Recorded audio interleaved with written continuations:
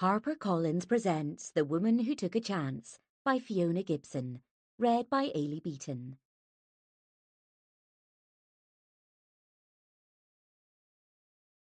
No one meets in real life, Mum. It's all algorithms now. Prologue. The fear of redundancy is like a spot brewing on your chin. Although you try to ignore it, you know it's still there, simmering away under the surface. With that spot, you find yourself obsessively charting its progress. You wrestle with the urge to poke at it and find yourself arranging your social life around it.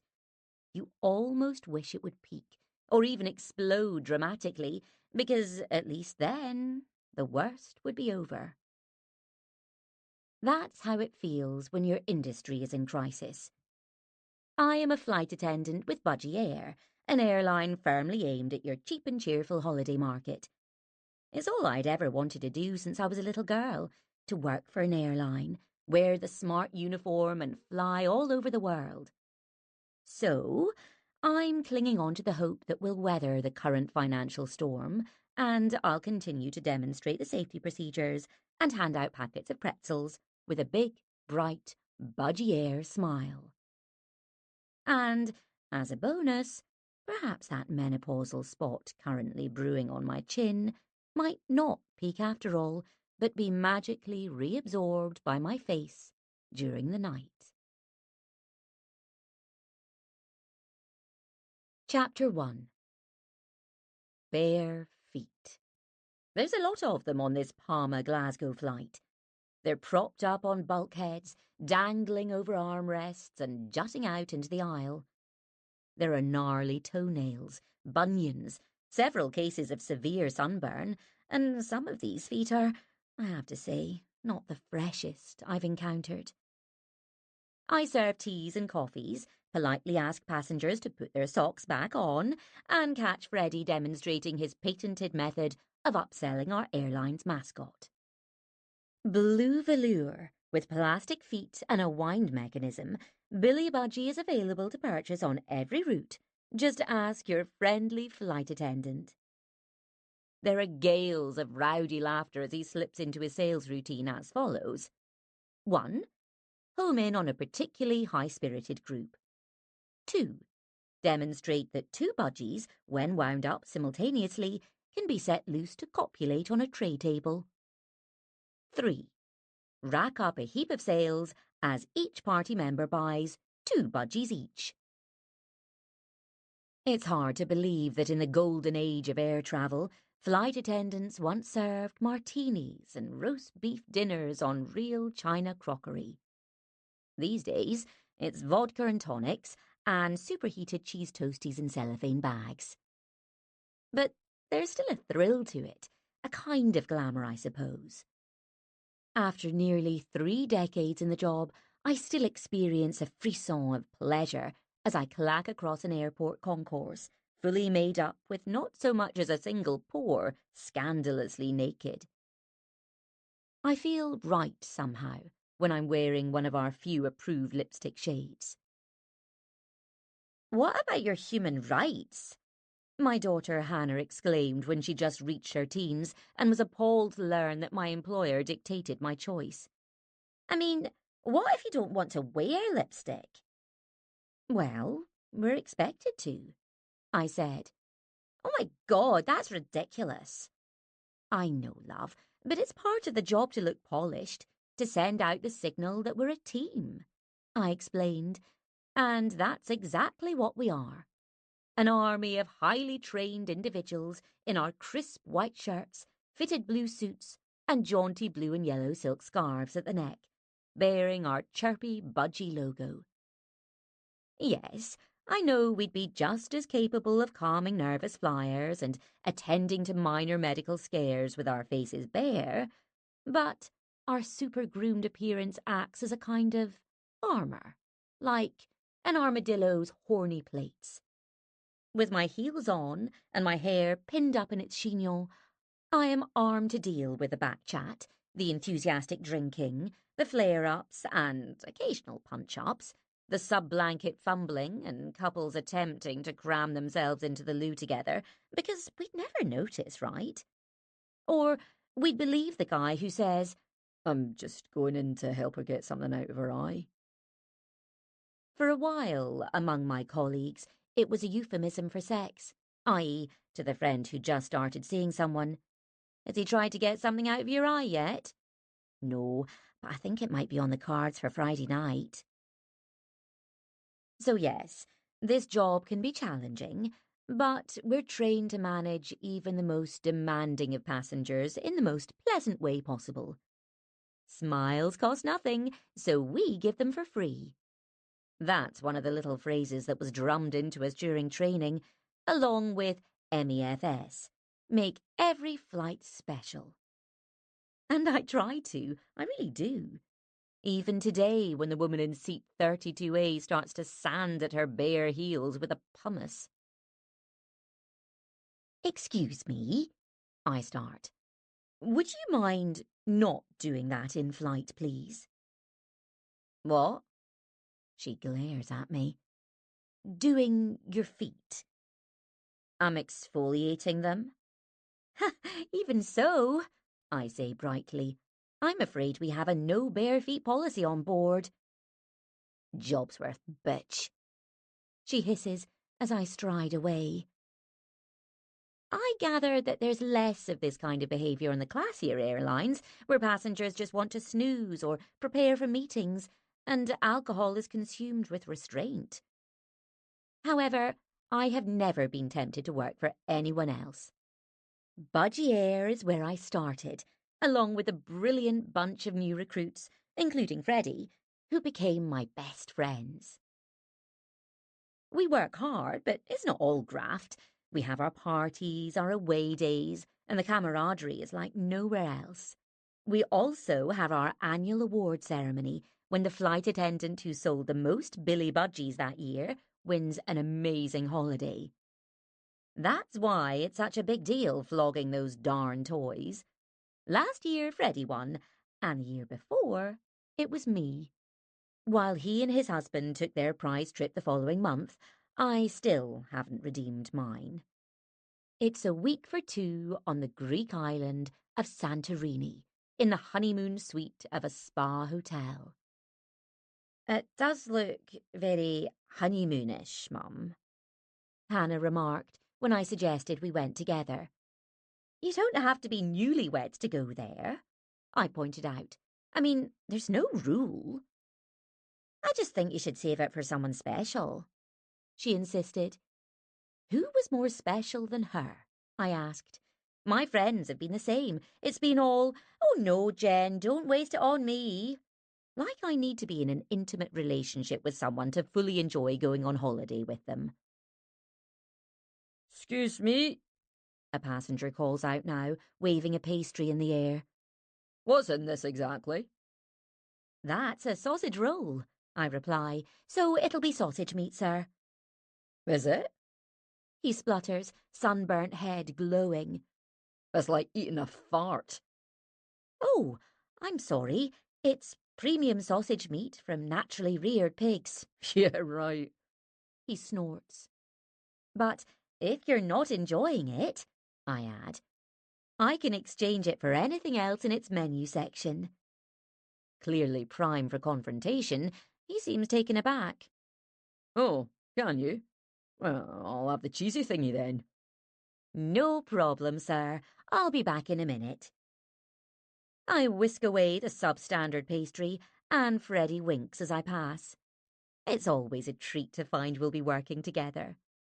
I felt lucky back in the early 90s when we trained together, and I still feel lucky now at 50 years old, even as the foot-sanding woman glares at me as she disembarks. "Have a great day," I say cheerily, ever polite and professional with my budgie air smile, the brightest smile in the sky.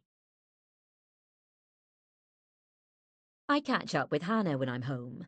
My uniform has already been swapped for tracksuit bottoms and a saggy sweater, my makeup thoroughly cleansed away. She's on her way home from work, walking from Mile End Tube Station to her shared house. It's when she tends to call. My only child left home 3 years ago, jumping straight from college here in Glasgow to a junior job with a podcast production company in London. She has already been promoted to an assistant producer role. Although I miss her terribly, I couldn't be more proud of her. "I've got a date tonight, Mum," she tells me. "Really? That's exciting. Who with?" "Just someone I've been chatting to." I catch the smile in her voice. "You know what?" she adds. "You should do something fun to take your mind off stuff at work." She knows all about our rival airline shedding staff and, in some cases, ceasing to operate. No one's been gloating about this.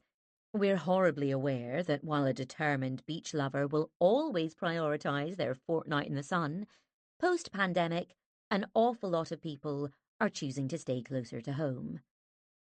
Who'd have imagined that drizzly Britain, with our chips and midgies, would be so appealing? "Like what?" I ask, although I know exactly what she's hinting at. Lately, my daughter's been on at me to at least be open to meeting someone. There's been the very occasional adventure over the years, on a layover far, far from home. This industry is rife with flings and shenanigans in resort hotels around the world. But it's been at least a couple of years since I've even kissed anyone properly, and apart from a brief relationship 3 years ago, I've been single for pretty much forever. Hannah's dad and I weren't even together in the conventional sense, although I do count Rod as one of my very best friends.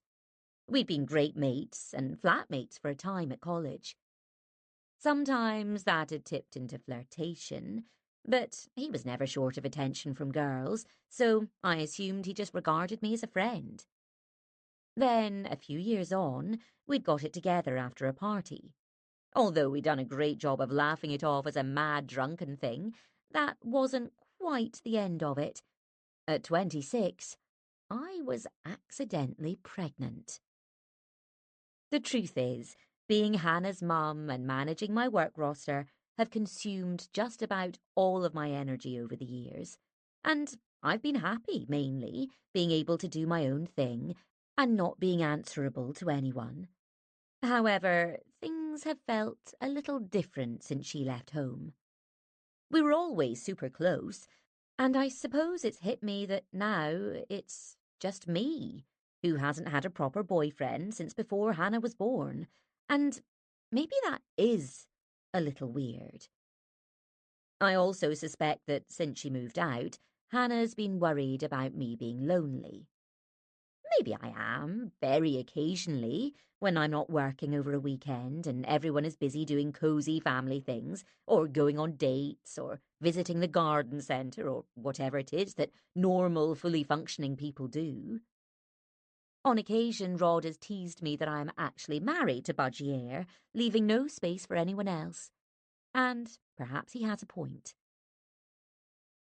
"You know what I'm talking about," Hannah says now. "Get yourself out there, Mum. It doesn't have to be anything serious. It can just be a bit of fun." "Oh, I don't think so, love," I say firmly. "With work and everything, I hardly have a minute." "You've always said that," she teases. "You've always blamed your job for never getting around to meeting anyone. But you know what?" She pauses. "I don't think that's the real reason anymore." "What is the reason then?" I'm intrigued as to what she has to say. "It's doing it online, isn't it? Meeting someone through an app or a dating site." "Well, yes," I say. "I hate the thought of being judged by a little profile and all the swiping and that, which probably means I don't want it enough, doesn't it?" "But that's how it happens these days," she insists. "It's what people do, Mum. I don't see why you're so resistant to it." I love our chats, and of course I don't mind my daughter talking to me as if I'd been stored in a freezer since the era of dial-up internet and only just been thawed out.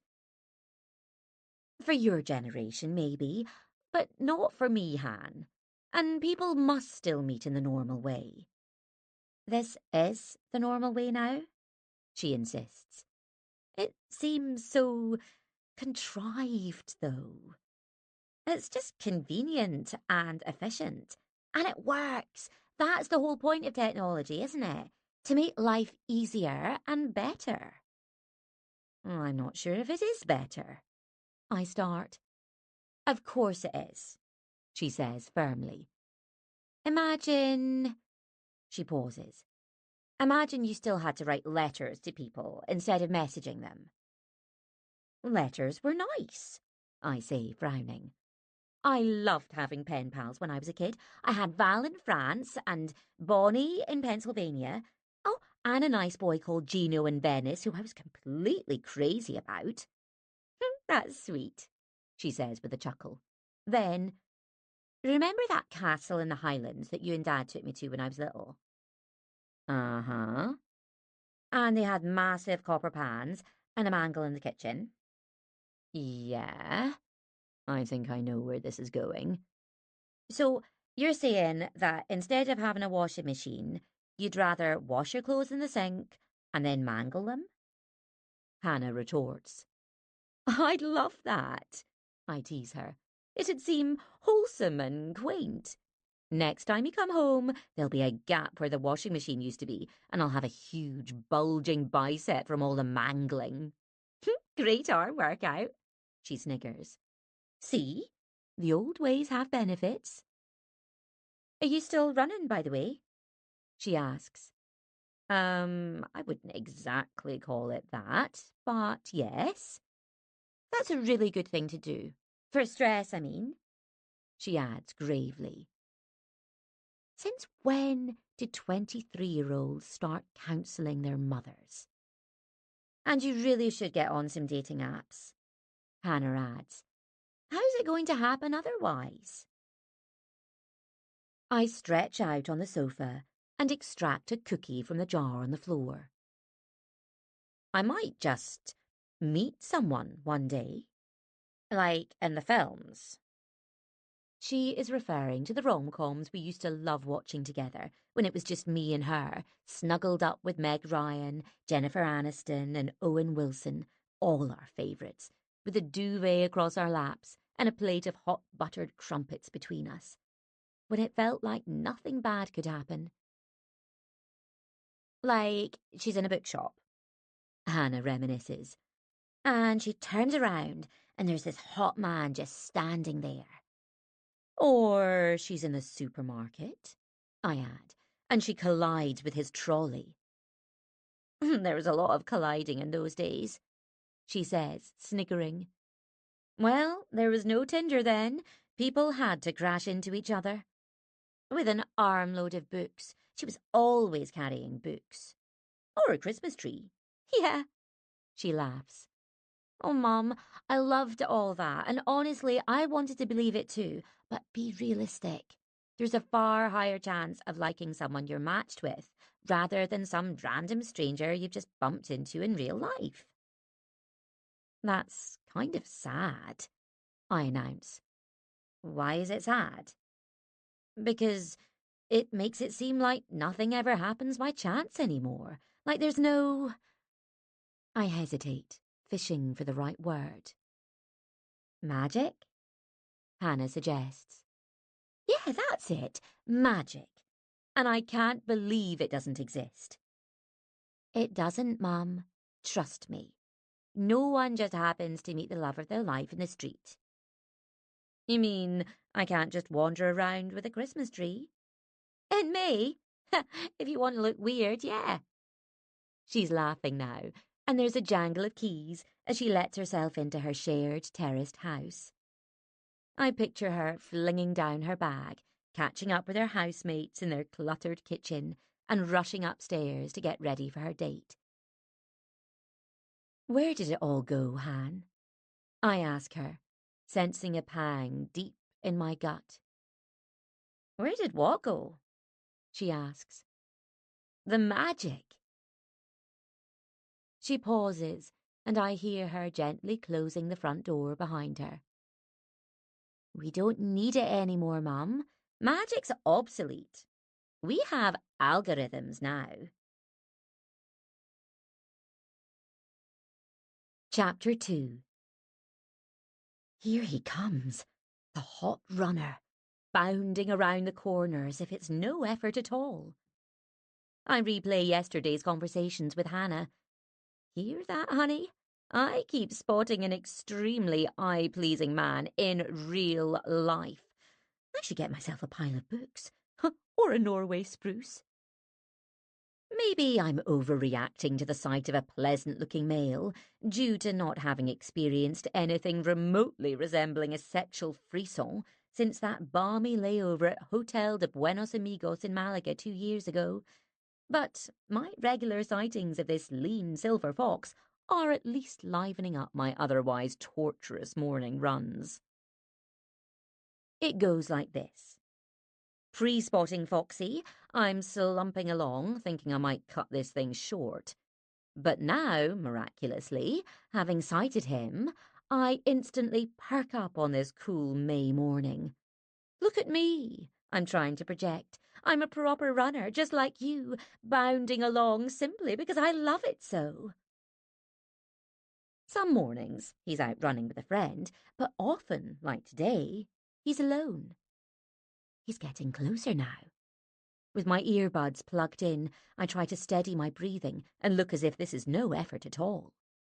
We smile and nod in recognition, the way runners do, as we pass.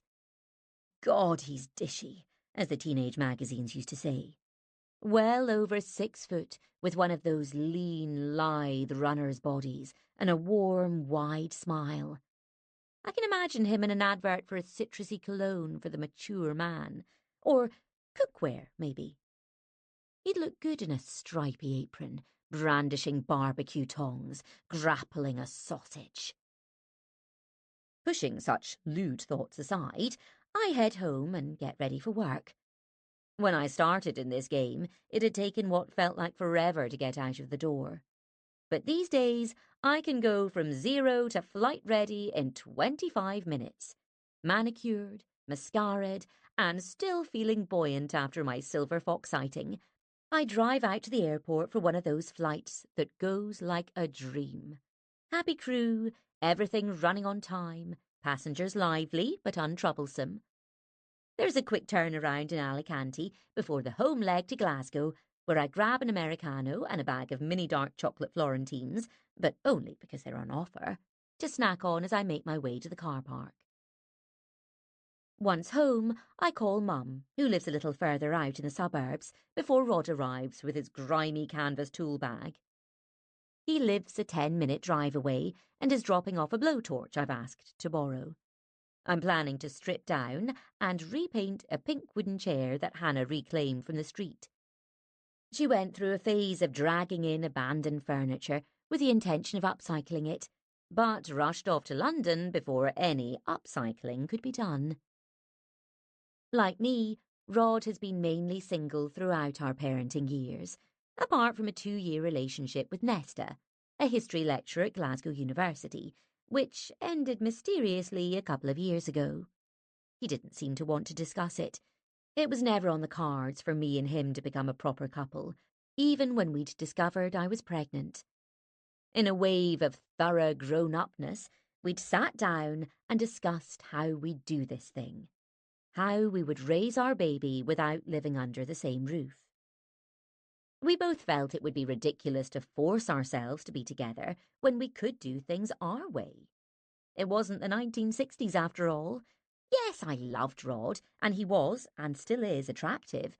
And very occasionally I'd yearn to snuggle close and even kiss him and, okay, sleep together again.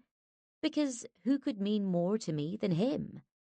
We were friends, I'd remind myself firmly, united forever by the daughter we'd made. And I wasn't prepared to do anything that might risk spoiling that.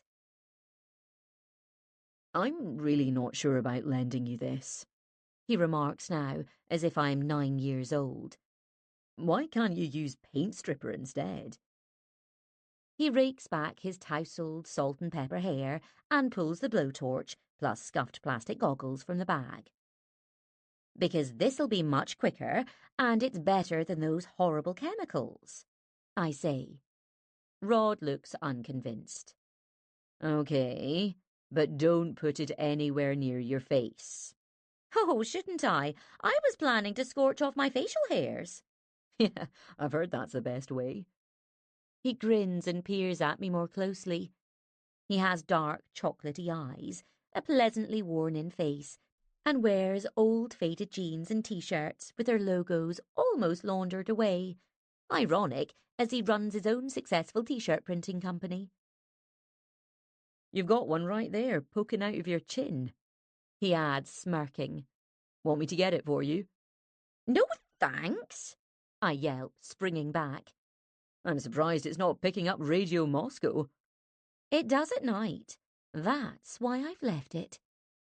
Rod sniggers, and as he proceeds to instruct me on the blowtorch's usage, I make a mental note to perform a thorough check for further hairs in fierce daylight before my shift tomorrow. These menopausal sproutings are sneaky, easily missed when you look in a mirror, yet glaringly obvious to anyone else. Are you sure I can't strip the chair for you?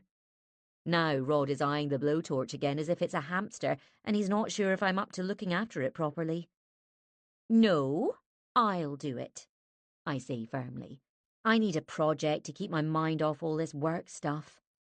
Oh, God, yeah. Rod gives me a sympathetic smile. I'm perfectly capable of operating a simple tool, thank you. He pulls a wry look as he shrugs on his jacket. So, you've used a blowtorch before, have you? How hard could it be? Promise you'll wear these then. He cuts in, indicating the safety goggles on the table. I nod. I promise. Now you can stop implying that I'm a silly, fluffy little woman who can't operate a potentially lethal flame-throwing machine. Would I ever do that? Rod snorts, aware that he exasperates me sometimes. Yet it's comforting to know that he cares enough to worry about me setting myself on fire. And anyway, this joshing is a ritual we have always had. If we were polite and respectful, I'd worry that something was wrong.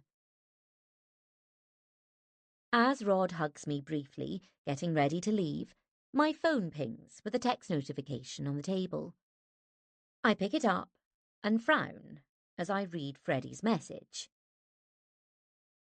Have you seen email, Toots? Call me ASAP. Something thuds dully inside me. What is it, Jen? I'm aware of Rod speaking, but I can't respond as I open my emails. I'm vaguely conscious of him looking concerned as I scroll through them. There are several from high street stores, including one from Ann Summers, who I must have bought something from back in the Stone Age, and now they're flagging up their vibrating crotchless thong, 50% off. Don't they realise that having my underwear doing anything as untoward as vibrating would probably trigger a panic attack? Onwards I scroll, until finally I spot it. From E. Davenport at budgieair.com. Subject: Important announcement. Budgie Air, Budgie House, 36 to 40 Beak Street, Leeds LS7, 9PJ.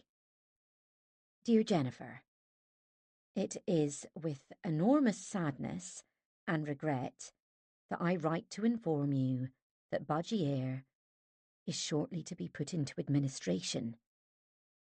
Therefore, your position is redundant from immediate effect.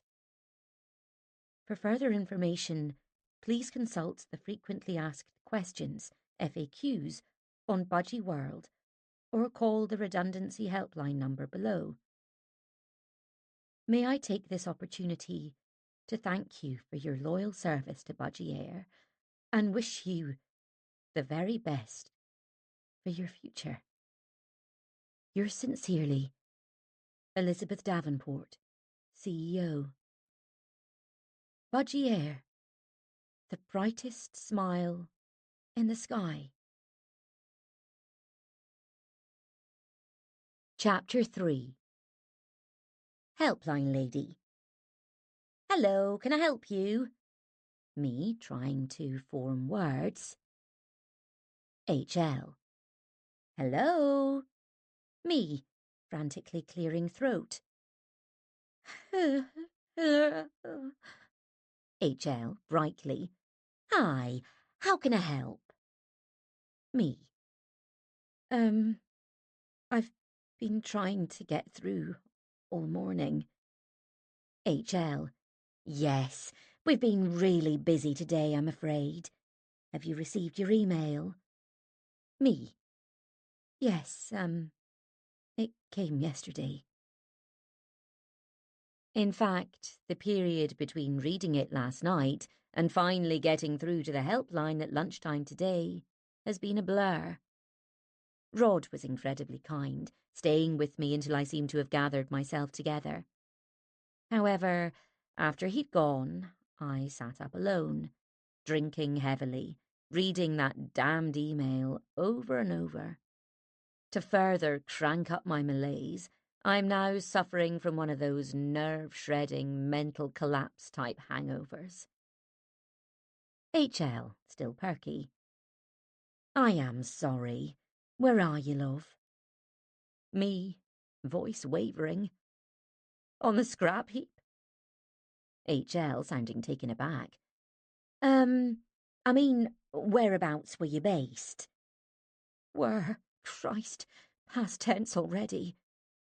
Me, Glasgow. HL, cabin crew. Me, yes, for 29 years. HL, oh, that is a long time, love. It's very hard, I know. She sounds older, I think. A kind, middle-aged lady with a soft Yorkshire accent who uses a teapot with a crocheted tea cosy rather than the bag and mug method. I catch myself. Of course, I am middle-aged too. Me. Well, I took a couple of years out when I had a baby, but it's all I've ever done, and I just don't know. I blink away tears and try to wrestle my emotions under control. Christ, this hangover's evil. After I'd finished the wine, I made inroads into my dusty collection of spirits. I woke up this morning wearing yesterday's tracksuit bottoms and my bra. HL. It meant a lot to you. I can understand that. Me, quietly. Yes. HL. Okay. So, the first thing to do is sort out your redundancy entitlement. Me. I was obsessed with flying. Ever since I was a little girl. Even though I'd never been on a plane before. I mean, we didn't have those sorts of holidays. We went camping in the Highlands or... HL cutting in swiftly. You'll find the link to the government site in the FAQs. There's everything you need to know about me. Then my dad bought the sailing boat on a whim and made me and Mum and my brother go out on it, and he took us on this terrifying trip in a storm. Stop it. Stop rambling to this stranger, you lunatic. And we sailed through Corryvreckan. Have you heard of that? HL. I don't think so. Me. It's off the west coast of Scotland. HL. Really? That sounds nice. Me. Corryvreckan? It's not nice at all. It's terrifying. It means cauldron of the speckled seas. HL. Oh.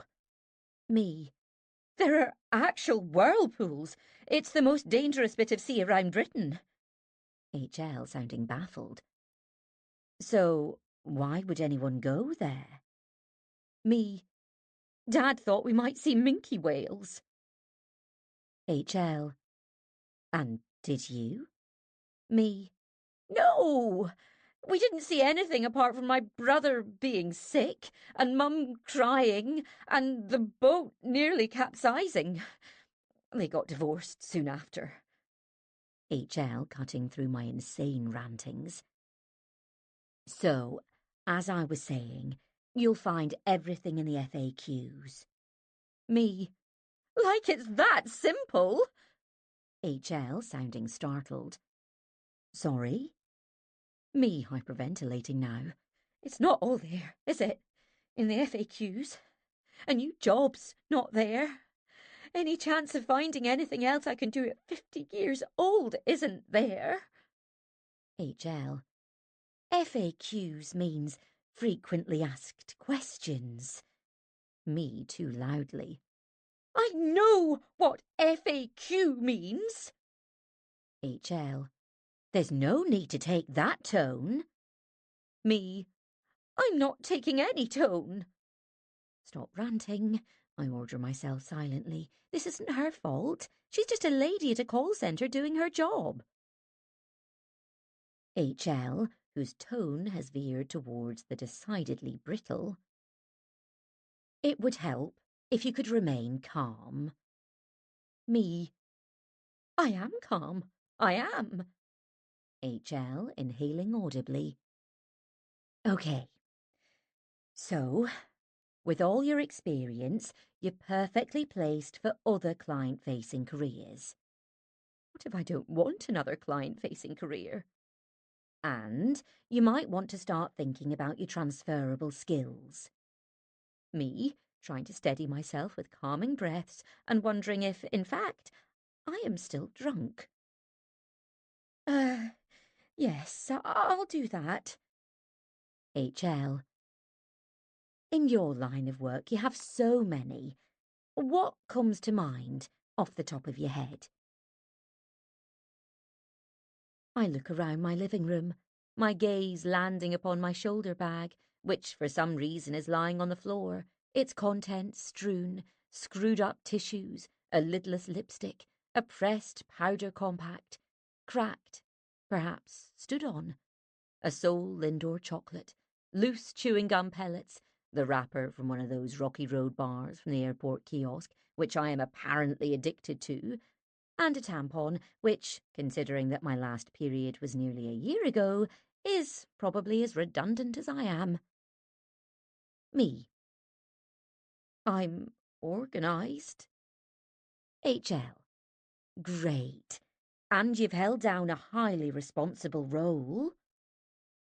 Now I've calmed down slightly, I'm detecting an acrid smell, like something burnt. Did I blunder out for cigarettes last night? Surely not.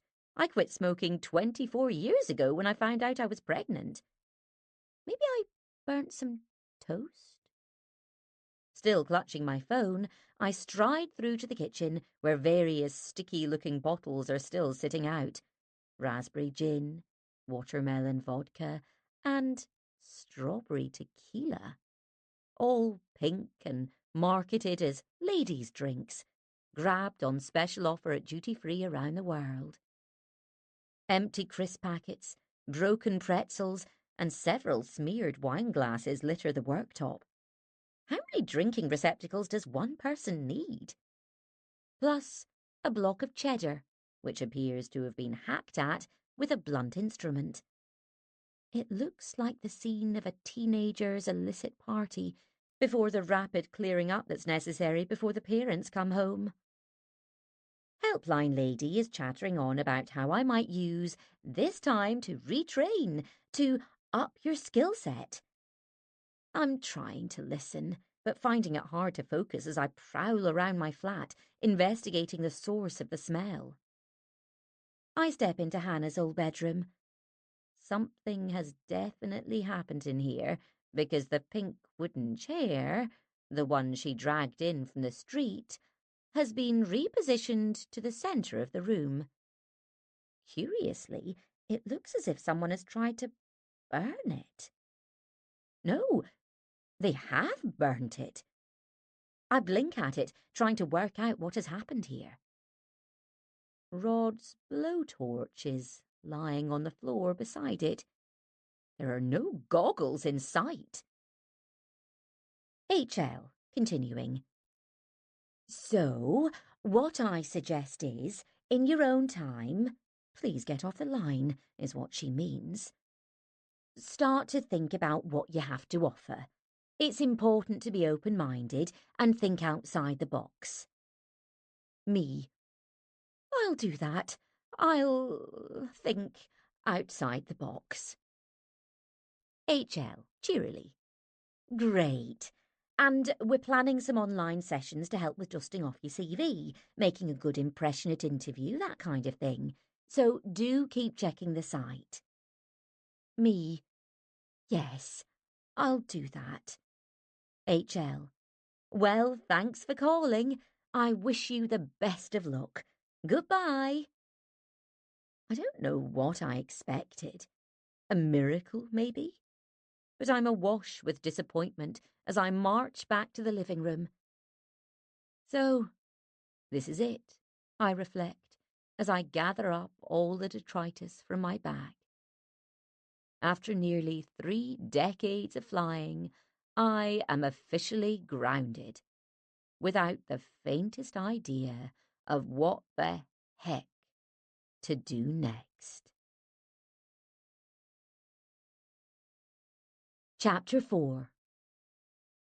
Rod comes over again late that afternoon. Dear, caring Rod, who doesn't witter on about transferable skills, but just listens patiently and tries to reassure me that everything will be okay. However, I did know he'd lecture me if he saw the state of Hannah's chair, with one of its arms and its whole seat blackened. So, prior to his arrival, I opened all the windows and shoved the offending item back into position in a corner of her room, with an embroidered throw draped over it. Not that Rod is likely to go in there, but I don't want to risk it. I have also put away his precious tool, plus the booze bottles, and tidied up my entire flat. Finally, like someone banishing all traces of evidence at a crime scene, I showered thoroughly in case the smoky smell had stuck to my hair. By the time he arrived, no one would have guessed I was drunk and in charge of a blowtorch last night. The helpline lady told me off about my tone, I tell him as we drink tea. What kind of tone did she expect you to have? He asks loyally. I know. It wasn't as if I was shouting or anything. I'm sure you weren't. He casts me a quick, I'm sure you were actually, look. I smile, grateful that he's here, and not just because my fellow redundant budgies have scattered far and wide. Freddie and his husband have headed up to their little cabin up north. Need to get away from all this, Toots, he'd said, and our best friend Lena has gone to lick her wounds at her sister's down south. I'd have called Rod anyway. He's like that familiar sweater you pull on, knowing it'll always feel comfortable and right. Rod sets his mug on the kitchen table and twitches his nose. Did you do some drunk cooking last night? I frown. No. Why? I'm sure I can smell something. A kind of burnt smell? That's probably just my toast from earlier. He gets up from the chair and scans the kitchen like a man from the gas board. Is there still such a thing as the gas board? Trying to ascertain whether there's a leak. I can definitely smell something, Jen. It's probably coming from outside, I say, glancing at the window which is still open. Rod juts his head out in order to continue his investigations, then turns back to me. No, I don't think it is. Let's not worry about it, I say quickly. He frowns, as if it's still bothering him as he pulls on his jacket. I follow him out into my unlovely magnolia hallway. So, what are you doing tonight? I'm not sure. I don't think anyone's around. Give me a call if you like, if you're fed up. I will, thanks. I smile. And thanks for coming over. No problem. He breaks off as his gaze slides towards the door of Hannah's room. The door I'm cursing myself over for leaving open. Because the smell is definitely still evident here, and like a sniffer dog at the airport, Rod is hot on the scent.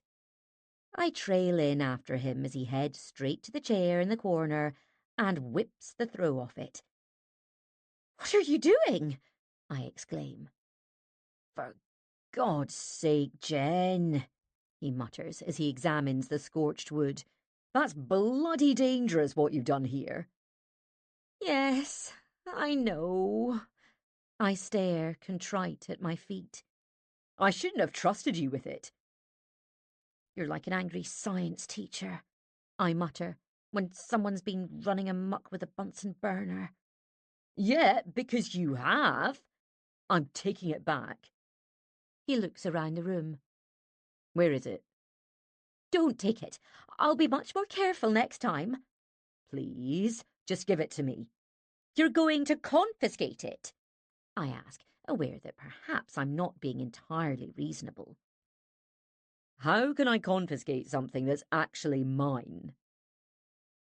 His mouth starts to quiver as he tries to trap in a laugh which, ridiculously, triggers my tear mechanism as if he's laughing cruelly at me, which of course he isn't. His face falls. "Oh, Jen, I'm sorry. Don't get upset." He steps towards me, but I skitter back away from him. "I was drunk. I know it was a completely mad thing to do." I shove back my lank and unwashed long hair and rub at my face. "I'm a disaster," I go on. "I'm an idiot. I know that. I just don't know what I'm going to do." Hey. Now his arms are around me, and he's pulled me to his chest, and I'm properly crying like a big weeping kid onto his soft t-shirt that smells so comfortingly of him. "I didn't wear the goggles," I choke out. "I didn't take the proper safety measures." He pulls back and looks at me with such kindness that it triggers a fresh sprouting of tears. "That's because you're a reckless maniac." "I know," I choke out. He perches on the edge of our daughter's bed that's still made up with her favourite duvet cover, geometric spirals of purple and blue, and motions for me to sit next to him. I plonk myself down and blot my wet eyes with my sweater sleeve. "You know what I think?" he says gently. I shake my head. "I think you should get away for a little bit." I look at him, knowing he means well, but that's not what I need. "I'm hardly in the mood for a holiday," I murmur. "Although I do still have that Santorini prize. I wonder if they'd let me exchange it for money now that I don't have a salary anymore. I could do with it. I wonder how much it's worth." "Never mind that now," Rod says firmly. "I didn't mean a holiday anyway, unless you want that." "No, I really don't." I shake my head. Gently, he pushes a strand of hair from my face. "I just mean a little break from this place." His gaze rests momentarily on the blackened chair. "How about a few days away with Han? Don't you think that'd do you good?" "Oh, I don't know if I'm up to a trip to London," I say quickly. "You'd be fine." "I'm just not sure I'm in a fit state to be out in public," I add. "And anyway, she's probably busy." A trace of self-pity has crept into my voice. "Well, you could ask her at least, couldn't you?" I rub at my eyes as we get up and head into the hallway. "I can't stop crying, Rod. I mean, I keep having these outbursts when I don't expect them. And I wouldn't want to make an arse of myself in front of Hannah and her friends, all those gorgeous people from her work." "You don't have to see them, do you?" Rod suggests. "It doesn't have to be a big social thing if you're not up to it. You could just hang out with Han and eat nice food. Maybe see a film or something. Keep it low-key. His presence is having a calming effect now, like tea and toast and a hot water bottle in a furry cover. All the comforting things. Sometimes I don't know where I'd be without him. I'm just not sure I'd be much fun, I say. Come on, he says, giving me another hug at the door. You don't have to be fun. You're not a party entertainer, are you? You're her mum.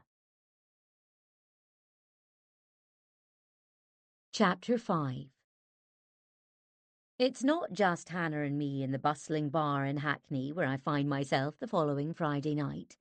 There's also Indy, a producer at the podcast company, plus Cass, the audio geek, and Jacob, the assistant, whose boyish enthusiasm lends him a puppyish air. Everyone is in their 20s. They're at the start, not the abrupt end of their careers. Hannah had asked, tentatively, whether I was up to an evening with her friends. I'd love that, I'd said, not remotely in the mood for a group thing, but realising that their Friday night out has become something of a fixture, and not wanting to seem lame.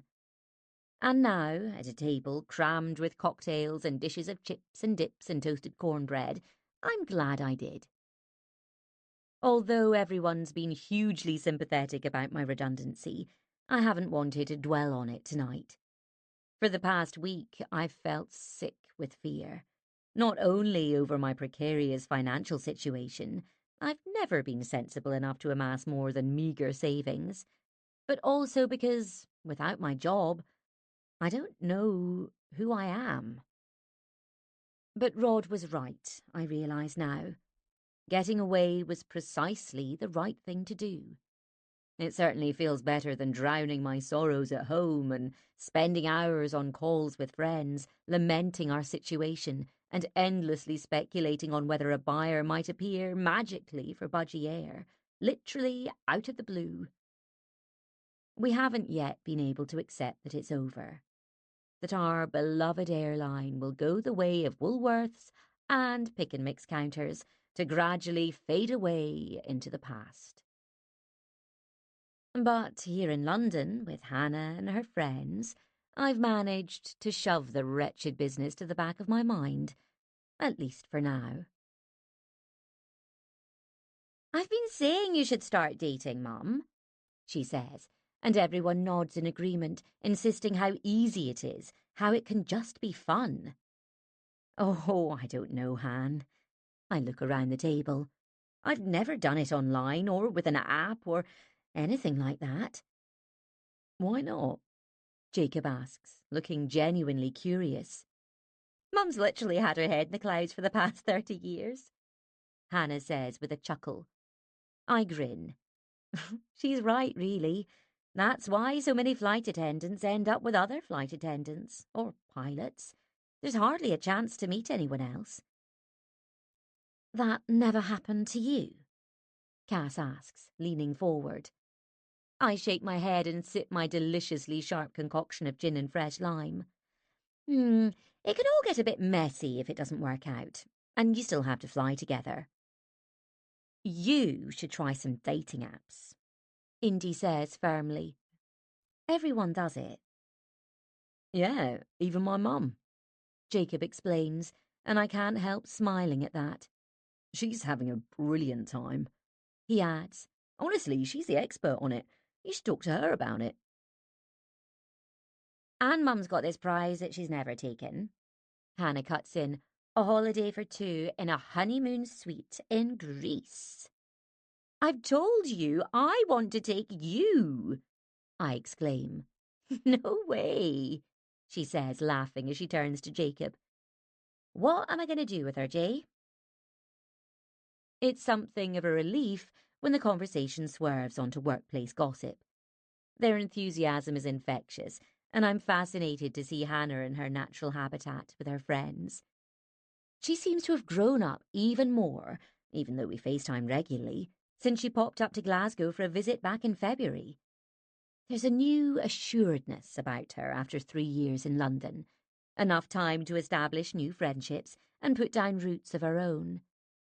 She's tall, like her dad, and barely 5'4". I only just made the minimum height requirement for flight attendants, and has cut her once long light brown hair to a jaw-length bob and dyed it a glossy cherry red. Now the talk has turned to everyone's love lives. All four are casually dating. No one seems concerned with meeting a serious partner anytime soon. It all seems wonderfully free, and I feel flattered that they feel able to chatter away with me being here, as if I'm just a normal person, rather than a parent.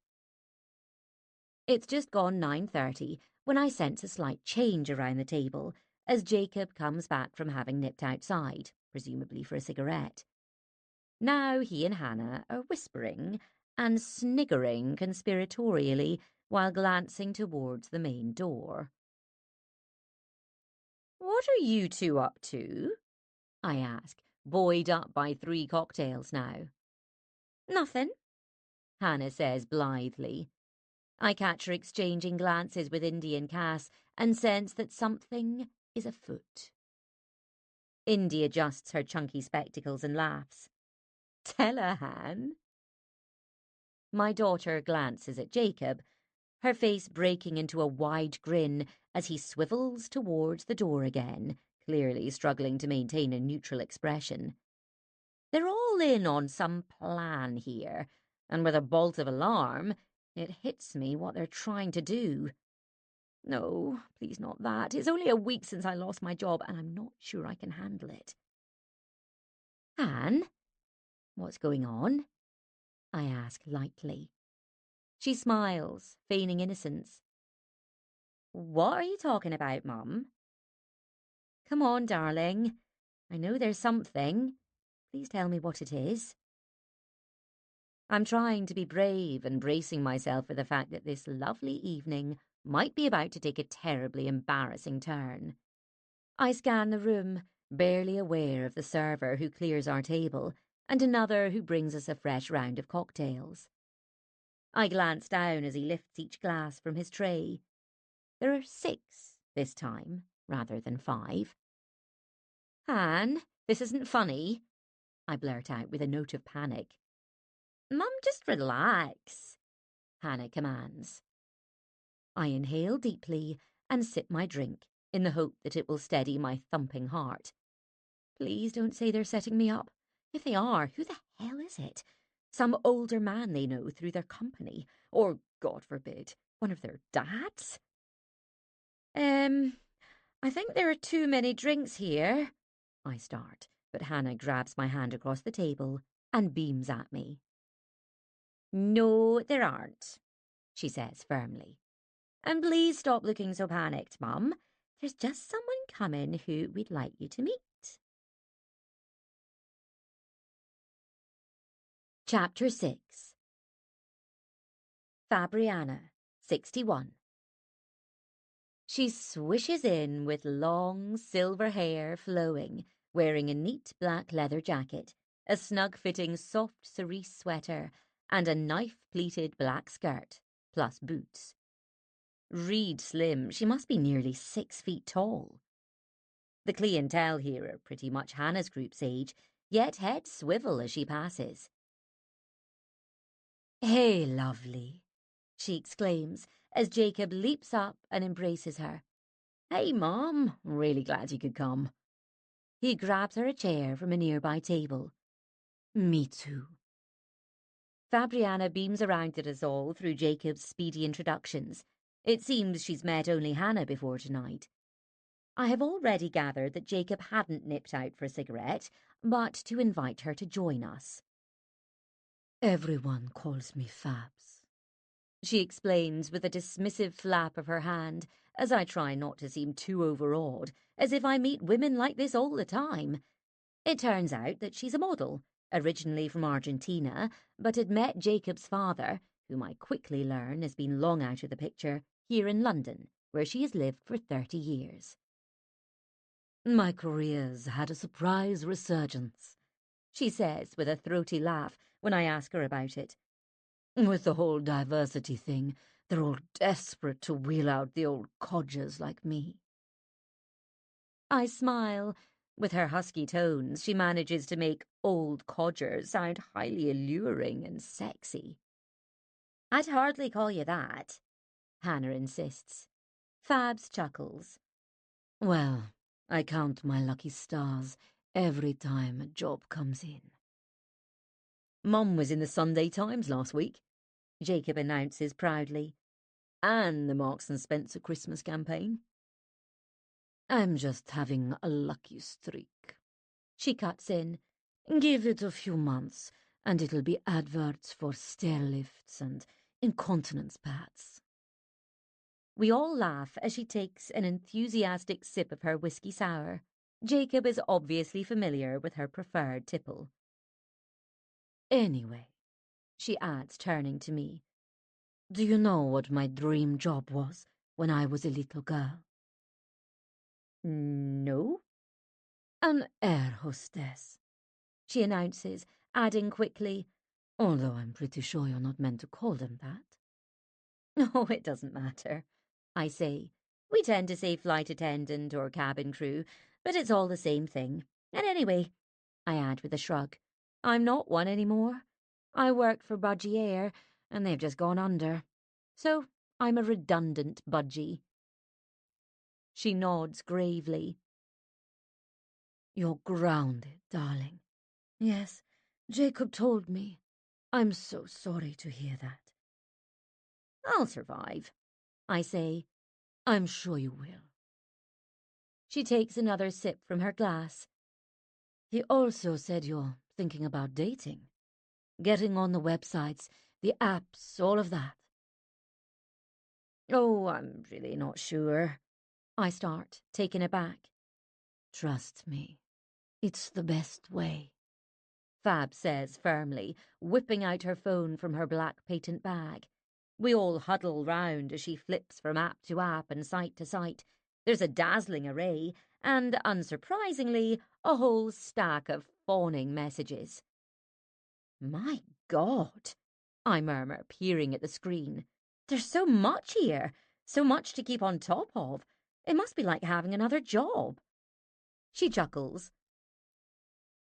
It's best to spread yourself around, so to speak, to cast the net widely.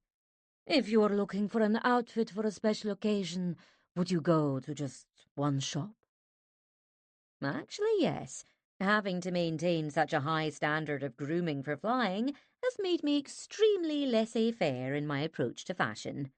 But I understand her logic, and as she flicks through the profiles of some admittedly attractive men, my interest is piqued.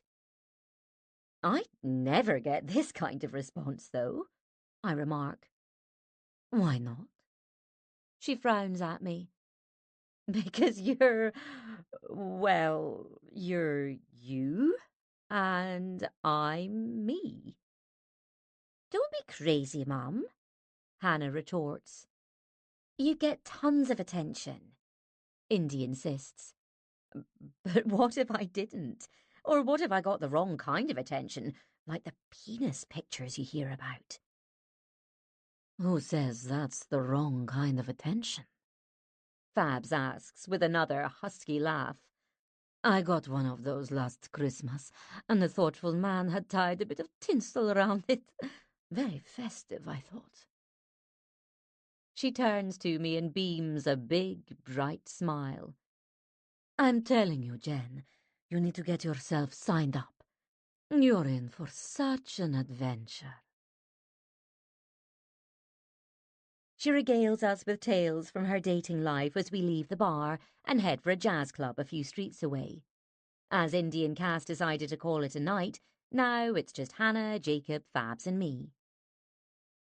We hear about the man who'd recorded 7 albums of himself playing his banjo back in lockdown and expected her to listen to them all. Darling, I don't have time in my life for one album of banjo music. Then there was the driving instructor who kept prefixing things unnecessarily with the word woman. You know when men do that, she continues, It was all, I used to have this terrible woman boss. She stressed me out so much I went to the doctor. It was a woman doctor. No one says man doctor, Hannah retorts. Exactly, says Fabs with a snort. Then there was the man who was clearly married, as he would only call her when he was out of the house. When I challenged him, he insisted he was at home when there were clearly audible traffic noises. Mum, you're meant to be encouraging Jen, Jacob reminds her, not putting her off. Oh, I've met some lovely ones too, Fab says, her dark eyes shining. But it's kind of boring to talk about those. In fact, I can't imagine anything Fab's talked about being boring. She has the kind of rich, expressive voice that could make a boiler instruction booklet sound fascinating. Didn't you meet lots of men through your job? She asks. Through travelling, I mean. Once in a blue moon, I tell her, and I did have a sort of relationship, if you could call it that, a few months after Hannah left home. Was that through work? She asks. No. I grimace at the thought of it. He came to sort out an issue with my flat. She leans closer, eager for details. A plumber? No, I say, laughing now. I was doing a lot of long haul at the time, and I kept seeing the odd mouse when I came back. I'd set traps, and Rod, Hannah's dad, had offered to lend me his cat for the odd overnighter. Well, my cat, Hannah cuts in with a grin. Yes, love, your cat. But I decided to contact the council instead, and they sent a man over. As Hannah falls back into her chat with Jacob, I tell Fabs about handsome, flirtatious Mark with his kit bag of poisons, which he'd tipped into trays and hidden behind the kickboards in my kitchen. She sniggers as I describe how, while I made him coffee, he said, You need to figure out where your entry points are and plug them with steel wool. Erotic, she exclaims. It really was. Then he said he thought I had an infestation and he'd be back in a couple of weeks to check the bait. While Hannah and Jacob are locked in conversation, I tell Fabs how he'd asked me for a drink on his next visit, and we'd started seeing each other. Admittedly, we hadn't had tons in common, but we did have fun, and the sex had been exciting enough to propel me into buying an extensive array of lingerie. Rod thought it was hilarious, I add, that I was seeing someone from the Environmental Health Department. Pretty useful, I'd say, she says. If you're prone to rodent visitations, then yes. So, what happened? I shrug. After 4 months or so, he stopped calling and just ignored my messages. So, I suppose you'd say he ghosted me. That's so rude. She frowns as we arrive at the small basement club tucked away down a narrow side street. There's no excuse for that. Oh, I was soon over it, I say truthfully as we trot down the iron staircase together. And the good news was, the mice cleared off too. Inside the club, a woman in a black sequin dress is crooning Billie Holiday songs backed by a jazz band in 40s-style suits. The venue is charming, despite being worn around the edges, or perhaps because of it. The 4 of us find a table towards the back of the room and sit in rapt silence, sipping yet more cocktails, until the band takes a break. So, do you have any tips for Mum? Hannah asks Fabs. She considers this for a moment. The main thing is to be specific about the kind of man you're looking for. It's far better than a scattergun approach. But I thought you'd signed up to lots of different sites, I remark. Yes, but they're all specialist ones, she clarifies. I meant home in on those who share your interests. That way, you know you'll have something in common, and you're more likely to get good matches. What kind of specialist sites? I venture, if you don't mind me asking. Course not, she says. I love dancing competitively, so there's that, and horse riding, and wild swimming. And I read a lot, so I'm on one for bookish types. And I love going to art galleries, so... Is there really a dating site for horse lovers? I exclaim. There's one for pretty much everything, she insists. And the good thing about signing up to a whole range is that you can leave certain sites alone for a while. She smiles broadly. It's like EU fish stocks. You have to let them replenish. Jacob breaks off from his conversation with Hannah and looks round at us. While the two of them have been chatting away, Fabs and I seem to have paired up, like two strangers at a wedding reception when you're overjoyed to have found yourself seated next to a prospective new friend. We're not in the EU anymore, Mum, Jacob reminds her. It's the theory I'm talking about. Fabs retorts. Stocks can dwindle. And you can end up rooting about among the bottom feeders, he remarks, and we all laugh. What kind of specialist sites could you sign up to, Mum? Hannah asks. I try to dredge up some thrilling hobby that I might share with potential matches. Ugh, honestly, I have no idea. Well, what do you love more than anything else? Fabs asks. Eating? I reply, meaning it as a joke. There you go, then, Fab says with a note of triumph. That's a starting point. She whips out her phone again and prods at it impatiently with a scarlet nail. No signal down here. Oh, I wish we could get you signed up now.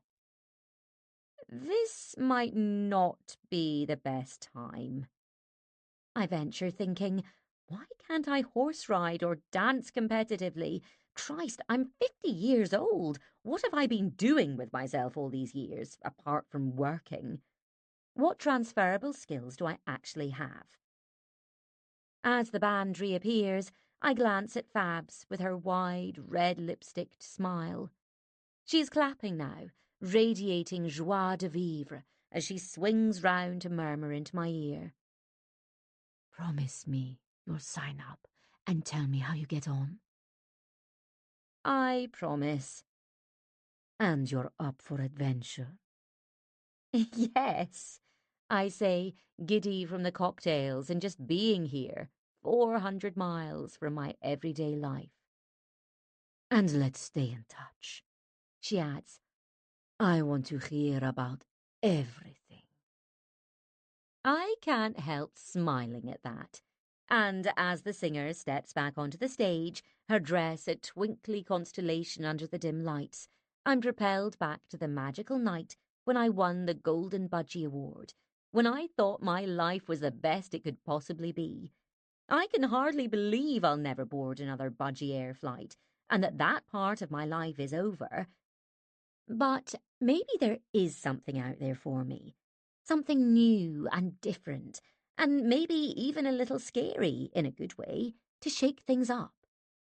It won't give me my job back, but maybe, until I figure out what my future holds, a little adventure is precisely what I need. Chapter 7. I'm always fantastically impressed whenever Hannah takes me to a delightful coffee shop off the beaten track. But this is her home, and of course she knows all the interesting places.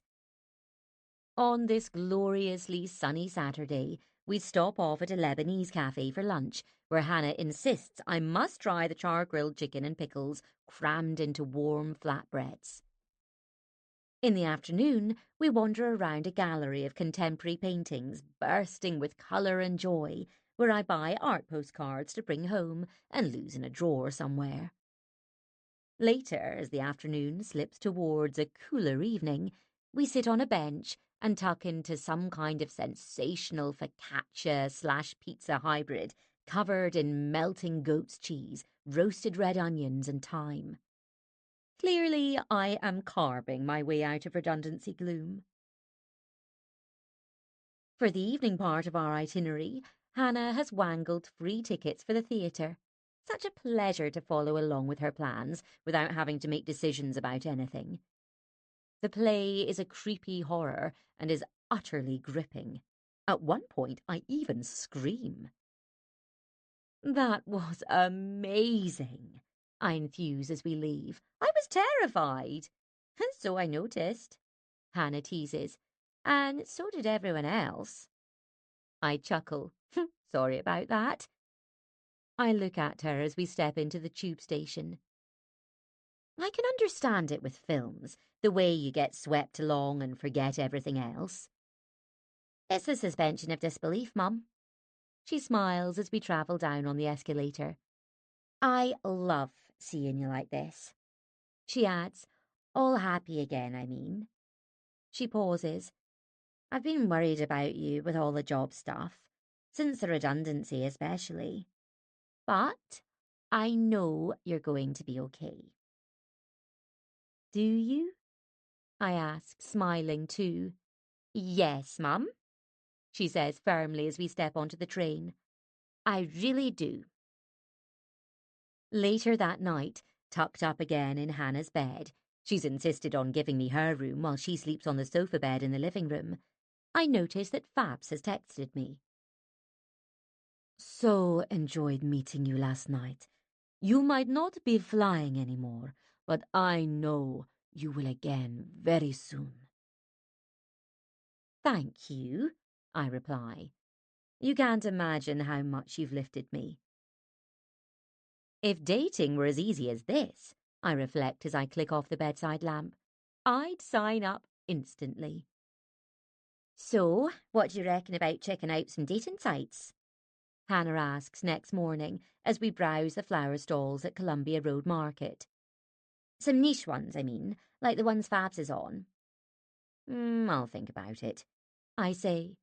The heady scent of char-grilled lamb drifts from a Turkish cafe, and as the crisp, bright morning slides into a golden afternoon, we can't resist tacos at a cheery Mexican place decked out with tissue paper garlands. All too soon, we are picking up my wheeled case from her house, and she's accompanying me on the tube to Euston Station.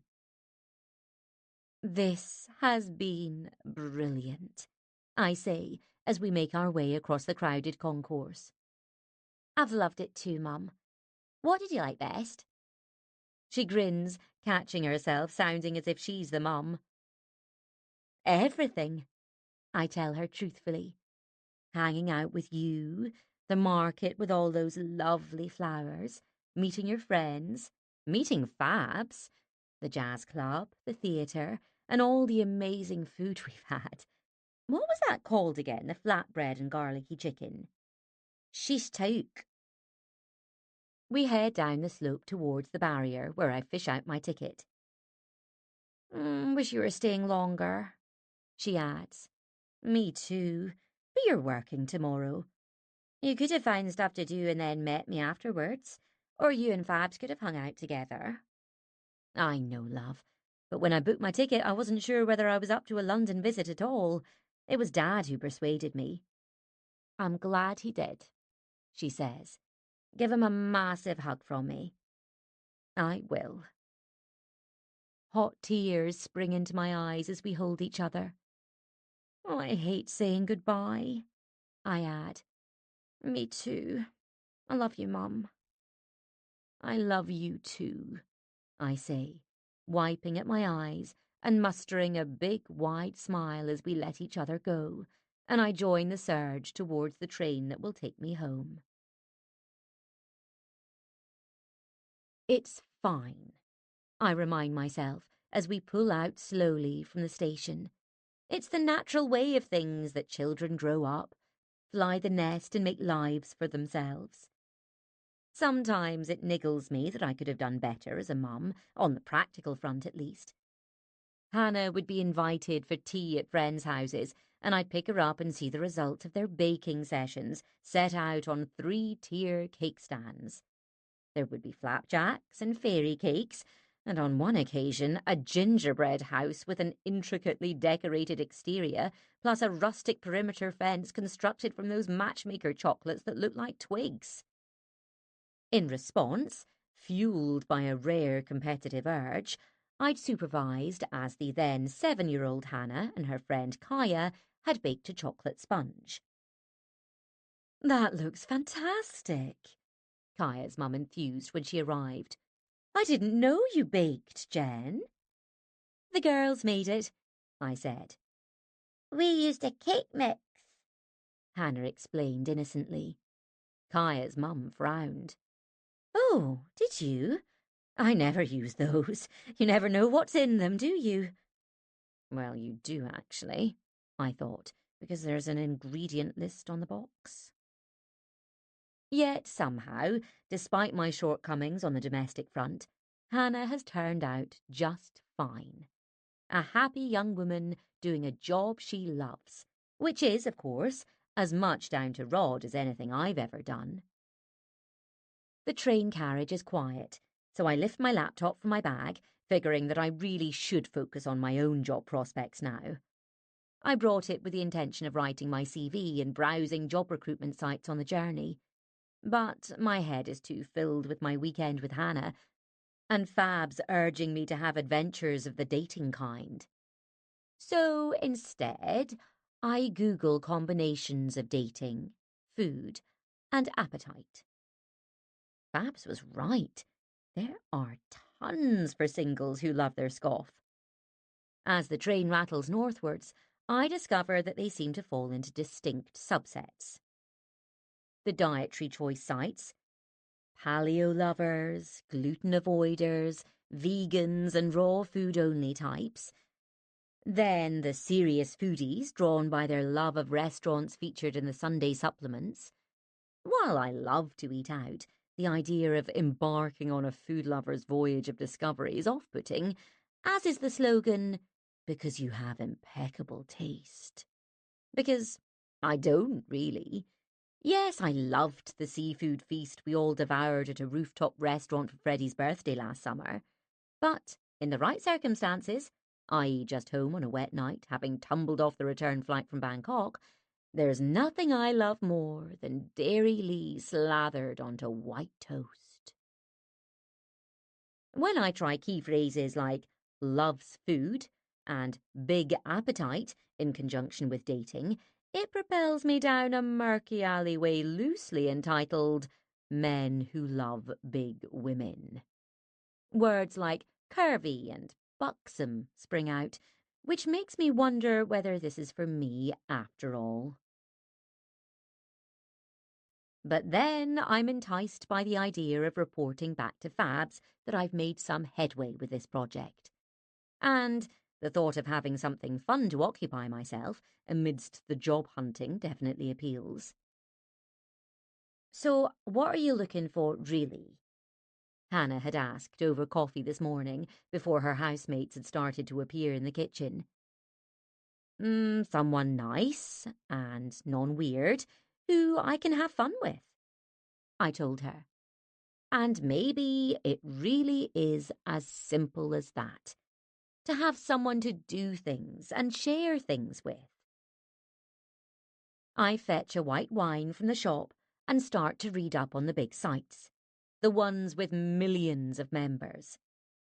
I read accounts of online dating from women of my age and upwards and learn that it's not unusual to be inundated by messages from much younger men, guys in their 20s who profess to love older women, finding them sexy and smart. But whilst that might seem flattering, I'm not sure I'd know what to do with a man of that age. What if he wanted to go clubbing? That was never my thing even when I was younger, I far preferred sitting around a pub table with my friends, all chatting, laughing, drinking, and shouting over each other. I loved all the attention I was getting from younger men. One glamorous woman in her 50s explained in an online discussion about midlife dating. But then it dawned on me that it was a kind of fetishization. Either that, or they simply wanted to tick off having done it with someone old enough to be their mum. I shudder and sip my not quite chilled enough wine. The thought of seeing anyone who Hannah could potentially date is beyond awful. And I'm strongly averse to the idea of being on some bloke's to-do list. Visit the pyramids, take a flying lesson, shag an older bird. As a distraction, I check my phone and spot a message from Freddie. Seen the latest email from our dear former employers? My heart lurches. Maybe a last-minute buyer's been found and we're not all redundant after all? But that hasn't happened. Instead, it's this. From E. Davenport at budgyair.com. Subject, important announcement. Dear Jennifer, as you will be aware, Budgie Air is now in receivership. I am writing to let you know that if you have been in receipt of a prize of any kind, such as a holiday, this must be taken before December 31st of this year. Your flights will now be redeemable with EuroAir. However, beyond that date, prize holidays will no longer be honoured.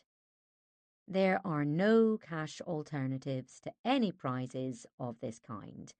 Yours sincerely, Elizabeth Davenport, CEO.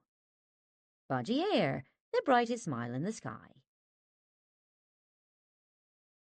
There are plenty of people who'd come to Santorini with me, I remind myself. Lena would love it, and maybe Freddie and his husband Pablo could come too. We could go as a gang and hang the cost of the extra flights in another room.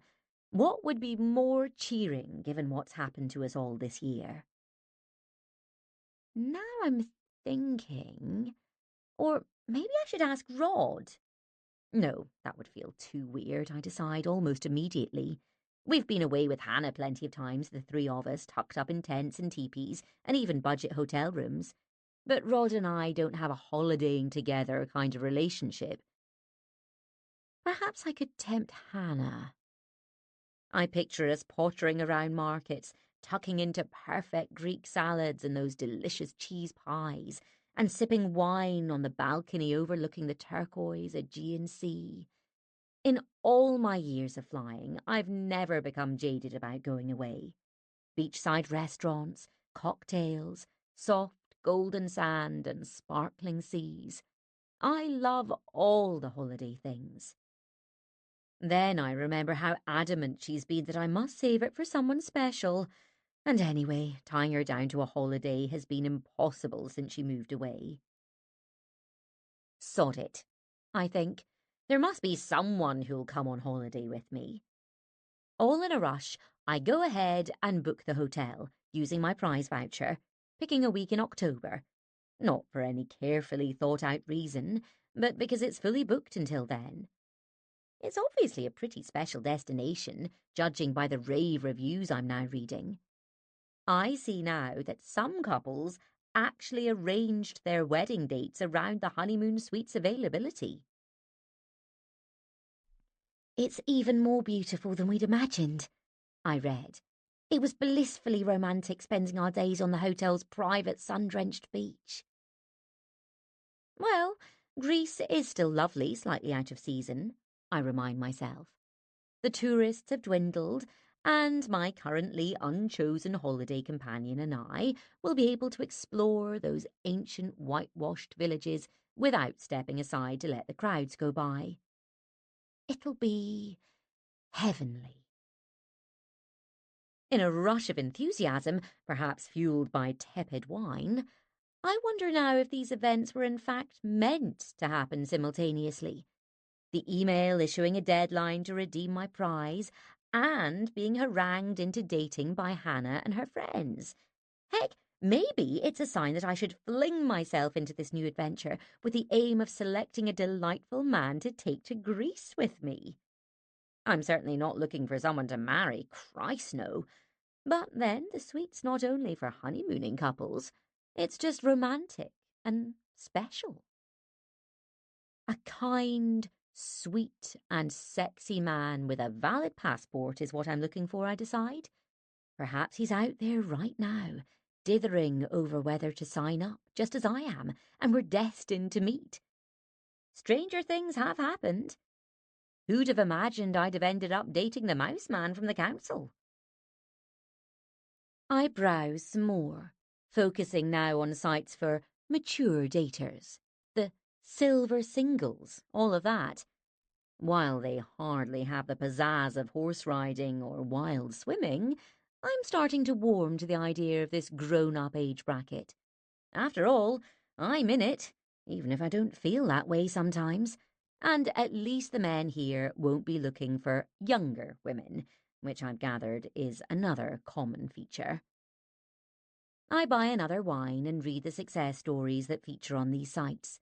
There are widowed people who'd never expected to meet someone special again, and others who had been single for decades, then dipped in a toe into the dating world and found someone wonderful. There are photos of couples in their 50s, 60s, and beyond, looking blissfully happy at outdoor cafe tables and walking hand in hand on beaches. The overriding impression is that it's all very heartwarming, and no one would scream in horror on glimpsing a stretch mark or a sturdy bra. There are still worrying aspects, such as, what if no one is interested in me? Or if I only attract the secretly marrieds and the penis pics? No one meets in real life, Mum. It's all algorithms now. Hannah's right. I know it's smart and efficient, and that somehow I failed to keep up with modern times. While I've hopped around the world giving out smiles for free and clip-clopping through the distinctly unreal atmospheres of airport concourses, real life has marched on. I continue to pore over the sites as if I'm cramming for an exam on 21st century courtship rituals. So what if some creep sends me a dick pic? It won't jump out and bite me. I can just delete it. And if I don't enjoy the whole online experience, I can delete my profile too, and that'll be that. It's not like the army, I remind myself. I won't be obliged to sign up for 5 years. There's no commitment needed here. As I sip my wine and munch on my mini cheddars, a slightly different-looking sight catches my eye. It looks less glossy and slick than the others. It could have been designed a decade ago, and I'm wondering now if its retro vibe is in fact deliberate. There's something cozy and friendly about it, and it's aimed at daters of 40 plus. Some of its members are featured. There's a couple in chunky sweaters and bobble hats snuggling up together on a craggy rock in the Highlands. There are stories of couples who fell in love at first sight, and others whose relationships grew gently over time, from friendship to deep, lasting love. There's even a pair pictured strolling hand in hand along one of the famous volcanic black sand beaches of Santorini. So, I absolutely have to sign up, right? With my heart thumping excitedly, I start to create a profile, typing with the intense focus of writing a job application. The miles fly by, the mini cheddars are guzzled, and the last drops of tepid Sauvignon have been tippled from a plastic cup. And by the time we pull into Glasgow Central Station, I have completed my profile, selected my photos, and am a fully paid-up member of MatureMatches.com. Chapter 8. Helpline Lady. Hello, how can I help? Me. Hi, I just wondered if there's any new information coming up on the site. HL. About your redundancy entitlement? Me. No, I've checked that out already. After ranting away the first time I called, I've forbidden myself from complaining to this woman about the paltry payouts and the stark fact that mine won't last me more than a few months. She didn't dish out the money, I remind myself. HL. Right, so all that's in order? Me. Yes, thanks. Well, no, not really. I had to anaesthetise myself with a bottle of wine when I found out how tiny it was. Stop it, it's not her fault. HL. I'm sorry, Me. No, I'm sorry. That's not why I called. It's just the last person I spoke to said something about online sessions to help with CVs and interviews, that kind of stuff. HL. Yes, that was me. Me. You're the same person. Sorry, I thought there'd be lots manning the phones. HL. There are lots of us, but I remember you. Did a beleaguered edge creep into that soft Yorkshire voice? Me. Really? Well, I'm actually calling about the CV advice you mentioned. I haven't been able to find a link to the online training session, and I wondered if I'd missed it. HL. No, it's up there already. Me. Oh, all I could find was a 5-minute video of a woman saying really basic stuff, like make sure your information's up to date and your CV is nicely presented. HL. After a pause. Yes, that's it. Me. That's it. HL. Tone firmer now. Yes. Me. But she said something about printing it out on a clean sheet of paper. HL. Tersely. Mm-hmm. Me. Well, I might be a little out of touch, but surely everyone emails their CV these days. Perhaps I'm wrong, I'm thinking now. Maybe you're expected to hand-deliver it, written on parchment, in a horse-drawn wagon to make yourself stand out? HL. Well, yes. But maybe they were just trying to cover all bases. Me. If I do send out a printed version, it's kind of obvious, isn't it, that it should be on clean paper?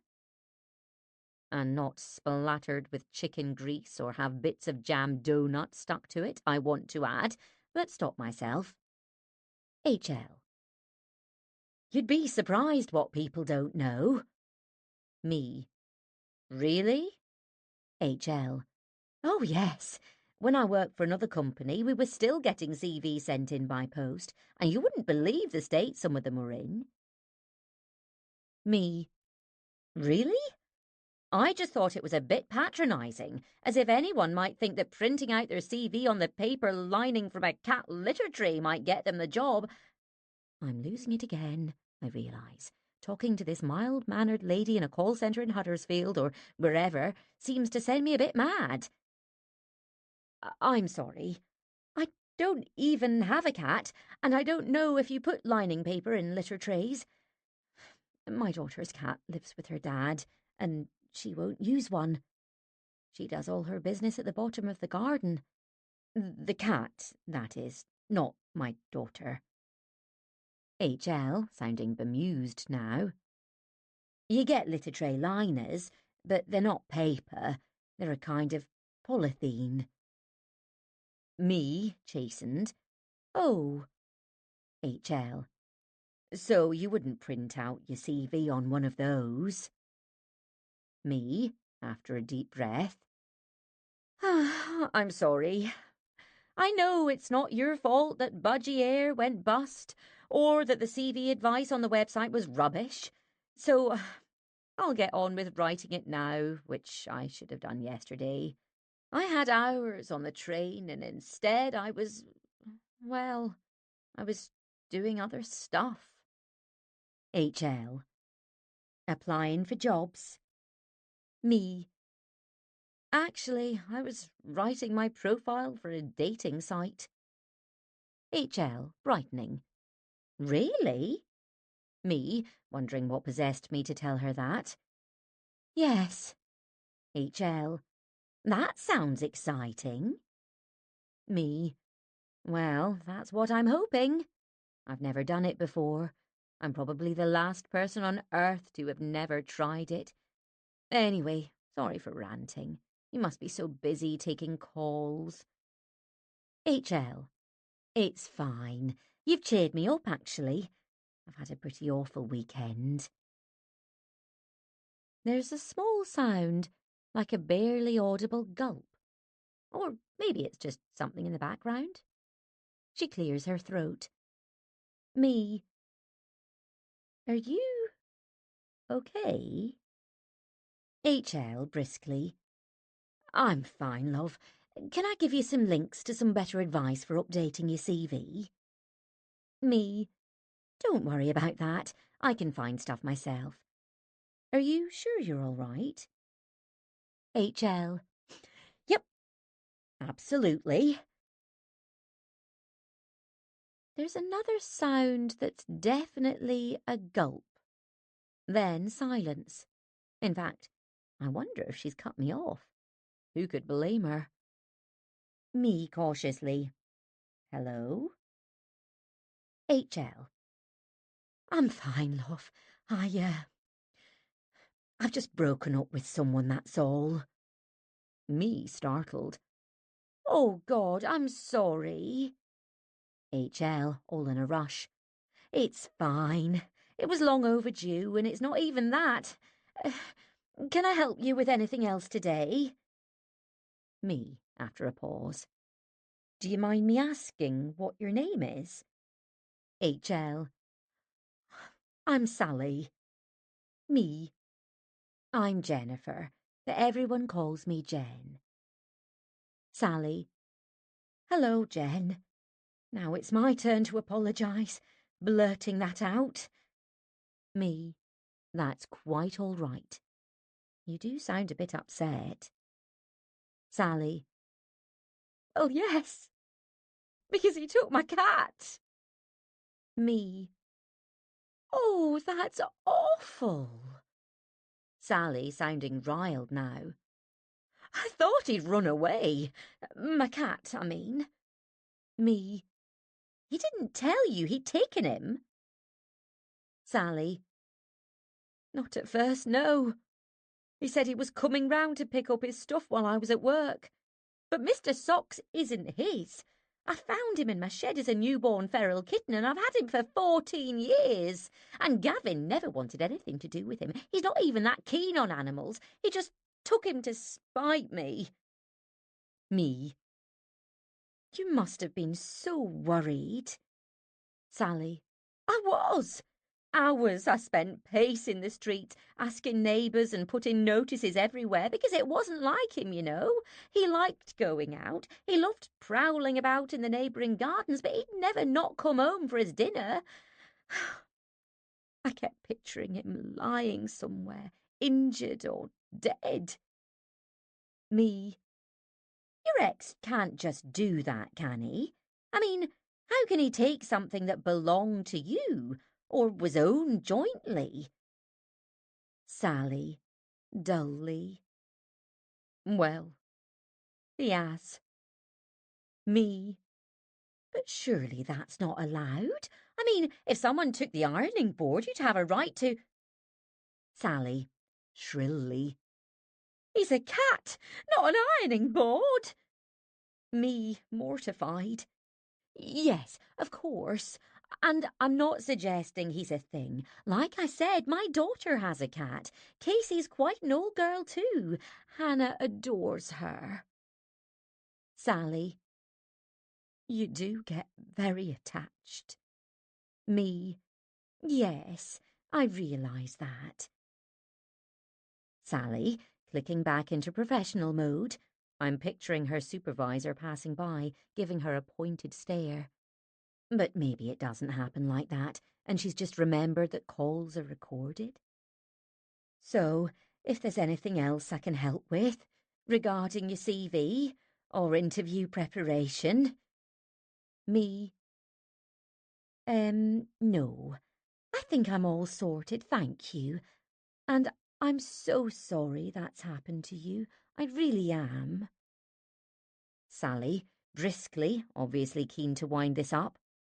Great. Well, have a nice day then. Goodbye.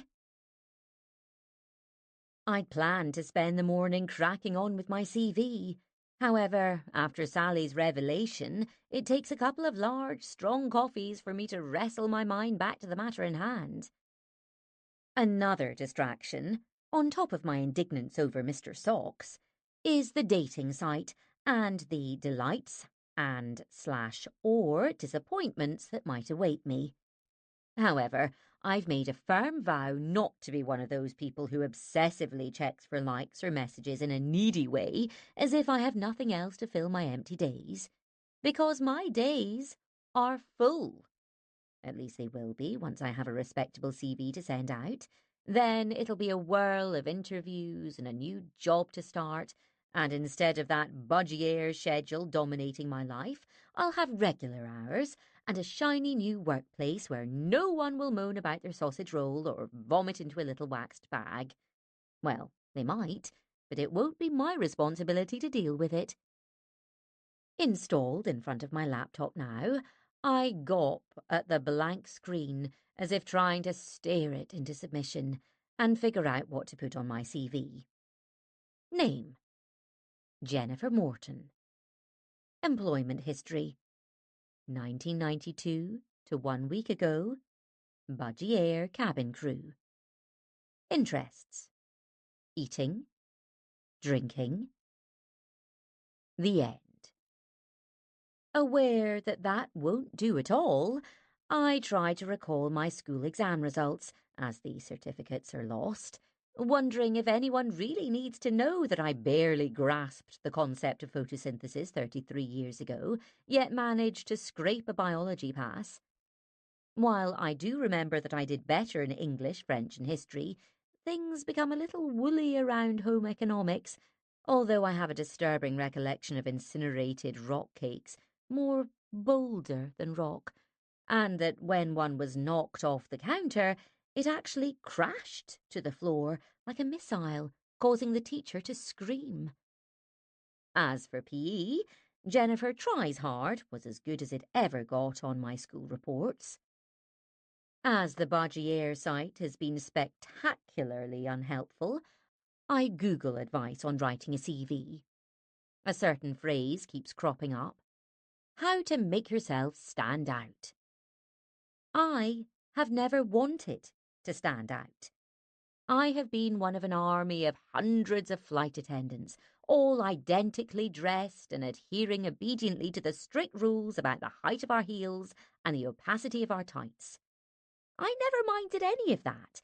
I liked that feeling of belonging, of being part of a team and knowing exactly what was expected of me. When it came to writing my dating profile, there was no shortage of tips on how to make myself stand out in that way too. Make sure your unique personality shines through. Part of me still wonders if it's better to let things happen naturally and just meet someone in real life. Yet, I'm aware that if I sit around waiting for a job to happen naturally, I'll still be unemployed at 70 with my utilities cut off and having to forage for food in the nearby allotments. Crunching on a biscuit, I browse websites offering career suggestions for former flight attendants, which utilise our transferable skills. Hotel receptionist, office manager, personal assistant, customer service manager, GP's receptionist. Think outside the box, Helpline Sally urged me the first time we spoke, so mentally I add a few of my own. Purveyor of upcycled furniture, blowtorch operative, alcoholic.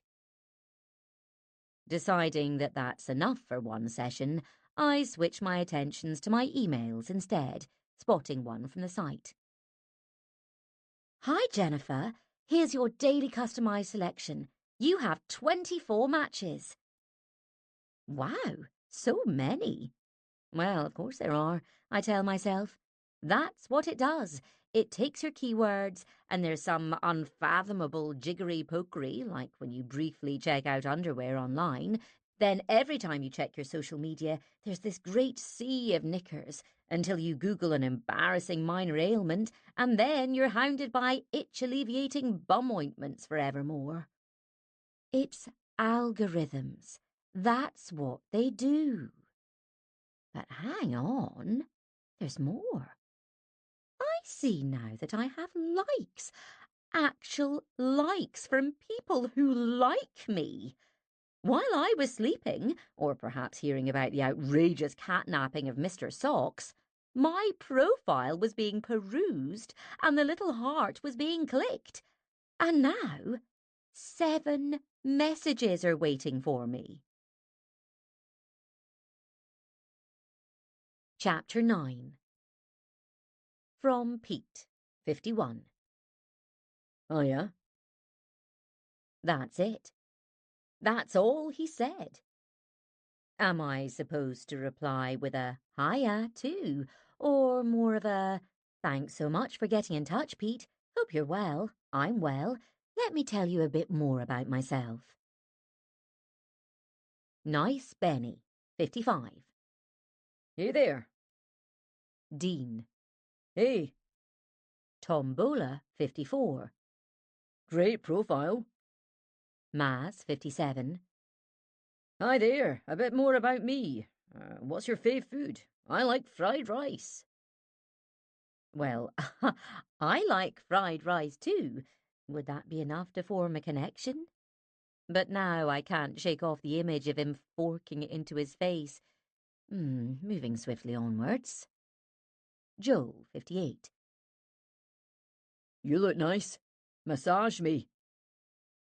Maybe he meant message? Easy to mistype, of course. Big Mac, 53. Aye, tell me your favourite fantasy. I beg your pardon? I might possibly share it if someone were to press a knife to my throat, but otherwise, no. Is this as good as it's going to get? I try to shrug off a niggle of disappointment as I skim the rest of the messages, which are all in a similar vein. Maybe this is the way it kicks off around here, with the message equivalent of a grunt. Moving on to my matches, I study their profiles with a growing level of gloom. Dutifully, I'd filled out all of the questionnaire sections and hadn't realised you could miss bits out. But here we have Dennis, 56, height. I'd rather not say. Occupation, Computing. interests, DIY. eaten out. Luca, 58, height, 5'8", occupation, Retail.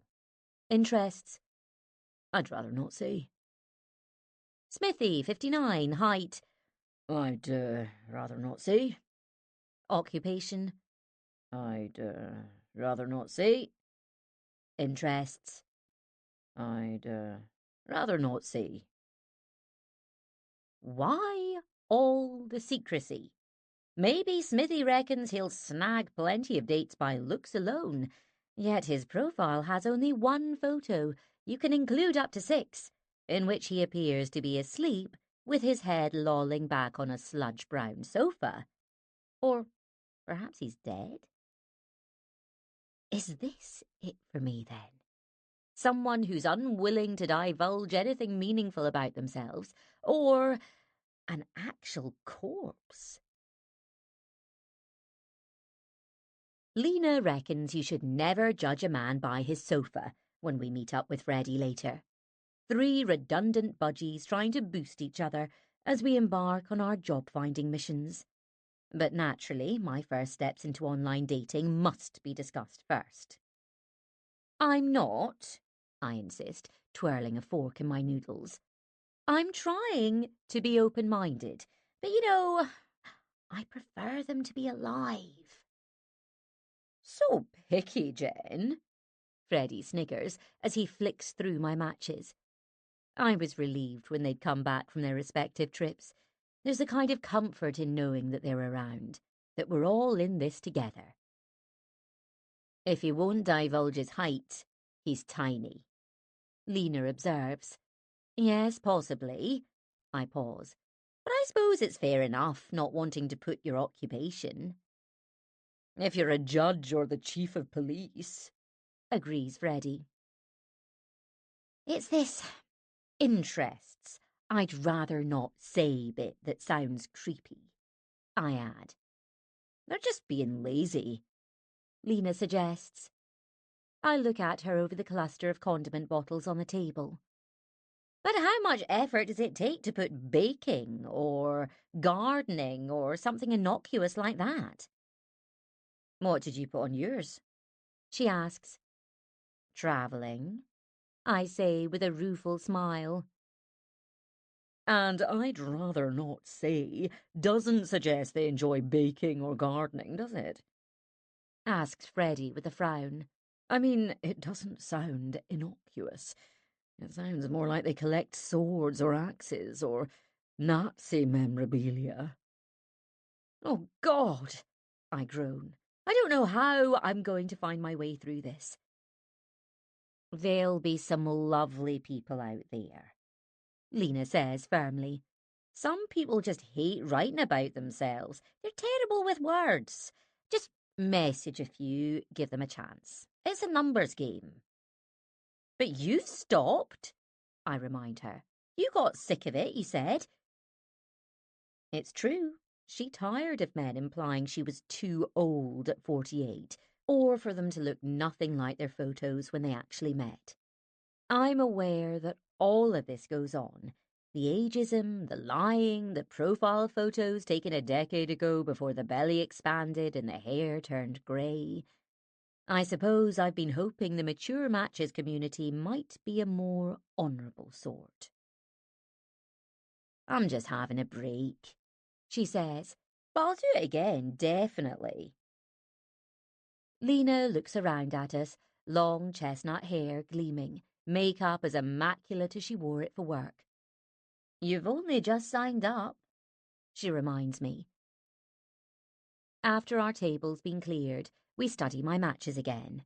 Apart from the possibly deceased Smithy, several others are lounging on sofas in various degrees of consciousness. One unsmiling man is sitting in front of a shelf bearing a gigantic pot of antiseptic cream. Big Mac's toilet is clearly visible behind him, and Luca's sole photo, badly blurred, his face frozen in shock, might have been taken during his arrest. What gets me, I remark, is these are the best photos they had. Now Lena and Freddie want to see my profile, prompting Freddie to observe. I like this photo especially, the one where you're ramming pizza into your face. I'm not ramming it into my face. I'm holding it midway to my mouth. I look at them and grin. I thought I looked happy in it. It was when I was with Hannah in London. You do look happy, Lena insists. You look gorgeous, Freddie says loyally, giving my arm a squeeze. You're going to be massively popular on here. Well, I've read that it's a good idea to include an action shot, I say, chuckling now, and it was all I had. Now the talk veers towards our quests for gainful employment. As we vent our frustrations at Budgier's paltry support, it turns out that all three of us have called the helpline and been advised to think outside the box. They're just paying lip service, Freddie remarks, so they can say they're, QI roll, supporting us through this difficult time. We agree that support has in fact been lamentable, and I tell him about my own recent call regarding Sally and Mr. Socks. If a pet's jointly owned, Lena says. Surely it's a matter of sorting out official custody, like with kids. I'm sure it's not quite like it is with kids, I say. Poor woman, Freddie adds. taking call after call from distraught people like us, then going home to her catless house. If me and Pablo broke up, I'd fight to the death for Max. That'll never happen, I insist truthfully, and I can't imagine Freddie and Pablo ever breaking up, let alone feuding over their little cairn terrier in the way that my parents wrangled over their every possession when they divorced. The wrecked outboard motors at the boatyard were clearly Dad's, but Mum reckoned they had value. I've only ever lived with my parents, then flatmates, and of course Hannah, so there had never been any possessions to squabble about. Later, when I'm home, I wonder if I am in fact cut out to share my life with anyone, at least in a coupley kind of way. I've grown extremely used to doing my own thing, being answerable to no one, and while I've had responsibilities, being a mum and holding down my job all those years, I wonder if my family and friends are really all I need in order to feel truly fulfilled and happy. Maybe, if I can't persuade anyone to come with me, I could go to Santorini alone. I quite like the idea of wafting around the hotel in a floaty sundress and an elegant straw hat, bare-legged and brown, attracting curious glances from the staff. Who is she? They'd murmur on spying me appearing for breakfast. Why is she staying in the honeymoon suite alone? She's so mysterious and self-assured. I'd lounge in the poolside bar in the evenings, sipping wine, picking at olives. Maybe she has a lover who's joining her later in the week. Now I'm trying to convince myself that all this would be great, even being constantly asked by fellow guests why I was alone, because people are at their most inquisitive on holiday. And now I'm imagining having to avoid those people who are grilling me in the bar, perhaps with an air of pity, to the point where I'd be forced to barricade myself in my suite and have all my meals sent up there. Imprisoned. That's how I'd feel. Locked up in my ivory tower. What's wrong with me? I wonder now. A proper grown-up woman would be able to enjoy holidaying alone. It would be enriching for her. But then, holidays designed for singles tend to have activities factored in, like yoga or painting or sailing, and the activity that comes to mind in the case of a honeymoon hotel suite on a stunning Greek isle is sex. I sit up late, browsing profiles on the site, realizing that certain categories are definitely evident here. There are the professionals in their crisp white shirts, often photographed in an office setting, and keen to emphasize that they're solvent and extremely hard-working. but now I'm ready to enjoy more leisure time with a like-minded lady. However, they are far outnumbered by the outdoor crew, the ones snowboarding or straddling enormous motorbikes or clinging to mountainsides or the ropes on a yacht. There's a scuba diver in a wetsuit and a full face mask. Other men are on horseback, skis, or at the helm of a speedboat. Less glamorous, perhaps, although still active at a push. Another man is balancing on a stepladder, changing a halogen light bulb in a kitchen ceiling, showing nothing but the back of his head. What's he trying to say with that? I'm happy to change your bulbs for you. I'm wondering now if there are any nice, normal men who aren't half dead on their sofas, posing in their flashy offices, skiing off precipices, flaunting their toilets, or attending to mundane domestic chores. But then, as Lena pointed out, I've only just signed up, and maybe some of these strangers are perfectly lovely people who just aren't terribly good at putting dating profiles together. And maybe I should give them a chance. Chapter 10. If online dating is a numbers game, I've decided to adopt a similar approach in my search for work. And so, pretty much all of last week was spent applying for literally any job that seemed vaguely relevant. I've left my flat only to buy essential provisions and to visit Mum, having decided to blast the job market and find something, anything really, as soon as I can. It's not that I don't care what I do.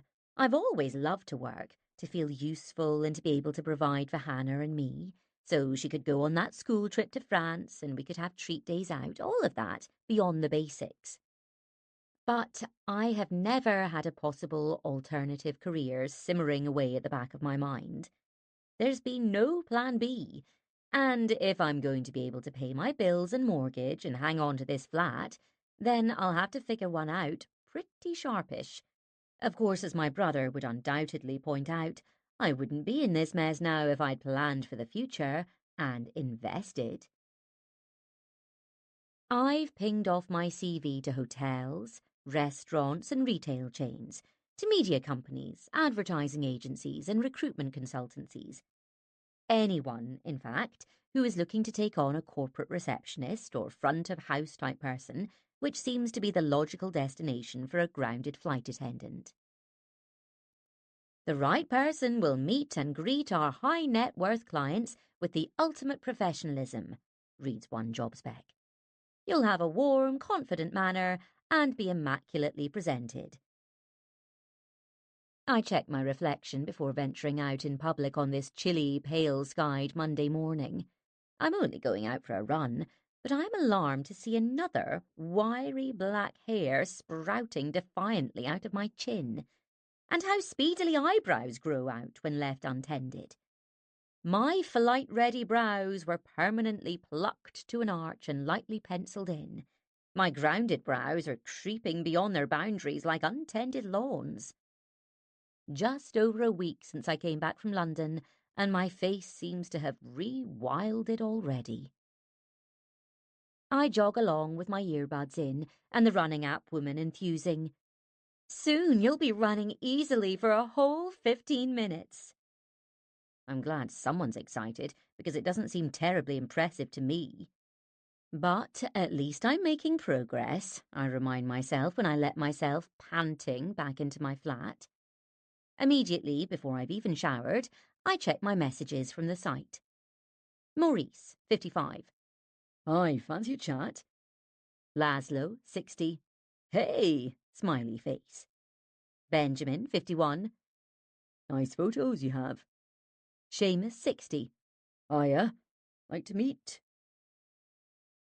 Occasionally, over the last week, I've sent the odd, equally brief message, e.g., "Hi, I am fine, thanks. How are you?" Great, where you live? Then, gallingly, What are you wearing? and on it's gone. Maybe this isn't the right kind of site for me. Fab stressed the importance of signing up to several, and at her dating peak, Lena was on Match, Bumble, and Hinge simultaneously. I had no idea how she was also managing to hold down a full-time job, and I'm not sure I have the dedication to continue with this one, let alone multiples. But then, just as I'm dithering between poring over yet more job ads or gazing lustfully at photos of Santorini's beaches, I find myself diverted as a man named Stephen has just messaged me. Hi, Jennifer. I see you're a newbie here, like me. Really enjoyed reading your profile and thought I'd tell you a bit more about myself, as I kept my profile pretty brief. Like you, I live in Glasgow. I'm divorced, with 2 grown-up kids, who keep reminding me that they are grown-up, and don't need me to hover about, supervising, when they're just boiling spaghetti. Am I one of those tedious blokes who goes on about his kids all the time? Probably. As for me, I am a lawyer specialising in family law, a partner in a practice. By the time I'd graduated, I thought law wasn't for me, that I'd made a mistake. But here I am, 25 years on, and I love it, actually. Or rather, I love it mostly. I'd love to hear a bit more about you. There's something so sunny and positive about your profile, and you really jumped out for me. Really hope you'll get in touch. Kind regards, Stephen. Well, hello, Stephen the lawyer. You sound nice. I don't write that, of course. I don't write anything until I've reread his message carefully, on the lookout for signs of weirdness. There are none. And then checked out his photos. That's photos plural. There are 5. Good things about Stephen's photos. They are in focus. His eyes are not only open, but also radiate kindness and warmth. His smile seems genuine, crinkling those attractive eyes, and in one picture he's been caught mid-laugh. Whenever I've been photographed laughing, I look insane, all teeth and flared nostrils like a horse. But here is a man who can appear dashing while finding something hysterically funny. His hair is short and dark, peppered with grey at the sides. There's no toilet in shot. His photos have been taken in sunny locations, in a park, by a river, on a beach. Stephen doesn't look like a man who spent the past decade slowly rotting on his sofa. I pause for a moment, and after a couple of false starts, I reply. Hi, Stephen. Lovely to hear from you. Yes, I'm a newbie too, and am curious to see where this takes me. Until recently, I was a flight attendant, but my airline has just gone under, so I'm figuring out what to do next. I guess my job filled up most of my life, so this is the first time I've really thought about dating and maybe meeting someone. I'd love to hear more about you.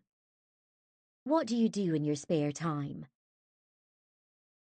My heart quickens as I press send. It's nothing, I tell myself. It's not like I've committed to anything. Anyway, he's probably one of the super popular guys on here, and I'll never hear from him again. 20 minutes later, another message appears. Wow, you replied. Really sorry to hear about your airline. That must have been awful for you. I'm sure you'll find something else really soon. I'm always so impressed by the highly capable and unflappable nature of flight attendants. Unfortunately, spare time is pretty rare at the moment, but I do love to get out of the city and head up to the Highlands whenever I can. Nothing crazily ambitious, just a bit of hill walking and enjoying the scenery. It's good for the head, I think. I'm also getting into photography, he continues, and finding my way around a DSLR camera with mixed results. Enjoying the challenge, though. I also love films and reading, but then everyone says that, don't they? Maybe I'm a cliched middle-aged bloke, or just normal. You decide. Smiley face. What do you enjoy? Better hold off replying. I decide. Can't appear too eager. Instead, as instructed, I message Fabs to update her on developments. He sounds promising, she replies. What about the others? Not too keen on the others. Don't put all your eggs in one basket, she warns, and I smile at that. It's a numbers game, she adds. So I've heard. I'll keep at it. What are you up to today? I'm on a shoot for a knitwear company. Nasty stuff. Cowl necks and atrocious waterfall cardigans. But it's okay. I'll keep smiling. And she attaches a selfie in which another person's hands are visible, a makeup artist dabbing at her face with a cosmetic sponge. She wishes me luck, adding, One word of caution, darling. Don't message right away. Hold back. So, obediently, I turn my attentions to the job sites, reminding myself that this too is a numbers game. So I mustn't feel despondent that so far my application seemed to have disappeared into a black hole. A little later, another selfie appears of Fabs wearing an atrocious waterfall cardigan. She looks stunning in it. Hideous, huh? She has written. It hurts my eyes. Smiley face. Seriously, you look amazing. You'd better not be messaging that lawyer right now. Of course I'm not. I fib, adding a winking emoji and turning my attentions back to the matter in hand. Chapter 11. You don't sound like a cliché to me, I type. And yes, you do sound normal. What do I enjoy? Well, work took up a lot of my time, and family life before my daughter left home. But I've always loved exploring our city, going to exhibitions, etc. I pause, aware that I've slipped into trying to create a persona for myself, someone who goes to exhibitions, etc. And while I'd love to be that person who's always seen the latest show of gritty 1960s street photography or the Tracy Emin exhibition everyone's raving about, I rarely get around to actually doing that. So I delete that sentence, writing instead, I've started running, although I'm not obsessive about it. Understatement of the decade. And I've got into upcycling vintage furniture, I continue, getting into the flow now. Well, what the hell? Stephen the lawyer is unlikely to demand a demonstration of my paint-stripping skills. And it sounds better than... Right now, I'm spending a lot of time munching crisps and biscuits and drinking cheap wine. What else to put in order to seem like a fully functioning woman with a vibrant life? And I love to read too, I add. Maybe I'm a cliché. You decide. Smiley face. As I send it, a violent shudder runs through me. That mirroring thing, repeating what he'd said. I'd hoped it would come across as funny, but now I'm aware of an unpleasant sensation, as if a tiny piece of foil has wedged itself into a back tooth. After putting my laptop and phone away, where I can't see them, I spend the rest of the day knocking my beleaguered flat into shape. This culminates in me gazing at my Budgie Air uniform, which still hangs in my wardrobe. I don't want to look at it, yet for some reason I can't stop staring at the sky blue jacket and skirt, hanging there smugly, reminding me of the good times we had together. The silky blue and yellow scarf with its pattern of budgies in flight, which I keep loosely wrapped around the hanger, seems like a particularly cruel touch. Should I upcycle it? Hack at it with scissors and turn the jacket into some kind of bizarre jerkin, or pass it on to someone to use as fancy dress? I shut my wardrobe firmly and am soon settled back at my laptop again, probing around on yet more job sites, when my brother messages me. Hey, how's things? Fancy a quick chat? Phil always does this. Wants a catch-up when it's morning in Sydney and my nighttime here. I suspect he's also the only man alive who prefers FaceTime to an audio call, and I'm pretty sure it's to display the backdrop of what he terms his yard, but it's actually a vast garden with a banquet-sized table, multiple gazebos, and a gas-fired barbecue the size of a steam locomotive. Haven't heard from you in a while, He says now, looking extremely tanned in a t-shirt that's as crisply white as his teeth. There's been quite a bit going on, I tell him. Yeah. I heard your airline went under. As soon as Phil had settled in Sydney, his speech acquired an upward swoop, so everything sounds like a question. Yep, that's right. I've been meaning to call, sis, but it's been mentally busy here. Yeah, well, I've got to find something else as soon as I can. A breeze ripples his hair, as he sips coffee from a tiny white cup. I'm sure Phil was starting to go grey at one point, but from what I can make out, he's back to his youthful light brown again. So, no other airlines hiring? He asks briskly. Not at the moment, no. The whole industry's a bit fucked, isn't it? Seems like it, Change of direction then, eh? he announces. Could be exciting. Shake things up a bit. Any thoughts? No, Phil, my brain is a void. I'm applying for a whole range of things, really, I murmur, unkeen to get into the details. Great, wise move. So, what else have you been up to? Drinking, working my way through entire packets of biscuits, staring bleakly at my uniform. Apart from applying for tons of jobs, not much.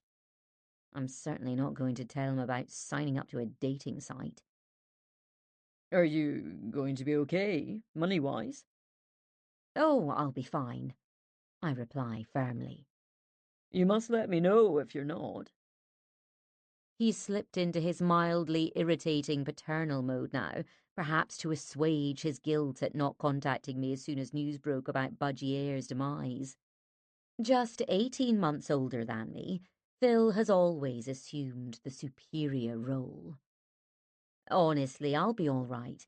Thanks anyway, though. So, how are things with you all?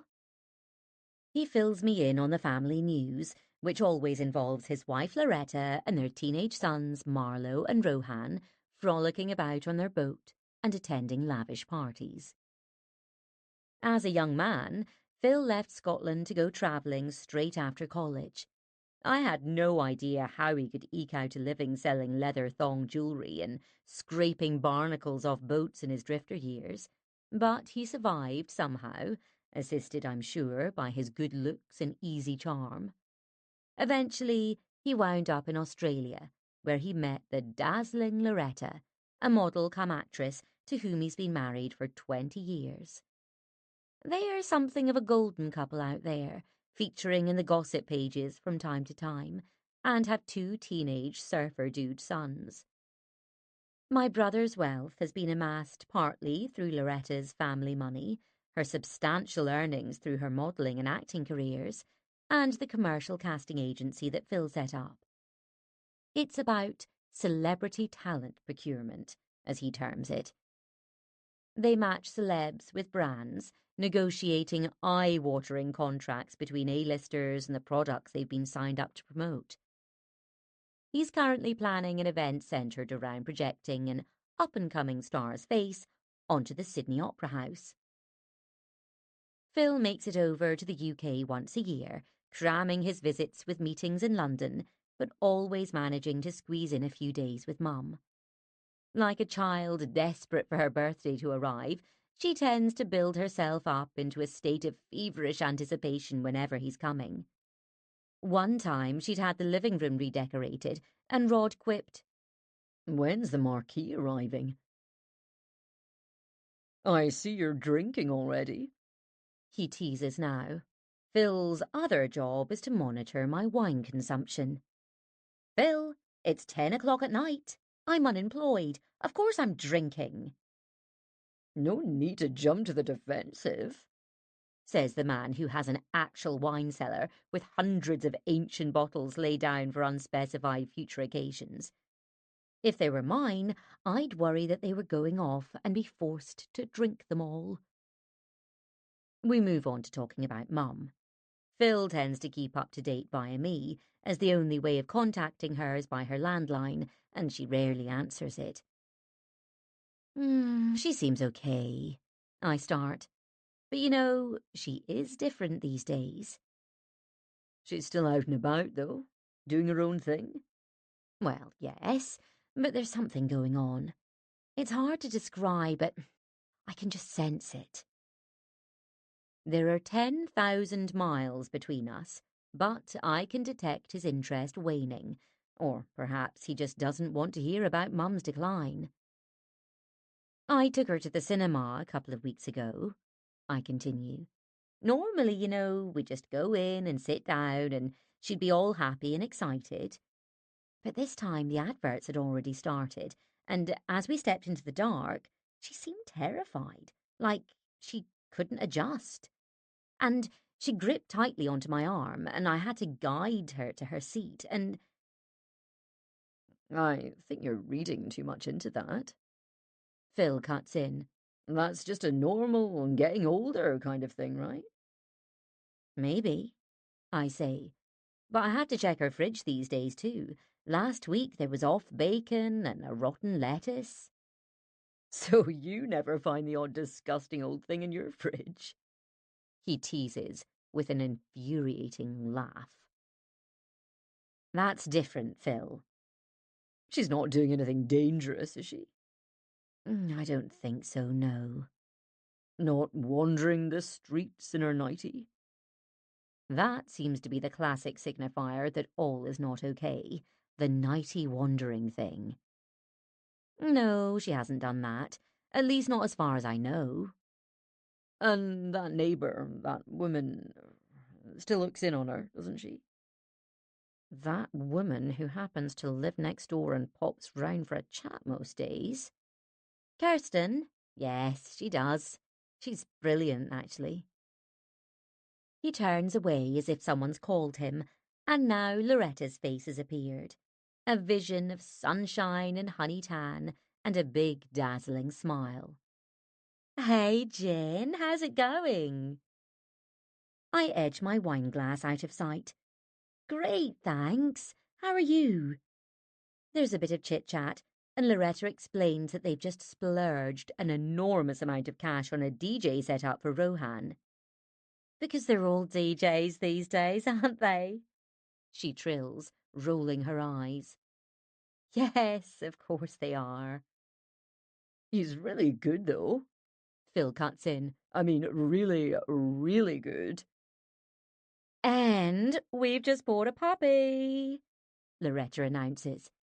There follows a kerfuffle as she rushes off to find it, and then reappears clutching the tiny bundle of white fluff to her face. Oh, how lovely!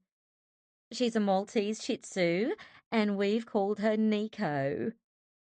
I coo over her some more, and Loretta announces, You should get one too, Jen. Phil has disappeared from view now. I can sense my smile congealing in preparation for Loretta saying something about my situation, because she always does. You've never been able to have a dog, have you? Well, no. Being on your own and working so much, I always thought that was such a shame for Hannah. Hannah has a cat, I offer weakly. She lives at Rod's. Still, maybe you could get one now. As if this is an unexpected bonus of losing my beloved job after 29 years. Thankfully, she had to rush off now and is quickly replaced by my brother's big, beaming face with the blaze of pink bougainvillea behind him. Better get on, He announces, and let you get some sleep. You look knackered, sis. It's the anaesthetising effect of corner shop wine. Yes, I am, actually. Loretta reappears, waving goodbye frenetically. Then they're gone. A weird silence settles. I'm not jealous of my brother, truly I'm not. And normally I'm fine after our catch-ups, because I've never wanted his life, as I've always been perfectly happy with mine. But it feels different tonight. Phil and Loretta bursting into my flat to enthuse over their brand new puppy and imply that I'm a crap mum, whipping up the stale air before rushing off again, has left me all off kilter. As if Hannah missed out because we didn't have a pet living here. As I tip the dregs of the wine into my glass, another cat flickers into my mind. Mr. Socks, snatched away from the woman who loves him. It occurs to me that Stephen might have heard of situations like this one. But is it the done thing to ask a lawyer for advice unofficially? It's worth a try, I decide. But as I go to message him, I see that he has messaged me. You sound like you have a good full life. So, how are you finding the site so far? I suppose I'm taking it cautiously. My daughter has been on at me for years to try online dating, and when I lost my job, she reckoned I could no longer trot out my old excuse. Which was? That you had no time for it? I smile at that. Exactly, yes. I pause.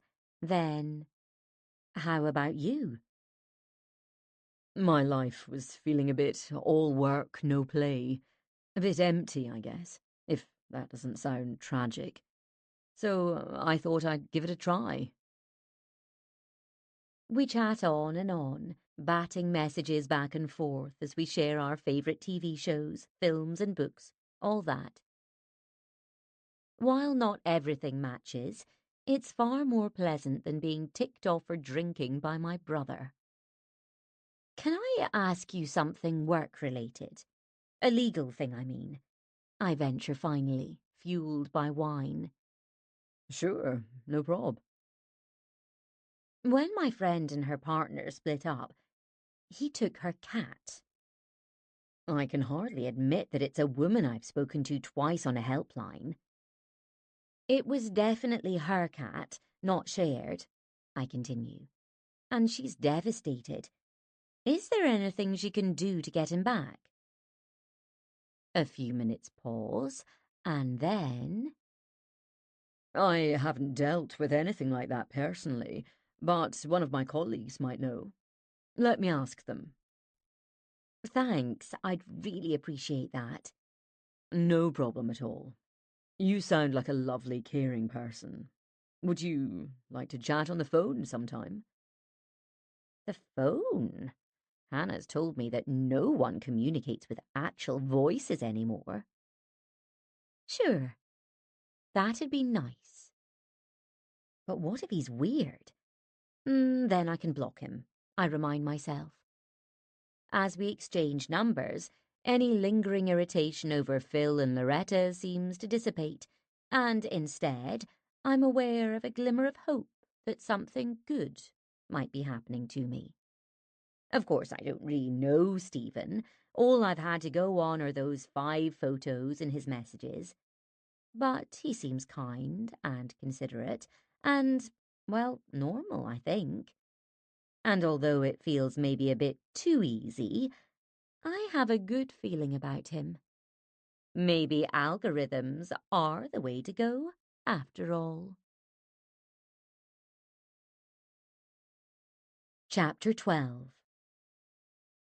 Apart from a carton of milk that's definitely on the turn, plus a cucumber that turns out to have gone to mush when I poke it, all seems fine at Mum's neat suburban bungalow later in the week. I'm not proud of my secret cucumber prodding, but needs must. I bin it sneakily and pop out for fresh milk. Once I'm back again, we settle with a cuppa and a chat. As a younger woman, Mum was pretty formidable, prone to angry outbursts and bouts of sulking that could go on for days. I knew she was highly regarded at the hospital where she'd worked as a midwife. However, I got the impression that she had struggled with being a mum, at least when my big brother Phil and I had grown from being pretty compliant children, wary of rocking the boat and upsetting her, into teenagers who were less willing to abide by her rules. By the time I'd reached my late teens, she and Dad were consumed by a bitter divorce, with protracted arguments over what seemed like their every possession. The doll's house he'd built for me ended up being shattered during a particularly furious row.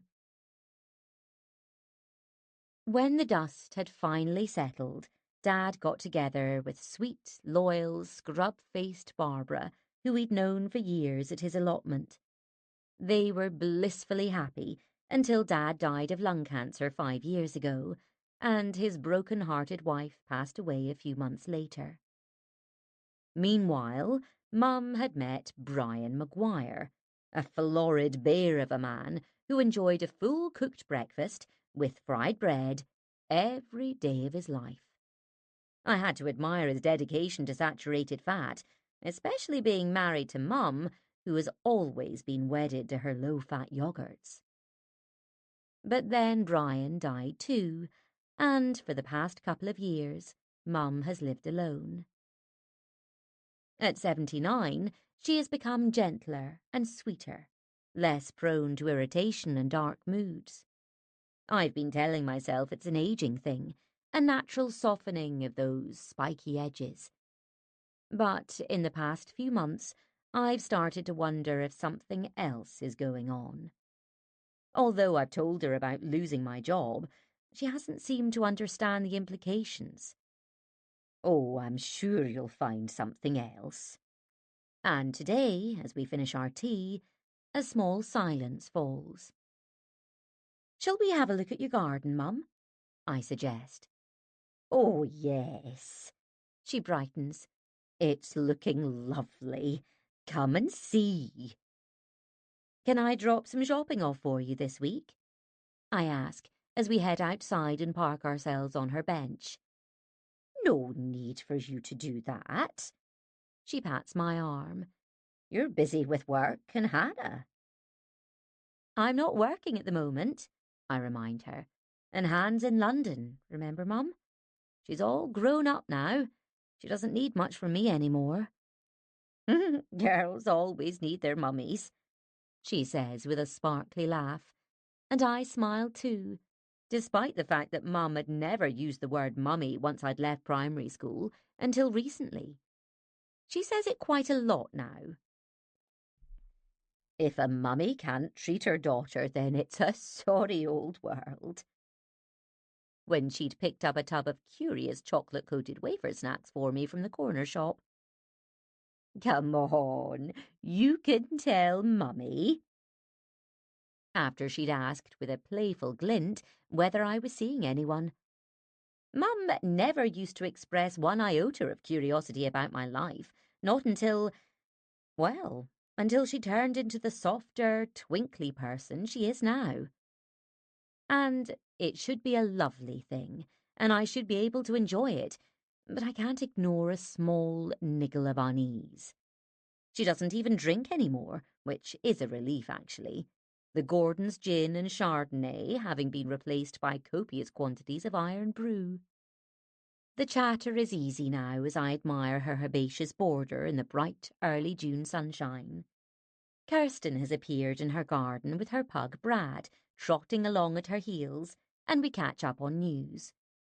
She has been Mum's neighbour for 10 years and is unfailingly kind, dropping in on her regularly, and even more so since I mentioned that I was a little concerned. Hey, Jen, Kirsten says. How are you doing? So sorry to hear about your job. Oh, thanks, I say. I'm sure I'll be all right, though. I'm bound to find something else. In her late 50s, Kirsten works in a discount supermarket and has brought up her 5 children single-handedly. I lose track of how many grandchildren she has, although I was stunned to discover that her family birthdays average at 2 a month. She never misses one and seems to spend copious amounts every time. Had any interviews yet? She asks, pushing back her thick shoulder-length blonde hair. Not yet, no, but it's early days. She nods sympathetically. It's a tough time to be looking. Jennifer only ever wanted to fly, Mum tells her with an indulgent smile. Yeah, I know. She smiles at Mum. You were lucky too, Mary, that you did what you loved all your working life. Oh, I loved it, Mum says, referring to her years as a midwife. I still get letters about it, you know. Kirsten and I exchange a quick glance, and she comes out of her back gate and in through Mum's to join us, with Brad still pottering along at her side.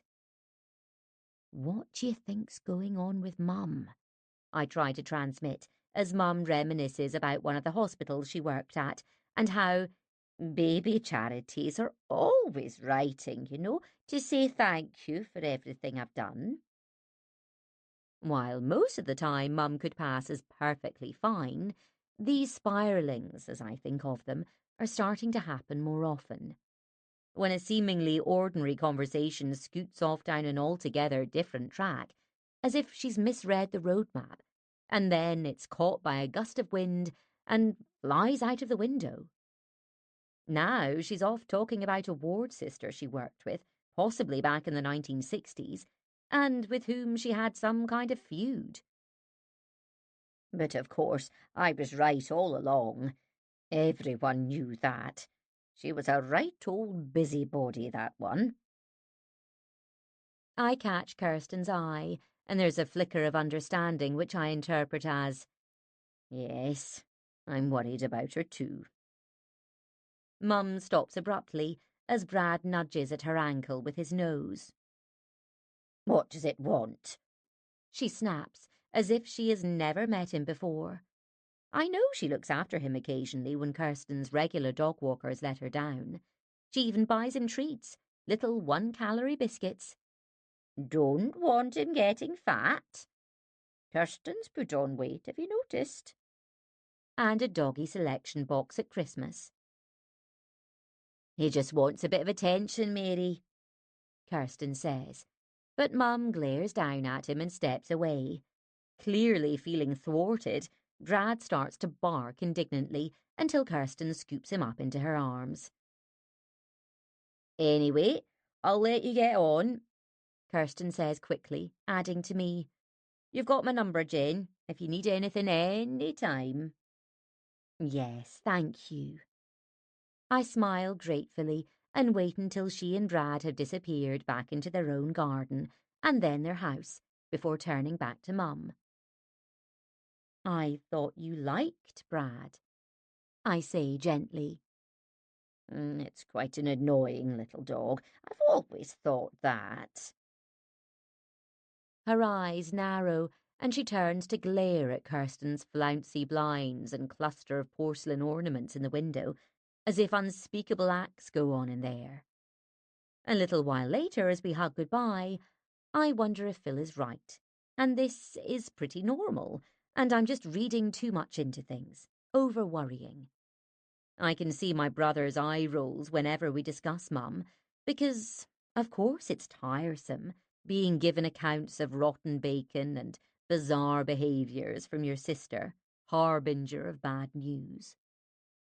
I guess it's no fun being forced to think about your mother's aging brain when you're focusing on projecting a stunning young actress's face onto the Sydney Opera House. Chapter 13. Ralph, 50, Bob, 52. Mum's doing great, really. I try to reassure myself as I haul myself out for a run next morning. At least we're not at wandering out in her nighty stage.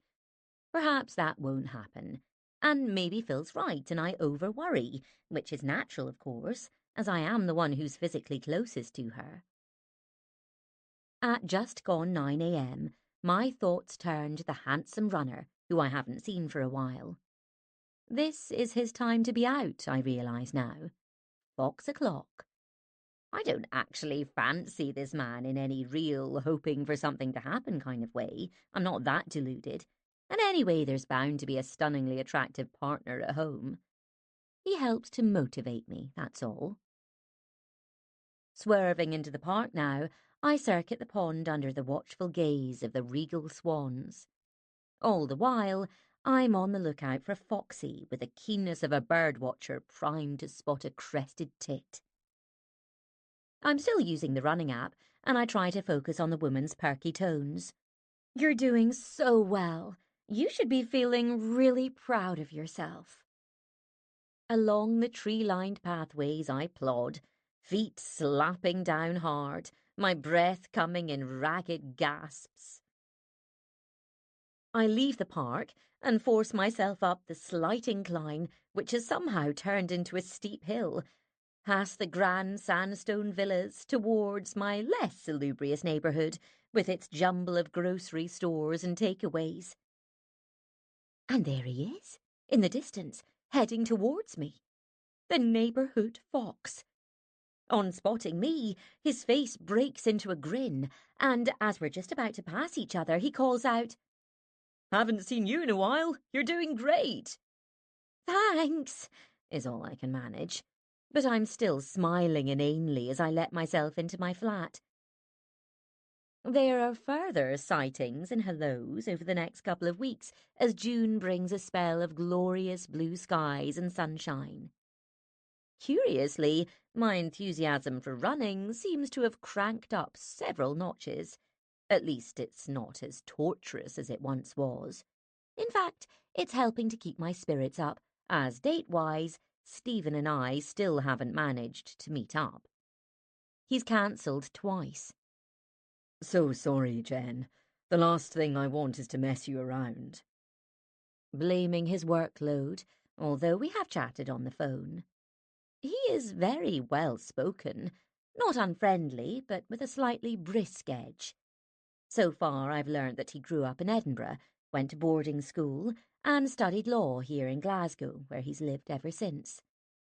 Meanwhile, job-wise, I've had another flurry of rejections, and as I start to wonder if Stephen is in fact stringing me along, I find myself agreeing to meet a man called Ralph from the site.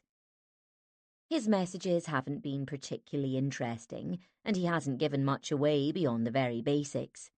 Never married, no kids. Perhaps they just landed in my inbox at the right time when I was receptive, or desperate, for a bit of fun. Anyway, at least he'd seemed normal and non-weird, so why not? I'd reasoned.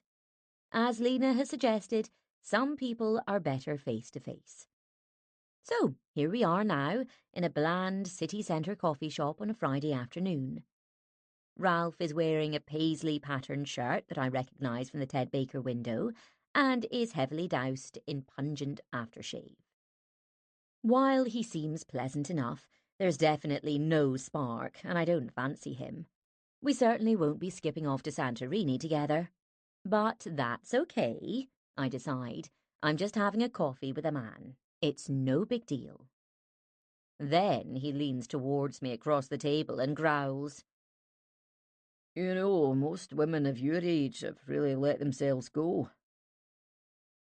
And that's it. A red flag, as Hannah calls it, when suddenly, out of nowhere, something feels terribly wrong. Apparently, on a recent Tinder date, the guy had been curt with the bartender because his glass was still warm from the dishwasher. You're not expecting me to drink out of that, mate? He'd barked. Well, that had been that for her. Really? I say now. I don't think that's true, actually. Already I'm trying to figure out how quickly I can get the hell out of here. I'd rather be scrubbing my bathroom floor than doing this. Oh yeah, all the ones I've met have. Ralph continues. Apart from you. I don't know if it's the menopause or what is. It's like they just stop caring. And you, sir, are quite the catch. He smiles, clearly pleased with himself, revealing 2 rows of tiny grey teeth.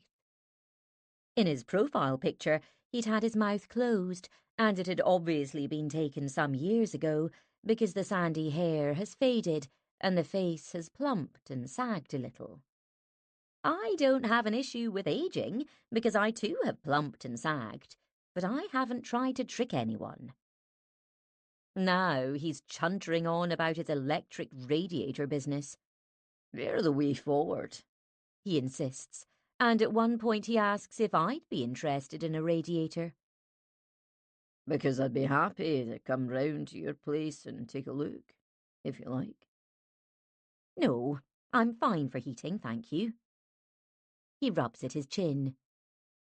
If I came round, though, I could advise you on the most economical type.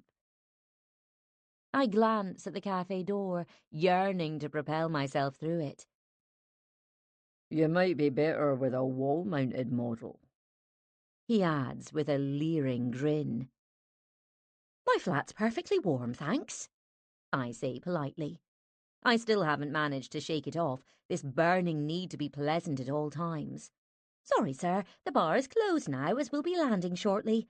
No, I can't serve you just one more drink. Could you please sit back down and clip on your seatbelt? That's the thing, though, Ralph is saying now. there's a thermostat so you can control the heating to exactly how you want it. I know what a fucking thermostat does. Sorry, I've really got to go, I explain as soon as we finished our coffees. What exactly am I apologising for? Well, this has been nice, he says, flashing his pebbly teeth again as we step out into the hazy afternoon. If you fancy meeting again sometime. I'm sorry, I'm in a real hurry, I bark, dashing off like a coward and aware of him standing there, staring after me, bewildered. Christ, there must be a better way of ending a bad date than actually fleeing. In order to steady myself, I walk home instead of taking the subway, enjoying the soft rain that starts to fall as I cross the pedestrian bridge. It's a numbers game, Fabs told me. So later I arrange another date with a sporty-looking dark-haired chap called Bob, who has a whole raft of hobbies: football, playing and watching, golf, gardening, and playing the drums. This varied mix suggests a well-rounded individual with a full life, and I find myself looking forward to our drink a couple of nights later. As soon as we've greeted each other in the pub, he launches into telling me all about fencing, which at first I'd assumed was fencing the sport, but it turns out that Bob used to travel the country building fences for farmers, but now it's more lucrative to erect them around prisons. My last one was over a mile long, he says proudly. I try to look suitably impressed, which seems to encourage him to talk more about prisons, in great detail, about the people who work there, and the daily routines of prisoners, and that they have all kinds of programs and courses, like, if you want to write your life story or do poetry or something like that. And then it strikes me. Bob has been in prison. It was just a few months when I was a daft young lad, he says when I pluck up the nerve to ask him about it. I'd got in with a bad crowd, nothing serious or violent or anything like that. What was it then? I ask. Theft, he replies. What kind of theft? It feels important to know. Just whatever was there, Bob replies with a shrug, and it dawns on me that he doesn't mean shoplifting, because surely no one goes to prison for that, or even cars, but people's homes. I'd always imagined that by the age of 50, I'd have my life pretty much sorted out. But here I am, sitting in a nondescript pub with an actual burglar. It was decades ago, I remind myself as Bob tells me more about his past, how his late father was in the trade too, and it would be mainly cameras, jewellery, stuff like that. And the occasional pet, I'm ashamed to say. Pets! I exclaim, fortifying myself with a gulp of wine. He nods. I know it's bad. There was quite a market for dogs at the time, though. Pedigrees, obviously. Some of them were worth well over £1,000. But how could you steal a pet? I venture, without it going completely mad. There were ways, Bob says, shifting uncomfortably now. If you were friendly, it'd just go with you without a fuss. He pauses. I'd do anything to undo all of that, to be honest. Do you mind if we talk about something else? Of course not, I say, still shell-shocked as our conversation shifts to lighter subjects, the city we live in and our favourite places to go. Then, clearly keen to stress that his old ways are firmly behind him, he swerves our chat back to his fencing business again. More drinks are ordered. I might not fancy Bob, and I'm pretty sure he doesn't fancy me either. But I'm learning such a lot about cast iron construction and prison food. Back to jails again, which he describes in great detail. Cereal and milk for breakfast. The milk was never quite cold enough. A sandwich and crisps for lunch, and something hot like a stew with potatoes for dinner, in a plastic tray with divided compartments. It sounds a bit like budgie air food. Definitely tipsy now. I'm about to mention this, but would Bob be offended by the suggestion that there are similarities between incarceration, with all liberties taken away, and being aboard a Palma-bound flight? Then, all of a sudden, he's checking the time on his phone and saying he has to dash, and this has been nice, and am I okay getting home? Yes, of course, I say, getting up from my seat. Great. See you then, He says with a quick smile. Then, as if he might turn into a pumpkin if he's in my company for a second more, he zooms off into the night. Chapter 14. Bolter Bob. Rod calls him when I describe the date 2 days later. Then there's Posh Stephen, the elusive lawyer, and Radiator Ralph, who's been bothering me with further messages and finally had to be blocked. Having taken a keen interest in my dating endeavours, Rod seems to enjoy giving my suitors, as he calls them, amusing nicknames. But then, as Mark had always been referred to as Mouseman Mark, "He's just employed by the council," I'd retorted defensively. I shouldn't be surprised. Of course, when Rod was last in a relationship, I didn't refer to his girlfriend as Lecturer Nesta or Boffin Nesta, who's basically a reference library in human form, or anything like that. She was just Nesta. "I'm finally meeting Stephen tomorrow night," I tell Rod now, as we sit and drink tea on the step overlooking my shared back garden. It's a crisp, sunny Sunday afternoon, and a line of jewel-coloured washing flutters in the light breeze. On a Monday night? He grimaces. Yeah? I pause. Do you think there's still a hierarchy of nights out, or is that just old-fashioned? Fridays and Saturdays still probably have the edge, Rod replies, but I don't think there's any stigma about a Monday. No, I don't think so either, I say firmly. Well, I hope it goes well, he says. I glance at him, surprised by the absence of teasing. Then, which site are you on again? Mature matches. I'm braced for some ribbing, but still none comes. Why do you ask? Just interested, that's all. He shrugs. I peer at him. His wavy salt and pepper hair is all over the place, crying out for a trim, but kind of suiting him too. I have only once seen Rod all spruced up and fresh from the barber. It was for his father's funeral. His mum had died a few years before, and he'd been especially close to both of them. Hannah had too. They'd been wonderful, doting grandparents. My heart had crumpled at the sight of him being so stoical and brave, the eldest of 4 brothers, yet also looking like an overgrown student in a proper grown-up suit. As I study his face, his apparent curiosity starts to make sense. "You're not thinking of signing up, are you?" I ask. I was thinking of maybe giving it a go, he says quickly. but obviously I wouldn't want to be on the same one you're on. Really? Oh, you should. For some reason, this revelation has knocked the wind out of me, although I'm trying not to show it.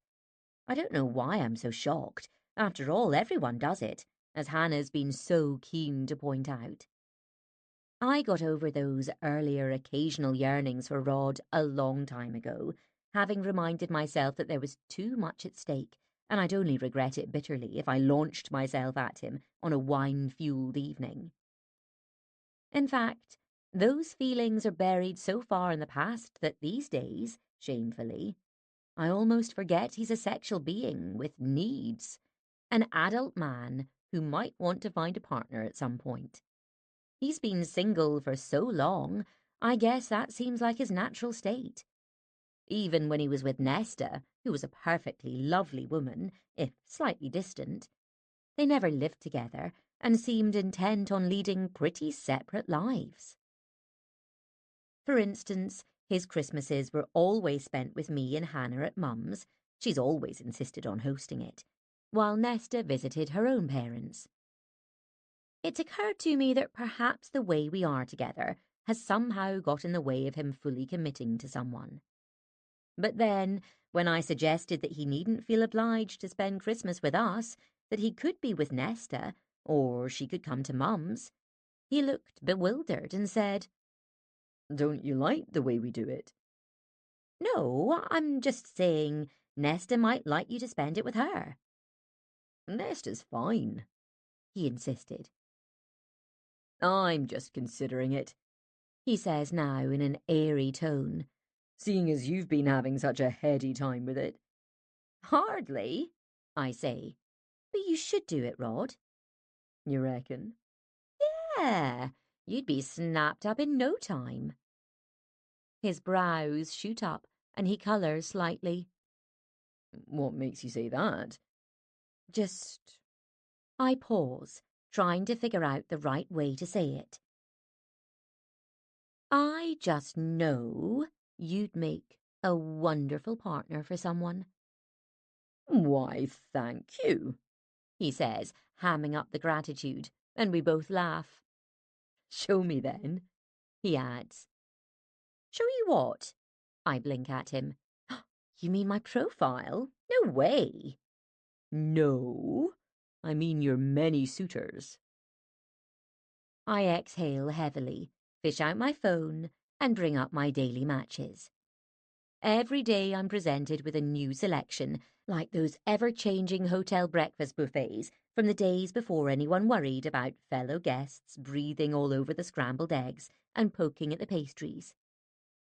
No matter how vast those buffets were, and Hannah and I loved them, your choices generally fell into distinct groups. There were the hot dishes, the virtuous cereals and fruits, the comforting croissants and Danish pastries, and the quirky cured meats and cheeses, and even pickles, what? That no one ever seemed to want. Similarly, my daily selection seems to include the following categories: those slick professionals with their high standard photos and lack of grammatical mistakes, the aforementioned sportsmen brandishing their oars and ice picks, and the barely conscious, including sofa snoozers. "Who's messaged you?" Rod asks, peering at my phone. Hang on, let me see. I open the message. Mr. Marmite. He's 47. Haven't seen him before. "Did you put your real age?" Rod asks. Of course I did, I retort. Why would I lie? "A lot of people do," he says with a shrug. "Men especially. A third of them shave a few years off." Do they? But a fifth of women do it too, apparently. And loads of people use photos that are at least 5 years old. You seem to know a lot of statistics, I remark, placing my mug on the step and studying his face. For someone who's only considering doing it. Rod shrugs. I suppose I've looked into it a little bit." Now it dawns on me. You've signed up already, haven't you? He gazes around the garden as if Mrs. Kadir's fluttering washing is suddenly fascinating to him. Rod? I prompt him. "I might have," he says, setting his mouth in a fine line. Which one is it? Please tell me. It takes some wrangling to extract the information, and thankfully it's not the same one as me. Why didn't you say? I ask. "There's nothing to tell, really." he says. I mean, I haven't met anyone yet. You should, I say firmly. Yeah, okay, Jen. I will in my own time. Anyway, what does Mr. Marmite have to say for himself? Still reeling from his news, because Rod has never expressed the slightest interest in dating, maybe Hannah's been on at him too? I angle my phone so we can read it together. Hey, Jennifer. Interesting profile pic you have there with the pizza slice. Fancy a chat about your thick versus thin crust preferences and your favourite topping? We check his profile. Height, 5'11". Occupation, IT/computing. Interests. I realise this is the bit where I'm supposed to say kayaking or hoofing up Ben Nevis on a weekly basis, but my lack of action photos might alert you to the fact that you're more likely to find me in the kitchen. And not just at parties. I love to bake bread. Yes, I am one of those guys, the sourdough squad. If you like the sound of that, or just fancy a recipe, why not get in touch? He sounds all right, doesn't he? Rod gives me a quick look. He does, actually. We check out his photos together, poring over the jovial headshot, reddish hair and a cheery face with a wide, clearly genuine smile. There's also a couple of pub pictures with other similarly jolly-looking blokes in shot, and another in which Mr. Marmite is presenting a presumably home-baked loaf on a board, like a bake-off contestant. You should message him, Rod suggests. Oh, I don't think so. Go on, he sounds just your type. I don't really have a type, I point out truthfully. Rod gives me a sly smile. But look at that loaf. Imagine it, hot from the oven, crust all crusty, inside all soft and squidgy, just the way you like it. I'm not sure I could take that level of excitement. I chuckle as we make our way back inside and head upstairs to my flat. Anyway, I have that date tomorrow night, I remind him, and I think I'll see how that one goes before I jump into anything else. Why, though? It just seems simpler that way, I reply. I'm conscious now of Rod fixing me with one of those looks that suggests he knows what I'm thinking, that he can read exactly what's going on in my head. You really like posh Stephen, don't you? He murmurs. I don't know about that, I say firmly, sensing myself flushing for no good reason and aware that I'm being ridiculous in building up this date into some momentous event. After all, Stephen could easily turn out to be a dud. I know from Lena and Fabs that, despite how lovely someone seems in their photos and messages, it's entirely likely. Oh, come on. Rod fixes me with a look. I can tell. I suppose so, I admit. He's grinning now as we step back into my flat. Does your heart do a little skip when you see a new message from him? Stop it, I say, giving his arm a playful push. It does, doesn't it? I can see it in your face. Okay, I exclaim, laughing and conscious of my simmering cheeks. Yes, it does, all right. It sounds a bit pathetic, I know, but at least it's cheering me up. His smile flattens and concern flickers in his dark eyes. No luck with your job applications? Sorry, I haven't wanted to keep asking. I figured you'd tell me if you'd had good news. Oh, don't worry, it's fine. I shrug. I had 5 rejections last week, that's all, and a phone interview, and another one on Zoom, but I didn't get them. Oh, I know it's tough. He squeezes my hand. Yes, it's pretty crap, really. Not exactly good for the self-esteem. You'll find something soon, he says.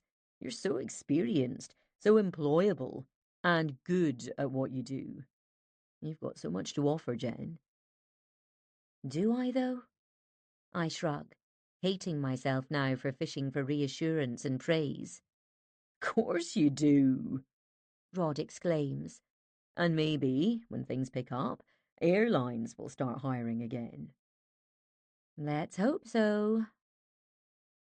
You could find yourself working for one where you don't have to flog those little plastic toys.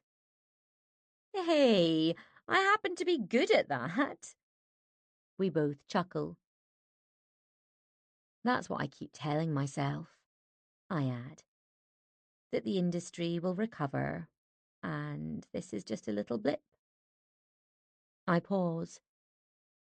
But sometimes, I just wonder if this is it. If I'm over the hill. Don't be crazy. Over the hill? Jesus. I lean into him for a hug. Well, you know how it is. It's bloody scary not knowing what the future holds. So, I guess I've been overly fixating on Stephen's messages, and I'm excited to have something to look forward to at last. That's all it is, really. Yeah, I get that, He says gently. Then he smiles, and his deep brown eyes glint with mischief. Shame he's actually 82 with bits of old hamburger rotting in his beard. Chapter 15. Stephen, 54. There's no hamburger beard, but there is an umbrella, which he's in the process of pulling down as he hurries into the pub.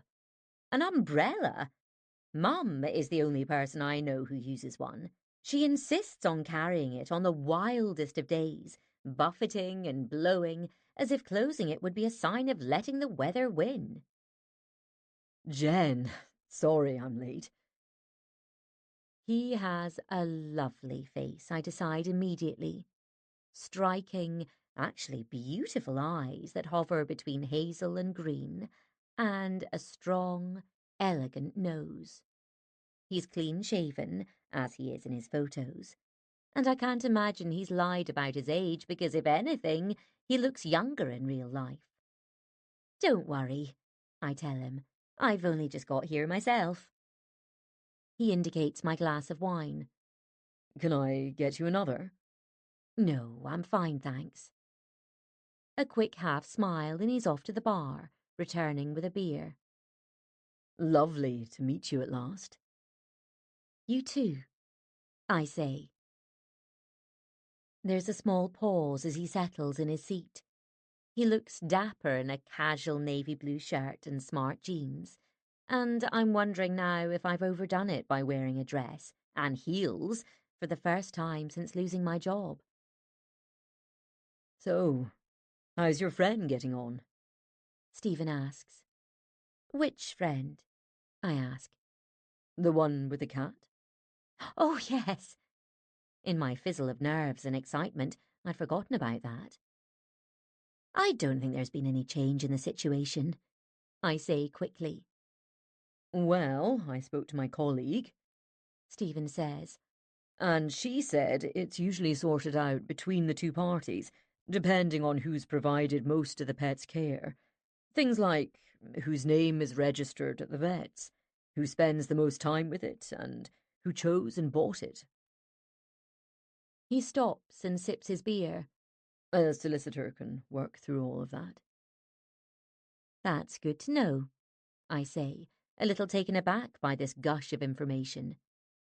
Believe it or not, a pet is actually classed as a possession, He continues.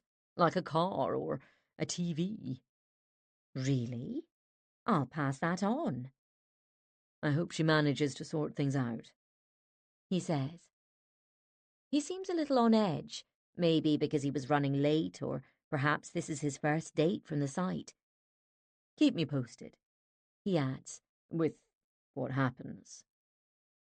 I will, I say, keen to move on now because the longer we discuss it, the higher the likelihood of my being expected to invent an entire backstory regarding my close friendship with Sally, how we've been firm buddies for years, but drifted a little when she'd got together with that shifty bastard of a pet-thieving boyfriend. So, does this feel a bit weird, meeting like this? I asked lightly. A bit, I suppose. Stephen rubs at the back of his short dark hair and smiles properly for the first time since he arrived.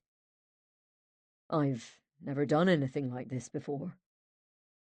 I'm pretty new to it too, I say, but I guess you get used to it, so my friends tell me anyway. He nods.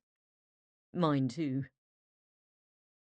I sip my wine, warming to him as he seems to relax a little. His wet umbrella is propped up against the wall. Have you been under pressure, I ask, to get yourself out there? By your friends, I mean. Just a bit. He chuckles and his handsome face softens, and he starts to ask me about my life. He wants to know about my family and the job I loved for all those years. And he is kind and sympathetic about my redundancy. He even asks about my parents, and seems to enjoy hearing about Dad's devil-may-care sailing adventures up and down the West Coast. And when I tell him about Mum and how I'm worried about her, there's no hint that this is a subject that really shouldn't come up on a first date. I like him, I decide. He seems keener to ask me about my life than to talk in any great detail about his, but that's refreshing, I decide. Mouseman Mark had a tendency to chatter on rather too much about football, and I could only feign interest up to a point. Would a woman ever do this? I used to wonder, when he'd tell me in immense detail about the new signing to Celtic, and even on one occasion expected me to sit with him and watch a compilation of classic goals. Stephen doesn't seem like that at all. In fact, it takes some quizzing to encourage him to open up, and when he does, I learn that he's immensely proud of his son and daughter. They're both studying in Edinburgh, he explains, and have pretty full lives. So, these days, the best way to see them together is with the lure of an amazing meal. Oh, do you love cooking? He smiles and shakes his head. I don't seem to have the gene, unfortunately. Me neither, I admit. But I love to eat out, and so fortunately do they. So we've got into this thing of trying amazing places up north, making a day of it. As he starts to tell me about various incredible restaurants hidden away in remote locations, his face lights up, and he seems to be fully alive. Not that he wasn't. He's no Smithy, comatose on the couch. But I can see now that this is what makes him truly happy, being up in the Highlands, eating wonderful food with his kids. There's this amazing place, He enthuses, perched on the shore of Loch Earn. Everything's fresh and locally sourced, and they're so inventive. He pulls out his phone and shows me its menu.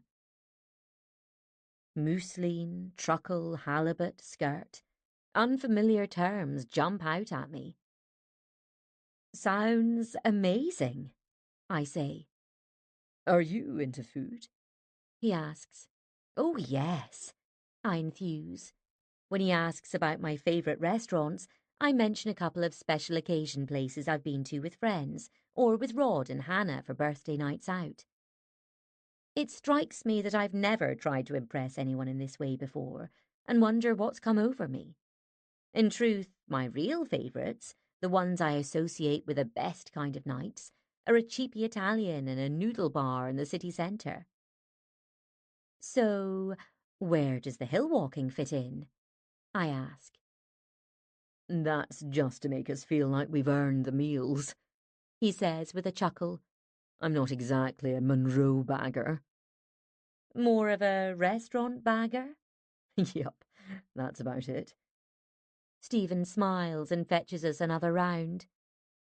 This feels good, I decide, as we agree how tricky it was to write our dating profiles. I wanted to be as straightforward and honest as I could. Stephen exclaims. Yes, me too. I can't understand why people use photos from years back. I mean, what's the point? I'd hate for anyone to reel in horror at the sight of the real me. I can't imagine anyone doing that, he says firmly. As compliments go, it's pretty mild, but it's sweet and seems sincere. And this, coupled with his impeccable manners, makes me decide as we leave the pub that I am definitely up for another date if he wants to meet again. I like his shy smile and his enthusiasm for restaurants, the way he showed me that menu on his phone. However, being an utter novice at this, I'm not quite sure how to end the night. It's been lovely meeting you, Jen, he says.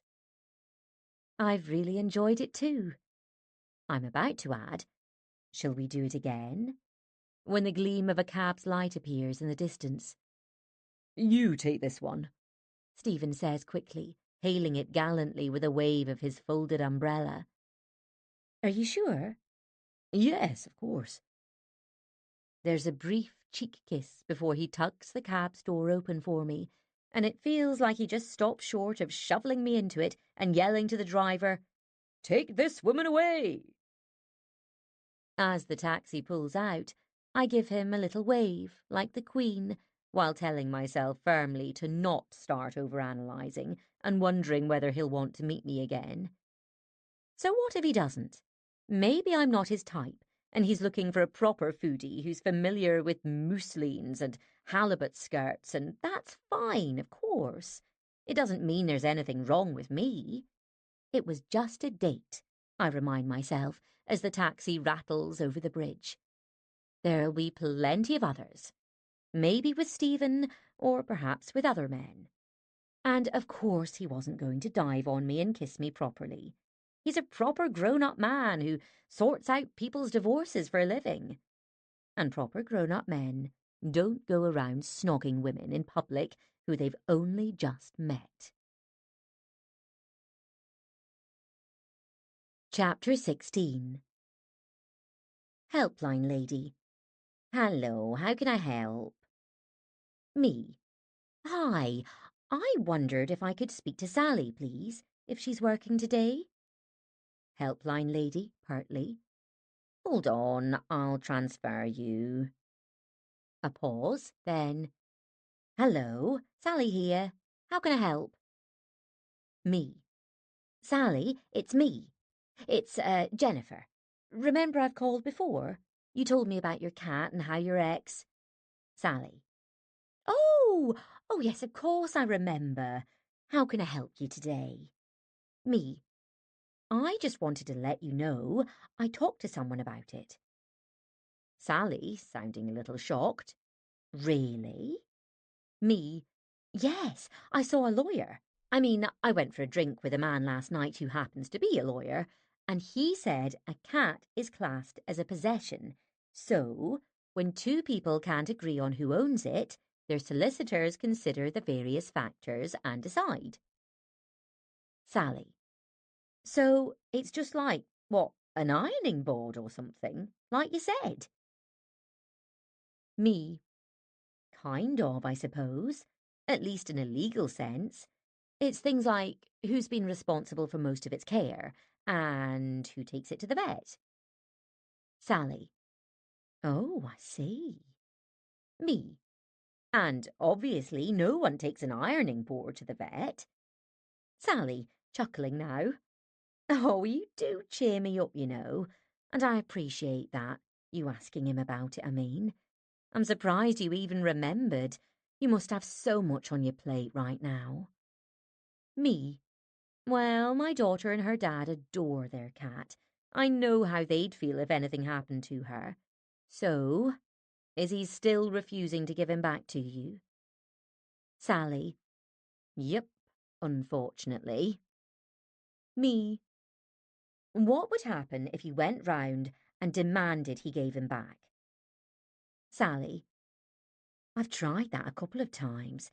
He said Mr. Socks was out, and then he shut the door on me. A small silence hangs between us. Me. I'm sorry. I'm sure you're madly busy with calls. Sally. No, it's really tailed off now, so don't worry. How's the job hunting going? Did you get your CV out there? Me. I did. I even managed to make sure there weren't any bits of donut stuck to it. Sally, chuckling. Glad to hear it. Have you had any interviews? Me. A few, yes, but I didn't get the jobs. I guess there are so many of us out there desperately swimming around in the job hunting pool now. Sally. You'll find something, I'm sure. Me. Yeah, I keep telling myself that, and it's only been a month. I know that's not long. But my redundancy pay's come through, and it's pretty paltry, isn't it? Sally. I've heard that, yes. Me. It's not going to last very long. I can't believe I've allowed myself to get into this situation.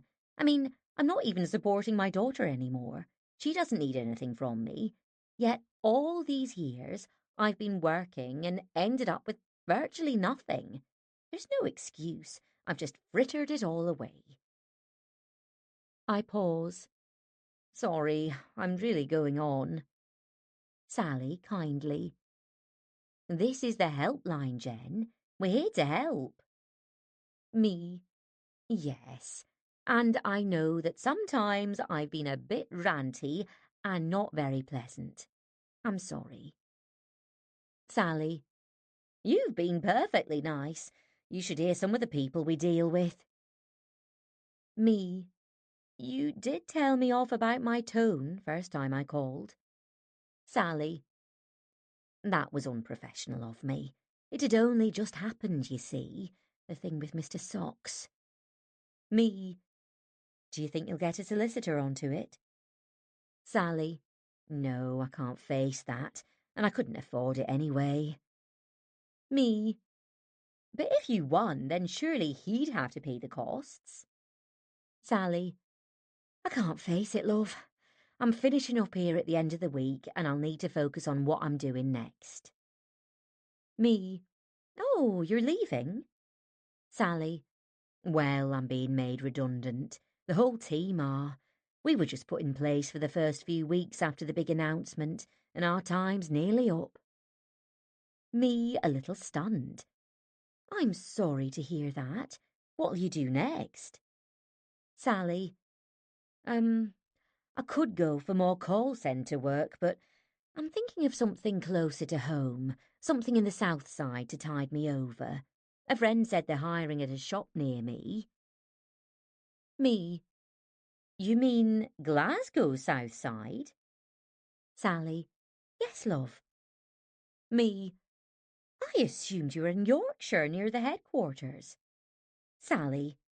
Well, I'm from Leeds originally, but I've lived in Glasgow for 20 years. Haven't shaken off the accent, though. Me. No, you haven't.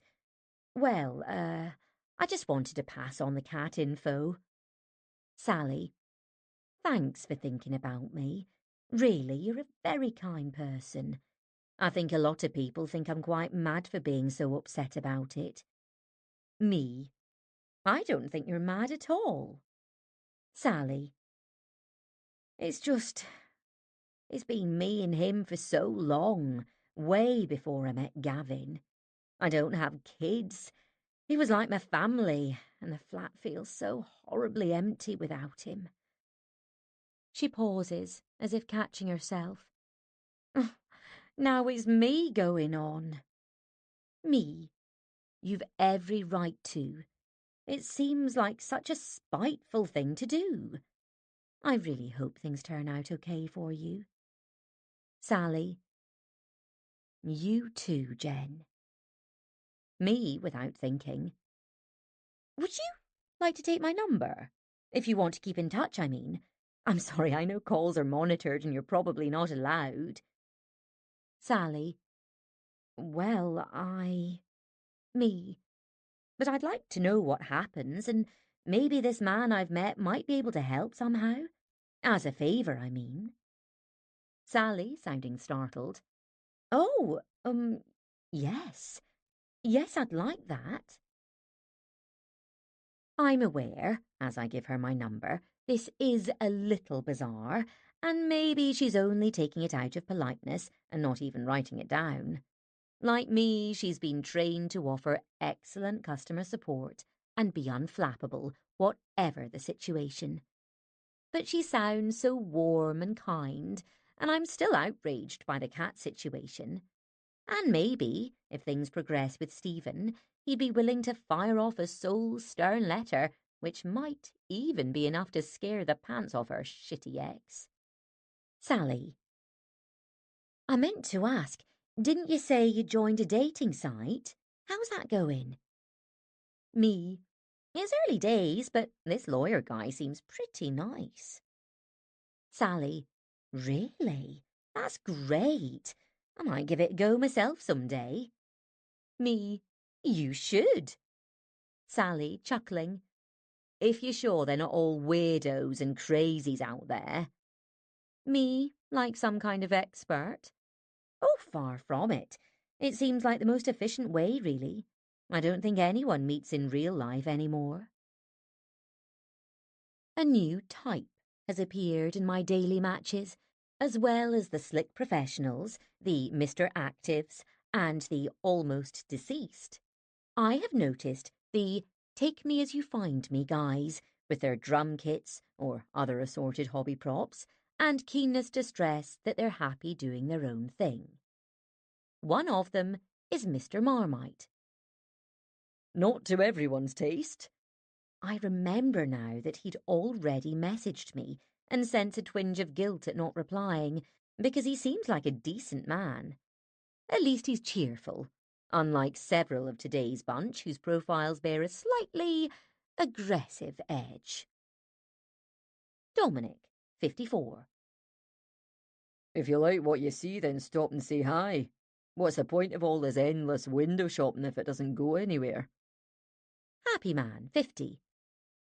I've had bad experience with trust, and I'm looking for women for real relationship who won't mess me about. Norm, 56. Life is for living. A lot of time wasters on here. Getting sick of it, TBH. And I am not looking for a pen pal. All of which are bound to have women flocking, obviously, because nothing turns us on like bitterness and sulking, or the implication that these men don't actually like women very much at all. There's a lot of mentions of this pen pal situation too, which I interpret to mean that they're averse to more than a couple of curt messages. Maybe written communication prior to a date comes under the time-wasting banner. In fact, now I think about it, a pen pal situation would be kind of nice. No worries or nerves about actually meeting, just entertaining missives bouncing back and forth. Stephen seems to enjoy messaging and obviously put some thought into what he writes. I feel lucky now to have met him, even if it ends up going nowhere, because at least it was a fun experience. And this adventure, as Fabs put it, is certainly lifting me out of my job hunting malaise, which, so far, really is going nowhere. I've had another slew of rejections, and the fact that some have come with encouraging feedback hasn't really helped matters. It's not feedback I need, but an actual job. At this stage, any job. Not only to get some cash coming in, but also to alleviate my fear that a washed-up flight attendant is unsuited to any other line of work. All those transferable skills I have. I'd be prepared to be an office tea lady, shunting a trolley along corridors, if such a person still exists. Or is it all vending machines now? Or are all beverages brought in?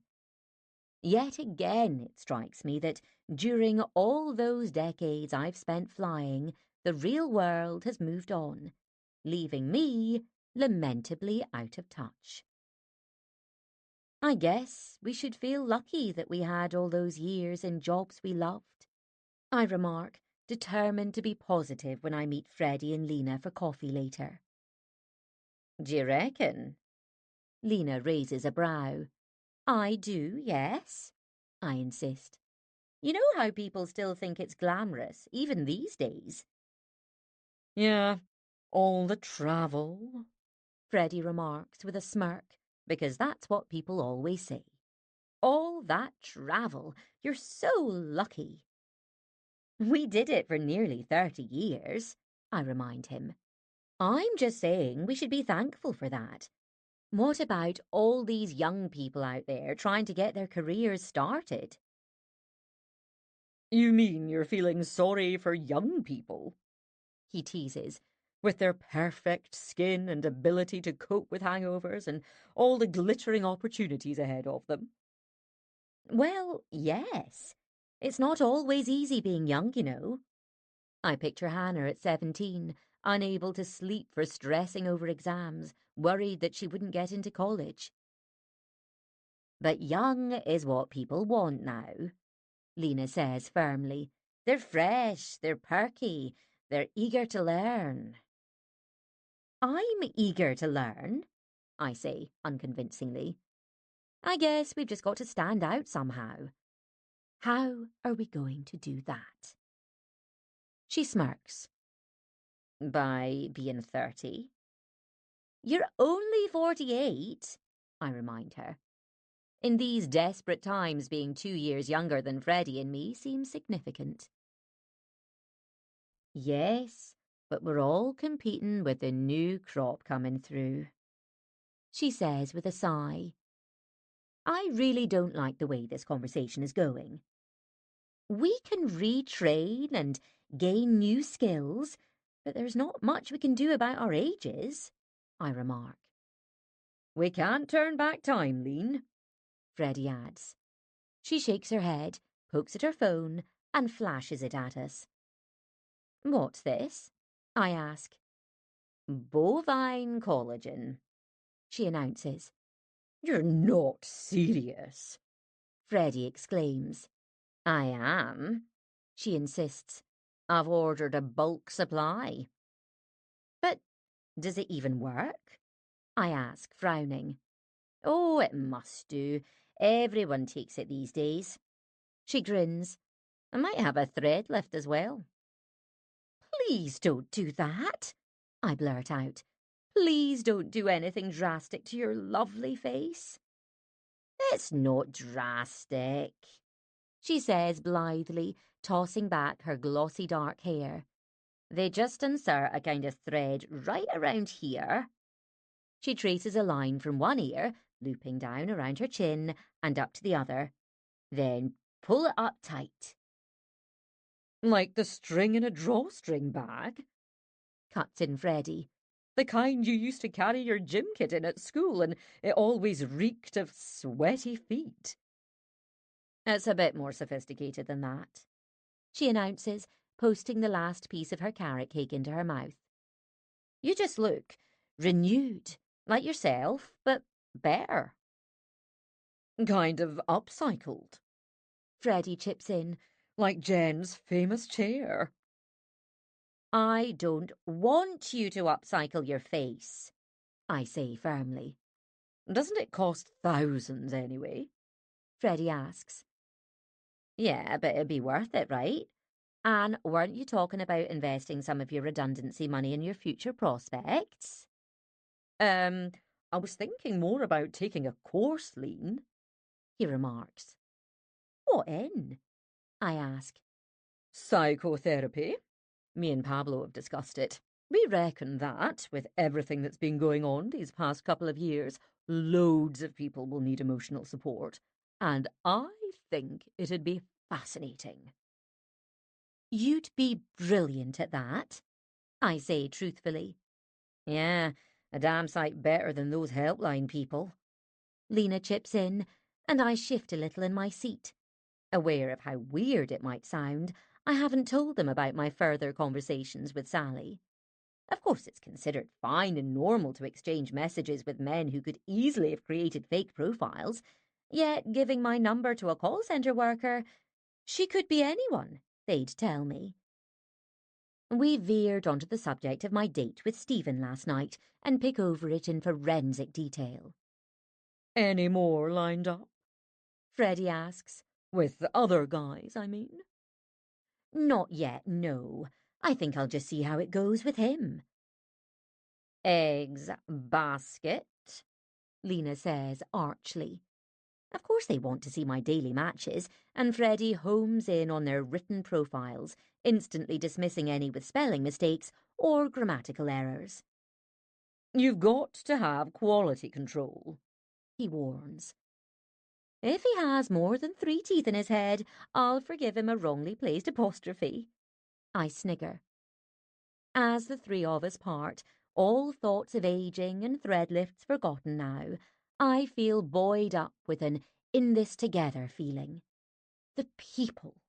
That's what I loved most about working for Budgie Air. The friends I'd made and who will always be there, no matter what. Emboldened now, I check my phone before stepping into the subway with the intention of messaging Stephen. Just a, hi, I enjoyed meeting you kind of thing.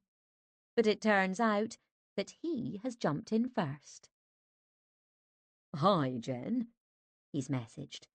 Really enjoyed our drink last night. Let me know if you'd like to do it again sometime soon. S. X. Chapter 17. We meet the following Thursday, 10 days on from our first date. While it hardly suggests rabid keenness on Stephen's part, at least it's a step up from a Monday. However, he does mention that it's a school night, clearly signalling that we won't be making it a late one, which is fine with me. Already this is starting to feel pleasingly civilized, the way mature people get to know each other. The last time I dated in any normal sense, I was 25 years old, before that night with Rod, before Hannah. Back then, there were house parties with people drinking beer out of cans and snogging against wobbly kitchen cabinets or on piles of coats. Those were my dating frames of reference, stuck in the days of phone numbers scribbled on scraps of paper and stuffed into pockets.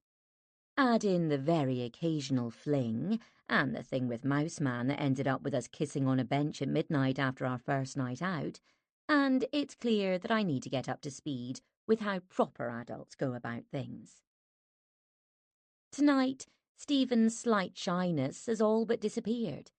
We chatter easily in the quiet pub, with him asking for an update on my job search and quizzing me a little about my unremarkable suburban background and what it was like to fly all those years.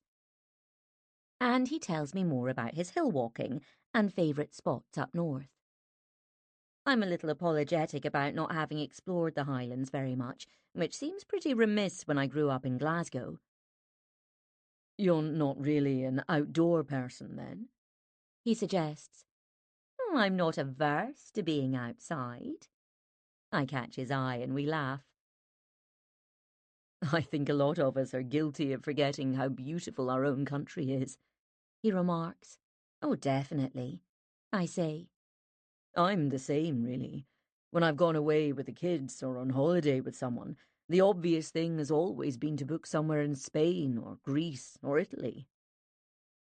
Briefly, I wonder who these someones might be. Have you ever flown with Budgie Air? Yes, of course I have. He grins. I might have served you a toastie. I'm sure I'd have remembered you. It's a charming thing to say, even though I'm not sure it's true. We have another drink, and I find myself telling him about Rod and our accidental fling and how we'd ended up having a baby together. I don't spell it out that we had drunken, unprotected sex. However, I'm pretty sure that as a 54-year-old man, Stephen is capable of figuring it out. Nor do I add that the sensible step would have been to rush straight to the doctor's for the morning after pill. In those days, you couldn't just buy it like a packet of plasters at the chemist's. Or that I'd been rushing off on holiday the next morning with Freddie and a couple of others and had just crossed my fingers and hoped everything would be all right, because really, what were the chances? So, we've never been a proper couple, I explain. But I don't regret it. What happened, I mean. Of course not, he says. Because you've got your daughter. Exactly. And it's worked out fine with Rod and me. It's been brilliant, actually, and it still is. He's always been great with a lot of the practical stuff, especially the stuff I couldn't do. What kind of stuff? Well, he can cook, for one thing, I say with a smile. That's never been my special talent. And he got a cat because Hannah was desperate for one. She'd nagged for years, and I could never do that because of my work shifts. I pause. But they're just small things, you know. They're not what he's all about. He's just a great, all-round dad, really. You sound really fond of him, Stephen remarks. I am. Of course I am. So He pauses. you never wanted to make a go of it with him? I shake my head. I know it sounds weird, but I realised pretty early that it was much better that way. I mean, I had occasional thoughts, you know. What if kind of thoughts, I mean. I hesitate and sip my drink. But our whole situation, me, Rod and Hannah, felt so right, and I never wanted to risk spoiling that. Stephen nods, and I allow myself to savour how easy it feels tonight to share the details of our lives. If you'd got together, He suggests. and it hadn't worked out. That would have been awful, I say, cringing at the thought. For Hannah as much as for us. And I'm 99% sure Rod would have been horrified if I'd ever made a move, but I don't mention that. Yes, I can imagine. Stephen says. Well, fair play to you for being so mature and handling it all so well. Oh, I grin at him, momentarily taken aback. I've never thought I've handled anything particularly well, but here we are. We've all survived, and she's all grown up. So now it's time for you, He suggests with a smile that causes my heart to lift. I'm still feeling that way, warm and happy, as we leave the pub. Would you like to go for dinner sometime? He asks. That'd be lovely, I say. Anywhere you fancy? Oh, I'm happy with anywhere, really, I say quickly. Why don't you choose? He glances up and down the street. It's a warm, still June night. There's no umbrella this time. I'll have a think, He says. Then, in a move that catches me by surprise, he pulls me in for a hug, and we find ourselves kissing tenderly on the lips. Oh my God, my brain screams. You're kissing Stephen the lawyer. You've met someone online like a proper person living her life in the modern world. We pull apart as a cab appears, which, again, he insists I take. I kind of float into it on a cloud of happiness, and it stays with me, that giddy sense of joy and excitement, as the driver chats about the weather and an annoying neighbour he has who plays his guitar very loudly at night. Then he's moved seamlessly on to commenting about a new building that's just been constructed at the river's edge, a vast slab of glass and steel. My kid could do better with a box of Lego, He announces. I hear myself agreeing, although I don't really, because right now the skyline looks amazing with this bold new structure reflecting the city's night sky. The driver chatters on, and I'm making all the right noises, just as I did whenever a passenger was disgruntled that, sorry, no, I wouldn't be serving any more vodka, and we were all out of pretzels. Until eventually I stop listening altogether and just look out at the tumble-down shops and ancient pubs with grass growing out of their guttering, and then the smart new cafes and delis on the regenerated street. That's how I feel, I decide, as the driver takes a swift right turn. Regenerated, or, as Lena put it, renewed. She doesn't need bovine collagen, and she certainly doesn't need her face hoiking up with a piece of thread. And I don't need a man to kiss me in order to persuade myself that I'm not on the scrap heap. But If this is grown-up dating, then I'm starting to like it. Because, God, that kiss felt so good. Chapter 18. Mystery Man, Age Unknown. I only tell Mum about my date with Stephen the next day because I think she'll enjoy it. "A lawyer?" she exclaims, eyes sparkling. "Pretty keen on him, are you?" "It's early days, Mum. We've only been out a couple of times, but we chat quite a bit in between times. And I like him, yes." I haven't mentioned that I met him online because she'd think it was tawdry and certainly only for the desperate and possibly insane. Certainly not something everyone does. "We're just getting to know each other," I add. "But it's kind of exciting, you know." "I bet it is." She beams at me happily. My setup with Rod has always perplexed her. Why we're not together properly, let alone not married. "Wouldn't it be better for Hannah if you were?" she asked once many years ago. I mean, what does she tell people?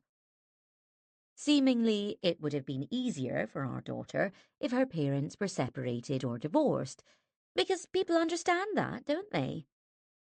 In truth, Mum would love to have seen me settle down with a doctor, a dentist, or, yes, a lawyer, although she's extremely fond of Rod. She couldn't not be, really. He's been so helpful over the years, building so much flatback for her that he automatically stuffs an Allen key into his jeans pocket whenever we visit her together. Anyway, I add, it's taken my mind off the job hunting situation a bit. "You are still looking, though?" "Yes, of course. I mean, that's the priority. I have to find something pretty soon." "With all your experience," she remarks, "I'd have thought people would have been queuing up to take you on." I smile. It's a bit tricky at the moment, Mum. So many companies have gone under, so there's an awful lot of us out there looking for jobs. With her interest clearly waning, she gets up from her floral-patterned sofa and goes to pick up an untidy stack of mail from the bookshelf. She frowns as she starts to rifle through it. "Are you looking for something?" I ask. "Just a letter." Her forehead is furrowed in concentration. "Oh? Who from?" "A nice man who came round to see me. I wanted to show it to you." "A nice man?" I frown. "You mean someone you know?" Who the heck is writing to my mother? "Yes, of course I know him," she says distractedly. "Who is it, Mum? Who's been round?" I'm trying to keep my tone light, to not make a big thing of it. Mum's never been one for having lots of friends or social engagements. She's not a joiner of clubs, not one to get involved in activities. And apart from Kirsten next door and a couple of other local ladies, her few connections seem to have gradually fallen away over the years. "He's just a nice man," she reiterates. "Very polite, with lovely manners. We had a good old chat." "So, is he a neighbour?" Yes. I think he lives in the area," she says vaguely. Although my sense of alarm is ramping up by the second, I figure that the best way to extract information is to joke about it. "Have you been dating too, Mum?" I tease her. She chuckles in delight. "Never you mind." "Mum?" "He was very kind and helpful," she butts in, "and I made him a cup of tea, and he was in no rush to leave." "Really?" As if all of this is perfectly normal and delightful when I really want to say, "That's nice for you, Mum, so how about you tell me where he lives so I can go round there right now to ask what the hell he's playing at?" "He's a good-looking chap," she adds. Now her eyes are glittering, and a flush has bloomed on her cheeks as if it's Sean Connery we're talking about, risen from the dead. He sounds lovely, I say, breaking a rich tea biscuit with a sharp snap. Maybe if he comes over again, you could let me know, and I'll call the police. I might, she says with a coquettish smile. Mum is still clutching those letters, and I'm willing her to put them down and go off and do something so I can rifle through them. Would you like me to have a look through those for you? I suggest casually. She frowns. What for? Just to sort them out for you, I reply, aware that I'm edging towards dangerous territory now. Mum hates any implication that she can't do everything for herself. She shakes her head, suggesting instead that we go out to admire the flowers in her garden. It's a lovely June day, bright and sunny with a light breeze. The lawn has been freshly mown by Kirsten's brother, who attends to it during the growing season. The rest, the borders and pots on the patio, Mum insists on looking after herself. It's looking lovely, I say, and it is, a jumble of colour, although now I notice that weeds are encroaching more than usual. Knowing she'd be annoyed if I offered to hoik them out, I decide to leave it for now. There's a hierarchy of concerns. Mum's mysterious man friend, then the fridge stuff. A few rogue dandelions don't really matter. We sit on the bench for a while, watching the sparrows fluttering around the feeders Rod put up for her. I'm still figuring out how to find out more about this friend who's been visiting, probably with an eye to making off with her valuables, but the chance doesn't come up, and somehow, in between us sitting around drinking tea and heading outside, she'd managed to stash those letters out of view. While Mum might forget her pin sometimes, and there have been a few lost door key dramas, she clearly senses my urge to look through her post, and is having none of it. Mum, I venture as I'm leaving, you will be careful about letting people in that you don't know, won't you? I'd never let anyone in that I don't know. I know, I'm just saying. I hug her goodbye. I might be old, but I'm not stupid, she mutters as she pulls away from me. Yes, I know, Mum. You're saying I'm stupid, that I can't look after myself. I've never said that. Of course you can. She's glaring at me now, with real anger beaming from her small grey eyes.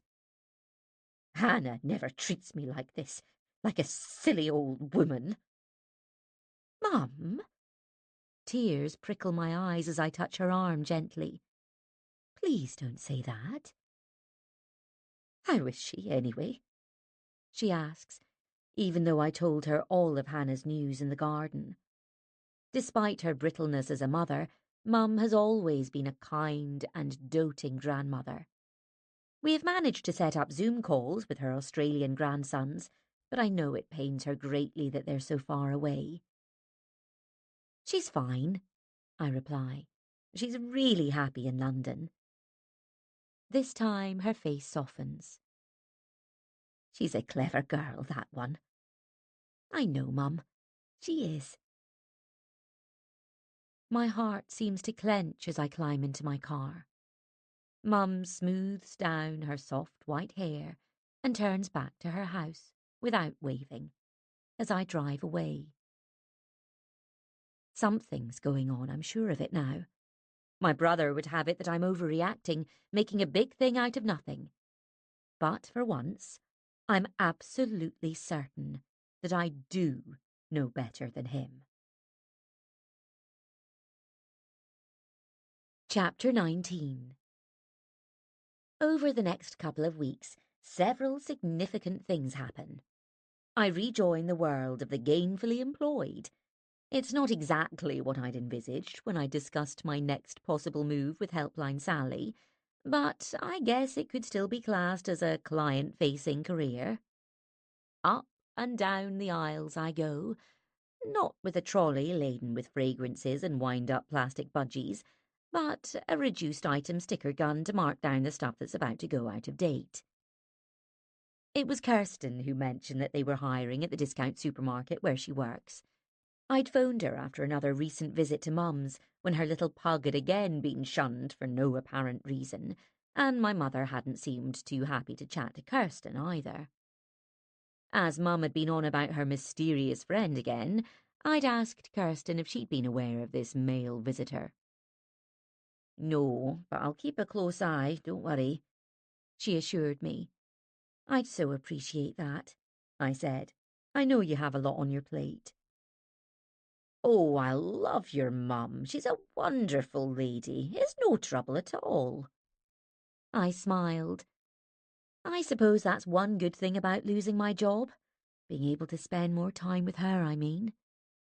Then Kirsten had urged me to contact Sumi, her manager, infusing, "They're a lovely team there. I know you're massively overqualified for that kind of work, but—" "I'm qualified to be a flight attendant," I cut in, "but people aren't exactly hammering my door down, desperate to employ me.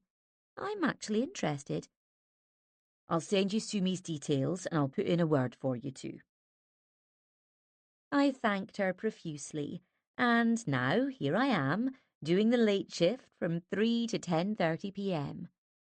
It feels good doing something useful that I'll be paid for and that provides some shape and structure to my days. Kirsten has been here on some of my shifts, which I was relieved about, but the others have been extremely helpful in showing me the ropes and warning me about the kind of stuff that happens when you're in charge of the gun. "You'll get the hoverers," explained Sumi on my first day, "panting down your neck, hassling you to sticker whatever it is they've got their eye on." "What should I do then?" I asked. "Don't let them pressurise you," she warned. "Just tell them no, and if they keep on at you, walk off and do something else." She grimaced. "It can get a bit intense in here sometimes." She was right. As she described, there's a lull in the evening until around 9:30 when the bargain hunters start to arrive. But I am unafraid of belligerent customers. After all, I have calmed down hysterical hen parties 30,000 feet in the air, so I can handle a drunk couple who nag me to sticker the mature cheddar, and a loud man with a curious waxed moustache who tries to wrangle the gun off me. I've always wanted to go with one of those. Tonight, a bald man in a shiny tracksuit lurches up to me in the cooked meats aisle. "Sticker those for me, would you?" He jabs at the pork pies. "Sorry, they're not going out of date," I tell him. "They look rotten to me." "No, they're fine," I say pleasantly. "Couldn't you just do it for me?" Now he's trying on the charm with a conspiratorial wink. "Some of the others do. They don't mind. And it's not like it's your own personal stuff you're reducing." I'm afraid I'm not allowed to do that, but I'm about to reduce the Stilton and broccoli quiches in the next aisle if you're interested in those. "Do I look like I want a fucking Stilton quiche?" he thunders. But he doesn't rile me, and I remain pleasant and calm as I go about my business for the rest of my shift. Smiles cost nothing, after all. "I can just imagine you with that gun," Rod announces next day, "prowling around, relishing your power like a traffic warden." "I am not like a traffic warden." "Or those litter patrollers, remember them? That guy who fined me 80 quid for dropping a cigarette." "You're still bitter about that, aren't you?" I ask, laughing, as he hands me a mug of tea bearing his company logo. We're in the workshop come stockroom behind his shop, where his T-shirts are printed and orders packaged. I know Rod's small team well and often pop in when I'm in town. "Course I am," he retorts. "There was a cooker lying a few yards down the road and a mattress with its grubby sheet still on, and he fined me." "At least it made you quit," I tease him. Rod grins. "It actually was a factor, yeah." We recommence packing up some orders, And while I'm folding and wrapping and Rod tapes up boxes, I fill him in on the latest developments with Mum. Marta, Rod's right-hand woman, is manning the shop, and Lawrence, the youngest team member, is out running an errand. You haven't managed to find out who this mysterious friend is? He asks with a frown. No, and there's still no sign of those letters either. Remember she said he'd written to her? Rod nods. I keep hoping I'll get the chance to have a good hunt for her mail, but she keeps an eye on me the whole time like a store detective. Rod rakes back his hair and looks at me. Do you think maybe there isn't a friend and it's all in her imagination? I have wondered that, I reply. Or it's wishful thinking and she likes the idea of having a gentleman caller? Maybe, yes. I chuckle. He has a way of doing this, of unknotting my tensions and making me feel a lot better about things. When Hannah struggled with maths and science at school, Rod would always focus on the subjects she excelled at: art, music, drama, and English. We'd attend parents' evenings together, and whenever a teacher made a negative remark that Hannah should apply herself more and has trouble grasping mathematical principles, I'd catch Rod's expression, an Oh, right. So you think you know my daughter? look of mild disdain, while I sat there wrestling with pent-up defensiveness. Maybe she needs extra tuition, I suggested one time as we left the school. Never mind him, Rod retorted, meaning the maths teacher with whom we'd just had a meeting. What was going on with his hair? Do you think I'm seriously going to worry about what a man with a comb-over says? How were things generally? Rod asks now. I mean, with the house and everything. I inhale deeply. I'm probably over-worrying, but there are little things, you know. Like, instead of her damp laundry being hung neatly on the stand, it was stuffed in a big bunch on top of the radiator. And there was a nasty-looking grey thing in a plastic bag in the fridge. I pause. Some kind of meat, I think. I chucked it anyway. I wish she'd turn vegetarian. He catches my eye and we smile. He knows Mum finds Phil and Loretta's vegetarianism baffling. They won't even eat mince. Phil thinks I'm over-anxious, I add. But anyway, his life seems to be all about house training his new puppy, and there was some crisis last time we spoke because Loretta had just trodden in poo. Remember when Hannah was nagging the arse off me for a puppy? Rod cuts in. Yeah, I chuckle. You were smart choosing a kitten instead. I was the old girl anyway. Doing her usual thing, owning the neighbourhood. Brought in half a mouse the other day. He stops and I catch something in his expression. There are no customers in the shop and suddenly the place feels very quiet. What is it? I ask. It's just I might have to keep her out when a friend comes over to visit. Gripping a roll of parcel tape, he smiles awkwardly. What friend? I study his face, intrigued now. Just someone I've kind of been seeing. He wraps a strip of tape across a box top, but misaligns it and has to rip it off again. You've met someone? I exclaim. Uh-huh, yeah. He nods. Online? I ask. Yeah, yeah. Now he looks like he's struggling to hold down a wide smile. Oh, that's great, Rod. What's she like? She's really nice. He replies with an exaggerated shrug. Just normal, you know? A nice person. I look at him for a moment, quite stunned by his news. As we resume packing up orders, I will myself not to fire more questions at him, because maybe he doesn't want to tell me any more than this. And anyway, it's none of my business. I make tea and help myself to one of the treacle cookies he keeps in a tin. What's her name? I ask. Gabby. A slightly awkward smile this time. I wasn't expecting it to happen so fast. He adds, flushing now. It's blown me off my feet a bit, to be honest. Oh, I think it's great, Rod. I'm really happy for you. Huh, thanks. We're just getting to know each other, really. I perch on the workbench. Have you told her you were fined 80 quid for dropping a cigarette? He laughs. No, I'm holding that tidbit back for a bit further down the line. I beam at him, intrigued by his unfamiliar bluster. Oh, it's brilliant, Rod. I'm really happy for you. Yeah, you've said. A proper smile now, as he's relieved to have got it all out. So, come on, tell me a bit more about her. He pauses, as if it really matters to portray an accurate picture. She's really smart and good fun. A bit quirky, I suppose. Likes to do her own thing. He shrugs again. I was pretty surprised she was keen on me, to be honest. Why?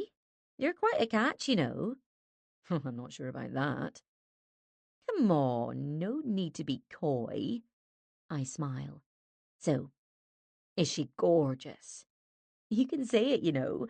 I won't jump on you for being superficial. She is, He says, almost apologetically. Can I see a picture? sure. He looks pleased now, as if he'd wanted to show me all along. Up comes her Instagram on his phone. Gabby Forrest. She has a fine, delicately boned face, the kind that suits softly cropped hair like hers. Gamine is the word, I decide. Obviously an outdoorsy type. In one picture she's wearing a loose, baggy vest, khaki shorts and wellies, and is sitting on a log. In another, she's lounging on a rug by a campfire in a floaty multicoloured dress and a big straw hat. How old is she? I ask. 48.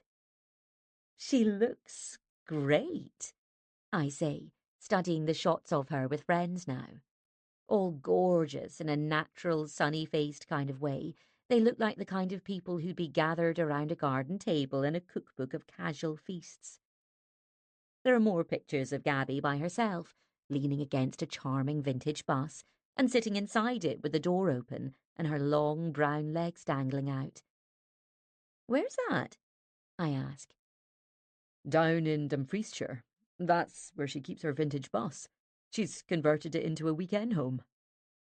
You mean she sleeps in it? Yeah, if it's not being let out on a holiday rental site. It's a little sideline she has. She did it all herself. Bought it as a wreck and did all the converting and fitting out. Wow, that's incredible. It strikes me that, before now, I'd only ever seen Rod emanating pride like this when he was talking about Hannah. Like when she learnt to ride her bike. It was Rod who'd taught her.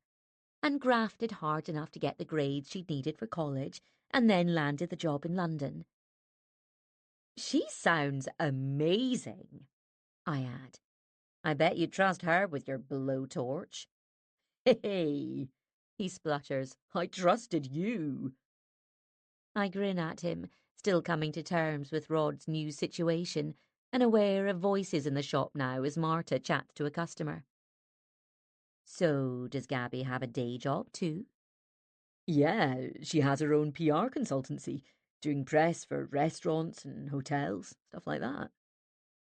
She sounds really impressive, Rod. I pull on my jacket, getting ready to leave as my work shift starts soon. Play your cards right, I add, and maybe you'll get an invite to the Love Bus. I catch it again, another awkward smile, signalling that he hasn't told me everything yet. But then, why should he? He is free to do what he wants, and this is thrilling and wonderful for him. Unless you've been already, I suggest. We went down last weekend, actually, he says lightly, as if it's nothing. You stayed there? In the bus? Yeah, it's dead cozy, kind of quirky with all these cushions and throws, and there's a hot tub outside. A hot tub? I exclaim. Yeah. He reddens as if I'm his mum, probing too closely into his romantic life. They make perfect sense out in the wilds like that. He adds defensively.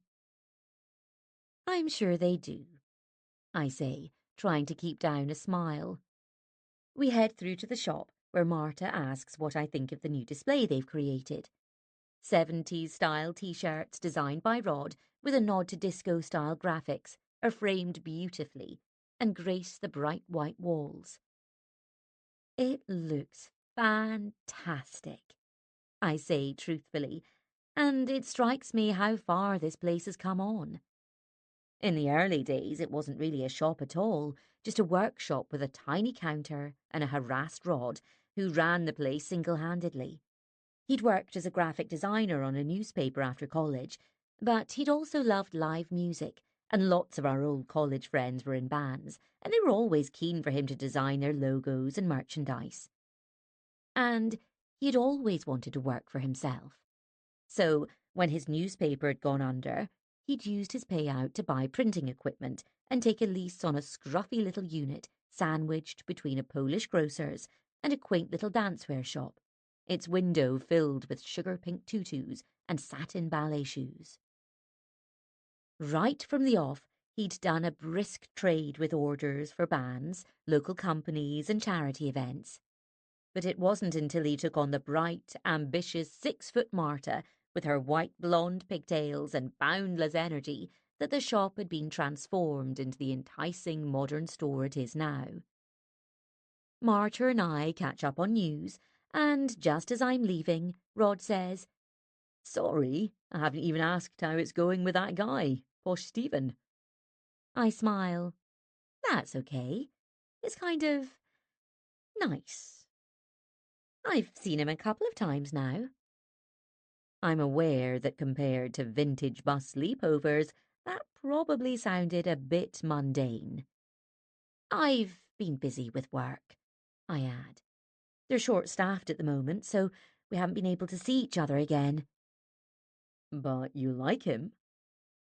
Yes, I smile. Yes, I do. I'm glad, Rod says warmly. Oh, and I forgot, I have something for you. He reaches for something from beneath the counter and hands it to me. Oh, thanks. It's a reject, He adds, indicating where the t-shirt's colours are misaligned. but I thought you could use it for running. He grins at me. It's got go faster stripes. Huh, perfect. Not that you need them, He teases. I'm sure you're like a gazelle out there on the streets. I'm so tempted to retaliate by ribbing him about the hot tub. It's funny, you saying they make perfect sense out in the wilds, because you always mocked them before. You called them sex ponds, remember? They're a swirling soup of pubic hair, you said. But I don't, because Marta is there, folding t-shirts neatly. And anyway, I am happy for Rod, that he has met someone wonderful, and I get the sense that he won't find sex pond jokes very funny anymore. Chapter 20. Stephen suggested this casual Korean place for dinner, where we're presented with a vast array of tiny, beautiful dishes, all so prettily garnished and delicious. We're still getting to know each other, filling in the gaps piece by piece like a jigsaw, discovering how our stories fit together. He chats happily about his daughter and his son, both of whom are studying in Edinburgh, medicine and physics respectively, and sound like exemplary offspring, sailing through their exams, gaining top grades, doing zillions of extracurricular activities. They sound like brilliant kids, I say, and so smart. It's more about hard work, really. he remarks. Anyone can make the best of themselves if they're prepared to put in the graft. Well, not everyone can be a doctor or a physicist, I'm thinking. I guess so, but people have different qualities, don't they? And not everybody is naturally academic. I mean, I wasn't. I struggled quite a lot at school, and Hannah did too. But that didn't matter, did it? He asks, spearing a frilly little dumpling that looks like a shell. Because you had a clear career path in mind, and you got what you wanted. You applied yourself. It wasn't all straightforward, though, I tell him. I had a surprise pregnancy, remember? Yes, of course. But you soon got yourself back on track, didn't you? You must have been incredibly driven and determined. A lot of that was down to Rod, I explain, wondering why I'm feeling prickly tonight, and not just taking Stephen's compliments with grace. Maybe it's because Kirsten called this morning to say that Mum had mentioned her friend again. Apparently he'd phoned her, and they'd had another lovely chat, during which he'd arranged to visit again soon. When I dropped round at lunchtime to casually find out what had been going on, Mum claimed that there had been no phone call. "No one rings me these days," she announced. Or maybe it's Rod and the love bus in the woods that's niggling me for some bizarre reason. If that's it, it doesn't make any sense at all. Of course he was going to meet someone eventually. Maybe I'm just worried he's jumping in too quickly, I muse, realising how ridiculous I'm being. As if he's a fragile, inexperienced teenage boy and I'm his mum. Relax, for goodness sake, I tell myself, as Stephen asks me more about Hannah and which university she went to. She went to college, I tell him. She started off doing graphics like her dad, but then she switched to media and communications, and that led to her job at the podcast company. Right. She was lucky then. I'm not sure how to interpret this. Is a media and communications course not impressive to him? I guess she was, I say, to find a job she loves, and she's really happy in London. What does Rod do? He asks. For some unfathomable reason, this triggers an enthusiastic spiel, as if I'm his unofficial publicist. The business has really grown, I say proudly, because he takes such care with quality and design. It's not your cheap tat, not those rubbishy t-shirts you could split through and that fade after 3 washes, or the design goes all crackly and peels off. I stop suddenly. Stop ranting on about the quality of Rod's dyes, I tell myself. You're being weird, as Hannah would say. Now Stephen is asking me about my job. He's being attentive and interested, and maybe I'm just not used to being with someone like this. Again, I remind myself to relax. It's actually working out okay, I say with a smile. The shift goes so quickly, and they're such nice, friendly people, and it's good to feel useful again. He smiles too. I really admire you, Jen. Really? I meet his gaze. Why's that? For picking yourself up and dusting yourself down like that. Oh, thank you. I'm sort of pleased, but wish he hadn't made me sound like a battered old pair of trainers he'd found hiding under a bed. I know this job won't be forever, but it's something, isn't it? Yes, definitely. I nod. If you're ever thinking of dropping in, make it just after 9:30. That's when I'm out with my gun. Your gun? He looks startled. Not a real gun, I say quickly. I mean the sticker machine for marking down stuff that's about to go out of date. I chuckle. There's loads for 10p if you time it right. You could probably fill your freezer for a couple of quid. Really? He laughs in a stilted way, as if I've told a joke he didn't quite get. Because of course Stephen doesn't do his grocery shopping at places like that, and he probably didn't even know about end-of-day reductions. By the time we leave the restaurant, I've managed to push all thoughts of Rod and Gabby and Mum's mysterious, perhaps imaginary, friend out of my mind. And as we wander past the row of bars and shuttered shops, I suggest another drink. Sure, why not? Stephen says brightly. We find a cosy bar with tarnished mirrors and flickering candles on the old worn tables and laid-back Latin music playing quietly in the background. Although the place is busy, there's one vacant table tucked away at the back, and as we settle in with our drinks, I'm thinking, I wonder how he'd react if I suggested he comes back to mine tonight. We've only had that one kiss in the street, and he doesn't seem in any hurry to move things along, which is fine, of course. Respectful, I guess. Unlike Rod's hot tub scenario, this feels like a slow burner. But heck, it's a Saturday night, not a school night, so why not? Yet I don't have the nerve to suggest it. I can't face the very real possibility that he might seem a bit shocked and blurt out a polite, "No, thank you." So instead I say, can I ask you something? Yes, of course. I clear my throat. I don't know how to ask this, or what the etiquette is, really. I mean, I know it's different these days, a lot more fluid, and I'm fairly new to this thing, and I know you are too. Hey, He cuts in gently. what are you saying?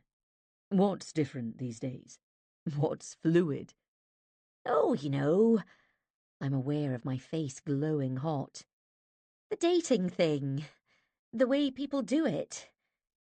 He seems to be studying me with amusement, as if enjoying the show and wondering what I'm going to do next. So, what were you going to ask me? Well, I just wondered if you're seeing other people from the site. Stephen blinks at me, and I register his handsome features, the strong nose, the chiselled cheekbones, deciding that I really do like this man, and not just because of his eye-pleasing qualities. He's a proper grown-up who's proud of his kids, and he's decent and kind and doesn't give the impression that he'll mess me around. Actually, He says. I'm not. Another flicker of amusement in his greenish eyes. Are you? No. I'm not either. We look at each other for a moment, seeming a little surprised, yet happy to have discovered a new thing we have in common. I'm kind of enjoying this. Stephen adds. Spending time with you, I mean. I am, too. Well, we've got that out of the way then. He says with a small laugh, and his hand squeezes mine. We stay until last orders, sitting close together and chatting easily about our parents, our childhoods, funny anecdotes from our working lives, further piecing together of the jigsaw. I tell him about the skinny teenager in a grey hoodie who'd snatched a joint of beef right in front of me last night and knocked me into a display of pineapples in his hurry to leg it out of the shop. God, Jen, He looks aghast. were you hurt? Oh, no, I was fine. I just wish I could have done something to stop him. I should have chased him. That's not part of your remit, is it? No, I say, laughing. It's not my job to wrestle shoplifters to the ground. Well, that is a relief, He says. And perhaps the thought of me being shoved into a fruit display is still niggling at him, because he puts an arm around my shoulders as we leave. Once again, I'm seized by an urge to suggest he comes over to my place sometime. No, not sometime. Tonight. It's simmering up in me, that yearning to feel wanted and desired, and to do all those things I haven't done in so long. I'm aware of my heart pounding as we scan the street for a taxi. Ask him, I will myself. Just say it. Yet, even though I'm pretty sure he wouldn't be appalled and run away screaming, I still lack the nerve to suggest it. There's a scarcity of cabs tonight, and we stand for a few minutes looking up and down the street. I was wondering. He starts. Oh my God, he's going to ask me to go home with him. I'm going to have sex for the first time since Hotel de Buenos Amigos, which, although it was only 2 years ago, might as well have been on Mars for how hazy and distant it feels now. I don't have my toothbrush, or moisturiser, or a spare pair of knickers, but what the hell? I won't desiccate after one night without my hyaluronic lotion. And I can always rub on a bit of his toothpaste with my finger and turn my knickers inside out. What I mean is, He's saying, as these thoughts of knickers and night cream shoot around my brain. I'm pretty full on with work all next week. Oh, right. So he's too busy to see me. This new revelation has the effect of a pin to a balloon. It gets like this sometimes, He adds apologetically. it all piles up. Are you really not seeing other people? I'm thinking. Or could it be that it's not work, but dates that are piling up? But do you remember that restaurant I was telling you about at Loch Earn? Yes. Would you like to go there for lunch next weekend? I almost laugh. It's a long way to go for lunch, I blurt out. Yes, but we could make a day of it, if you'd like that. They do an amazing tasting menu, and we could explore the area a bit. I look at him, thinking, well, that does sound lovely, but would it be an okay thing to do? I've read about it since he first mentioned it, and know it's garnered heaps of awards and is in a stunning location, perched on the edge of the loch. But I'm also thinking it really is a long way to go with a man I'm only just getting to know, and we'd be out in the wilds, miles from anywhere. And now I'm picturing Rod, warning me that posh Stephen could turn out to be Psycho Stephen, who's lured me out to a remote location, not to enjoy a tasting menu, but to disembowel me in the woods. I could be discovered years from now, washed up on the shores of the loch, nibbled by fish. Aren't there hundreds of perfectly good restaurants in Glasgow? He'd ask. I catch myself being ridiculous when mere minutes ago I was itching to ask him to come home with me. I'd love that, I tell him. Great, Stephen says. I'll book it then. He bends to kiss me, and there they are again, those tiny sparks shooting around my brain. I'm still feeling all sparkly and light, filled with delicious anticipation, as the taxi pulls up and takes me home. Chapter 21. There's no slow piecing the jigsaw together approach with Rod. He seems to have flung himself in, seeing Gabby constantly, to the point where Marta gives me a pointed look next time I pop into the shop, explaining, "He's gone out for lunch, Jen. He said he might be quite a while." Really? I'd be no more surprised if he'd nipped out to have his entire body waxed. Yeah, seems to be a bit of a thing these days. She gives me a knowing smile, and now I get it. Oh, I see. Yeah. She presses her lips together and grins. Wow. I know, she says, blue eyes wide, our minimal exchange being code for amazing, isn't it? Rod, our Rod, who never takes lunch apart from cramming in a sandwich at the back of the shop, is now gliding out for an extended rendezvous several times a week with his new lady. When Hannah and I discuss this development later, we both agree it's just what he's needed. On the days she was at her dad's as a child, he'd always make sure he was free to pick her up from school. But since she's grown up, his working hours have spilled over into evenings and weekends, and we've teased him that he might as well live in the shop. We both know he works too hard, but whenever I've mentioned it, he said, "I'm as happy there as anywhere else." And I wondered if his utter immersion in the business was one of the reasons he and Nesta drifted apart. "Are you okay about it, though, Mum?" Hannah is asking now. "Course I am," I say, tugging a brush through my hair as I get ready for work. "Why wouldn't I be?" "It's just a bit different, isn't it? For him, I mean, meeting someone online." "You kept saying everyone does it," I remind her. "Yeah, but that was for you. This is him." I laugh. I must admit, I was pretty surprised when he signed up. "I couldn't believe it either," she says. "Maybe he just got to the stage where he was feeling a bit lonely, with only Casey for company." "Yeah, a lonely cat man," she says, with a tinge of sympathy. She adores her dad, and occasionally, when she was much younger, she'd mention something about us not being together, as if she couldn't figure out why that was. As my own mother has implied, divorce is easier to explain. We grew apart. We wanted different things, as Mum put it to me when she and Dad split. And he's always cared more about that damn boat than anything else. He might as well have thrown thousands and thousands of pounds into the sea.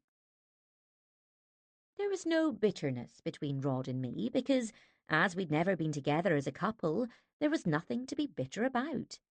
In fact, it was pretty obvious that we were extremely fond of each other. We had our family days out, and even weekends and holidays all together. And all Hannah ever saw was us messing around and hanging around together, being Mum and Dad, who obviously liked each other very much. Why don't you just marry each other? She asked once, looking delighted at the very possibility. "We love each other, honey, but just as friends," I told her. But you had me. Even at 6 years old, she knew that babies were made by some mysterious process involving love. "Why do you think we should be married?"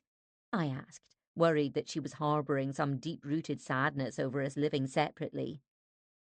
Because a wedding would be fun, and I could be a bridesmaid. I breathed a sigh of relief. And I don't want Daddy to be lonely, She'd added. when I'm not there. Even back then, I'd figured that was one of the reasons she'd started haranguing him to get a puppy, before they'd compromised on a cat. She'd been worried about him being all by himself in his flat. "Have you checked her Instagram?" Hannah asks now. "Who, Gabby's?" "Yes, of course." "He showed me, actually," I tell her, deciding not to mention that I've studied it forensically since then. "Have you seen it?" "Course I have," she says. He was a bit cagey about it, but as soon as he mentioned her vintage bus, I knew she'd have one. She pauses for breath. "It looks amazing, doesn't it? Kind of fairy tale-like." "It's gorgeous," she agrees. And now she wants an update on my dating adventures, and when I tell her about the planned trip to Loch Earn, she exclaims, laughing, "God, Mum, what's happening to my parents? It's like you're both embarking on these whole new lives." I smooth down my hair and check my reflection. No need for a French plait or a full face of makeup for my work shifts these days. "We're only going for lunch," I say. "That's a long way to go for lunch." That's exactly what I said. "Oh, it sounds romantic," Hannah says. I know she's smiling, and I'm hit with a pang of missing her, of wishing she wasn't 400 miles away, and that tonight, instead of working my shift, we could be cozied up with one of our movies and toast. "Love you, Mum," she adds. "Hope you had a great time. You deserve it too." I'm getting to know the regular customers at work. I even have favourites who are mainly elderly and far too proud to make it obvious that they're hovering, poised for the stickering, hoping to grab a bargain or two. Sometimes I give them the nod that there's a whole load of vegetables about to be reduced, or that I'm heading for the baked goods. Otherwise, they might miss out, because certain customers have no qualms about barging their way towards the goodies and snatching the entire lot. Fridays can be especially hectic, with customers swerving in on their way home from the pub. And tonight, two grown men almost come to blows over a reduced custard tart. I have to utilise all of my budgie air skills to diffuse the tension, guiding the losing customer towards acceptable substitutes and engaging him in a bit of jokey chat. "I saw what you did there," says Sumi a little while later. "I'm so impressed how you handled those two guys." Stephen would probably think it was bizarre to feel proud when he sorts out divorces and child custody issues for a living, but I glow with pride for the rest of my shift. I've just finished when Fabs texts me. "I hear you're going away with someone you've met. Need to discuss." Hannah must have told Jacob, who told his mum. Word travels fast, I reflect with a smile. Still in the shop's car park, I fire off a quick reply. "Only for lunch, but we're making a whole day of it, and I think I'm going to ask him back to mine afterwards." Is it mad to put that, to share the details as if I'm 19? Pretty excited, I add. The instant I pressed send, she calls me. "You mean you haven't done it yet?" "No!" I can't help laughing at her directness. "How many times have you seen him?" "Only 3. How chaste you're being, Jennifer." "It just hasn't come up," I say with a smirk. "Obviously." "Well, I'll see how things go, and I promise I'll report back." A pause. "Have you been to his place?" "No, not yet, but maybe tomorrow." "Jen," she cuts in, "you don't think there's a reason why he hasn't asked you over, do you?" I frown as it dawns on me what she's getting at. "Do you mean he might be married or something?" "I'm sorry," she says quickly. "I shouldn't even have mentioned it." I don't think he can be. I mean, we're going out for the whole day." "People can figure out alibis, darling." She pauses. "Oh, I'm sorry. I don't want to spoil things. It's just, it happened to me, so maybe have your radar on for it." "Yes, I will." A small pause hangs. "Do you ever call him in the evenings?" No. I'm usually working." "Oh, of course." "If he is married," I add, "surely he'd be on one of those sites specifically for people looking for affairs. If he wanted something on the side, I mean." Maybe. But they're everywhere, those types." "And wouldn't he have suggested coming back to my place before now, if he just wanted a bit of illicit sex?" "Oh, I don't know. Just ignore me, okay? Jacob's always telling me off for blurting things out without thinking, for not filtering myself. I just don't want you to be messed around, that's all." "No, I'm glad you said it," I say truthfully. "How about the other men? Who else have you been chatting to?" "No one. It's just been Stephen lately." "Really?" She sounds surprised. "Remember what I said about eggs, basket?" "I'll see how tomorrow goes," I tell her quickly, wishing I could push away the niggle of unease that started up in the pit of my stomach. "Am I mad for taking Stephen at face value?" I add, believing everything he says. "Not mad, darling," she says firmly. But dating is an adventure, and sometimes, any adventure can be a bit of a bumpy ride. Fab's warning lingers in my mind to the point where, just before bed, I browse my daily matches for the first time in ages, and I see that Mr. Marmite has messaged me again. Hi again, Jennifer. You didn't reply, heartbreaker you.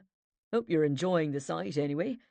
If you're ever at a loose end, and there's absolutely nothing on TV, that dates me, doesn't it? Remember when there really would be nothing on TV? Then maybe you'd like to drop me a line? My name is Harvey, and I'm not a weird stalker, I promise. I'm a normal bloke just doing what we all do on here. Staying hopeful, but wondering, actually, if I should buy a kayak. Maybe I should tell you a little bit more about myself. I have it on good authority that my home-baked bread is the best in Glasgow's South Side, and also that I am a terrible dancer. Love, Harvey. Kiss. I examine his cheery face, his slightly lopsided smile and tousled reddish hair. He looks like he'd be a laugh on a night out, and he's a refreshing alternative to all those men posing in executive settings, with their shiny desks and even a lectern in one instance, or the hordes of cyclists in body-hugging lycra. In contrast, Harvey is wearing a sweater, and it looks as if his selfie was taken in his garden. At 47, he's also a little younger than any of the other guys who've been in touch. Feeling bad for ignoring him, I reply, "Thanks for your message. You sound like a really nice person, but I'm kind of seeing someone now, and I'd like to see how that goes." At almost midnight, I'm not expecting a reply straight away. But within minutes, his message appears. Sure I can't tempt you with my hula hooping. I can keep it up for hours. He's added a shocked face emoji, and boosted by a large glass of wine, I can't help laughing as I reply, "Cheeky." Sorry to brag, but it literally is my only sporting skill. It's probably remiss of me to pass up the opportunity, but sorry, no thanks. Oh well, hope it works out for you then. He's a lucky guy. Is it that simple, I wonder now? Or is Stephen stringing me along and not being entirely honest about his life? I'm going to find out, I decide. I'll assume we're going to his place when we get back to Glasgow tomorrow. Surely we will, after a day out together and a special lunch. Or is he planning to drop me off at my flat and drive away as if we've been on a school trip? No. I'm going to assume it's actually going to happen, and that at some point tomorrow, Stephen and I will be naked together. And that's going to need a lot more preparation than a Glasgow to Marrakesh flight. Chapter 22. It's a perfect summer's morning when Stephen picks me up from my flat. As we leave the city behind us, the swooping hills are illuminated by bright sunlight. It's a classic scenic calendar vista, of the kind Mum sends to Phil and Loretta every year at Christmas to pin up in their Australian state-sized kitchen. I doubt very much if they do. The sky, scattered with a few tiny white clouds, is the almost impossible blue of a filtered photo. Stephen's car smells pretty new and is pristine inside. Well, of course it is. A senior partner in a legal practice doesn't carry around a scattering of tissues, cookie wrappers, crisp packets, and bottles of dried-up nail polish as I do. His car is for transportation only, not for copious snacking or emergency manicure touch-ups. He puts on the radio, and an old favourite of mine comes on, "Lovely Day" by Bill Withers. It is, I muse. We have the whole of this glorious Saturday ahead of us, which is way above a wet Monday night, or even a Friday in the pecking order of dates. And as we chat easily about our respective weeks, any remaining niggles start to ease away, and I remind myself that Stephen is an admirably sorted, grown-up man, undoubtedly with pensions in order and a boiler maintenance plan. And that's why we're taking things at this stately pace, because that's what proper grown-ups do. In fact, he's opening up more on our drive north than he has on our previous dates. I discovered that his late father was distant and didn't even go to his graduation, because there was some big social event happening, and that was more important to him. I also learned that his mother, who was also passed away, wasn't overly troubled by what her only child made of his life, as long as it was something she could brag to her friends about. I bet she was proud of you, though, I venture. Oh, I don't know about that, he says briskly. And it didn't really worry me once I'd got my own proper adult life started. Maybe that's it, I decide. He's had to forge his own life without an awful lot of parental support, and that's what's made him a little reserved and self-contained, focused on his career and being a better parent than his own mum and dad had been to him. I feel quite honoured now that he's finally sharing a little more, and actually a little guilty about my own dark secret, the fact that I've taken the precautionary move of stashing my toothbrush and a travel-sized toothpaste into my bag, plus my cleanser, day moisturiser, night cream, deodorant, basic makeup, clean knickers, socks, a hairbrush, and condoms, bought specially for the occasion, just in case Stephen is without any, which I doubt, but I'd rather our first night together didn't feature a panicky dash to a petrol station. I can almost feel the box at the bottom of my bag, self-consciously new, in the way that white trainers glare too brightly the first time you wear them out. In fact, I did find a packet in my bedroom drawer, among the tangle of redundant adapters and cables and an unopened jar of some kind of youth-making elixir that Lena had urged me to try. But I estimated that, as they were probably even older than the spices in my kitchen cupboard, they'd be as useful as my antique dried coriander as a contraceptive, and likely to disintegrate on exposure to air. On top of all that, I have packed tweezers, in case a spiky hair should sprout, like a rogue thistle, from my face during the night, and also pyjamas, which would suggest that I'm heading for Girl Guide Camp rather than a potentially erotic encounter. It's that menopausal thing, those gushing night sweats. I'm still waking up all slick and wet, I complained to Rod recently. Like an otter? He asked, without missing a beat. So, if I do end up staying over, I'm hoping a layer of M&S brushed cotton will blot the worst of it, and avoid Stephen's undoubtedly expensive Egyptian cotton sheets being turned to mulch.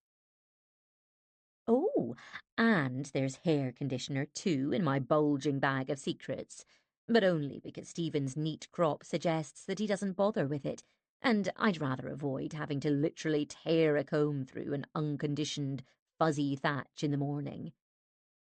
Of course, it goes without saying that I've exfoliated my entire body, buffing it to a sheen like a car bonnet, and pruned my pubes in readiness.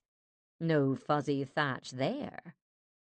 Although I'm pretty sure he wouldn't faint at the sight of me in my untended natural state, I have no intention of being viewed as an object of curiosity from a bygone age, like the mummified crocodile at Kelvin Grove Museum. So, yes, I am fully prepared for staying over. In fact, I'm wondering now, as we take the road that ribbons its way along the loch side, whether I may have overdone it a little. I watched a documentary recently about wild animals that live in the Australian bush, and I suspect great sex only happens when your pubic hair could shelter a colony of possums and your morning breath could kill a horse.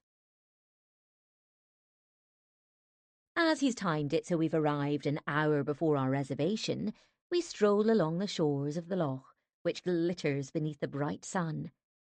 The mountains are hazy purple, and we follow a path up and away from the tiny village where the restaurant is perched on the water's edge.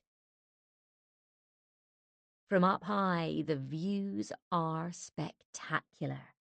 I'm a little bowled over by being here, strolling along the bracken-edged paths with my curiously bulging shoulder bag, and a man I'm warming to even more.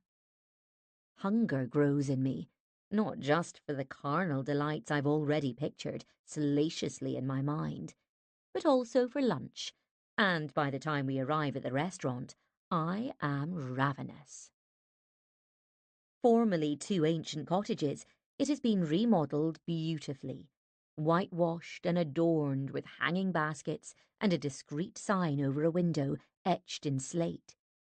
Inside, it's all knobbly bare stone walls, rustic mismatched wooden furniture, and flickering candles. Most of the tables are occupied by couples, plus one family with a young daughter and grandparents, presumably celebrating an occasion.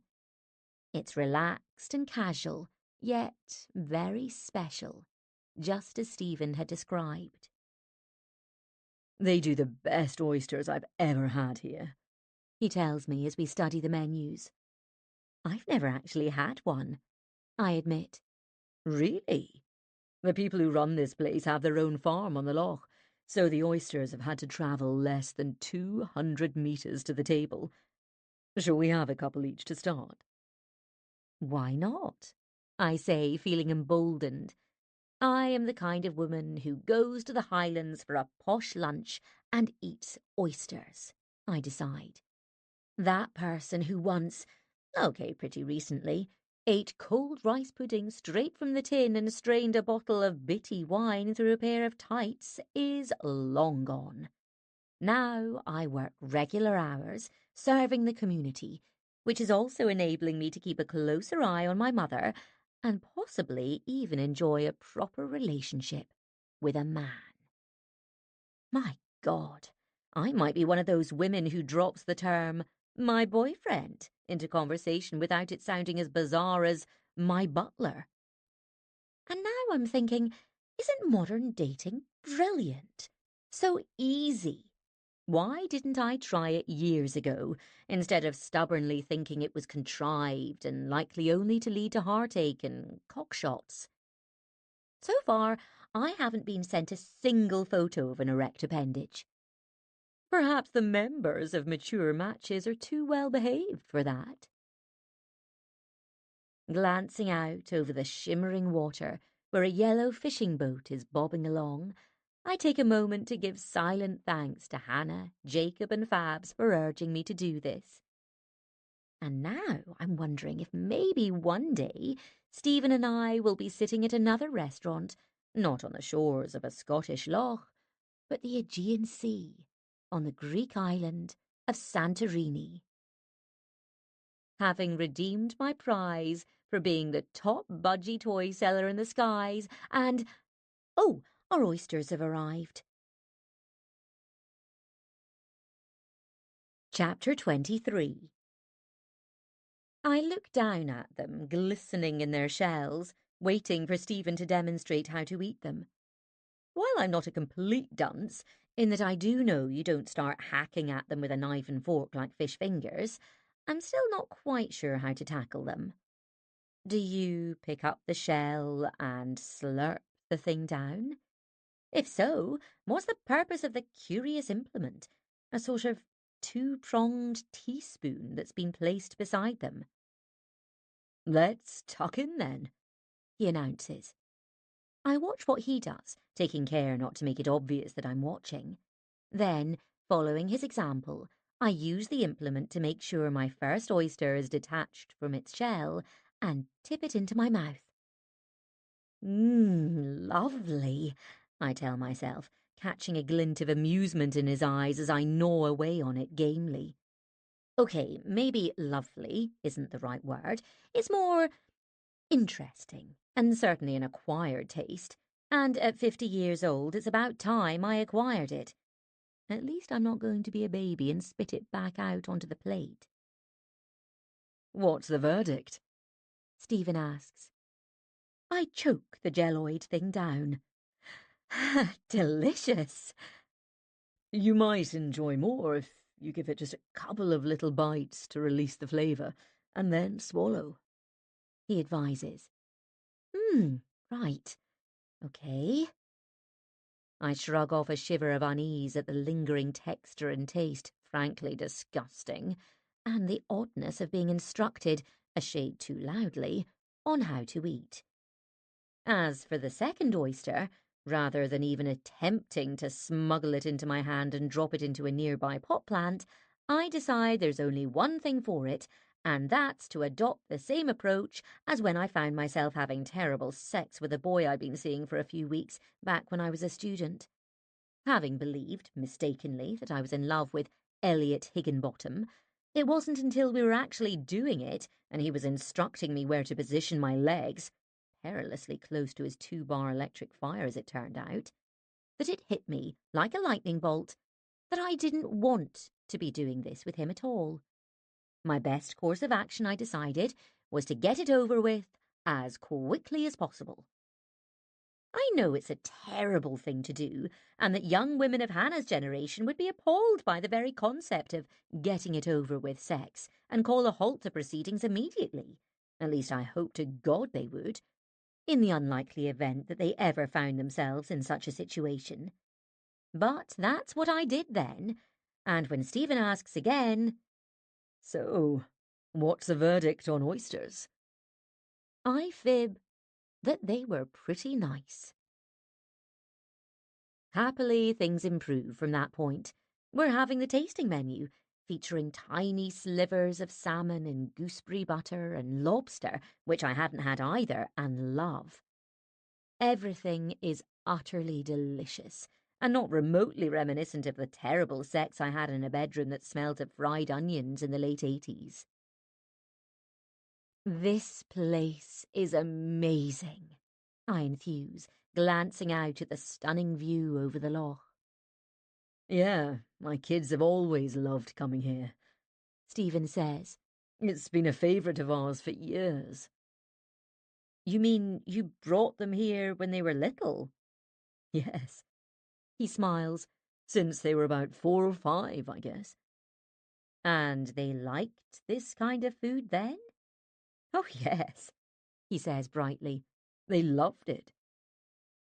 Did they have oysters? I ask incredulously, as back then Rod and I knew there was no point in taking Hannah out to eat anywhere apart from our favourite Italian in the city centre, with its wipeable gingham tablecloths and enormous bowls of spag bol. Yeah, they were keen to try everything, Stephen says. I smile at him, still wondering how today will end, and whether my carefully assembled overnight kit will be put to good use. When I was a kid, I tell him, if we ate out as a family, it was always sweet and sour pork in a neon orange sauce. Ha, yes, we had that too, He says. There was a big place just off Sauchiehall Street, wasn't there? Yeah, that was the one. Is it still there? I'm not sure. We have finished our lunch, and Stephen is sipping his non-alcoholic elderflower cordial. I've been spinning out a large glass of Chablis, having decided that's my limit for lunch. I don't want to be all snoozy later when things might happen. And I'm not keen on looking like a lush either. Pulling out my phone from my bag, I Google the legendary Chinese restaurant and show him the screen. Yes, that's it, he says. We pore over lurid photographs of the determinedly retro dishes they still offer, and then dawdle over coffee. The afternoon has turned golden, and the loch gleams, its silken surface broken only by a couple of sailing boats. We should probably head back fairly soon, he offers. Yes, I nod. This has been amazing, I add. I've really enjoyed it. He pauses and smiles a little awkwardly. I was going to ask you if you don't have to go home tonight. I mean, if you'd like to come round to mine, you'd be very welcome. Oh, I say, sounding pleasantly surprised, as if I hadn't spent 2 hours this morning on extensive preparations. No, I don't think I have to go home. I pause and look thoughtful, as if just mentally confirming with myself that my imaginary houseplants could survive without water for the next 24 hours. Great, then, He says. I beam at him, then get up and make for the ladies, where I stand for a moment, fizzling with delight that we are going to do it tonight because there is no secret wife at home. He hasn't been lying and setting me up as his bit on the side. I check my reflection, gratified that while flushed with the wine and excitement, I'm still presentable. I opted for natural makeup today, which actually took 3 times as long to apply as my budgie face, which I could slap on in 5 minutes. I'm feeling less sad about my old job these days, I realise. At least I no longer wake up bereft that I'm not a flight attendant anymore. My life is moving on, I decide, as I leave the ladies and stride back into the restaurant where Stephen is looking so handsome as he sits there studying his phone. I've recovered from my redundancy, and instead of moping at home, anaesthetising myself with Londis wine, I'm putting myself out there and working hard, meeting people, serving my community in the world of cut-price groceries. And I'm dating, and it's not a dismal world of Radiator Ralphs after all. Stephen glances up and flinches as if startled to see me there. All at once, I recognise what that was. A red flag. The warning sign that Hannah told me about. After one of those, there's no going back. Quickly, he puts the phone back on the table and repositions the pepper pot unnecessarily. I pause, wondering if I've just read that all wrong, if I have made a mistake. But I know I haven't, and that wasn't his own phone that Stephen was studying, but mine. Hi. I sit down and form a smile as I scan his expression. Everything okay? Why can't I just say it? Why can't I ask, what were you doing with my phone while I was in the loo? Yeah, fine. His smile is tight, and his cheeks have reddened. An awkward pause hovers above us as I study him. This utterly grown-up man who sorts out people's marriages and families and lives. A well-heeled, successful, good-looking man who checks a woman's phone when she goes to the ladies. Were you checking my phone just then? I ask lightly. No, of course not. His mouth twitches. I just couldn't help seeing a message come up. He adds quickly. A text, I mean, I couldn't avoid it. I blink at him, figuring that of course he's right. My texts appear as notifications. Anyone can see them. The red flag flaps in the periphery of my vision, growing bigger by the second. So, you read it? It was just there, He says with a frown. For a moment, it's as if I've been removed from the situation and am watching as an observer, as if I am one of the young, attractive staff in the blue tunics who have looked after us so beautifully today. Keep calm. You're having a lovely day, so don't overreact. It's nothing really. Oh, right. I pick up my phone and check the message. I just thought it was a bit funny Stephen adds. when you said you hadn't been seeing anyone else. I stare at him. I haven't. I mean, I met a couple of people right at the start. Why the hell am I justifying myself? But I didn't meet them again, I add. So, was that message from one of them? He asks. No, I exclaim, almost wanting to laugh. It's from Rod, Hannah's dad. You know all about him. He's one of my best friends. And a bit more than that, maybe. He cuts in. What? I gawp at him, unable to form any more words and certainly not prepared to explain my relationship with Rod to him. Besides, I have already. Stephen knows all about our student days when we were close friends and even flatmates for a spell, when Rod would routinely parcel up a lump of cheap cheddar in a tortilla wrap, shove it into the microwave, and pronounce it a meal. He knows about our drunken night together a few years later and the pregnancy and how we've been parents together ever since. I stare at the message. It reads, Can I nip over for blowtorch? The restaurant has gone very quiet. We are the only customers left, and I'm aware of my heart beating horribly fast as I place my phone back on the table and look at Stephen. You didn't think that was something suggestive, did you? Well, it seems like it. He shrugs, and his nostrils flare. So, is it a friends with benefits kind of thing you two have? He's adopted a blasé tone, as if he doesn't really care, but would quite like to know all the same. Of course it's not. I can't take my eyes off his face. In a minute he'll laugh, I tell myself. It's all been a joke, and although it's not remotely amusing, I might just forgive him, because he's tried to be funny, and I have already suspected that hilarity isn't his strong point. Ha ha. Can we move on now, please? And also, could you never again pry at my phone? If there's a thing going on, He's saying now, scowling and twiddling his coffee spoon. I'd rather you told me now, because I've actually had some bad experiences with liars and time wasters on the site. Stephen, I cut in sharply. Do you really think I'm a liar and a time waster? A waitress appears bearing a stack of bread baskets.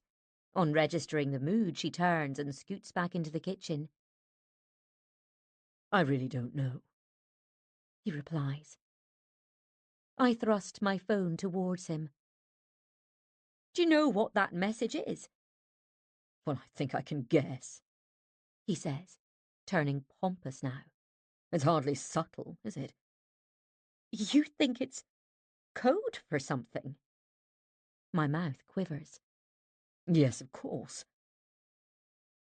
Well, you're wrong, I say, in the polite but firm voice I always used to adopt whenever a passenger refused to clip on their seatbelt during turbulence. That's not it at all. It's not code for anything. It just means Rod lent me his blowtorch, and now he wants it back. Chapter 24. Gabby, 48. It's not just Rod who arrives next morning, but Rod and Gabby. She is even lovelier in real life, long-legged and lean in faded jeans and a Breton top, with her abundant light brown hair piled casually up on top of her head. Sorry if we've disturbed you Sunday morning, she says. Oh, no, not at all, I reassure her, wishing I hadn't run out of ground coffee and had to offer them instant, and wasn't wearing black jersey trousers, actually pyjamas, but hopefully they'll pass as proper daytime attire, plus a bobbly grey sweater that I'd flung on hastily. In fact, I'd expected just Rod. Just gonna pop over, He'd said, and I hadn't imagined that my doorbell would be buzzing within 20 minutes of his call. It seemed the blowtorch was needed urgently. Also, gallingly, he's now telling Gabby why I'd asked to borrow it, and how I'd attacked that chair, nearly setting myself alight in the process, and narrowly missing asphyxiating myself with fumes. Now we're all chuckling away at my reckless ineptitude, how I'd flung myself into a furniture restoration project whilst heavily medicated on white wine. When the mirth has finally simmered down, I learn the following facts about Gabby Forrest. She has a 20-year-old son who's volunteering in Tanzania, helping to build a school. Originally from Cheshire, she arrived in Glasgow 10 years ago as her ex was setting up a business here, running bars and clubs. They worked together until she kind of grew out of it, she explains, and I wanted to set up my own thing. Presumably she grew out of him too. What do you do, Jen? She asks brightly. I work at a supermarket, I reply. A small silence falls because no one knows what to say about that. And then Rod is gamely prompting Gabby to tell me all about her vintage bus. You're welcome to stay in her any time she's not booked out, she says. Thanks, that's very kind of you. I try to appear as if I'd be keen to do that, perhaps marinating alone in the hot tub that she and Rod had most likely recently had sex in. Oh, it's ridiculous to feel this way, I tell myself as Gabby shows me her Instagram, unaware, of course, that I have studied it until my eyeballs were almost falling out of my head. Embittered old hag that I am, I'm now feeling weirdly all chewed up that Rod and Gabby are about to leave for Dumfriesshire again. That's why he needed the blowtorch. Gabby has bought a second bus down there, also to renovate and rent out, which they are planning to work on together. As it's not that I'm envious, I can't figure out why I'm feeling this way. Maybe I'm still smarting over how yesterday's date ended, with the waitress, who could clearly sense the tension, placing the bill between Stephen and me, and retreating quickly, as if it were a firework about to go off. Gratifyingly, Stephen had looked sheepish as he'd reached for it. Let's split this, I'd said. No, I said it was my treat. Stephen, we're splitting it, I'd insisted, in a fierce voice that hadn't seemed to belong to me. I'd never even addressed belligerent passengers in that way. Okay.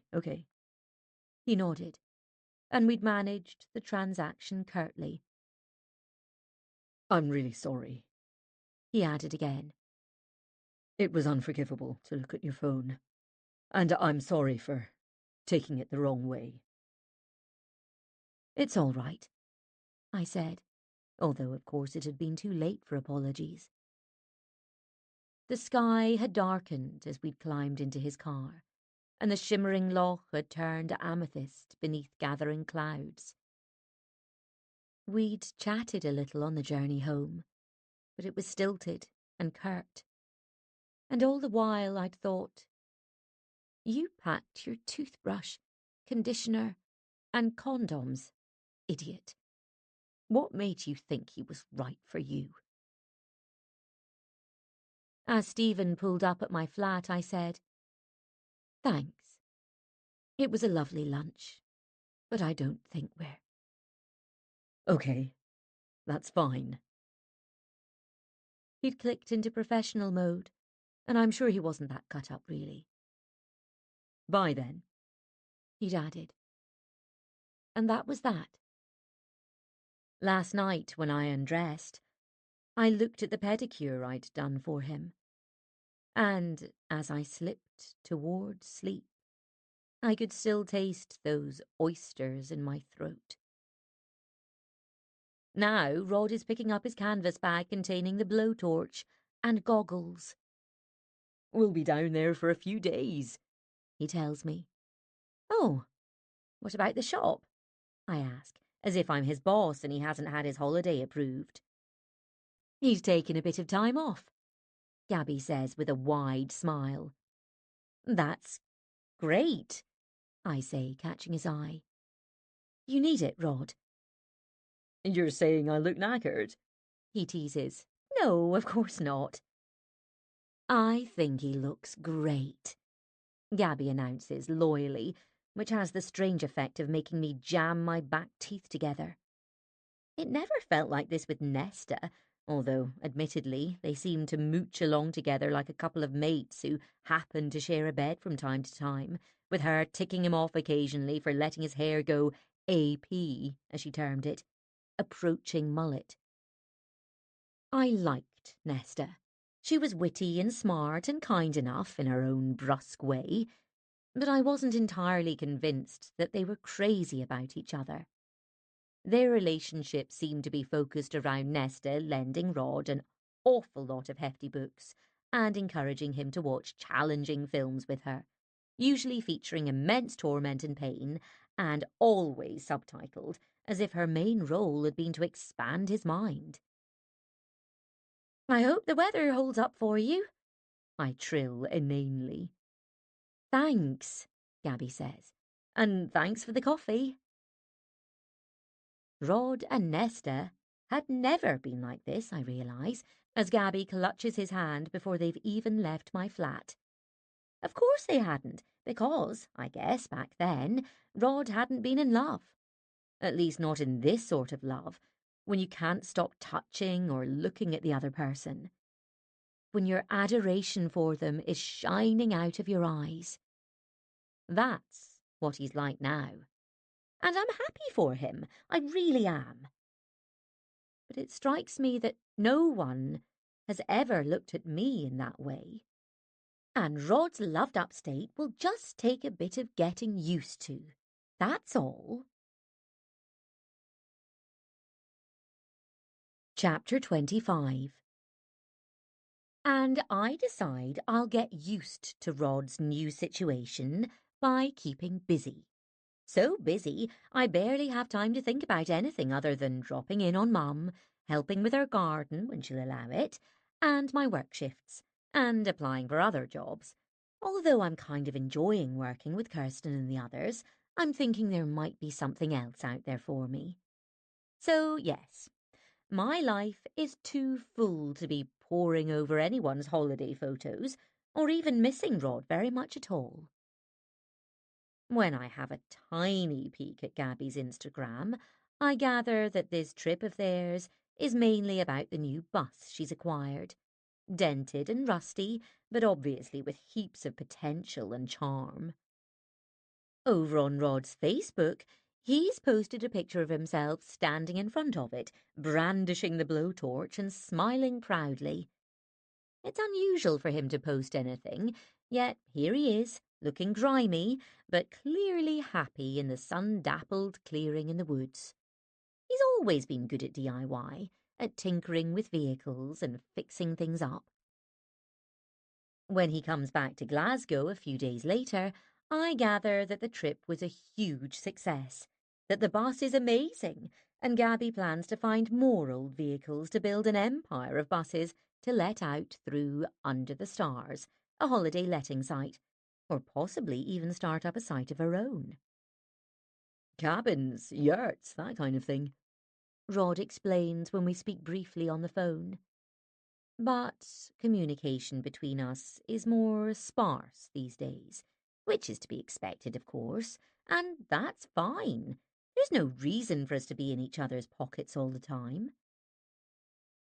Meanwhile, if I find myself with even a tiny gap in the day, I've started to fill it by pounding the streets, determined to complete that running programme because I'm a sorted together woman, and that's what sorted together women do.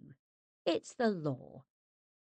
Running is good, I tell myself over and over as I canter along in my leggings and the t-shirt Rod gave me with the colours all misaligned.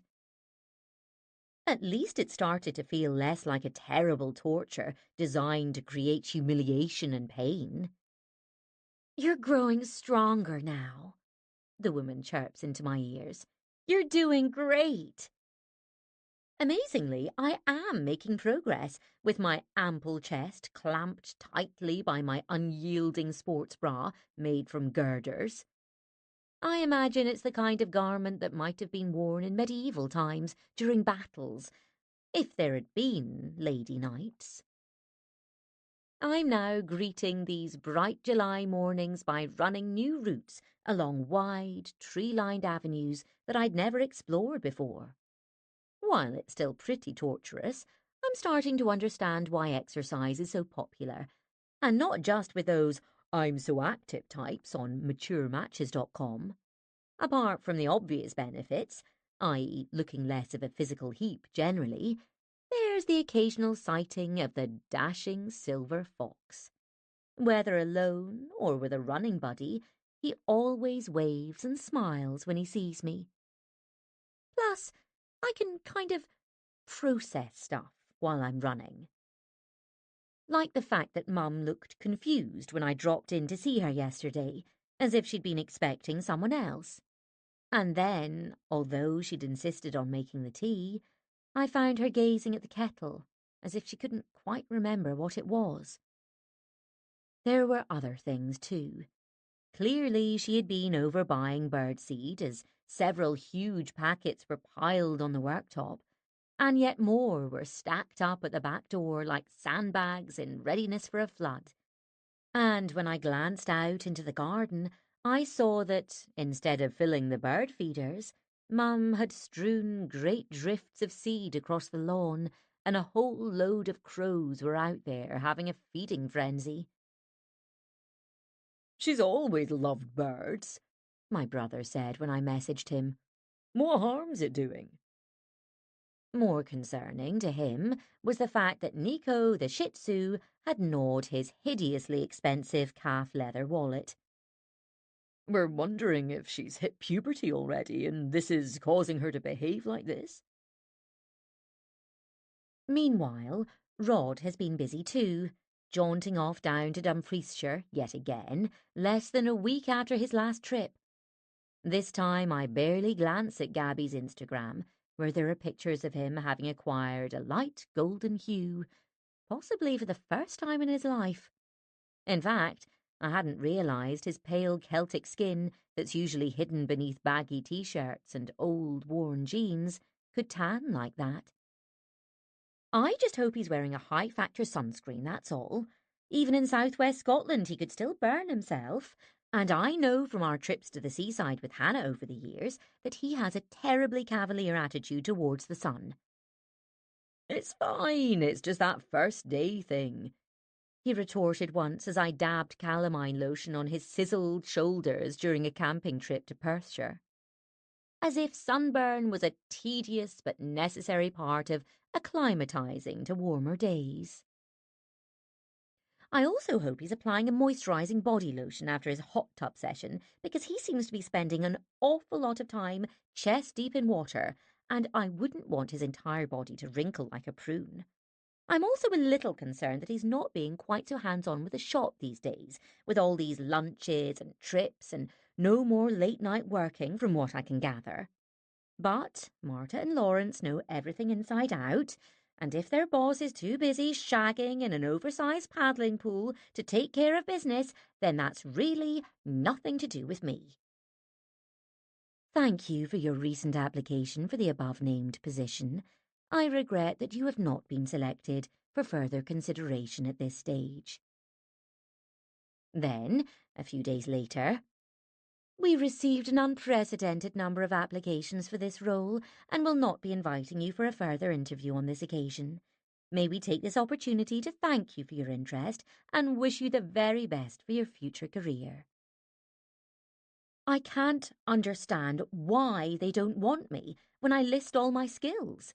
I mean, I could remember that the man in seat 62B was waiting for a bacon toastie, and that the woman in 92A was due change from a tenner, and I'd promised to warm a bottle of baby formula for the young mum in 17C. My eyes and ears were everywhere.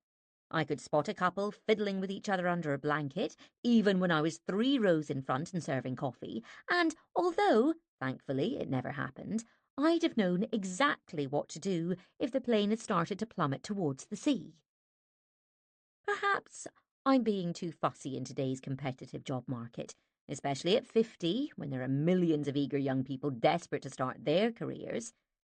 Perhaps I should be more open-minded, and while I'm at it, why not have a look at my daily matches too? Now I'm thinking maybe I've been too fussy here as well.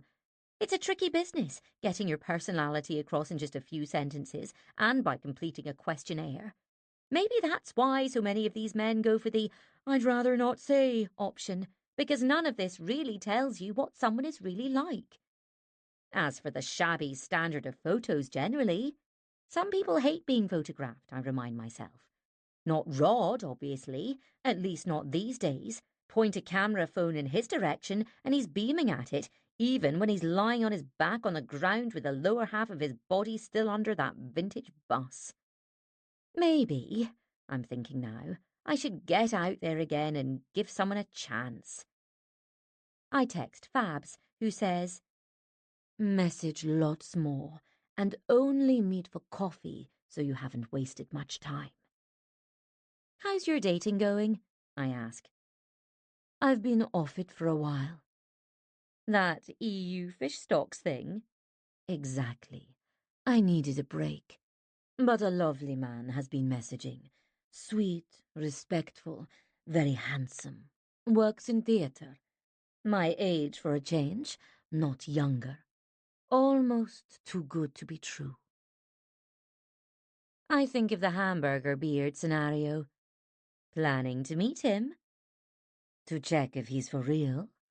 Absolutely, she replies, which lifts me, as at least someone I know is having an exciting life. Maybe I should throw myself back in and meet a few of those daily matches. As Fabs pointed out, it's a numbers game. And if Rod is out there having a wonderful time, then surely I can too. Chapter 26.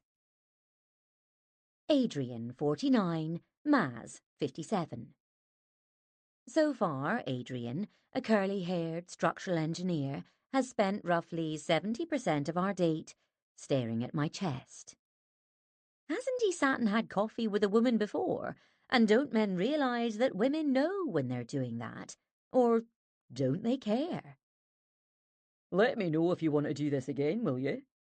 He offers brightly as we leave the coffee shop. Yes, I will, I say, wondering if there's something wrong with me. Surely at 50 years old, I should be able to tell him that that won't be happening.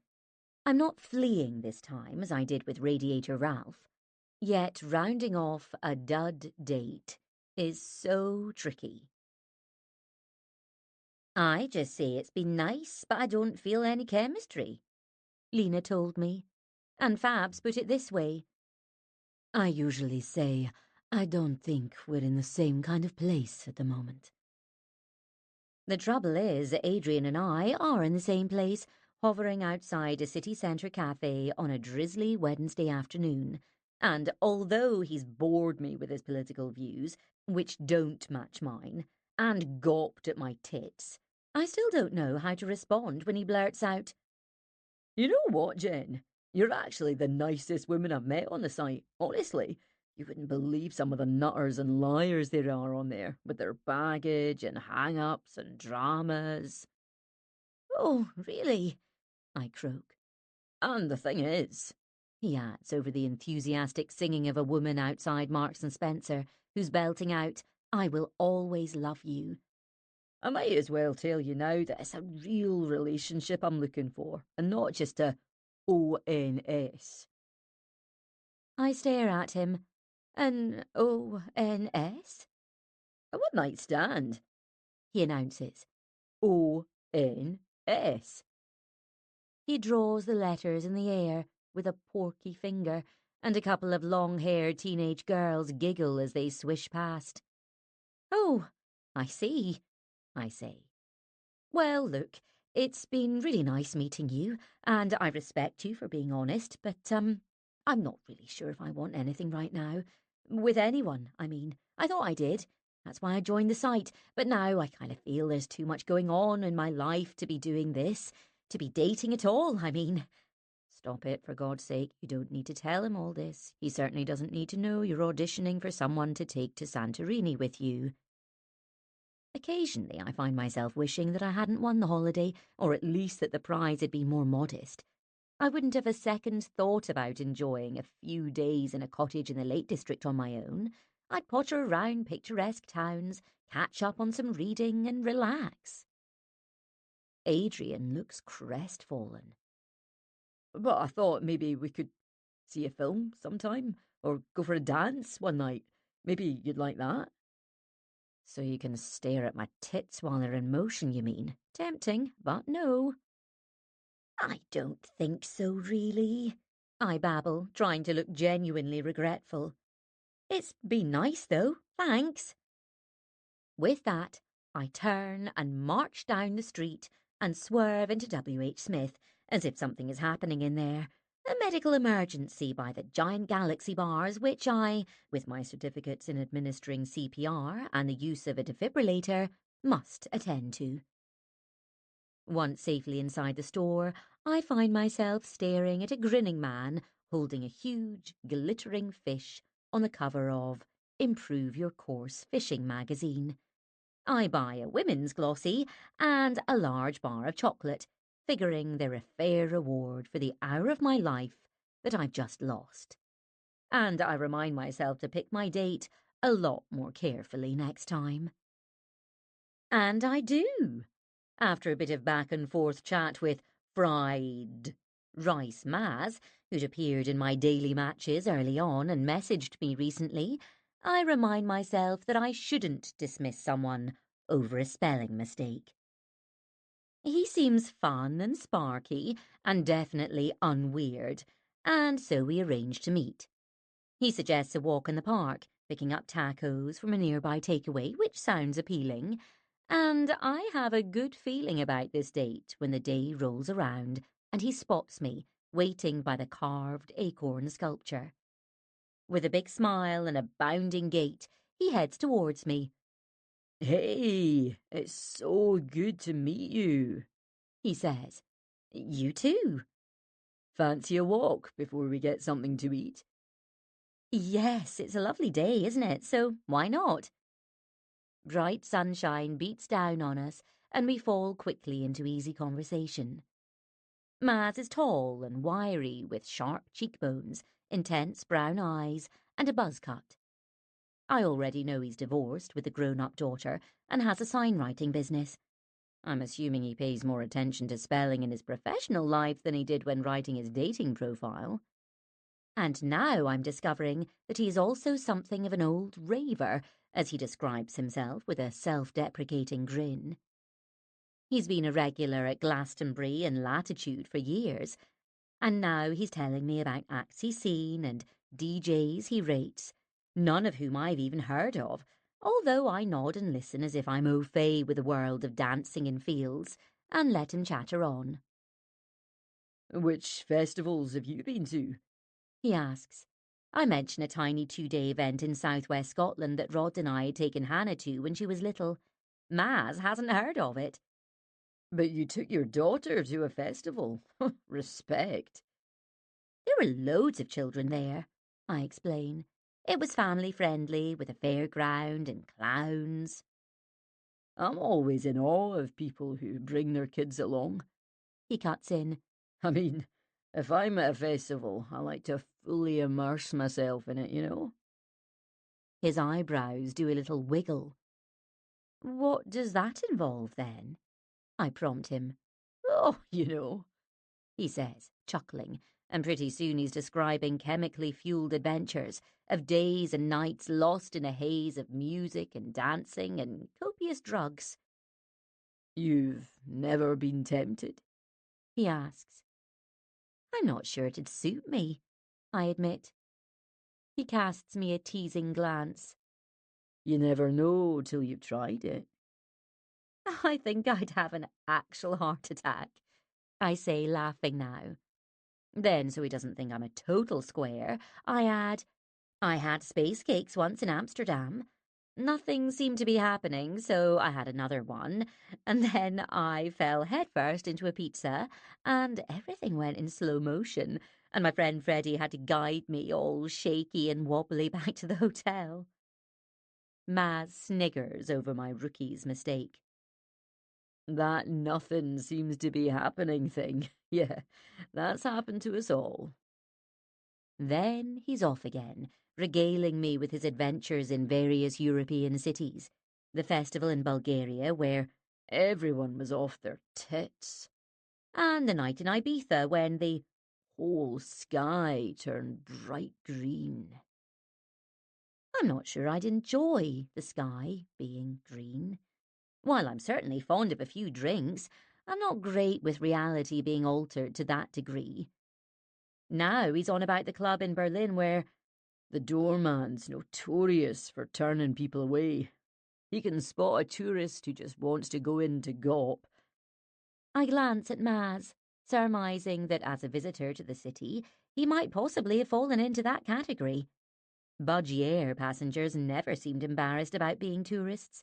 In their souvenir caps and t-shirts, clutching novelty bottles of sangria, it was never something they tried to hide. I didn't have any trouble, I tell him. He just waved me right in. What? He looks shocked, then laughs. I don't think it'd be quite your scene, Jen. What do you think my scene is, then? I ask. A sing-along, afternoon tea with a whist club? Maz shrugs. You seem like the kind of person who might feel a bit out of place in a latex room. Well, thanks. I feign outrage. I'm just saying. He grins cheekily. Is there a latex room? I'm intrigued now, and try to picture this fairly regular-looking 57-year-old bloke in, I don't know, a pair of shiny tight black pants and maybe a scary mask. Oh, yeah. He says airily. There are rooms to suit all kinds of persuasions. That's why you're not allowed to take your phone in. Why not? I ask. Because there are people having sex.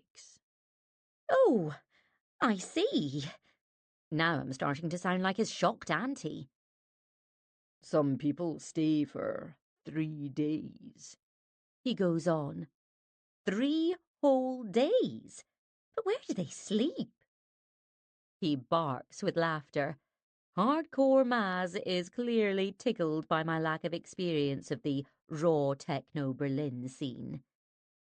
They don't go there to sleep, Jen. No one takes pajamas. They're there for the full immersion experience. Is there a room where you can sit and have a nice glass of wine and a chat with your friends? I ask. There's more laughter at this, which abates only when we stop off at the takeaway for tacos. We eat them on a bench, warmed by the sun, then wander over to a kiosk where I ask for a coffee, and Maz has a mint tea, as apparently he doesn't do caffeine at all. It's too much for me these days. This strikes me as curious, considering that he doesn't have a problem with guzzling down those party drugs. I'm not sure we're each other's types, I decide, as we wander towards the park gates. I mean, latex clothing, for one thing. Lena had a rubber dress once, bought for her by a boyfriend, which amounted, I reckoned, to giving a present to himself. But she never mustered the nerve to wear it out. And how do you get them off? Yet, despite our very different notions of a great night out, our couple of hours together have passed pleasantly. I've learnt an awful lot, and he's been far more fun than Adrian the tit-starer. And I'm thinking now that maybe Maz and I could be friends, as long as he doesn't imagine that all my years of flying might enable me to give him some insight on how to smuggle illicit substances into the UK. We part with a brief hug, thanking each other for a lovely afternoon. Later that evening, I'm given a short, sharp lesson on how to communicate that a second date won't be happening. I had a lovely time, Jen. Great to meet you. At least his reason for not wanting to meet again seems apt, given his fondness for pills. But I don't think there's any chemistry. Chapter 27. He was here again.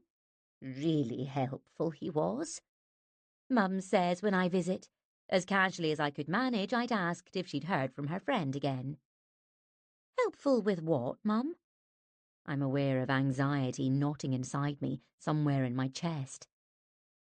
With various things we're going to do, she says with a coy smile, as if she's 17 and the boy she fancies at school has started paying her some attention. What kind of things? Do you mean jobs you need doing around the house or in the garden? Because I can always help with just some plans we've been talking about. She cuts in. This is worrying me now, Mum. Why? She asks in surprise. Because I don't know this person. You don't know everyone, she says with a half scowl. I breathe out slowly. Okay, Mum, but what kind of plans do you mean? The ones where he gets hold of your bank cards or accompanies you to the cash point so he can drain your accounts? I have started to picture this friend. Sly eyes, a mean thin-lipped mouth, twitchy long fingers ready to thieve her valuables. Refusing to discuss it further, she changes the subject. Clearly, Mum's old steely determination is still very much there. A few days later, my work shift overlaps with Kirsten's, and she beetles over towards me. I don't want to make a big thing of this, Jane, she says. Immediately my heart seems to lurch. It's my fault, she adds quickly. I shouldn't have asked her. I know your mum's not quite herself, but I was stuck yesterday. I'd been let down again. What's happened, Kirsten? Asked her if she could look after Brad, just while I was at work. You know she's done that for me sometimes. I nod. It's not like she needed to walk him. She could just pop him in her garden and I'd pick up his poops when I got back. She stops and her eyes fill with tears. I know she's been a bit funny with him lately, but she seemed really pleased to be asked. Honestly, I thought it might be nice for her to have him for company. But when I got back yesterday, he wasn't there. Oh, God, where was he? Out. He'd either got out somehow, or your mum had let him out. I've no idea. She didn't even seem to remember that she'd had him. Said she didn't know what I was talking about. Did you find him? I ask, horrified. Kirsten nods and rubs at her eyes. She's always fully done up with immaculately groomed brows and bronzer, even for work or when she's just out walking Brad. I went straight out to try and find him, but then someone called me, a woman from a few streets away. He was in her garden sniffing around. My number's on his collar. I'm so sorry, I say. That's just awful. I don't want you to feel bad, she says firmly as she starts to restock the bakery section. That's not why I'm telling you. I just wanted you to know. I shouldn't have asked her. I realise that now. It was my mistake. You're brilliant with Mum, I say, trying to shake off a creeping sense of dread because there's no denying that strange things are happening more and more often now. The buying of copious birdseed, the friend she keeps mentioning, and now this. Thank you, I add. What for? Kirsten asks. It was really stupid of me. No, you're a fantastic neighbour and a real friend to Mum. I hug her briefly. Honestly, Kirsten, I don't know what we'd do without you. What do you think's got into Dad? Hannah asks when she calls next day. She's talking about a bunch of photos he's posted on Facebook from his latest jaunt down in Dumfriesshire with Gabby. He's certainly got up to speed with it lately, a decade or so later than everyone else. Rod has had a profile for years, but, until this recent flurry, had hardly ever posted anything. In fact, he's often declared that he can't see the point of social media at all. You can't see the point of it, Marta exclaimed once in the shop. How do you think we should market this business then? Through adverts in the back of taxis? I always read those adverts, he'd said with a trace of defensiveness, but Marta had forced him to have an online presence, arranging shoots in which she modelled their T-shirts in her own quirky pigtailed style. And to his relief, she's pretty much taken care of it ever since. However, now it seems like he's woken up to the modern age, like Snow White arising from her enchanted slumber. Only, instead of a handsome prince in the photos, it's Gabby in teeny denim cut-offs and a pale pink T-shirt, looking all sunny and natural as she leans, clutching an enamel mug against a tree. There are also numerous shots of the coastline, all pebbly coves and rocky outcrops, and one of a sun-dappled path with drifts of wild garlic on either side. Helpfully, he has captioned this picture, Wild Garlic.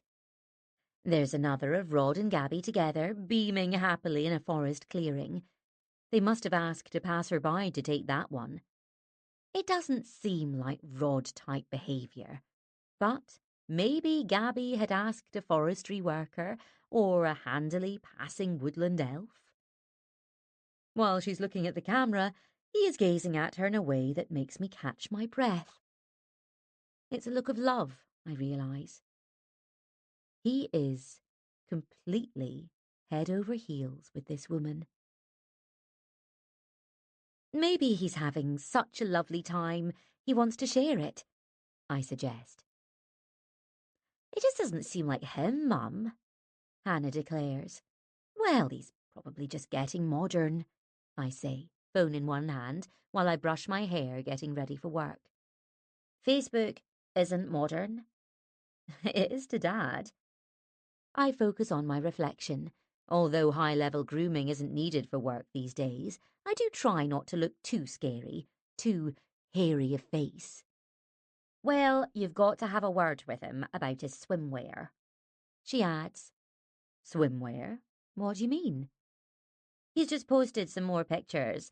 He's wearing those awful orange shorts with the white flowers. I'll have a look. But they're just his old beach shorts, love.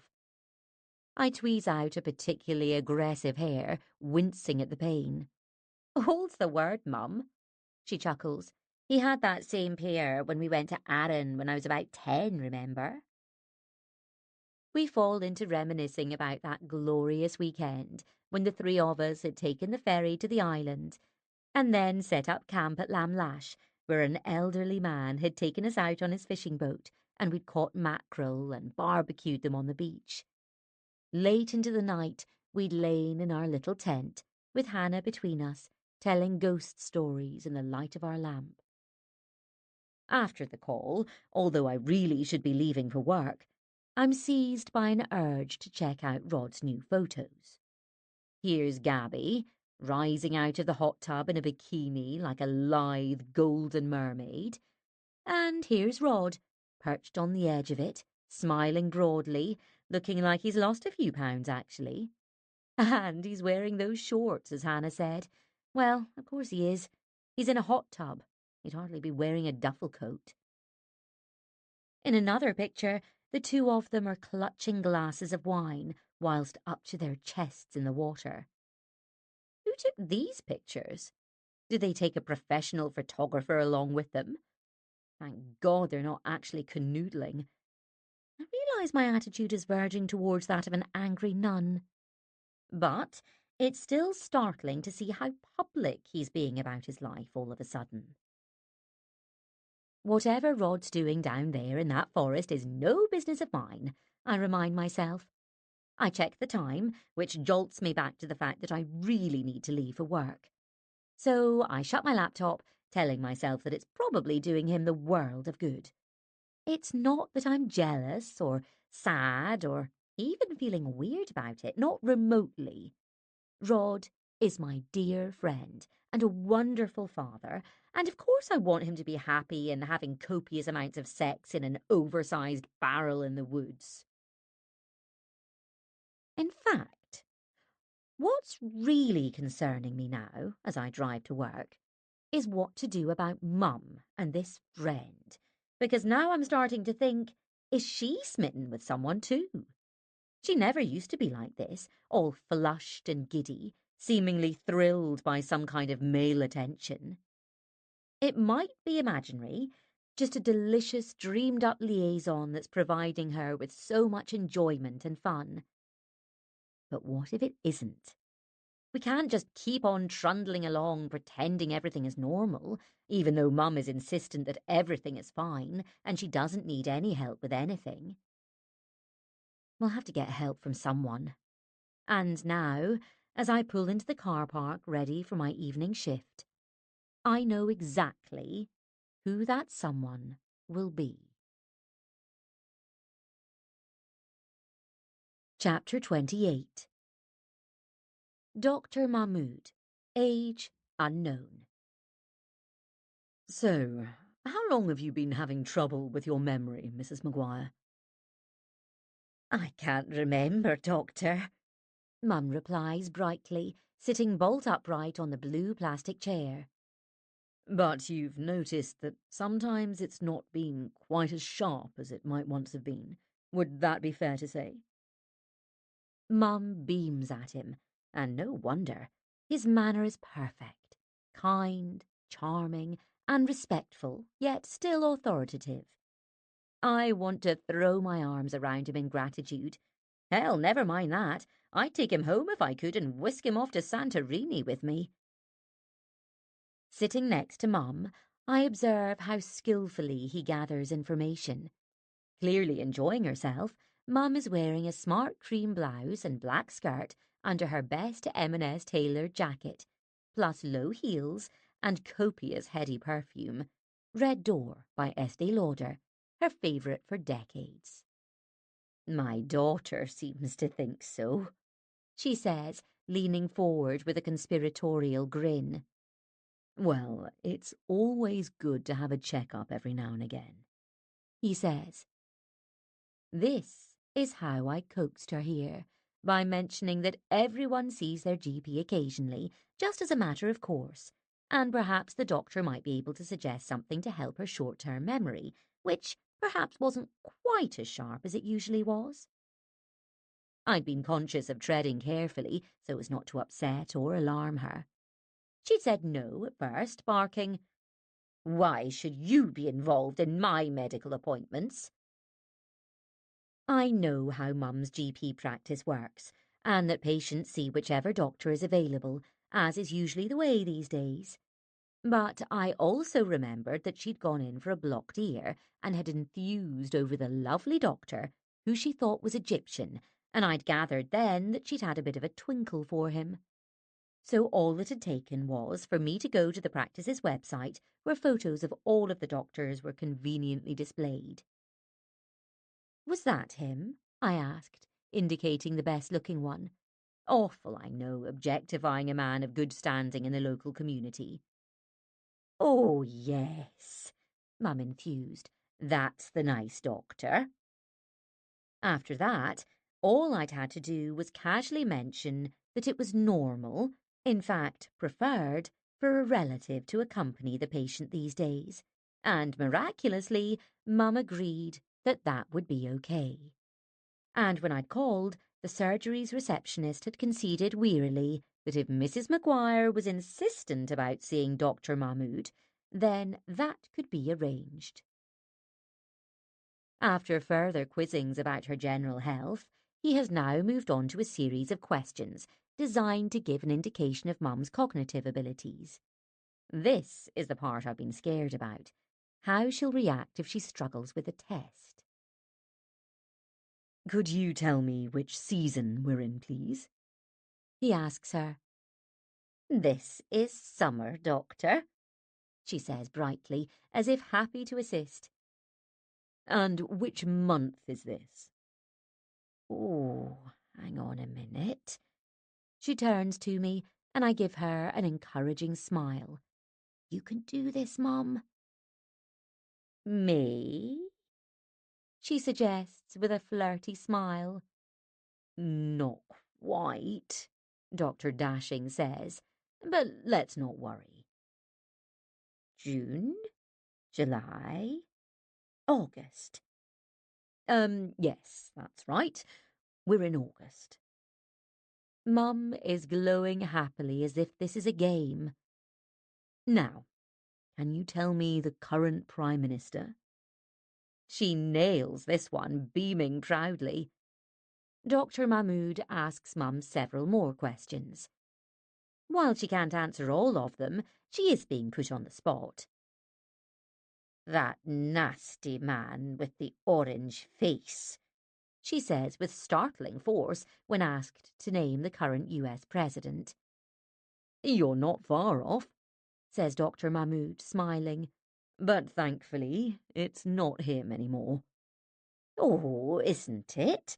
That is good news. It is, yes. He agrees. I never liked him.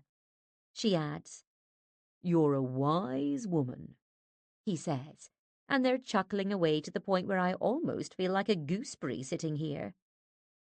Now, He says, I'm going to show you 3 objects, Mrs. Maguire. just call me Mary, Doctor. Right. So, Mary, I'll show you the items, and in a few minutes, I'll ask if you can remember what they are. Does that sound okay? Yes, that sounds great. Although I'm awash with relief that this is going well, it also twists my heart to see her looking so perky and delighted, wanting to please Dr. Mahmood, to gain top marks in his quiz. He shows her a pen, a watch, and a small pair of scissors, then puts them away again. Now he hands her a pencil and piece of paper and asks her to draw a cube.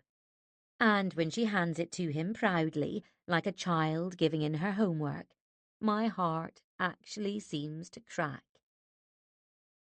It's just a few wobbly lines that don't look like anything. Drawing has never been her strong point, I remind myself. Now he's asking if she can remember what the 3 objects were. She frowns, looking puzzled. Do you remember the things I showed you a few minutes ago? He prompts her gently. Pen, watch, scissors, I try to project.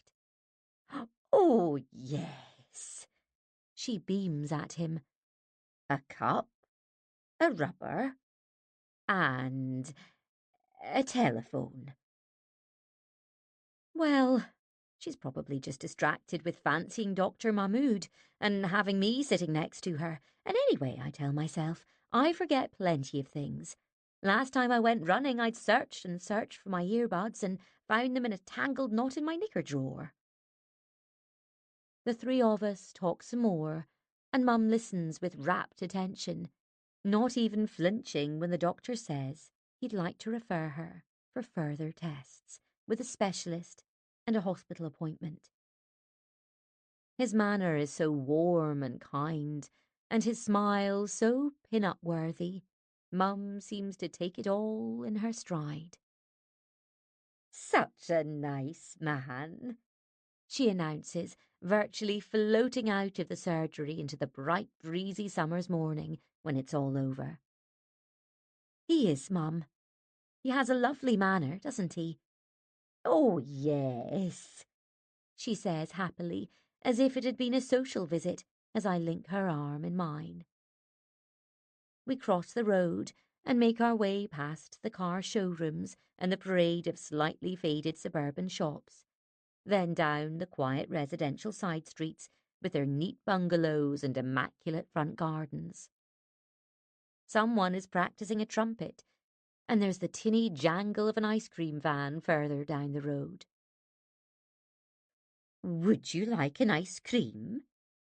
Mum asks suddenly as the van stops. I'm on the verge of saying no thanks, but she looks so excited at the prospect that I say yes, that would be lovely. We arrive at the van, where Mum whips out her purse. Mum, I'll get these. What would you like? No, I'm getting them. she says firmly, looking up at the ice cream man with his crooked nose and sweep of black hair. There's a sparkly smile for him, too, like the ones for Dr. Mahmood, although he doesn't seem to register it. Mum, who used to rail against anyone for the slightest of reasons, now finds pretty much everyone lovely and wants to be their friend. The Jehovah's Witnesses who appear from time to time are now invited in and offered tea. She'd even baked for them once a sensational coconut and lime cake presented on her best cake stand. A few months earlier, she'd have kept them on the doorstep and told them to take a hike. Mum is rummaging through her purse. I'm sure I have money here, she mutters. Please let me get them, Mum, I say. I only want to treat my daughter to an ice cream, she announces loudly to the man, as if I am 10 years old. Could I have a look for you then? I reach a hand towards her purse. She recoils, alarmed, as if I were about to tear it from her grasp. I've told you I have money. There's more rummaging, and I can sense impatient vibes emanating from the van's hatch as the man regards us with a flat expression. With no more customers approaching, he's probably keen to move on. Here we are, Mum exclaims triumphantly. From the jumble of store cards, booklets of postage stamps, and mysterious scraps of paper, she has produced a thick wad of notes. See? She holds them in front of my face. Okay, Mum, but be careful, that's a lot of money. How much are 2 cones? She asks the man. £3, he says gruffly. She turns her attentions back to the clutch of notes, but instead of peeling off one to give him, she seems to loosen her grip, or perhaps the breeze whips them from her, because now the money is blowing away in all directions. Oh, Mum! I cry out as I start to chase them, grabbing a £20 note from the road and another from a puddle in the gutter, and yet more as they're caught in box hedges and come to land on driveways and on neatly cut lawns. Mum seems too startled to be able to do anything other than stand, aghast, watching me. Blimey, love, you shouldn't be carrying that amount of cash, the ice cream man says with a frown, as finally she's back in possession of as much of her stash as I've been able to gather up. I haven't managed to persuade her to stuff it all back into her purse yet. It's all right, she tells him defensively. Well, be careful you don't drop it again. I'd like 2 large cones with chocolate flakes, she snaps at him. I catch his barely perceptible eye roll and want to hiss, please be respectful and kind. My mother isn't very well. This surge of protectiveness has risen up in me like a gigantic wave, and I fix him with a firm gaze as a £20 note is exchanged for ice creams and change. It takes quite some coaxing to persuade Mum to put her money back into her purse and zip it up firmly. Finally, we stroll away with our ice creams, as if everything is normal and she hadn't been quizzed about which month we're in, and terms like dementia, brain scan, and geriatric psychiatrist hadn't been mentioned. And I hadn't spotted a £20 note snagged on a climbing rose and scurried into the garden to retrieve it. Back at Mum's, I make us a pot of tea. We drink it and nibble chocolate fingers in the kitchen, chatting easily and watching the birds through the window. Mum never used to eat chocolate. Ever vigilant about her calorie intake, she claimed to not like sweet things. But today, she munches away on half a box of fingers, and, as well as her tea, she has a huge glass of Coke, the size of those cartons you can take into the cinema, which she never used to have either. When I have a sly peek in her cupboard, I spot 6 more boxes of chocolate fingers, and several 2-litre bottles of full-fat Coke. I reason with myself that it doesn't matter, not in the grand scheme of things. We're going to have bigger things to worry about than Mum's sugar consumption. As I drive back home, it occurs to me that normally I'd have called Rod straight away after a day like this. He knows about the rotten vegetables and off sausages in Mum's fridge, and her mysterious friend. Even at work, he'd always pick up a call from me. We'd have had a laugh about Mum having a crush on Dr. Mahmood and flirting while trying pretty unsuccessfully to draw a cube on his notepad. Although I'm terrified about what's going to happen and wouldn't have expected Rod to have any magic solutions, I'd have felt better just having talked to him. Less full of dread, I suppose. Less alone. Rod has always made everything feel better. However, I can't call him this time, because there probably isn't a signal down there at Gabby's love bus. Even if there is, I'm reluctant to phone him these days in case I'm interrupting something, or it's clear that he doesn't want to talk. I'm assuming he's there anyway.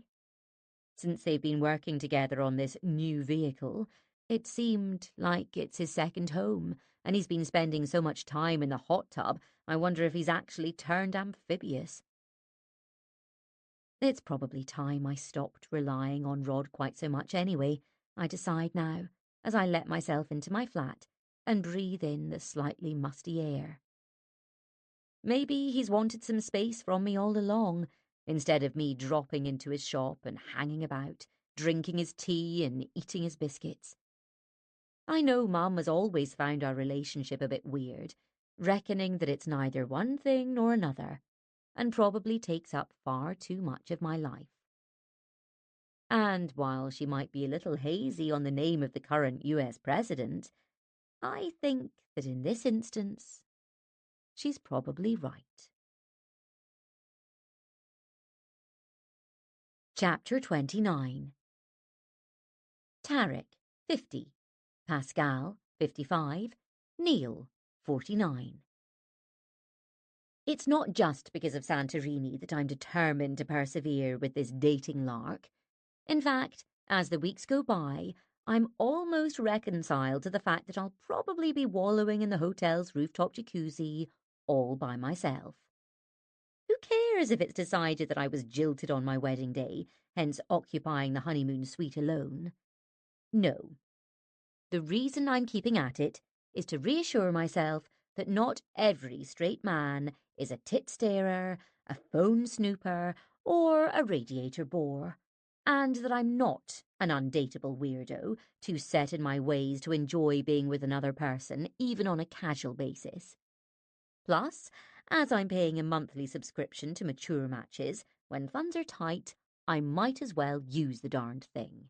Like when you buy shoes, only to discover that they kill your feet. I'll give them a proper chance, you tell yourself, wincing in pain, to see if they loosen up. So, here we go, on a dating flurry. I meet a man called Tarek for a drink and get the distinct impression that he's having a hard time not checking his phone constantly, which is sitting on the table, winking with messages, a couple of inches from his hand.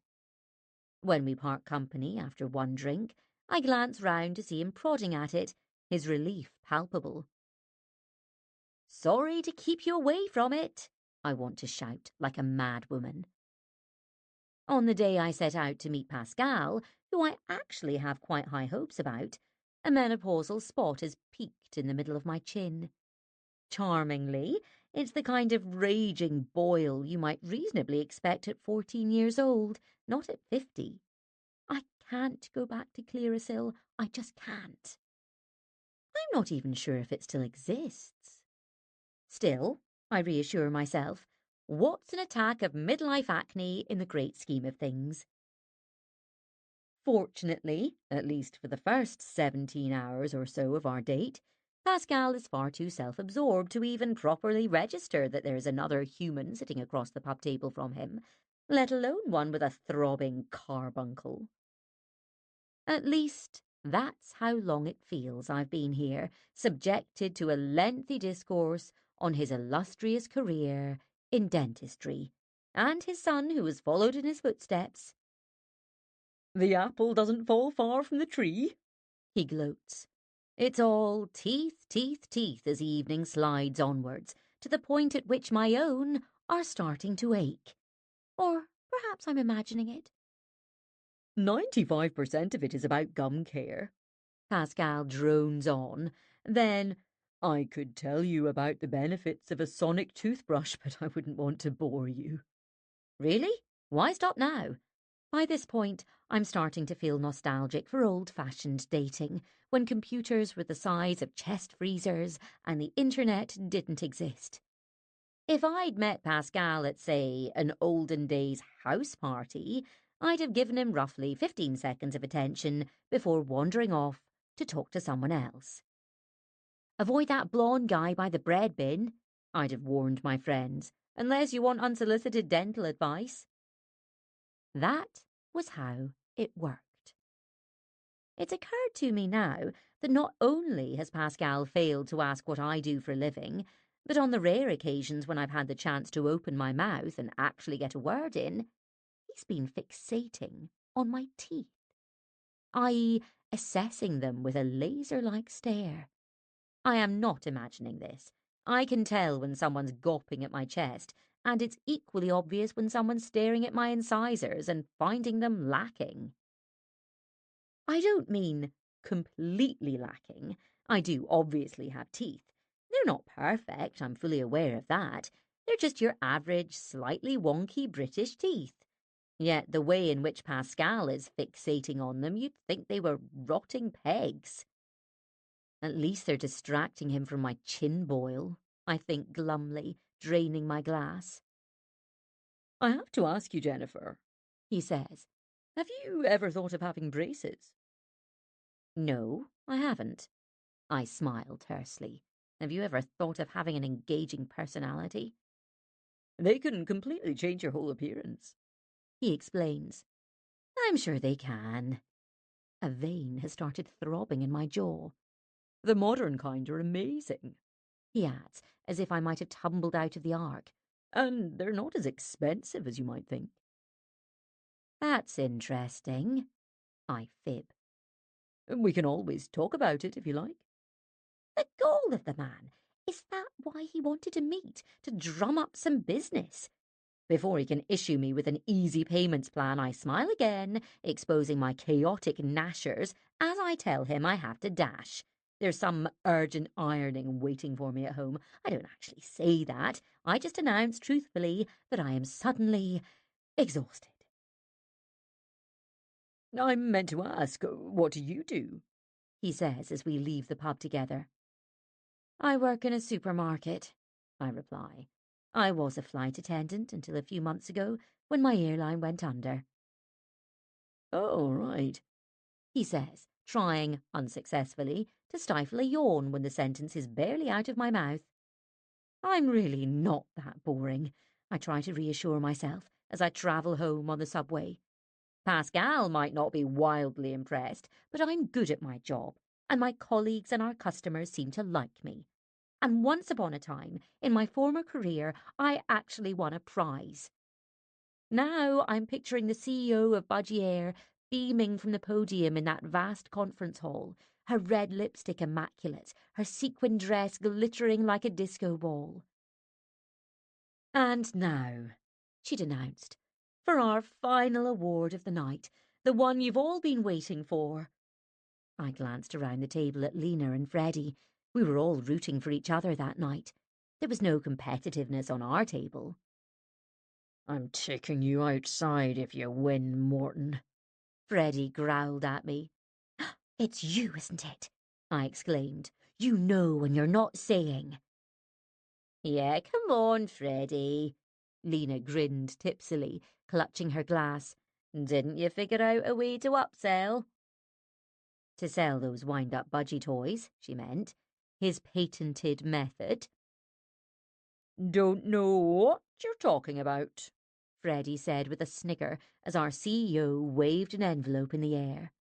We all turned towards the stage.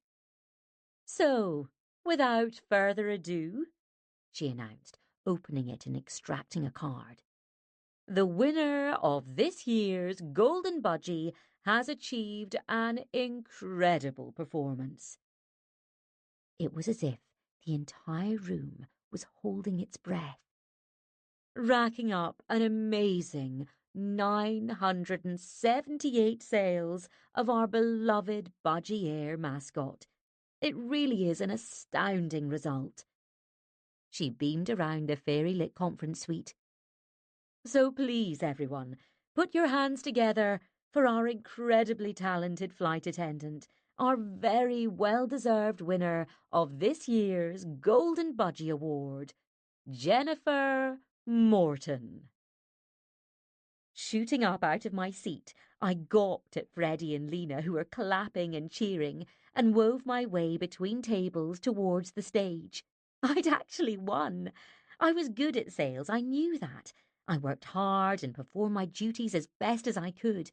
But in all of my 27 years with Budgie Air, I'd never walked onto that stage and shaken our CEO's hand as she'd presented me with a slim box bedecked with a golden ribbon containing the voucher for my prize. I'd never stood there, soaking up the whoops and applause, so happy and proud because I loved what I did. And now I was fizzling with joy and Prosecco as I left the stage, beaming at the sea of faces, and, above them, the enormous sparkly banner displaying our company's motto, which seemed particularly apt that night. Budgie Air, the brightest smile in the sky. And where am I now? Allowing myself to be bored, almost to sobs, as I endure a 20-minute description of precisely what goes into a dental amalgam filling. Weirdly, he appears in my dream that night. We are sitting at a table on a hotel balcony. The Aegean Sea is glittering, there is a big bowl of Greek salad on the table, and the sky is an impossible blue. The scene is utterly perfect, but Pascal hasn't noticed because all he's talking about is teeth, teeth, teeth. I almost give up after that. Honestly, I don't think I have the time or inclination anymore. But the weekend arrives, and I have 2 days off from work, and not a single plan to fill my days. Freddie is immersed in an essay for his psychotherapy course, and Lena is in London for a job interview with a big hotel chain. Other friends are either busy, or I know not to expect them to be available at short notice on weekends. They have partners, younger children, obligations and plans. They have lives. Naturally, I wouldn't think of bothering Rod these days, not now that he and Gabby seem to spend pretty much all of their free time together. Neil it is, then. Neil, who's been keen to meet for a while, and who doesn't seem weird or pompous or likely to imply that my teeth aren't fit for purpose. He has a friendly, open sort of face, and says he's a bit ragged around the edges, which I like. There are pictures of him with jovial-looking mates in a pub garden and sitting on a lawn hugging a boxer dog. Pets feature pretty regularly on the site, as does the phrase, easygoing guy, which is how Neil describes himself, as, of course, no one's going to put, I am a simmering heap of neuroses. But he seems like a decent bloke, so off I go to meet him. There he is, with his swept-back dark hair. Do I detect gel? And a tufty beard, perched on a bar stool in the Drummond Arms. As soon as we greet each other, I know this isn't going to go anywhere. I don't know how, but I do. And so I think does he, as his gaze keeps flicking behind me at other people or the sepia photos of old Glasgow scenes on the walls, or perhaps even the light fittings. Who knows? It's not that he's unattractive or Conversation is awkward because we're both chatting pleasantly as if we're two passengers who have found themselves sitting opposite each other on a train. But, as Raw Techno Maz said, there's no chemistry. And yet, we finish our drinks and have another round, and then a couple more, and finally leave the pub at closing time. Even though I know we're not particularly attracted to each other, somehow I find myself kissing him. Properly kissing. Deeply and hungrily for God knows how long. Why are you doing this? Screams my brain. Yet I keep on kissing this man because I'm drunk and I seem to have forgotten how to stop. Or maybe it's because it feels like I haven't kissed anyone properly since 1992. When we do pull apart, there's a mumbled agreement to message, "I know we won't." Neil sees me into a taxi, and when I get home, I try to tell myself, it's okay. It was just a bit of fun. It's not that I think there's anything wrong with snogging someone you've just met, or even sleeping with them if you want to. I did that when I was much younger, kissing a boy at a party, or having a bit of a snog in the park on a hot summer's day. I had the odd one-night stand back then, too. But I'm no longer 20 years old, with a curly perm the size of an unclipped poodle.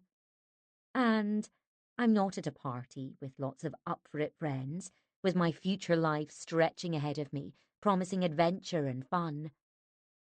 I am 50 years old, having just kissed a man I didn't even fancy, while pressed up against a skip with a roll of carpet hanging out of it. And when I examine my jacket, I discover that there's a rusty streak right across the back. And that, I decide, is enough. Chapter 30. Weirdly, even though I'm not off the site yet, I seem to have much more free time. I'm no longer checking my matches or messages. I'm just letting it slide, as I've explained to Fabs when she's asked for updates. It's a relief, I suppose. There have been huge, yawning stretches of celibacy in my life, and I've accepted that I'm in one now. It's been over 2 years since I slept with anyone, and sometimes I wonder if an entirely new way of doing it has been invented, and that when it finally happens for me, I'll be lamentably out of touch. Either that, or I'll have forgotten the basics, in the way that algebra flew out of my head pretty much as soon as I'd left school. "Don't worry," Lena teased me last time it came up. "It's like riding a bike. You might be a bit wobbly to begin with, but you'll soon get the hang of it again." The truth is, I'm not really worried because, in the pecking order of concerns, other matters rank far higher than that. Like dropping in on Mum as often as I can, and continuing to fire off job applications while keeping a keen eye out in case airlines are starting to hire again. And running. I'm still forcing myself through the beginner's program on the app, and by some miracle, I'm nearing the end of it. It's a muggy Monday morning, and I'm not due at work until 3. Allowing myself a lie-in, I'm considering toasting some crumpets, slathering them in butter, and bringing them back to bed. Of course, there is also the option of pulling on my trainers and hauling myself out of the flat. Then I'd enjoy my crumpets even more, having earned them. Minutes later, I am pounding along with my earbuds shoved in. A whole 30 minutes I've been out. A few weeks ago, I wouldn't have imagined it would be possible to propel myself forward for such an incredibly lengthy period of time.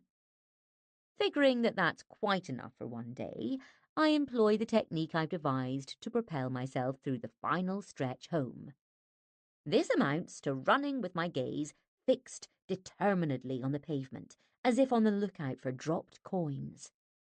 Weirdly, this seems to make the finish come quicker than if I'm staring bleakly at the road stretching for miles and miles, it feels like, ahead.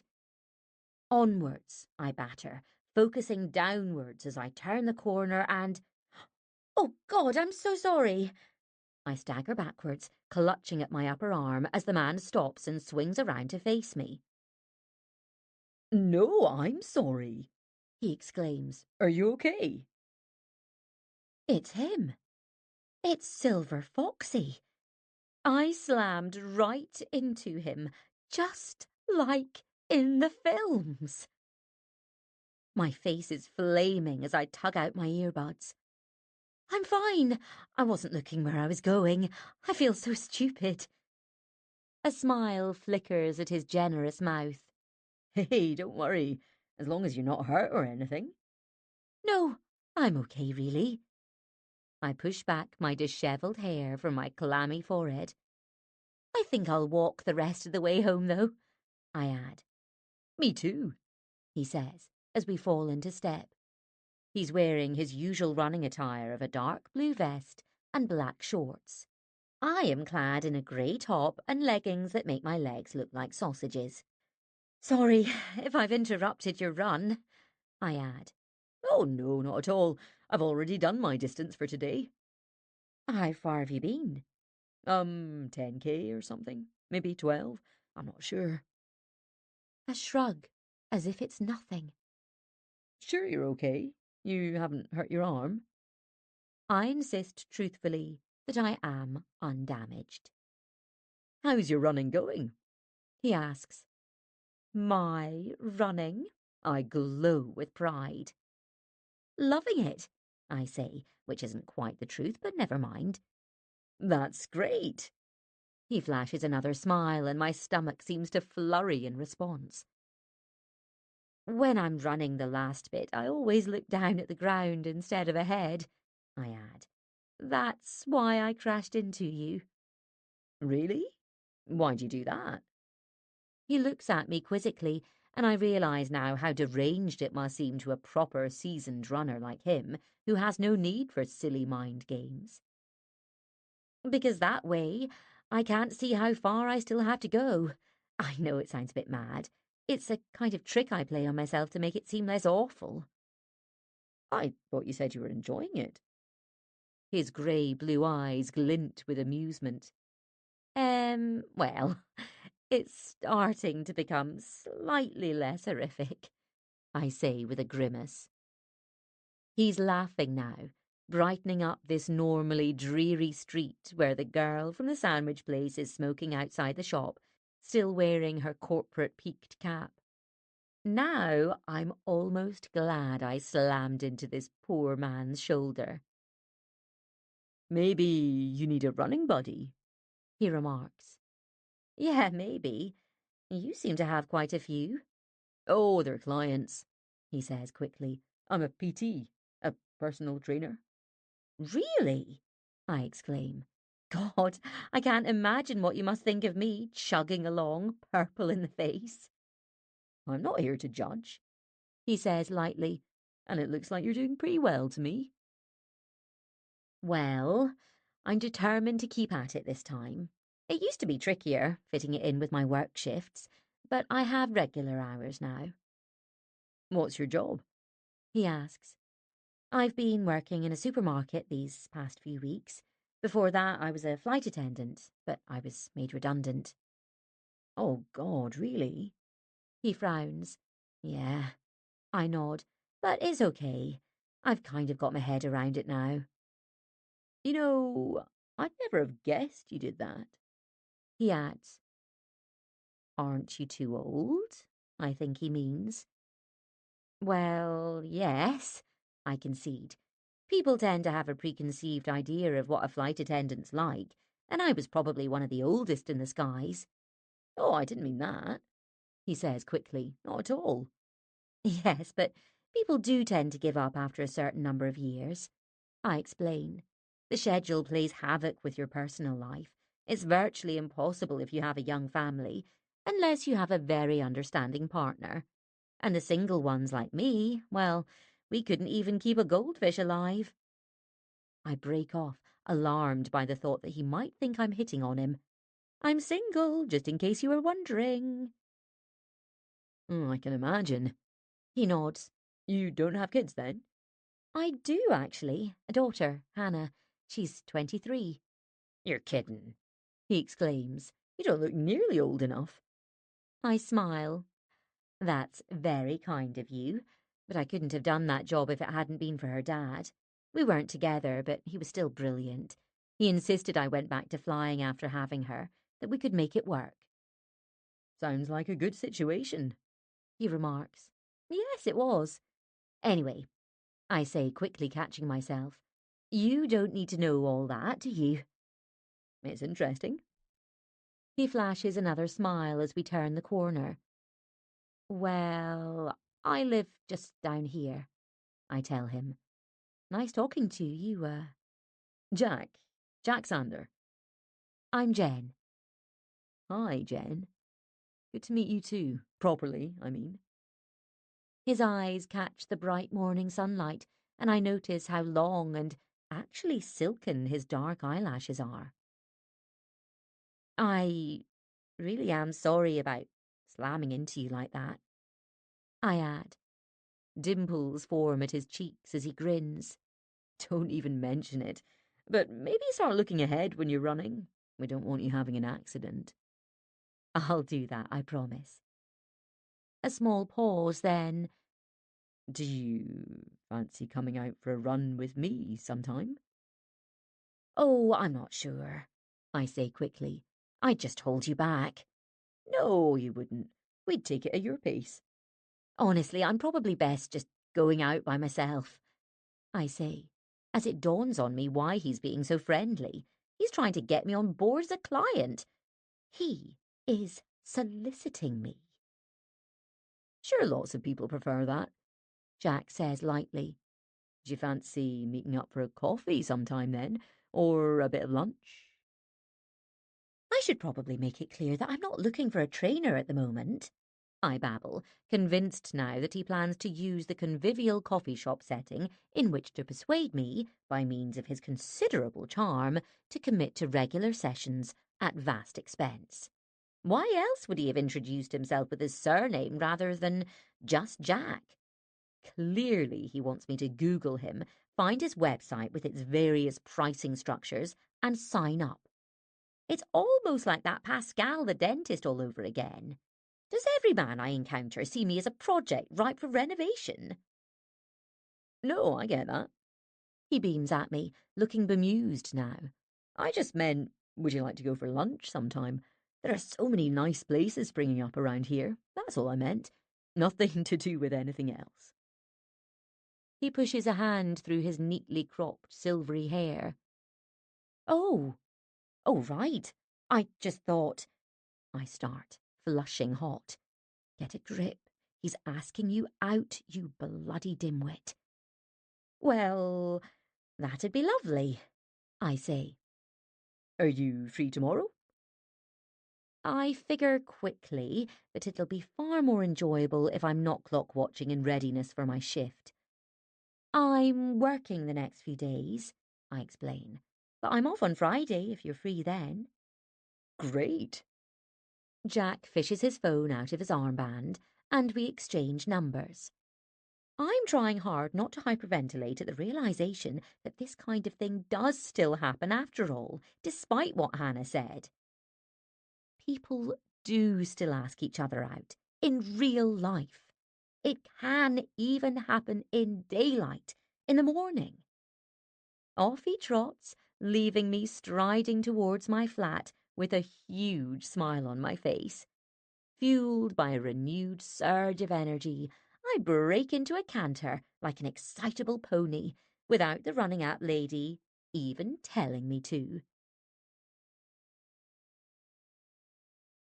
Chapter 31. Jack, 52. According to Hannah, trusting those carefully curated and filtered photos, plus a teeny bio on a dating app, is absolutely fine, because everyone does that. Yet meeting a nice man while out running is weird. He could be anyone, she warns when I tell her about my lunch date. He's just a nice, normal guy, Han, and it's a quaint courting ritual, asking someone out to their face. It's what people used to do all the time. Yeah, I know, but... And it's only lunch, I remind her. Well, good luck, she says, still sounding unsure. Freddie, too, is iffy about it when we meet for coffee. He's not some weird stalking neighbour, is he? He asks with a frown. Although I laugh it off, I'm touched by his concern. Way back in the mists of time, he dated with enthusiasm. But these days, he and Pablo, a solid, dependable customer relations guy with a bank, are the epitome of suburban domesticity. Course he's not. We're both runners, I remind him. Oh, yeah, I'd forgotten about that. He smirks. We see each other out and about all the time, I add. And he doesn't look like the type who's planning to disembowel me and feed me to his Doberman pinchers. He has Doberman pinchers. Freddie's eyebrows shoot up. He adores dogs. Not as far as I know, but you seem to find it exciting, the thought of me being ripped apart by ravenous hounds. Just be careful, he stresses. He could be anyone, yes. So everyone keeps telling me. Yet I am nervous as our date rolls around. Not because I fear for my safety, but due to the fact that, for the first time since Posh Stephen, I am actually genuinely thrilled about a date. For one thing, as Jack and I have met in the flesh, I'm pretty sure there won't be any nasty surprises. It's only lunch, I keep reminding myself. There's no need to get myself in a tiz or make a big deal about dressing up for it. After all, Jack has seen me out running, hair scraped into a ponytail, glistening with sweat.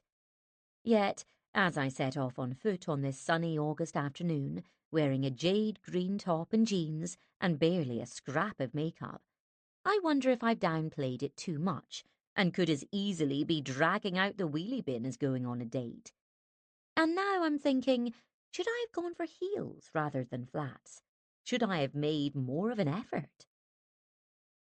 Be as fresh upon landing as your first hello. That was one of the rules drummed into us in cabin crew training.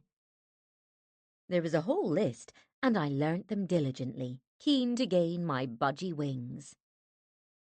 Positive, pleasant, professional. We do our best to say yes. And the one that beams neon bright in my mind as the cheery yellow facade of the restaurant comes into view. Whatever happens, stay calm. My mouth is as dry as a desert as I walk into the restaurant. There he is, sitting at the back and now jumping up when he sees me. Hey, you look great, he says, greeting me with a kiss on the cheek. Thanks, I say. You do too. Well, you know, he shrugs and smiles. Thought I'd change out of my running gear. Me too. I didn't want to look intimidatingly athletic. His blue-grey eyes glint with amusement, and I sense myself relaxing immediately. He's wearing smart jeans and a pale grey linen shirt, and I catch a hint of clean, woodsy fragrance as I sit down. He'd suggested we meet in this vegetarian place with its shiny white-tiled walls and vases filled with tumbly mixes of wild flowers. It's one of the crop of new independent neighbourhood restaurants, and it's clearly popular. Oh, a spanakopita! I enthuse over the hubbub of chatter as we study the chalkboard menu. I'll go for that. That's the Greek one with feta? Yeah, I smile. It's my favourite. Bit too hefty for me, Jack says lightly as he studies the board. A young waitress with a swingy ponytail and a French accent arrives at our table and takes our order. Jack, it turns out, doesn't eat much at lunch, and when it arrives, his teeny grilled pepper salad with a scattering of seeds makes my spanakopita look vast. It is vast and extremely delicious. Oh, this is amazing, I tell him as I sip a glass of Sauvignon, also without shame, because I hardly ever eat out locally.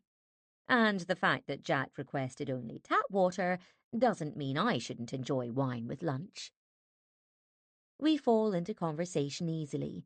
In fact, already it's making a pleasant change to be with someone who asks questions and appears to be genuinely interested rather than spouting off about himself. Jack wants to know all about my current job, not that there's a huge amount to tell, and then the talk turns to flying. What's it like, jetting off all the time? He asks. Well, it was just my job, I say. I mean, I loved it, I really did, but it's not a glamorous industry anymore, if it ever was. And it was Budgie Air I worked for. We were at the less salubrious end of the industry. So it was mostly your package holiday crowd? He asks. Pretty much, yes. We had a lot of big, excitable groups, and sometimes we had to keep them in order. Bet that was a challenge. It could be, yes. I smile. I've never understood that thing of wanting to get inebriated on a flight. He adds. It's overexcitement, really, I say. I had to remind myself of that sometimes. I mean, when you're flying all the time, you forget what a big deal it can be, and that people have saved up for their holidays for months, or maybe even the whole year, and probably sacrificed things so they can afford to go away. And then, when it actually happens, they're pretty hyped up, and some of them are going to get hammered. I suppose you're right. He smiles unconvincingly. Have you never been on those kinds of holidays? They're not really my kind of thing, He says with a shrug. I tend to do hikes and cycling trips, and I'd always take the train rather than fly. Ooh, a note of disapproval there. But then he's a fitness guy. I can't imagine him partying with the Ibiza crowd. So, how did you get into being a trainer? I ask. Jack starts to tell me about the various sales and marketing jobs he's had for companies he says are enormous, but I've never heard of them. It was about paying the mortgage, he explains. They weren't my passion, so I started studying sports science and massage on the side. You're a masseur as well? Yeah. He nods. It's an important part of the whole wellness package. Right. I sip my wine. What kind do you do? The whole range, really. Deep tissue, Swedish, Indian head massage. I try to affect a neutral expression, as if he's reading out a shopping list. He's a little bit flirty. At least there's no shortage of smiles across the table. That sounds great, I remark. It is, He enthuses. It's just brilliant being able to work for myself, I didn't really fit into that corporate world. Our talk turns to our dating history. As mine is so sparse, and he knew about Rod already, it's dealt with quickly, and I'm far more interested to learn about his. It turns out that Jack fell into marriage, Way too young. and that he and his ex are long divorced with no kids. It was that classic scenario of growing in different directions, He explains. Keen to spin out lunch a little longer, I indicate the cakes sitting alluringly under their glass dome on the counter. Ooh, don't they look good? I suggest. I'm tempted. Oh, I won't bother, Jack says with a quick shake of his head. Coffee, then? I don't drink coffee, He says. but you go ahead. This knocks a tiny puff of wind out of my sails, but I ask for a slice of lemon cake anyway, plus an Americano, because why not? A hot water for me, please, Jack tells our waitress. Hot water? She repeats, With lemon or anything? No, just as it comes, thanks, he says pleasantly. I know it's ridiculous to have an opinion on hot water drinking, I tell myself as my Americano and a generous slab of cake arrive. Plenty of people avoid caffeine after all. Is that a health thing? I ask, indicating his white porcelain cup. Yeah, it's good for digestion and hydration, he replies. Then, as I start to tuck into my cake, Are you sure you don't want to come out running with me? Just for a nice, easy jog, I mean? was that a red flag I caught in the periphery of my vision? No, of course it's not.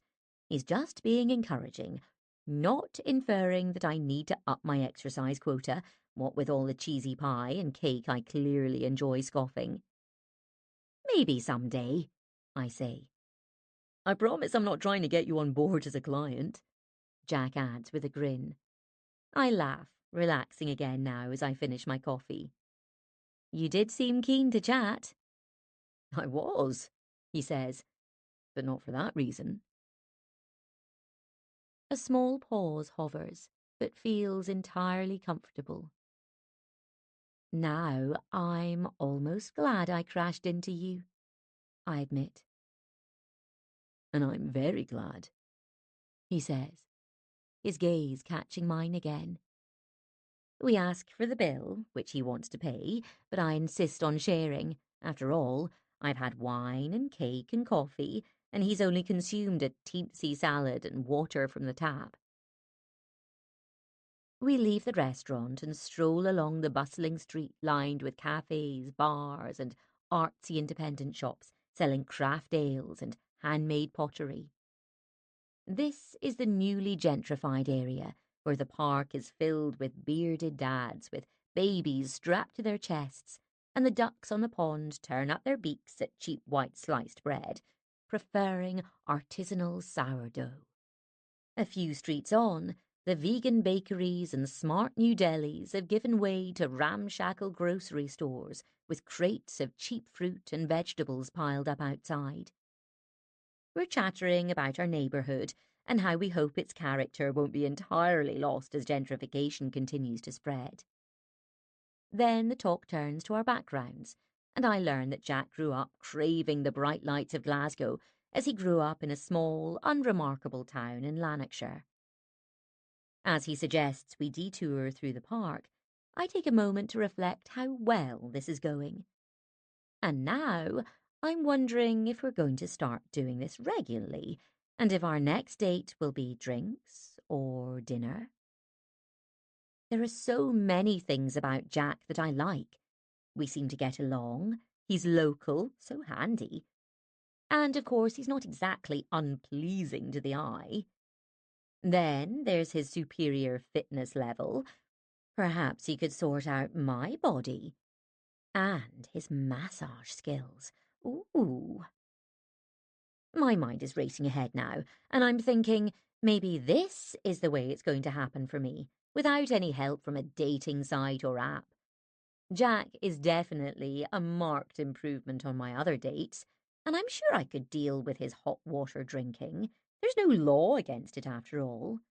In fact, it could turn out to be a good thing, as his influence would undoubtedly rub off on me, and I'd be less of a wine guzzler if we were together. Give it a month, and I'd probably be joining him in those beverages from the kettle, and my menopausal, spot-prone complexion would be saying, "At last you've stopped filling your body with toxins, Jennifer Morton. Thank God for that." And with the regular sex we'd undoubtedly be having, I'd be all aglow. In fact, maybe...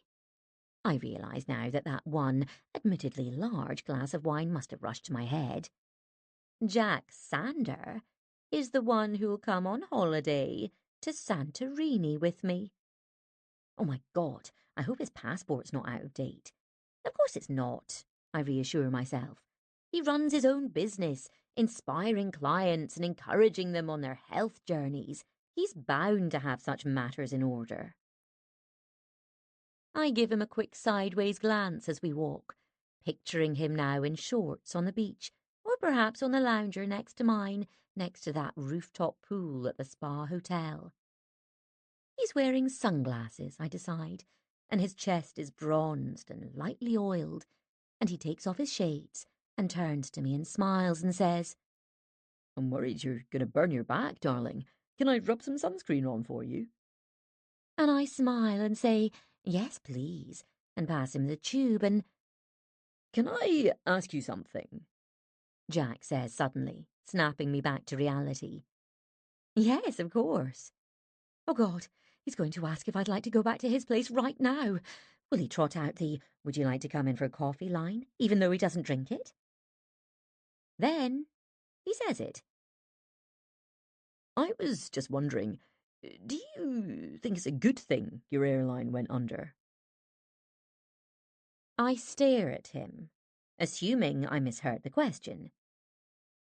Sorry? I mean, are you actually quite pleased? That Budgie Air went bust.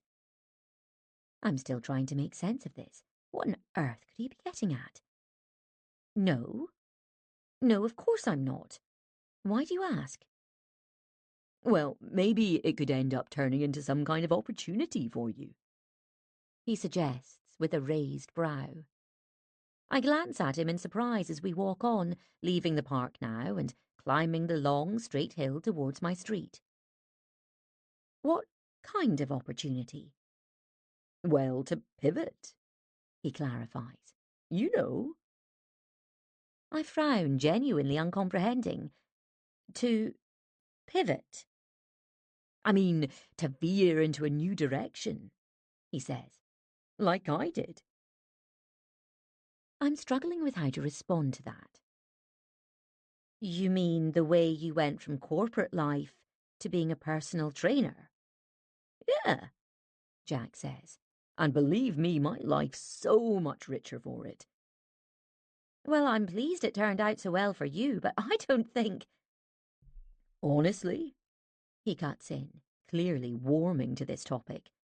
this could be your chance to change your life and do something new and different. I am working at the moment, I remind him, aware of a terse edge to my voice. In the shop, yeah, I know that. But I'm talking about a long-term thing, your future career. And I was wondering if it might be a chance to do something... He pauses, as if searching for the right word. kinder. I'm conscious of the heavy thudding in my chest.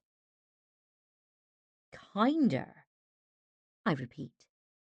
Those feelings of excitement at possibly enjoying a massage, courtesy of Jack's firm hands at some point in the future, have now evaporated. Yeah, He nods as we cross the street. you know what I mean. I actually don't, I say truthfully.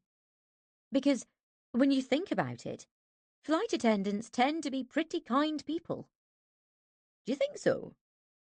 He sounds surprised. Although I'm still not quite sure what he's getting at, the mood has changed irreversibly. It's like when you've been enjoying a fabulous meal until you spot a wriggling bug in the salad. Even when it's been removed and a fresh salad brought to you, you just don't fancy it anymore. Well, yes, I say firmly. I mean, we pacified passengers who were scared of flying. We looked after them if they were ill. We warned them not to burn their mouths on our superheated toasties. I mean, kinder to the planet. Jack cuts in, turning to look at me as we walk. His blue-grey eyes look a little flinty now in the bright afternoon sunlight. I know redundancy's awful, He adds. but when it's a company like Budgie Air, He shrugs. it's kind of hard to be sympathetic. Is it? I exclaim. Well, yes. He says, in an "isn't it obvious" kind of voice. You can't disagree with the fact that the aviation industry is one of the main reasons our planet's fucked, can you? And budget travel's the worst. Jack, I don't really want to talk about this right now, thank you. Encouraging multiple journeys per year, he charges on, releasing all those gases high up in the atmosphere. They're even more damaging, even more responsible for climate change than pollutants closer to Earth. I inhale deeply, willing myself to remain calm and not to lose it with him. I hear what you're saying, I mutter, but it's pretty personal to me. It's pretty personal to the polar bears whose habitats are being destroyed, he crows. And that's not to mention noise pollution and the manufacture and maintenance of aeroplanes. When you think about it, the carbon footprint of flying is massive. So you're saying it's a good thing that hundreds of people lost their jobs? I cut in sharply. I suppose I am.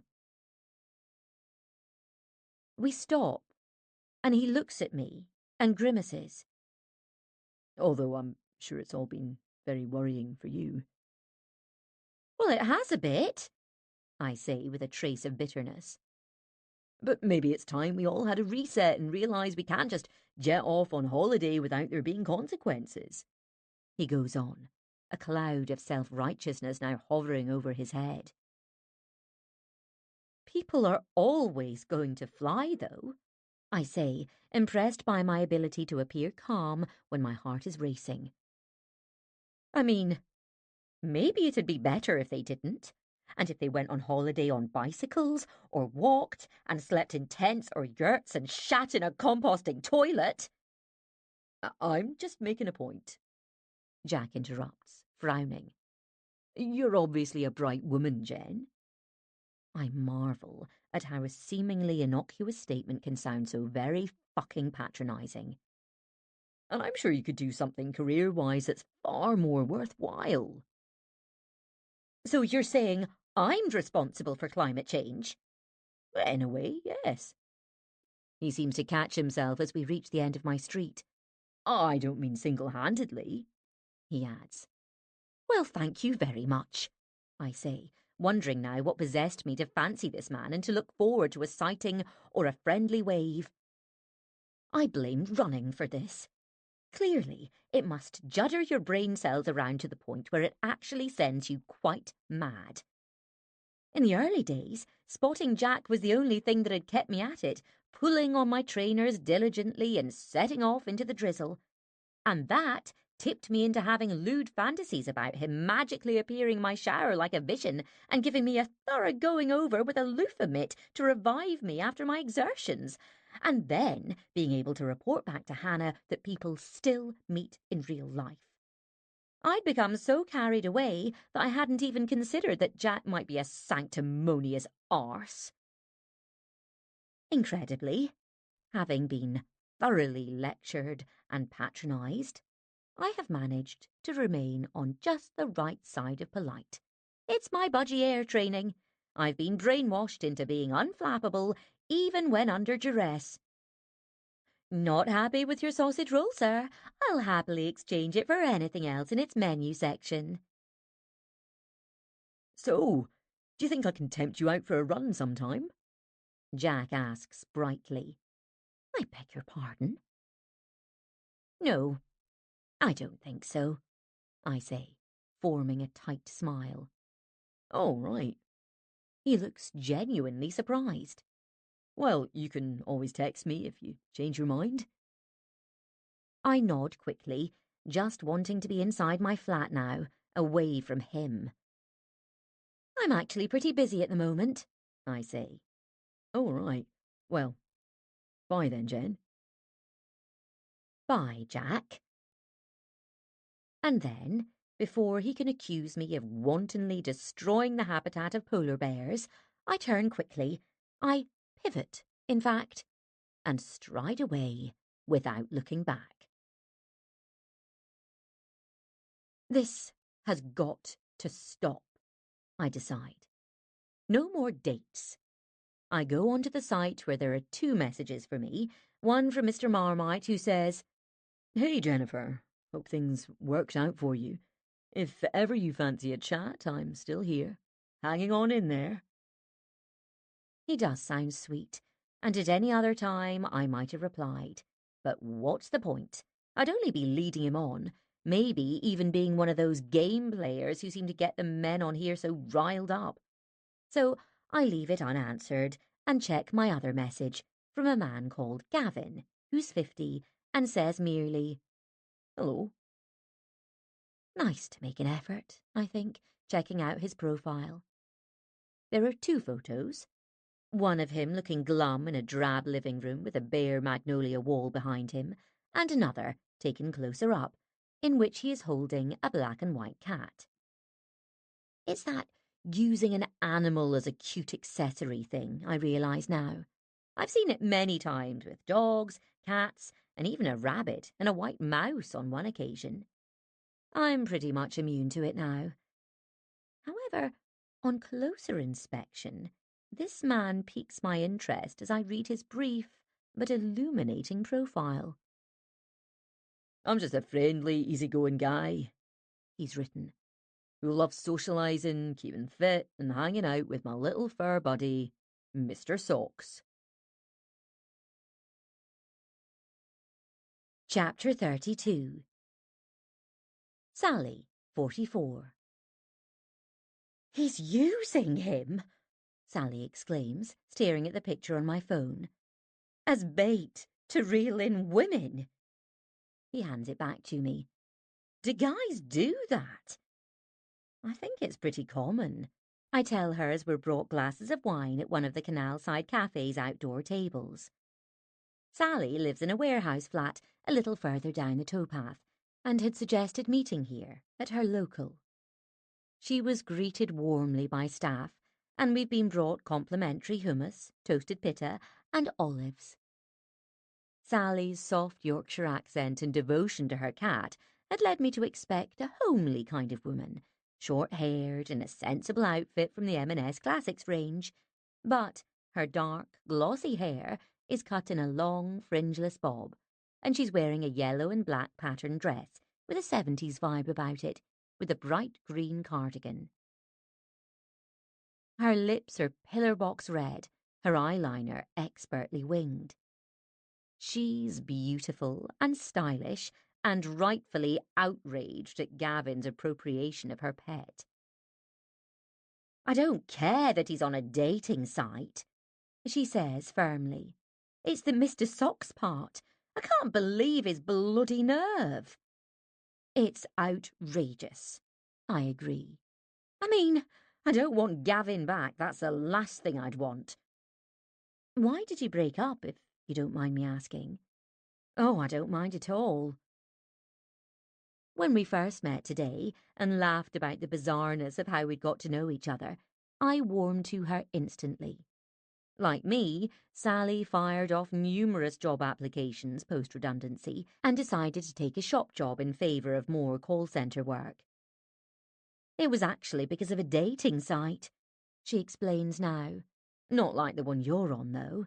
It was one of the no-strings types for people looking for hookups and affairs where it's all discreet, you know?" I nod. "Yes, I've heard about those." She sips her wine. "I thought he was up to something when I'd lost my phone and needed to use his, and I noticed he had a Kik account." "What's that?" I ask. "A messaging app where you don't share phone numbers," she explains. "You have a username instead. Lots of people use it for affairs, sexting, sending intimate photos, that kind of thing. In just a couple of months, I've learned about Berlin techno clubs, prison food, and now this. My eyes are being opened in new and unexpected ways." "So, I spotted the app," Sally continues, "and thought, ah, right. And next time I looked, he'd deleted it. That's what people do. They just have it when they need it, and then they get rid of it. Only that time, he must have forgotten." She pulls a wry smile, and her blue eyes glint in the early evening sun. "He's not the brightest bulb in the boxes, Gav." I learn that Sally decided to find out precisely why he had been staying up late every night, long after she'd gone to bed, as she had work to get up for, whereas he'd always got by with the odd decorating job. So, one night I waited until he'd gone from the spare room — we used it as a little study — to the loo. He'd minimised what he'd been looking at on his laptop, but he hadn't shut it down. So, I opened it back up and saw the messages. Graphic messages he'd been exchanging with some woman arranging to meet. His last message said, "BRB." What does that mean? "Be right back," she explains. But when he did come back, I was sitting there. He nearly had a heart attack. Bet he did. She smirks. He claimed it was just a one-off. He'd been feeling low, blah, blah, blah. But I know it was baloney, and that was it. I threw him out. But your cat, what happened? We agreed that Gav could let himself in one day to pick up his stuff, as long as he put the key through the door. And I came home, and he'd taken all his things, and Mr. Socks as well. She stresses that he'd never been interested in the cat, never showed him any affection or been involved in his care. He used to complain about the hair, she adds, and nagged me until I bought a robot hoover and said there was a smell, which there wasn't. Mr. Socks is a very clean cat. And you've tried to get him back? Oh, God, yes. I've been round again. He said Mr. Socks wasn't there, which might have been true. He's always been a bit of a roamer, and Gav's in a ground floor flat. He said he's taken to nipping in and out through the kitchen window onto the bin shelter out at the back. I couldn't prove he wasn't home, but I searched the neighbourhood and couldn't find him. She exhales. I suppose it was a bit hopeless, really. There must be something you can do, I say. Sally shrugs. I can't afford to go down any kind of legal route, and I know Gav. If things start to get difficult, he'll just dump Mr. Sock somewhere, say he's disappeared or something, or even worse. Oh, I dread to think. Oh, Sally, I'm so sorry. Hey, it's okay, she says briskly. The good thing is, it's made me realise what a vile person he is, and that makes me feel grateful to be shot of him. I wish I could help, I say. You could date him, maybe. She looks at me and grins. I don't think, I start. Don't worry, I'm joking. I chuckle. Why is he on there anyway, if he's only looking for hookups or affairs? Oh, he does like having a regular girlfriend, she says. He doesn't function terribly well by himself. I've seen his place. It looks worse than a student flat. Anyway, she adds, let's forget about him. How's it going with the site?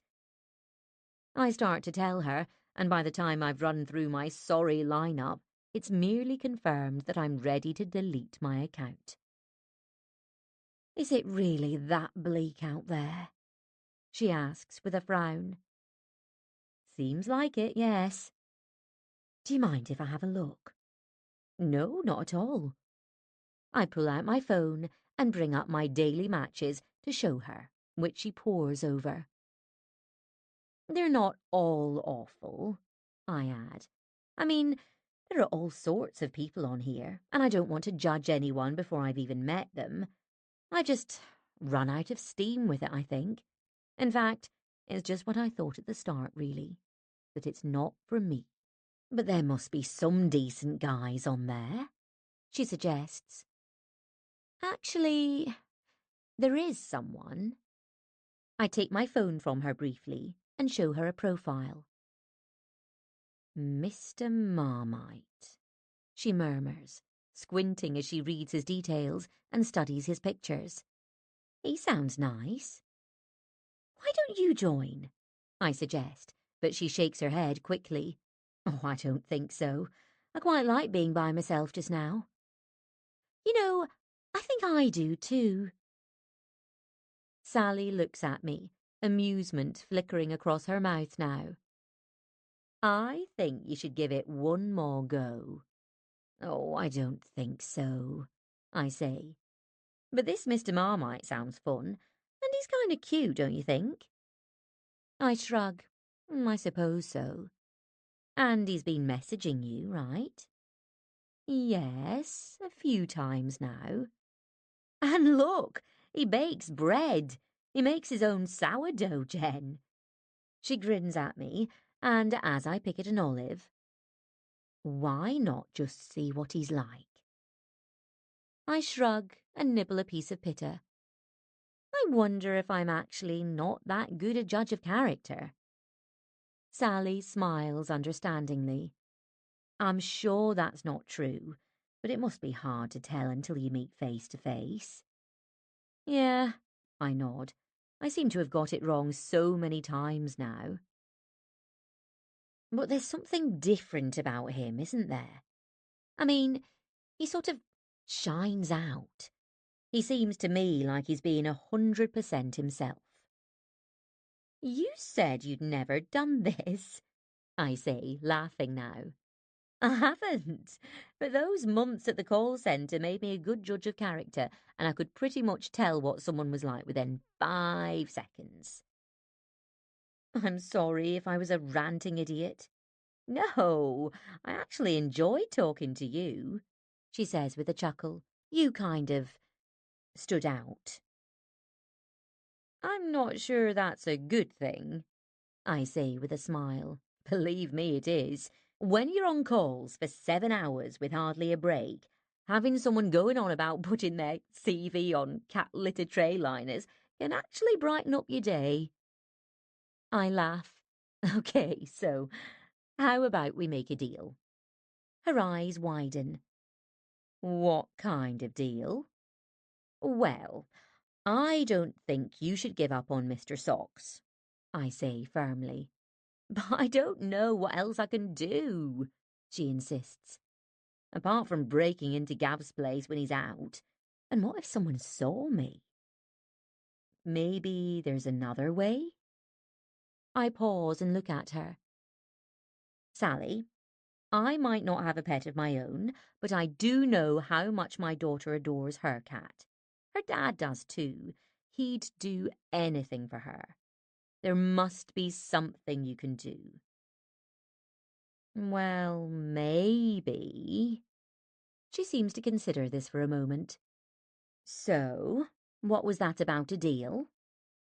You go all out to rescue Mr. Socks, and I might just give the site one more chance, I tell her. You mean you'll set up another date? I'm thinking I might, I say, picking up my glass and draining the last of the crisp white wine. She twiddles the stem of her own glass and beams at me. Do you even like Marmite? Actually, I love it, I say. Chapter 33. Harvey, 47. Mum never used to be particularly affectionate, not unless Phil had arrived home on a visit, and then he'd be bestowed with fierce hugs and home-baked Victoria sponges and even the chocolate crispy cakes he'd loved as a child. Never mind that he was a middle-aged man with all the top Aussie celebs' numbers stored in his phone. But now, Mum seems to delight in my company. While she was never terribly interested when I was a flight attendant, now she claims to be incredibly proud that I work in a supermarket and enjoys hearing about the sticker gun and the prowling customers poised to grab the bargains. And Harvey's face does something similar when I walk into the cafe, in that it actually lights up, all smiles and bright blue eyes and a hug, which feels natural and kind of right. I like him, I decide.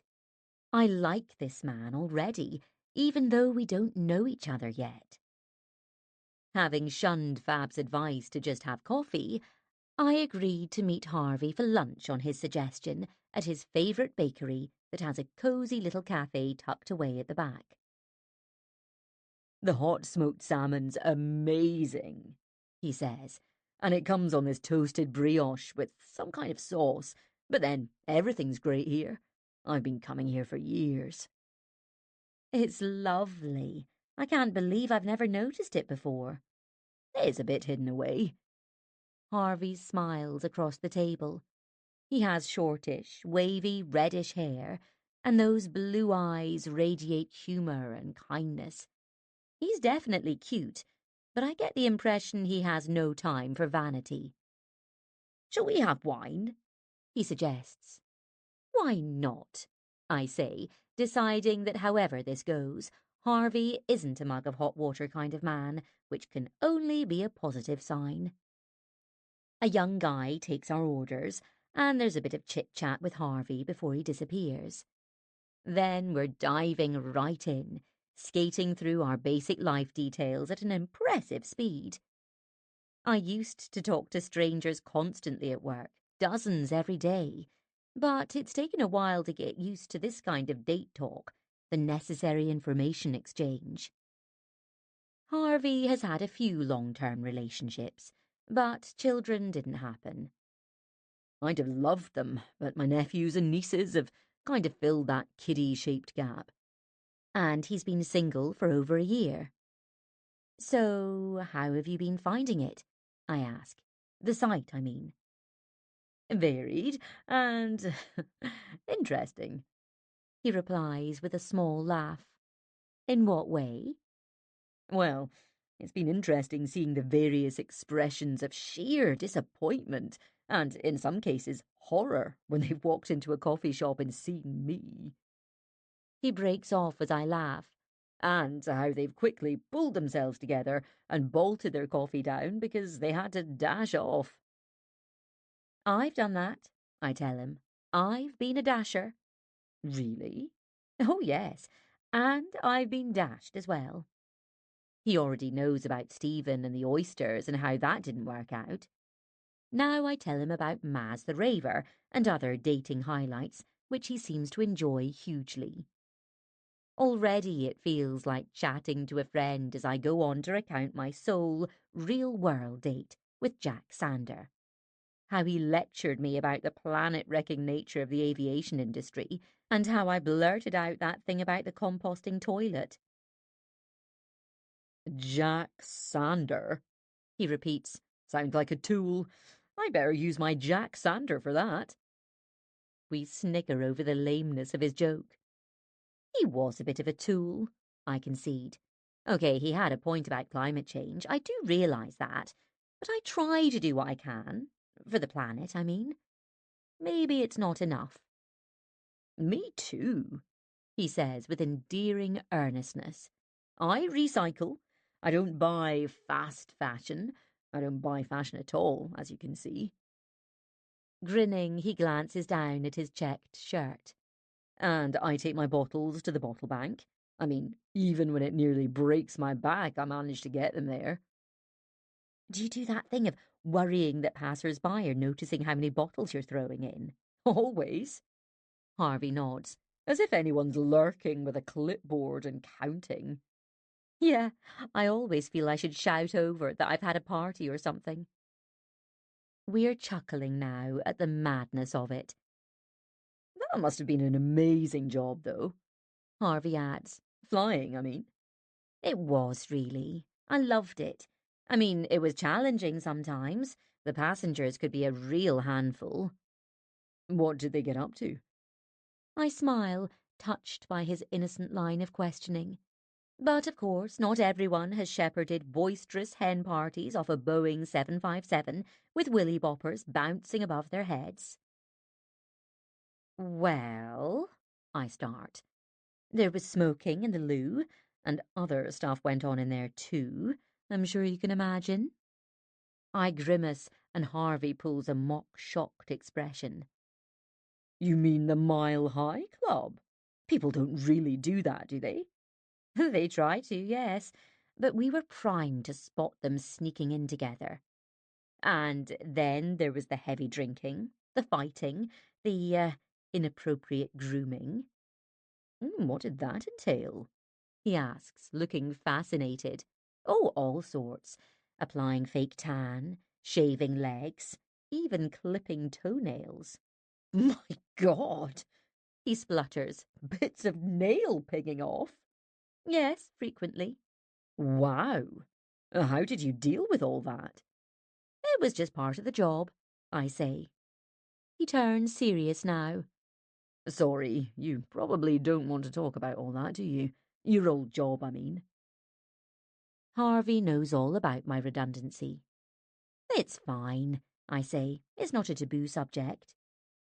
He nods, looking thoughtful. Do you think you'll ever go back to that kind of work?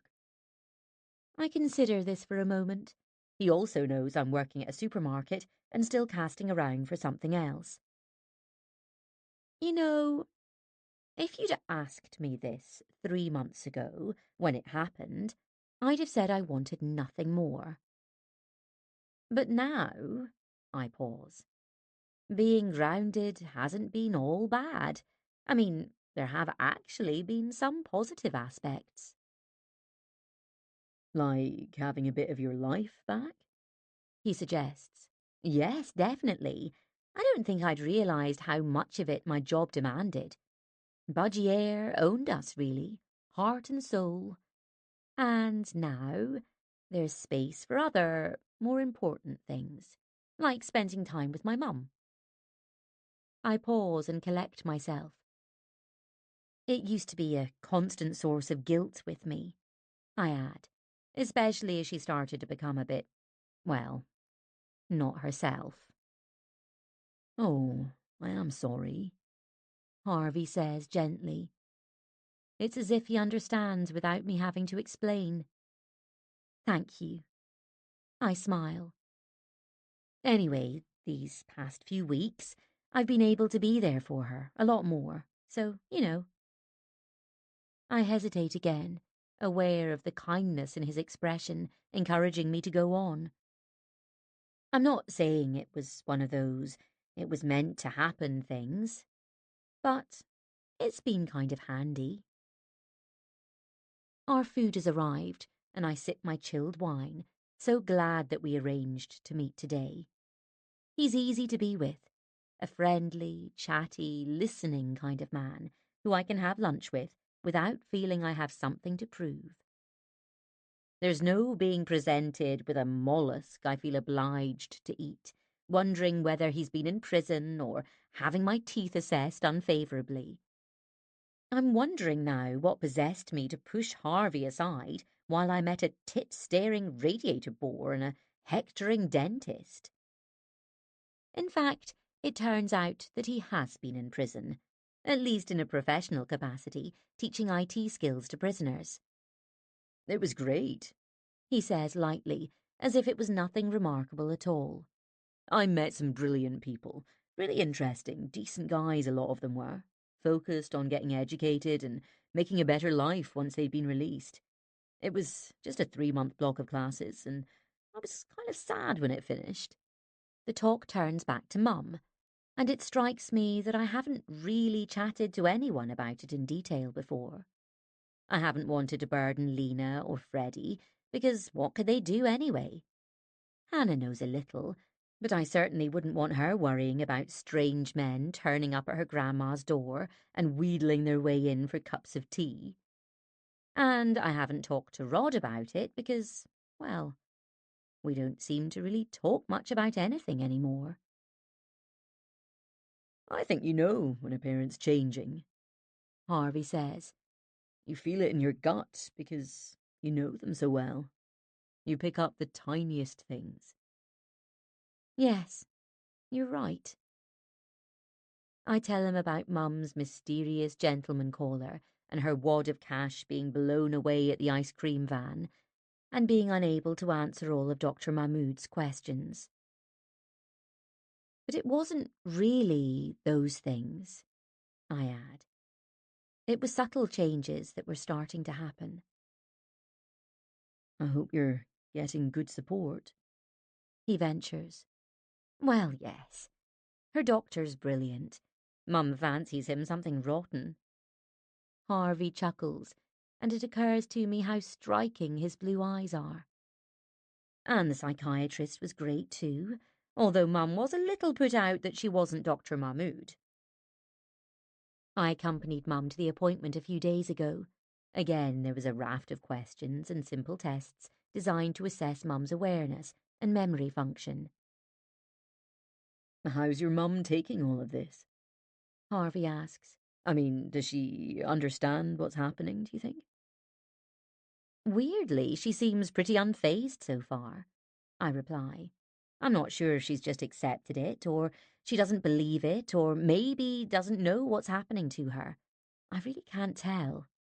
Whenever I broach it and ask if she feels okay about what the doctor said, she changes the subject straight away. My mum was like that too, Harvey says. She's in a care home now.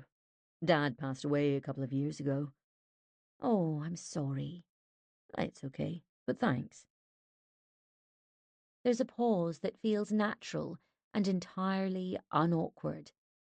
Then Harvey starts to tell me about his mum and how He'd been scared shitless about how she'd take it when I suggested it might be best if she moved into a home.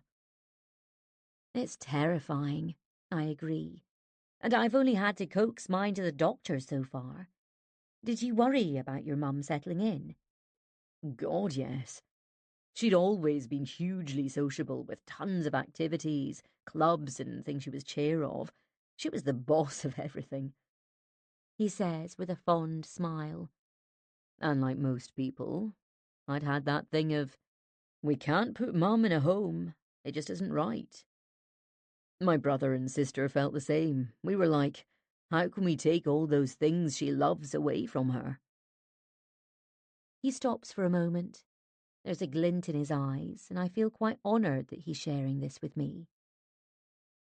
But it had become dangerous for her to be in her own house. He continues.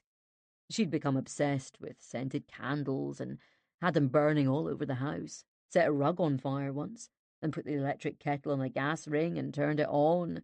Oh, there were so many things. Harvey stops and pushes back his reddish hair. Sorry, I'm going on a bit here, aren't I? Not at all, I say. I don't want to make you feel worse about things. About your mum, I mean. You're not, I insist.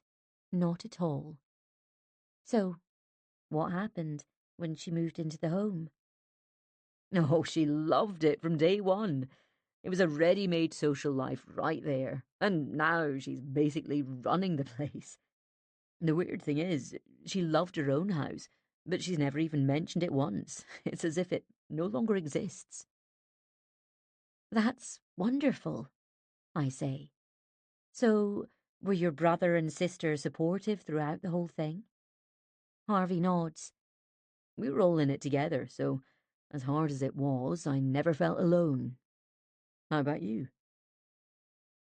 We've finished our lunch now and moved on to coffees.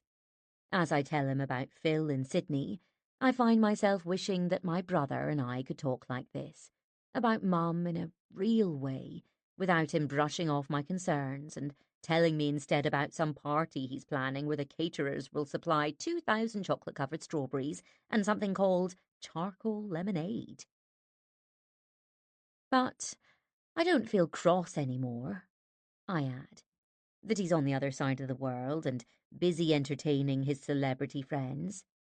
Because that's his life, and he's worked hard for it. And, this whole thing with Mum has brought me and her closer. I mean, much closer. It's what I'd always wanted, really, to feel like we had a proper connection. You sound like a really caring daughter, Harvey says, and something catches in my throat. She'd always been a little bit scary, I add. I don't mean horrible or anything like that, just kind of tough and a bit volatile. And now this is happening, and I don't know, I just feel like I want to look after and be close to her. Harvey smiles kindly. Of course you do. Sorry, I really am going on. You're not at all, He says.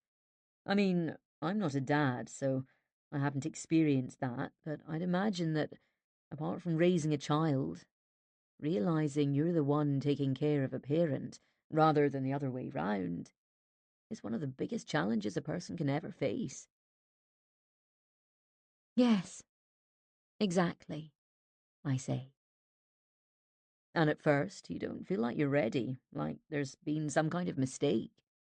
God, yes, I say, amazed at how he just gets it, and that this feels okay, even though we haven't talked very much about his life, his baking.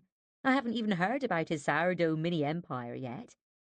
Yet, I'm pretty sure that we'll see each other again, and that whatever happens, this won't just be one of those dates where you think, well, at least it'll make a funny anecdote. I've had enough anecdote dates. I find myself telling Harvey about the laughs Mum and I have together these days, how she delights in my supermarket stories, how I told her about the man I'd seen trying to stick a label from a 20p packet of salami onto some full-priced pork chops. Bet you gave him a piece of your mind, she'd exclaimed delightedly. Harvey chuckles. Isn't it weird how something can be heartbreaking and sort of wonderful at the same time? I nod. And that's when it happens. My chest seems to tighten as I sit there opposite this kind, interesting, and attractive man whom I don't even know yet, not properly. And suddenly I can't talk anymore, because my throat has choked up and tears are fuzzing my vision, threatening to overspill. Oh, Jen, I'm so sorry. Briefly, he places a hand across the table over mine. No, I'm sorry. God, I didn't expect this to happen. I place the flat of a hand over one of my cheeks and find it wet. Oh, this is so embarrassing, I mutter, grabbing a paper napkin and blotting at my face. Don't worry. It's okay, really. I'm sorry, I repeat, blotting again. The napkin is sodden already, and inhaling deeply as I try to get a grip on myself.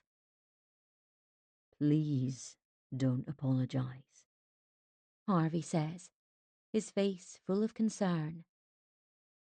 I open my mouth to speak, but more tears come, accompanied, startlingly, by a terrible gulping noise that seems to come from somewhere deep in my gut.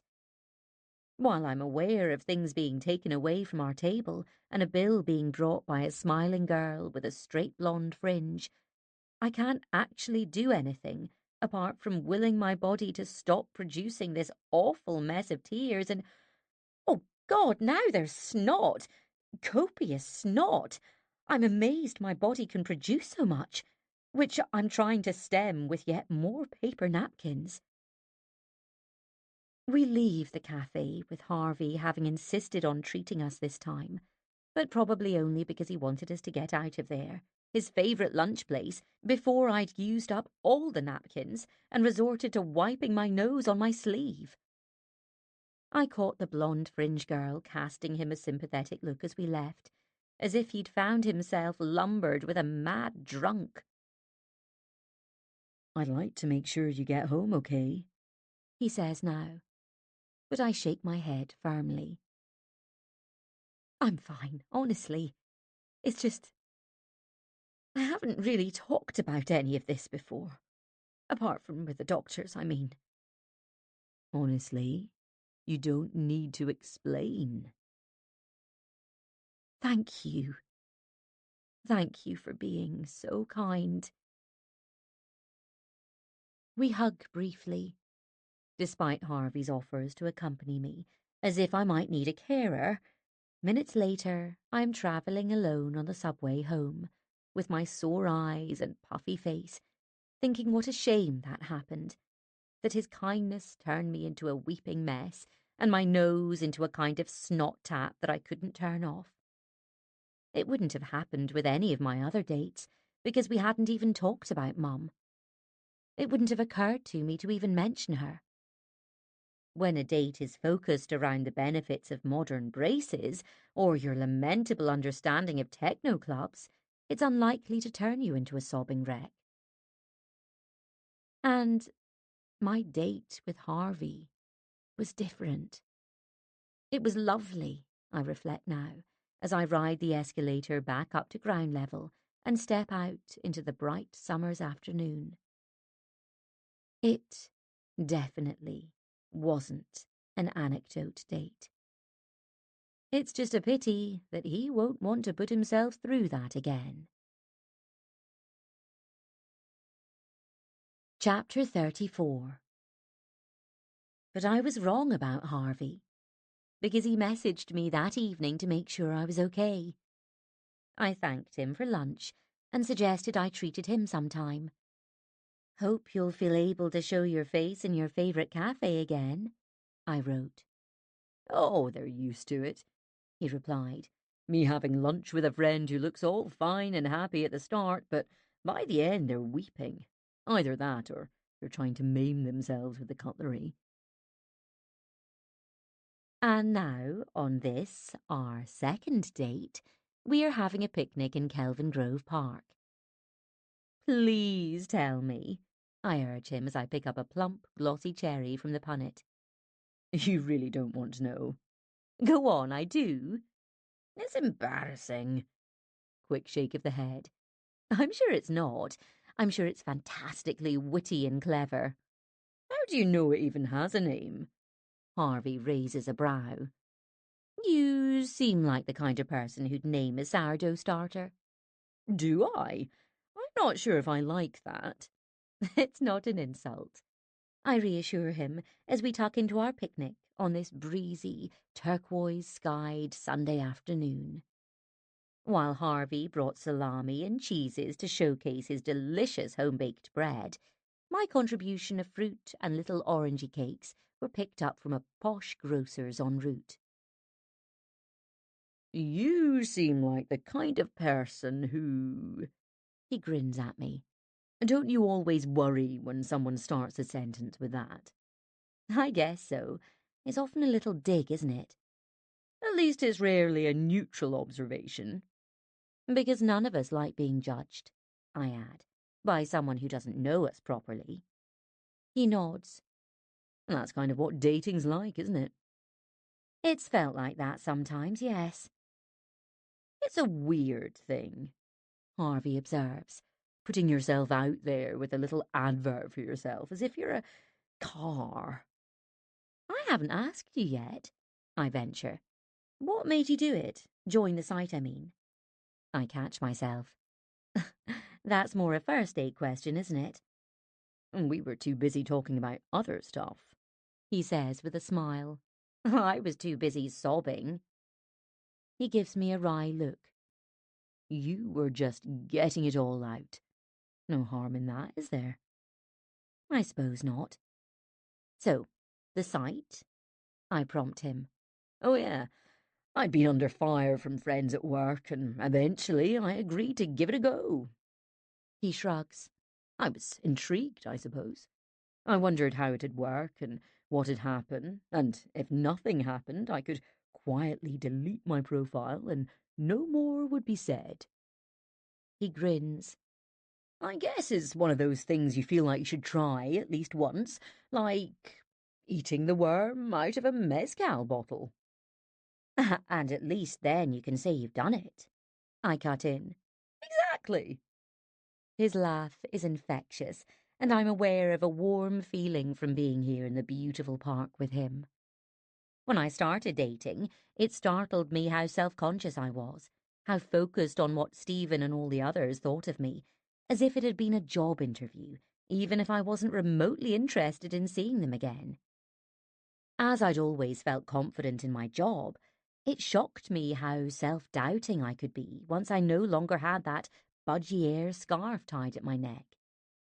But today, as we lounge on the freshly mown grass, I'm no longer wrestling with any of that. When Hannah asked me what I was looking for, and I said, just someone nice to have fun with, I thought it sounded a bit lame, but it was true. I'd just been made redundant, and I wanted something to happen to lift my spirits. And now, as I tell Harvey all of this, without even wondering what he might think of me, we find ourselves agreeing that, as a concept, meeting someone nice is vastly underrated. Would you say it's been fun so far? He asks. Honestly, I mean. I pause, considering this. Well, today is. And our lunch was too, until all the tears. I mean the whole Eyebrow waggle here. dating experience. Like you said, it's been varied and interesting. I press my lips together, trying to trap in a laugh. Remember the clubber I told you about? The one who said there was no chemistry? Harvey nods. He also said, "You seem like the kind of person who might feel a bit out of place in a latex room." He splutters. Damn cheek. I'd have thought you'd have fitted right in. Well, exactly, I retort, which sets us off again, laughing like teenagers. Where is it? He asks. This latex room, I mean. We could head over, but I'd need to go home and change. Harvey, without thinking I've placed a hand on his knee, it's in Berlin. Oh. Then, I'm kind of relieved, actually. I mean, I'm sure you could pull it off, that kind of look, I mean, but I'm not so sure about me. he glances down in acknowledgement of his t-shirt and jeans, the default casual wear of the middle-aged male. The t-shirt is plain grey, the jeans loose on those long legs stretched out before him. So anyway, what is it called? I ask. He looks quizzical. Your sourdough starter. Oh, are we back on that? A bemused smile. Can you guess? Bubbles. A shake of the head. Bread pit. The beast from the east. Where are you getting these? I smile and push my hair back from my face. The day is turning chilly now, and I pull on my jacket over my denim dress. Hannah and her housemates went through a sourdough phase, and there were debates on what to call it. The starter, I mean. But it turned out to be like when a band first gets together, and they spend so much time sitting around trying to decide what to call themselves, and no music is actually made. Or bread, in their case. I think they baked one loaf. Hannah said she nearly broke a tooth on it. Well, mine's called dough farah, He says quickly. dough farah. I repeat. Are you a runner then? A bit, He says. At least I did couch to 5k and managed not to die. It's the law, isn't it, for people our age? Seems like it. Harvey says. But no, it was my nephew who came up with it. He's the athlete in the family. We were playing with words and it seemed perfect. Because it keeps on going. Yeah, exactly. He smiles, and again I think, what a likeable face he has. More interesting than classically handsome. His nose a bit crooked, his mouth seeming to be almost permanently on the verge of a grin.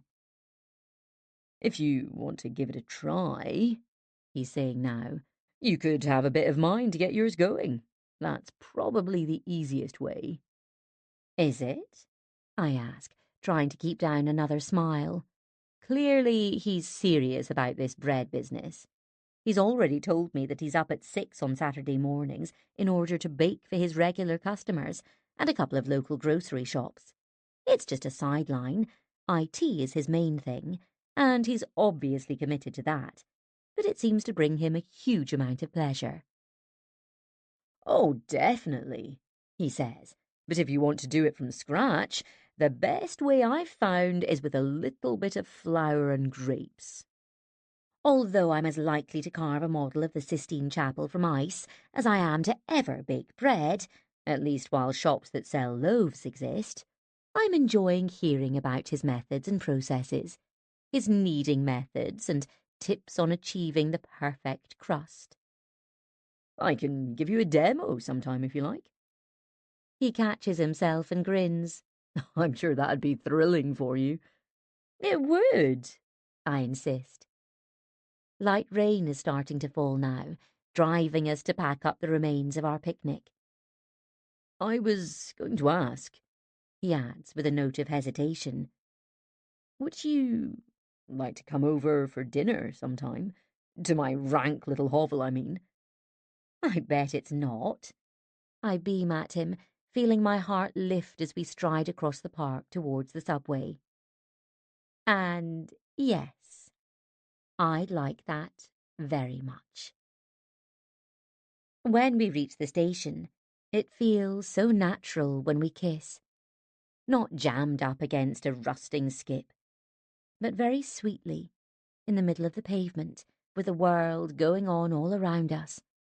And while it's not a fervent snog, it's definitely more than a quick peck goodbye. Something stirs in me, quickening my heart. I really enjoy today, Harvey says. Me too. I've had such a lovely time. Instead of parting company, somehow we've ended up in a hug. He smells so good I can't help noticing. It's so rare when you're close to someone for the very first time and just want to breathe them in. So, dinner, Harvey adds. Is there anything you don't like to eat? Not really, I reply. I like pretty much everything, apart from oysters. I'm not crazy about those. Chapter 35. Hannah, 23. Hannah appears in the crowds at Central Station, waving while dragging her wheelie case. I hug her tightly, take her case, and we stride across the concourse towards the taxi rank. You look great, Mum, she announces. Kind of different. What have you done? Thread lift, I tease her. Everyone's having them, love. You haven't. No, of course not, I say, laughing now. Lena was considering it. I think she was feeling a bit rubbish about everything, but not anymore. She has a new job. Oh, that's great. What is it? She's going to work for a hotel chain, in charge of corporate events and attracting new business. It's in London. She's moving in with her sister to start with. That's brilliant, Mum. I'm aware of her giving me quick glances as we walk. So, what about you? Oh, things are good, I say. I'll miss Lena, of course. Freddie will too. But he's thrown himself into his course, and we all have the feeling that things are starting to happen again. There's even a tiny rumour that there might be a buyer for Budgie Air. So you could start flying again? We'll see, I say, as we wait in the taxi queue. It's happened before and come to nothing, I add. Yeah, I know. She gives me a teasing smile. So, are you seeing someone then? Is that what's different about you? I wouldn't exactly say that, I say, smiling too as we climb into the taxi. She's only here for 2 nights. Her visit was short notice, and I wasn't offended when I discovered that it had been prompted by her friend Kaya's birthday party, which she decided, at the last minute, that she didn't want to miss. She and Kaya, of perfect gingerbread house fame, have been friends since they were 5 years old. Back home, I tell her about Harvey and show her his profile and find myself describing, with a note of pride, how he supplies his loaves to local shops at the weekends, as if I have anything to do with it. He sounds lovely, she says. Oh, it's really early days, I say quickly. I've only seen him twice. He's asked me over for dinner. We'd planned for tomorrow, but we're going to rearrange. You don't need to do that, Mum, Hannah says with a frown. But you're here. I hardly ever see you. I'm not going to be out gallivanting and miss on our time together. Gallivanting? We're laughing now, both of us drinking tea and eating toast on the sofa like we used to, and I'm filled with a surge of happiness at her being close to me again. The gaps between seeing her are so long now that even though she's not a child, growing and changing rapidly, She still looks a little different to me every time. Her hair is still coloured a deep glossy red, but maybe she's done her makeup differently, or perhaps it's just that she's becoming more and more enmeshed in her London life. "Tomorrow's Kaya's party," she reminds me. "Yes, but you don't need to sit there waiting for me to come in," she teases, "like when I was 16. "Yes, I know that, Han. Pretending you just happened to be up, sitting there looking all casual and not panicking at all, like, 'Oh, hi, love, I was just about to go to bed.'" Was it that obvious?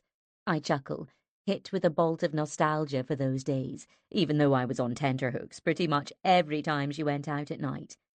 Not because she ever staggered in and threw up on the sofa. Well, only once. But because that was my job, to worry.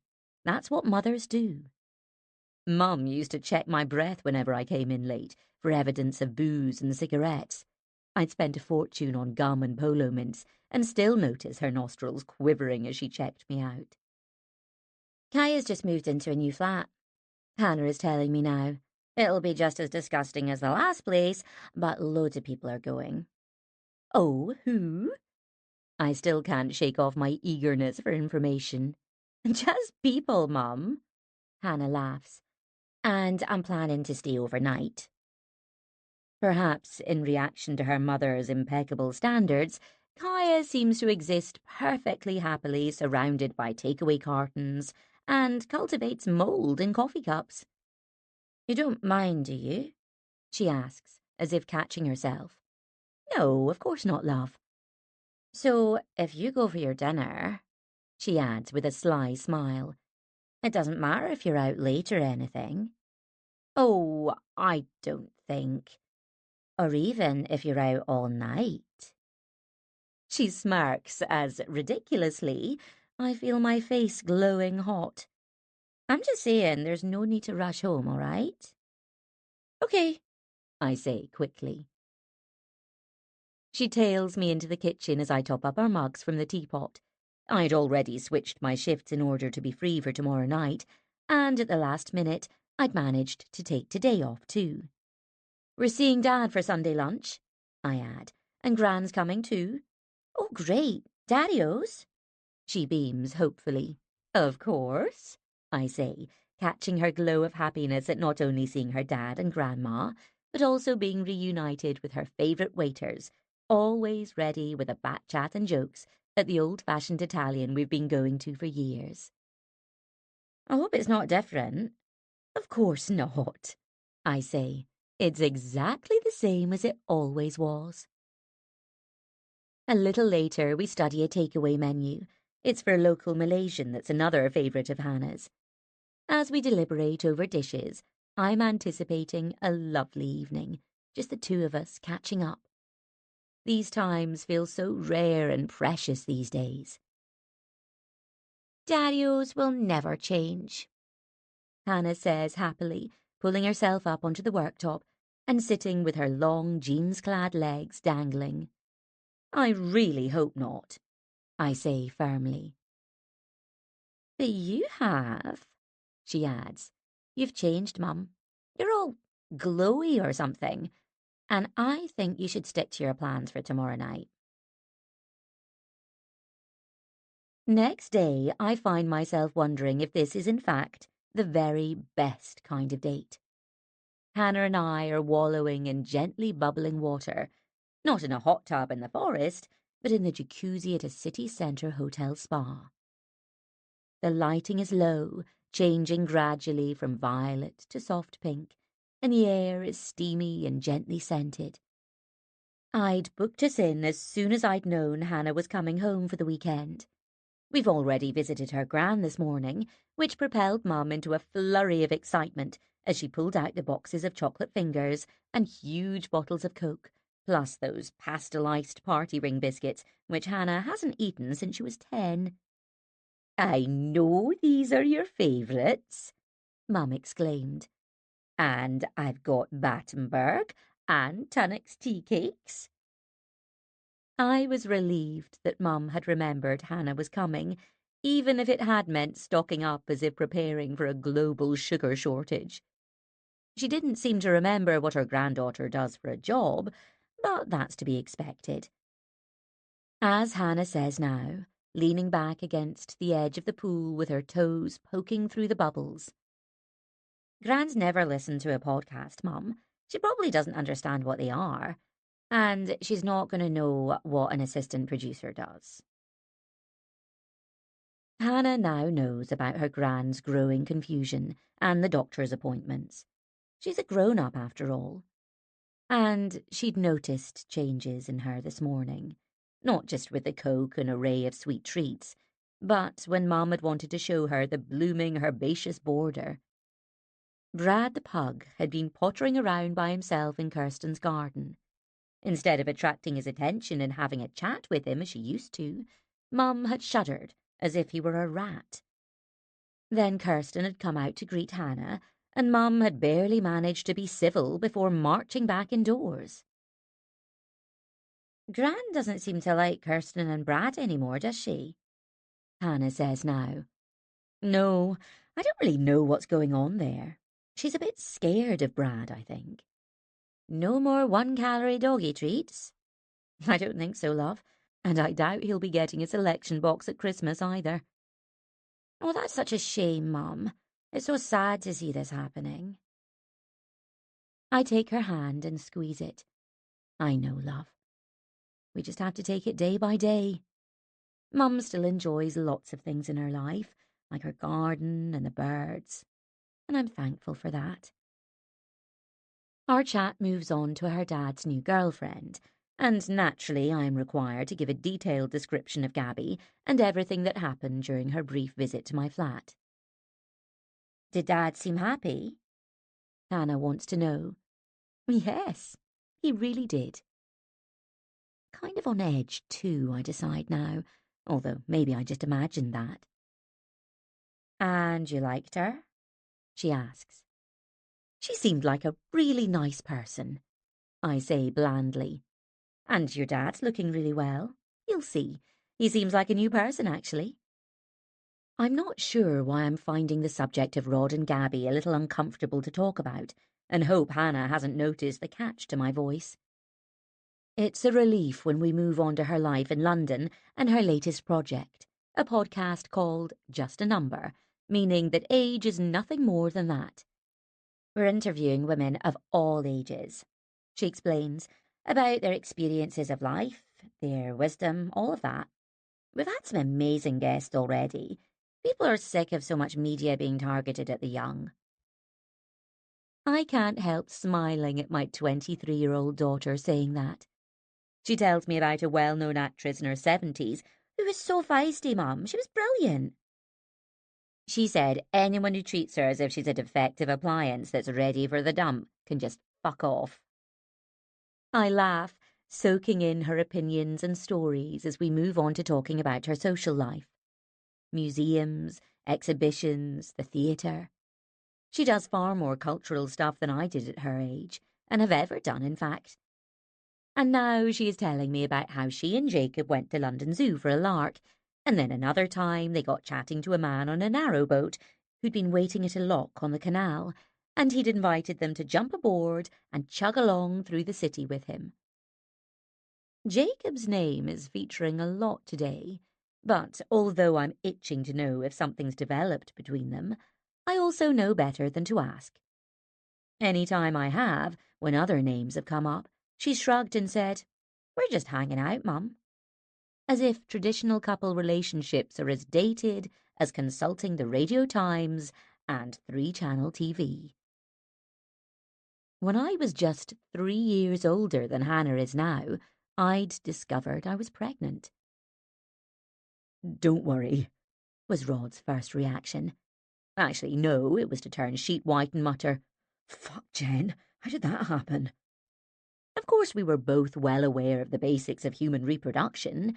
We just couldn't believe that one night of drunken recklessness was all it had taken. "It'll be all right," he'd added then, holding me close.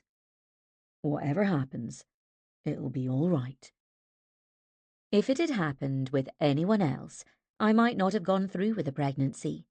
I loved my job and my life, being a young woman in a big city as Hannah is now. But this was Rod's baby, and I cared for him very much. I loved him, even if I wasn't in love with him. Did that matter? On a layover in Magaluf, I sat up late in the hotel bar with Freddie, him on sangria, me on orange juice. I kept thinking about all the cocktails I'd tanked before we'd been away again together on that week's holiday before I'd known I was pregnant. How the only aspect I'd been worrying about was whether things would be okay with Rod the next time I saw him. In truth, I'd hoped we could just forget all about it, like the way you might rearrange the furniture to cover up a mark on the floor. In that ritzy hotel bar with its golden chandelier, I had a decision to make. We were due to fly back to Glasgow at 10 a.m. I'd done the positive test a couple of weeks before, and time was running out.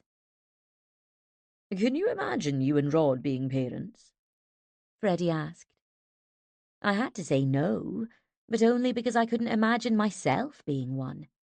Being responsible for the safety and comfort of 200 passengers was fine, but in no way did I feel ready for the colossal responsibility of raising a human being. What kind of dad do you think he'd be? Freddie's gaze met mine. Brilliant, I said, without even thinking. And right then, I knew he would be, and that meant we could do it together. I also knew it would be a bit unusual, as we wouldn't be a couple living together, or get married, or any of that. We could do it our way instead. I love him, just not in that way, I told Freddie. That's what I've always said, whenever it's come up over the years. Dear Rod, who's the best father anyone could have. I love him, just not in that way. And I pictured my own parents, and the frequent flare-ups at home, and how on one occasion Mum had flung a bowl of Rice Krispies and milk across the dining table, aiming for Dad, and they'd scattered everywhere, sticking to the carpet. And I thought about the shouting I'd often heard at night, when I'd wondered how long a night could last, when you were lying there waiting for it to finish, unable to sleep. Bill never heard it, or so he claimed.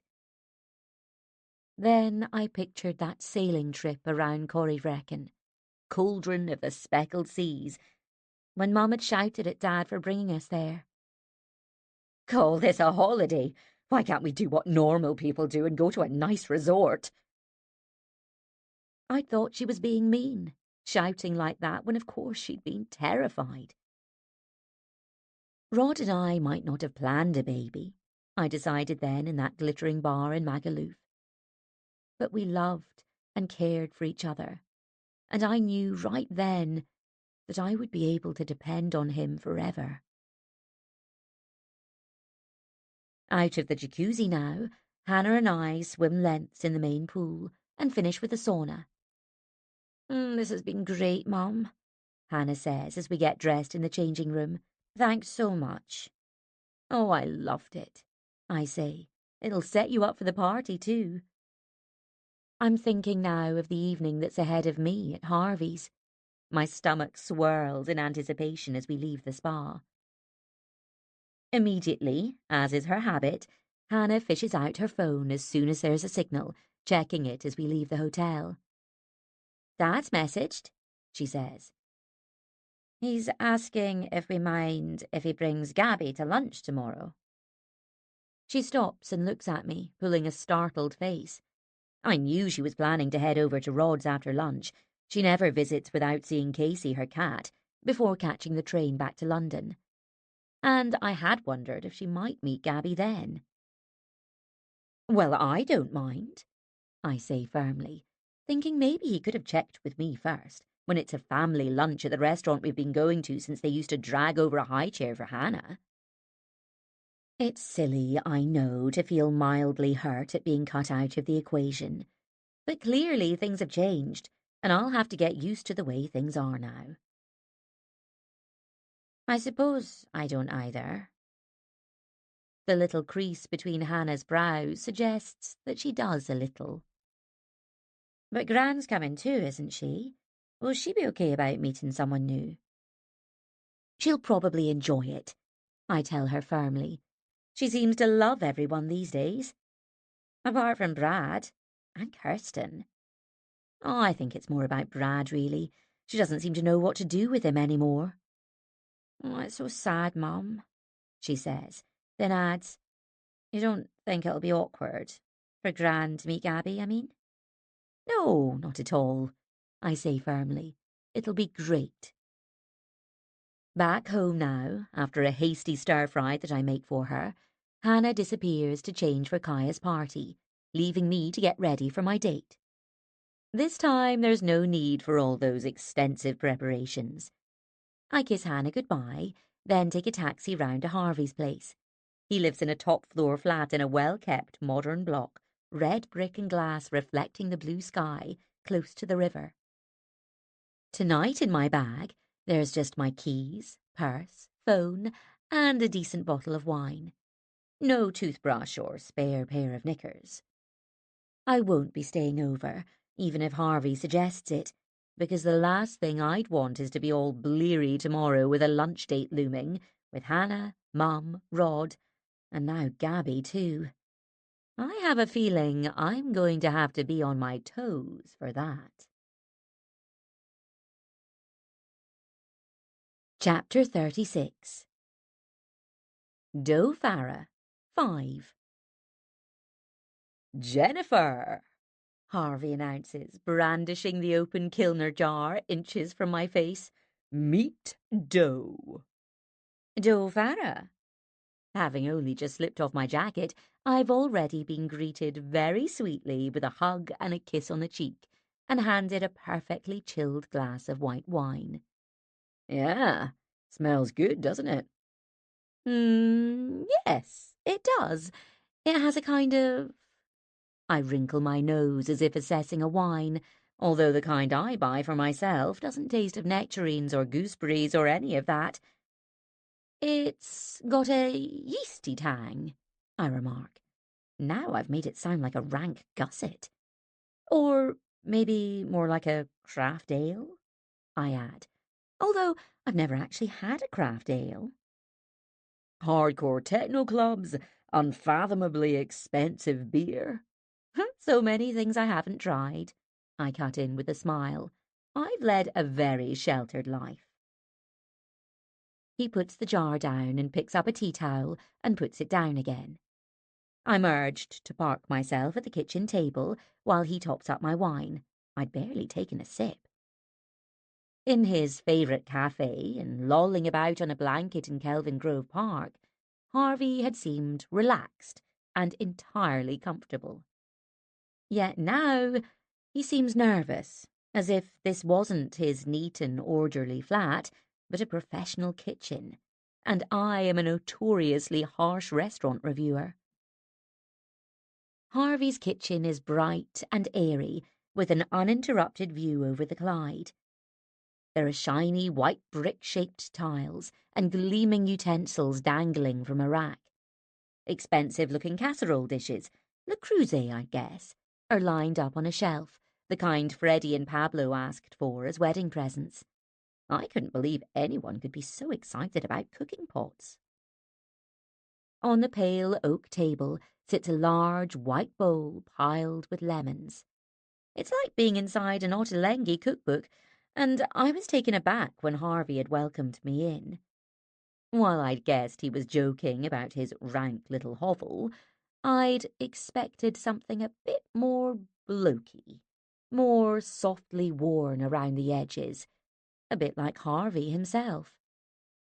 Now he's stirring something in a pot on the hob and bobbing up and down, peering through the oven door, checking on something.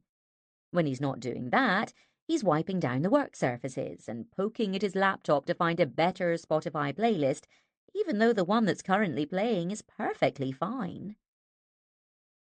Can I help at all? I ask, feeling guilty for sitting here observing all this activity.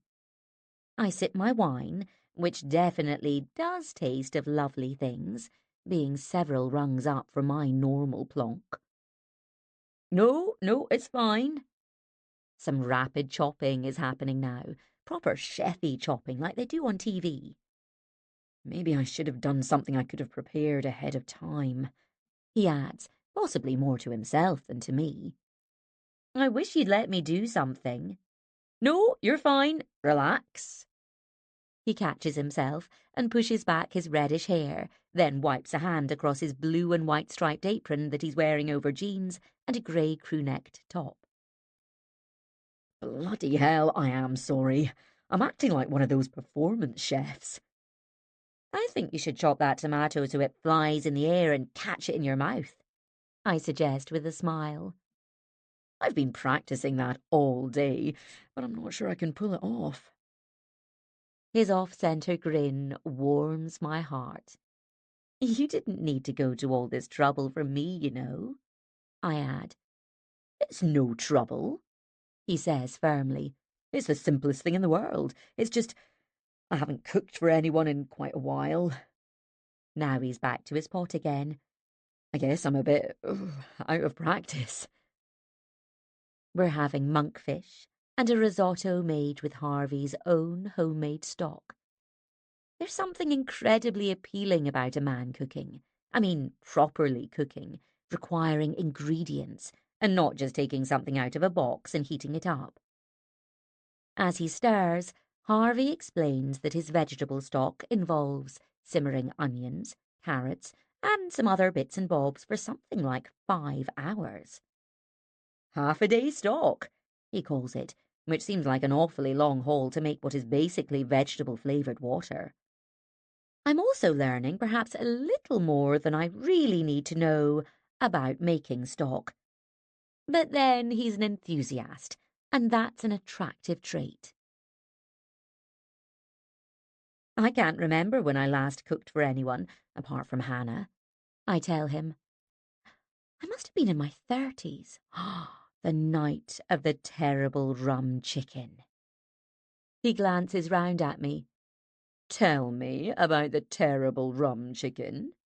Oh, I had Lena and Freddie and a couple of others round, a bunch of friends from work. It was basically chicken breasts in a dish with some kind of weird flavoured rum that had been on special offer at duty free. I'd tried it. It was pretty vicious, so I thought I'd use it as a cooking ingredient instead. A bemused smile. Don't tell me you invented the recipe to use it up. I kind of did, yeah. So, can I ask what it is? He asks. Or is it secret? The recipe? I chuckle. It's basically chicken in a dish of rum. His eyes are kind of twinkly, and he looks even more attractive now, mussed up from all his kitchen activity. So, what happens next? It just goes in the oven, I explain. So, you don't burn off the alcohol first or anything like that? No, I say. The alcohol stays right where it is. And there's nothing else added? Nope. I'm laughing now, which sets Harvey off. I'm sure you've heard that the best chefs don't overcomplicate things, I add. You're right. They let the ingredients speak for themselves. So, what was it like? He wants to know. Probably the worst thing I'd ever eaten. Freddie said he could still feel it a week later, burning the lining of his throat. I pause. If I can't find another client-facing job, I was thinking of writing a cookery book. You absolutely should, he says, piling salad ingredients into a smart glass bowl. Harvey has relaxed now, and as he carries on tending to things, he asks about my continuing job search.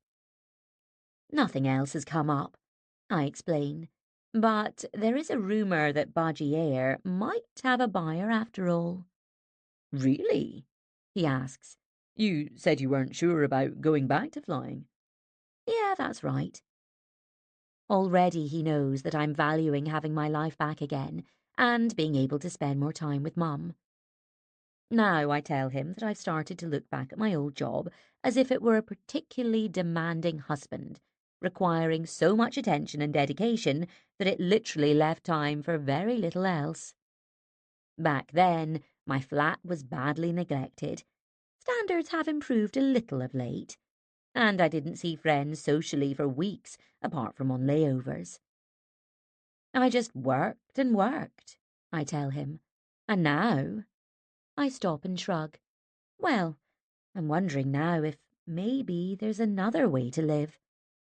I get that, Harvey says. We don't have to keep slogging away at the same thing all our lives. You like what you do, don't you? At the picnic, he described his working life, the big, modern city centre office where he's been for 10 years, taking pride in his job, managing systems that I can't even begin to understand. You know, I do, actually. A note of surprise there.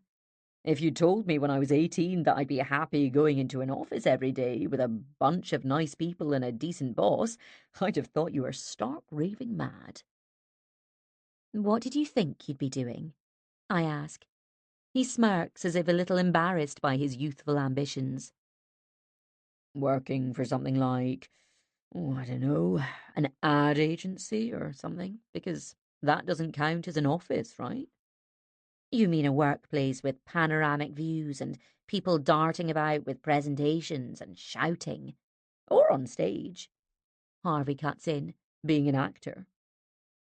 He slips into a grandiose voice. Wowing the audiences with my Romeo. Did you want to go to drama school? Oh, for about a month, yeah. After my performance in Joseph had been rapturously received at school, at least by my mum and dad. He adds. They were the only ones who didn't bolt for the door the minute it was over. Were you Joseph? No, the butler. Don't knock it, it's a pivotal role. I laugh and sip my wine as dressing ingredients are shaken in a jar. Our salad is tossed deftly, and Harvey serves dinner. It all looks perfectly delicious, but, unusually for me, my appetite seems to have dwindled. At first, I can't understand it, because being cooked for is one of my favourite things. But then I start to realise what it is. His jitteriness when I arrived, the flustered jacket swiping. Let me take this for you. As if I'd have expired from overheating if I'd worn it for a second longer. Then the watching him busying about and just being here, seeing him in his natural habitat with his bowl of lemons generously pouring wine. It's all combining, like the ingredients in this beautiful dinner, to crank up his appeal until I'm absolutely certain that I fancy Harvey Jackson an awful lot. So much so, in fact, that I can hardly eat the most delicious meal that I can remember being cooked for me, which is surely a design flaw in the whole business of sexual attraction. What sense does it make that someone goes to all this trouble because they like you and possibly even hope to impress you a little bit? They cook fish to perfection and make a risotto that's not even a tiny bit claggy, which I regard as one of the wonders of the world, along with the Great Wall of China. I only ever cook the kind of rice that comes in a pouch. And you can barely choke it down. I do manage, of course, because I wouldn't insult him by picking at it feebly. The mood is jokey, as he promises to send me his risotto recipe, as I've given him mine for rum chicken. How does the sourdough thing work? I ask. I mean, what's the science of it? He puts down his fork. Are you sure you want to know? Some of my mates have banned me from talking about it. Honestly, I say, leaning forward, I really do. So he starts to tell me about the flour and yeast spores that fly about naturally in the air, and something about grapes being added, and it all combining to make something happen. It's a magical process, he says. Well, of course, it's biology, really. A biological reaction. It sounds pretty magical to me, I say. Do you have to feed it like a pet? Yes, but it's very low maintenance. It just lies there dormant in the fridge. Mine's 5 years old, and theoretically it could go on forever. A bit like me right now, boring you senseless. He breaks off and grins. I'm interested. I really am. So, how do you wake it up? You just bring it out of the fridge, and pretty soon things start to happen. It reactivates. I touch my face, hoping I'm not flushing like a beacon here in Harvey's kitchen, with him sitting opposite me, wine glass in hand, with a cream candle flickering between us. Dinner things all cleared away now. I'm finding it incredibly stirring, listening to him talking about food with such passion. Never mind the running app woman. This is the voice I'd like in my ears as I scamper around the local streets. It would make exercising a whole lot more bearable. Don't you have to do anything to it? I ask. No, you just let it sit there and acclimatise, and it soon gets going again. I can imagine it does. All it needs, he adds, is a little bit of food and love. Right, I manage, taking a sip of wine. It's a very natural process. He smiles. You could try it, you know. I could give you some of mine to get you started, if you like. Oh, I'm not sure I'm ready for the responsibility. But you've brought up a daughter to adulthood, haven't you? I'm sure you could nurture a little bit of culture in a jar. He breaks off, and I don't know how we switch from discussing fermentation and yeast spores across the table to standing up and kissing gently, or how we move from the kitchen to the squashy charcoal sofa in the neatly ordered pale grey living room. It's as if we've been teleported and are now kissing hungrily, no dearth of appetite now. My God, so I still have proper sexual feelings after all. None were involved in that kiss with Neil against the skip that left the rusty mark on my best jacket. That was driven by booze and desolation, not lust. In fact, recently I'd started to worry that, as I'd gone so long without any action, I'd never be able to rev up again. Like when you've left your car sitting for ages and when you go to drive it, it won't start. And you're talking jump leads or possibly even a new battery.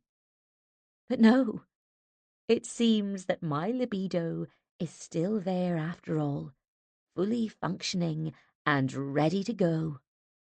It was only lying dormant. It hadn't withered and died like the poinsettia Mum gave me last Christmas in a big red pot. Chapter 37. I don't care that I'm not neatly trimmed down there, or that my body hasn't been buffed to a sheen. My legs are bristly, and I haven't even stashed a toothbrush in my bag. But that doesn't matter. I'm just thrilled that I can still feel these feelings, that my body still works. I'd been so certain that tonight we'd just have dinner and drinks and that would be that. But now our clothes are coming off. His shirt, my dress, and his body is lovely, and I couldn't care less that I'm wearing a plain old white bra and unmatching black knickers, because he's saying, "You're beautiful," in a slightly overawed voice. It's been so long since anyone said anything like that to me that my throat catches and my heart seems to stop. Cheep, cheep. What was that? Harvey looks at me. My phone. Just a text notification. Sounded like a bird. It's a budgie. How apt, He says with a smile, then gently moves a strand of dishevelled hair out of my eyes. I could leave it, check it later. What could be urgent at... Quick glance at the clock on the wall. Just gone 11 on a Saturday night. But It's cut through my thoughts, and now some invisible cord is pulling me away from this lovely, sexy man with his warm, delicious-smelling body and sticky-up hair. "Won't be a sec," I murmur, slipping my dress back on quickly. The cord continues to pull me out of the living room towards my bag, which is dangling from a brass hook in the hallway. I take out my phone. It's a message from Hannah, a photo of her and her oldest friend, their cheeks pressed together, both looking flushed and tipsy, with the caption, "Kaya says hi." I can't help laughing. She knows I'm here, but she still sent it. I might be a bona fide grown-up woman on an actual date, but I'm still her mum. Everything okay? Harvey has appeared in the hallway and scratches his head. "Yeah, sorry about that. Just Hannah." Oh, right. He gives me an expectant half smile. "Just a daft text from the party," I explain. Ah, hope she's having fun. "She is," I say, dropping my phone back into my bag and striding towards him.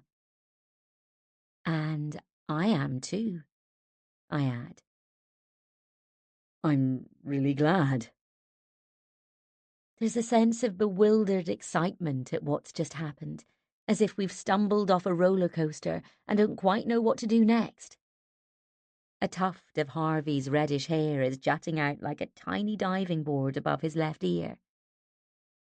Neither of us says anything as we wander back through to the living room, where our wine glasses are sitting on the coffee table, and my sandals are lying there, having been kicked off in haste.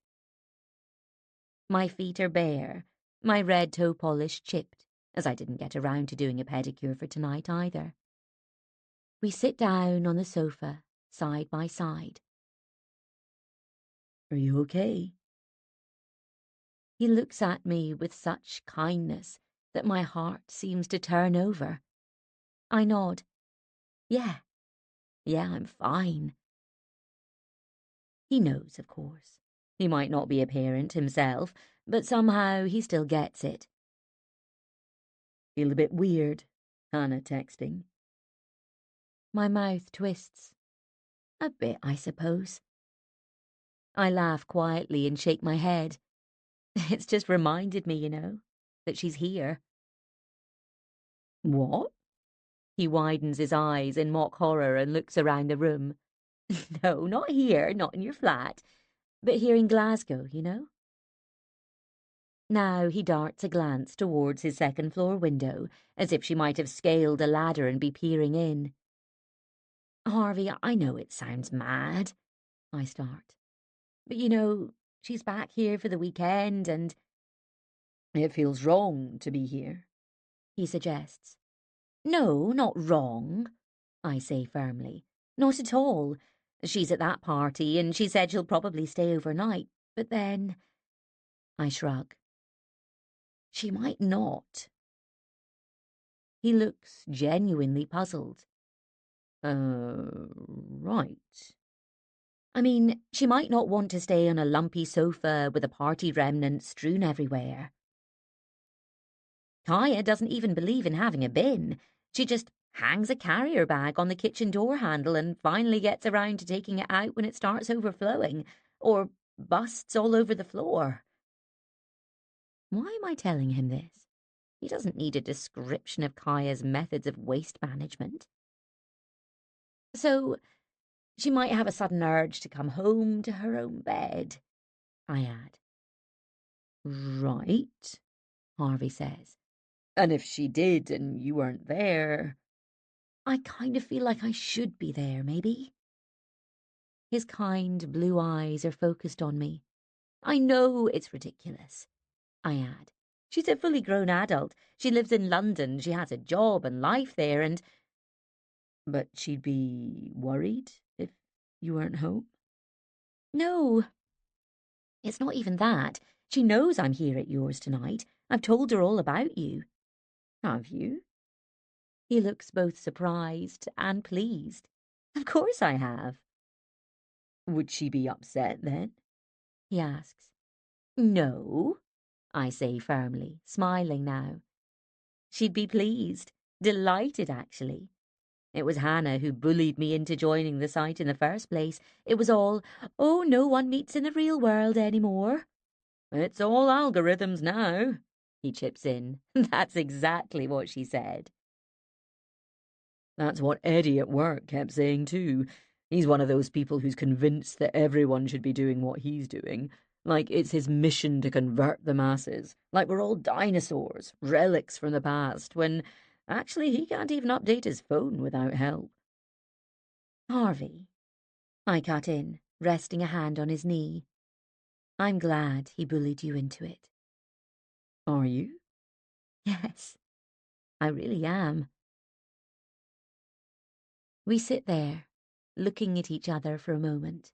Well, I was actually going to ask if you wanted to stay tonight, He says, all in a rush, as if he was worried he'd lose his nerve if he didn't blurt it right out. You wouldn't have to use my toothbrush, he adds quickly. I have a new one still in its wrapper. Harvey, It was in a package of stuff from a flight. He guts in, like I'd prefer to know its heritage. You know, with the eye mask, the earplugs, a kind of care package. Is that what you call them? Amenity package? I'm trying to keep down a smile as a ridiculous thought hits me. That maybe, just maybe, Harvey and I will be sharing a rooftop jacuzzi in that Santorini hotel in a few weeks' time. I know I'm jumping the gun. It's mad to think of us going away together when we haven't even done it yet. But then, madder things have happened. It had socks in too, he adds. I didn't get that. Why would anyone need spare socks on a flight? Harvey. I rest a hand over his. I just want to tell you that obviously you fly with smarter airlines than Budgie Air because we didn't do amenity packages. Really? Oh, it wasn't a holiday. It was a work thing, a business conference in Geneva. I didn't know you went to conferences in Geneva. He grins. Oh, I have a very whizzy life. You obviously do. Amenity packages, my God. He's laughing now, and I'm filled with a surge of warmth for this man, about whom I still have so much to find out. And yes, I add, I'd really like that. To stay here tonight, I mean, and use your complimentary toothbrush, if you're sure that's okay. Oh, okay then. He is beaming now. It's just, I thought you felt a bit weird just then. It's been a very long time since I've been in this kind of scenario. I explain. I wasn't quite sure what I was feeling. Me too. I mean, it's been a long time for me as well. He leans forward and touches my hair, then kisses me gently on the lips. I think we'll be okay, though. Don't you? I nod and smile. Unless they've invented a whole new way of doing things. I don't think. Another kiss, sending tiny sparks shooting around my brain. No, I don't think they have. My phone's ringtone cuts through the air. Oh, God, I am sorry. I jump up, figuring that it's bound to be Hannah again. She'll have had a few more drinks, and maybe she's forgotten I'm out after all, and is being a good, dutiful daughter, calling to say that she's definitely staying over at Kaya's tonight. It's unlike her to call rather than message me, though. Maybe she's pocket-dialed me? By the time I've rushed to the hallway to fish out my phone from my bag, it stopped ringing. And it wasn't Hannah who called. It was Kirsten, Mum's next-door neighbour. With a dull thud to my chest, I realise there's only one reason she's called me so late on a Saturday night. Something has happened to Mum. Chapter 38. Mum, 79. As I arrive at Mum's by taxi, any noticeable effects of several glasses of wine have disappeared. Such is the instantly sobering effect of a parental emergency. Kirsten appears at the door. I've already gathered from when I called her back that she'd found Mum heading out just as she'd got home from work and asked her where she was going. "Just the shops," Mum had told her. "There's a few things I need to pick up." Kirsten had pointed out that it was 10:30 at night, and surely it could wait till the morning. "Tomorrow's Sunday," Mum had said, correctly, as if it were one of Dr. Mahmood's tests. Kirsten hadn't wanted to upset Mum by reminding her that shops have been opening on Sundays since the 1990s. It probably wouldn't have made any difference anyway, as Mum had marched off, clutching her wicker shopping basket. There had been tears and a bit of a scene on the high street, with someone rushing over to check that Mum wasn't being attacked, as Kirsten tried to coax her home. Mum's face is still mottled red, and her eyes bloodshot, as I sit next to her on the sofa. Kirsten is in the kitchen making tea. "I don't know what she thinks she's doing," Mum mutters now. "She was just worried about you, Mum." I place my hand over hers. Her nails have been painted messily in a pearlized pink polish. Mum is all dressed up in the smart outfit she'd worn for Dr. Mahmood, including her heeled shoes, plus her gold clip-on earrings, a cut-glass necklace, and a hefty dose of Estee Lauder's Red Door. Mum has always taken immense pride in her appearance when going out in public. Her shopping basket is still sitting close to her feet. "What was she worried about?" she asks now. "Well, it's night time, Mum. You shouldn't be going out on your own."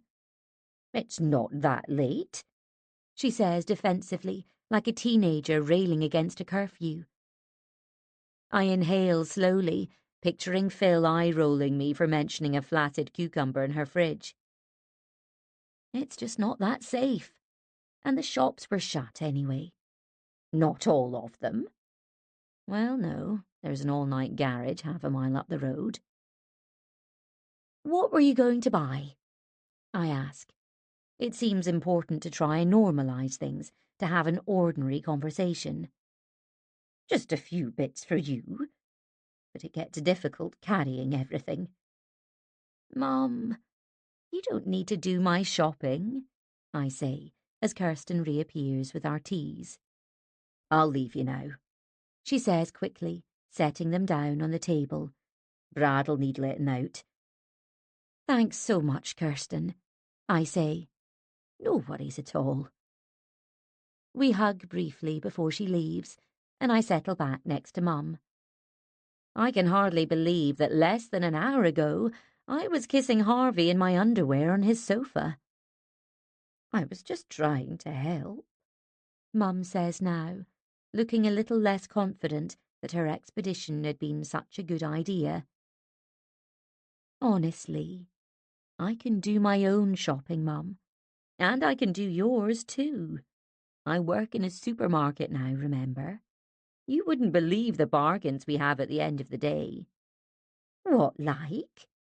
She smiles eagerly, and I'm aware of a lump in my throat. "All kinds of stuff.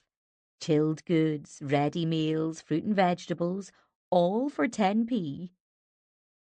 "Why aren't you doing that other job anymore?" "I was made redundant, Mum, remember?" "Oh, yes." She nods as if trying to commit this to memory. "You've always been like this, haven't you?" "Like what, Mum?" I ask lightly. "Independent and capable. Always known your own mind. Liked doing things for yourself. I tried to teach you how to tie your laces on those pink trainers you had, remember?" I smile and nod. They had spongy soles and glittery stripes. I must have been about 6 and was delighted with them. "You wouldn't have it," Mum continues, Said you could do it yourself. A right mess they were, all jumbled up and knotted. But off you went, saying they were fine. It's a wonder you didn't trip and break your arm. She chuckles, and I squeeze her hand. The feel of it, thin and bony in mine, triggers an ache in me. I glance around the room that was once kept so immaculate, but is now accumulating small stacks of clutter on shelves and unused chairs. It feels smaller than it used to. I probably get it from you, I offer. You're independent too, Mum. That's what he said. I blink at her. Who said that? My friend. Is this the friend you've mentioned before? I ask, trying to keep my voice light. That man, I mean, the one who's been round and phones you? Yes, that's him, she says, brightening now. I pause for a moment, aware that I should tread carefully. What's his name, Mum? All casual, as if we're chatting about someone new who's moved in over the road. Richard. Or Roger. Something like that. Oh, right. I try to figure out how to coax out more information. He's coming round next week, she adds. Is he? That's nice. I glance at her. Do you know when, exactly? The middle of the week, I think he said. Right. I nod. Could you maybe give me a call when he arrives? A quizzical look. Why? I'd just really like to meet him, I say. If that's all right. He sounds like such a nice man. Her face breaks into a beatific smile as she reaches for her cup and blows across its rim to cool her hot tea. Oh, okay then. That is a lovely idea. I think he'd really like to meet you too. By the time we finished our tea, it's just gone midnight. I've suggested staying over, but Mum was instantly suspicious of my motives. Why would you want to do that? She asked, understandably baffled, as I have never slept there before. This is the house she bought with her second husband, Brian Maguire of the fried breakfasts, so vast that supersized plates had to be bought to accommodate them. As well as Mum's room, there's a tiny box room and a proper spare bedroom. Until she seemed to lose interest, or perhaps the ability to make things, this was the nerve centre of her craft empire. Here her sewing machine would whir, and her dressmaker's dummy would be clad in pinned-on pieces. But gradually her interest fell away, and now there's a dusty stillness to the room. I just thought it'd be nice to keep you company tonight, I'd said unconvincingly. But once she changed into her nightie, Mum was virtually bundling me out of the door. Back at home, I picture Hannah at the party and Harvey in his flat. He'd been full of concern as I'd talked to Kirsten and offered to come with me to Mum's, which was sweet of him. But I'd just kissed him goodbye, thanked him for a lovely evening, and dashed out to the cab. And now he's messaged. How are things? Hope all okay? Yes, thanks. Mum's fine now. Really sorry to dash off. Oh, don't worry about that, as long as your mum's safe and well. See you soon, I hope. H. Kiss. Yes, hope so too. Thanks again for a lovely evening. I'm aware, as soon as I've sent it, that it could have been a message to the chair of Hannah's school PTA after a fundraiser night. But it's too late to worry about that now. Chapter 39. It strikes me that our Sunday lunch feels odd because of the things we don't talk about. Although Hannah knows all about her grand's attempted shopping trip last night, the fact that Mum is sitting here with us in Dario's means it can't be discussed. All Rod knows is what I've been able to mutter to him quickly while Hannah and her gran were chatting. Mum's memory and comprehension, and her ability to reason and make decisions might be growing fuzzier, but her hearing could rival a greyhound's. As for Rod, the fact that Gabby apparently only told him this morning that she couldn't make lunch has obviously rattled him somewhat. "What happened?" I asked, as we all sat down at our favourite circular table at the back.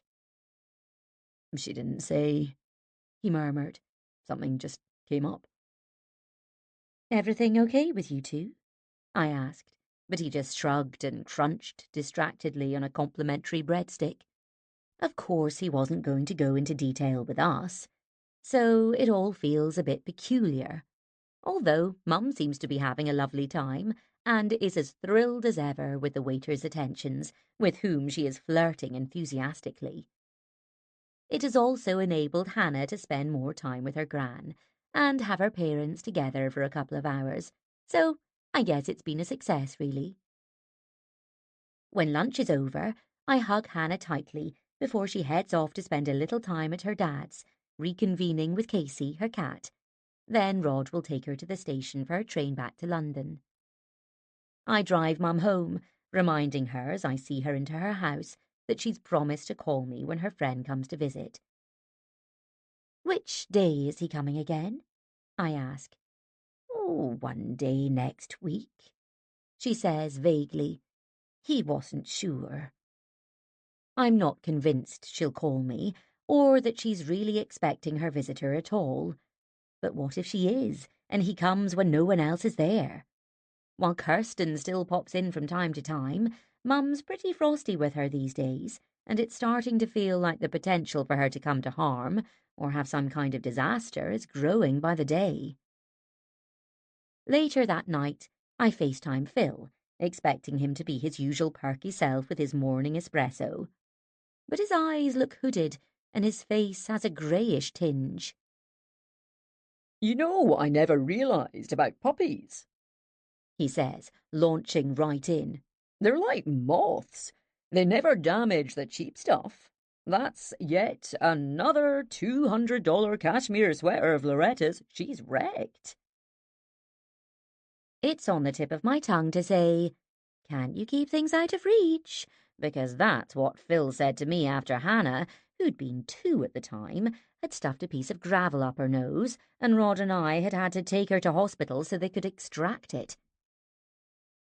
"We were in the park," I'd retorted. "Gravel was everywhere. How was I supposed to keep it out of reach?" Back then, Phil hadn't yet become a dad. But naturally, when that time came, he'd ensure that such incidents never happened because everyone's behaviour would be exemplary, and he'd keep hazardous things out of reach. I've noticed this over the years, that the greatest experts on child rearing are the ones who haven't yet had kids of their own. When their time comes, they will of course do it perfectly. They certainly won't have slept with a friend while drunk and become accidentally pregnant. "Christ, you've really gone and done it now," was Phil's reaction to the news. In contrast, the conception of his 2 children was meticulously planned so their births would coincide with breaks in Loretta's filming schedule, and also allow her to be pregnant throughout their autumn, winter, and spring, rather than in the fierce Australian summer heat. I'm remembering all of this as Phil chatters on about Nico the puppy, who has apparently developed a habit of eating oven gloves. "Disgusting, right?" he exclaims.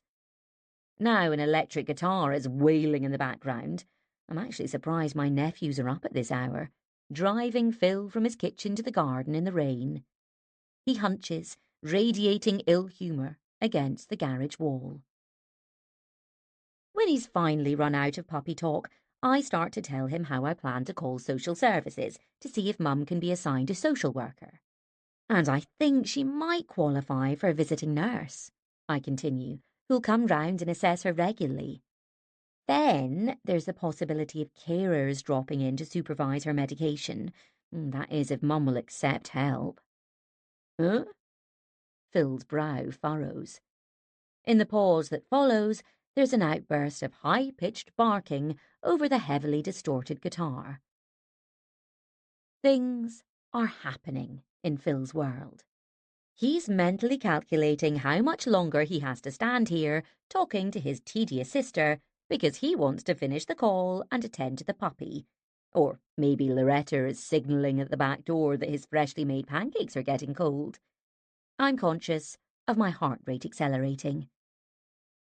It's not that I expect Phil to seem delighted whenever we chat.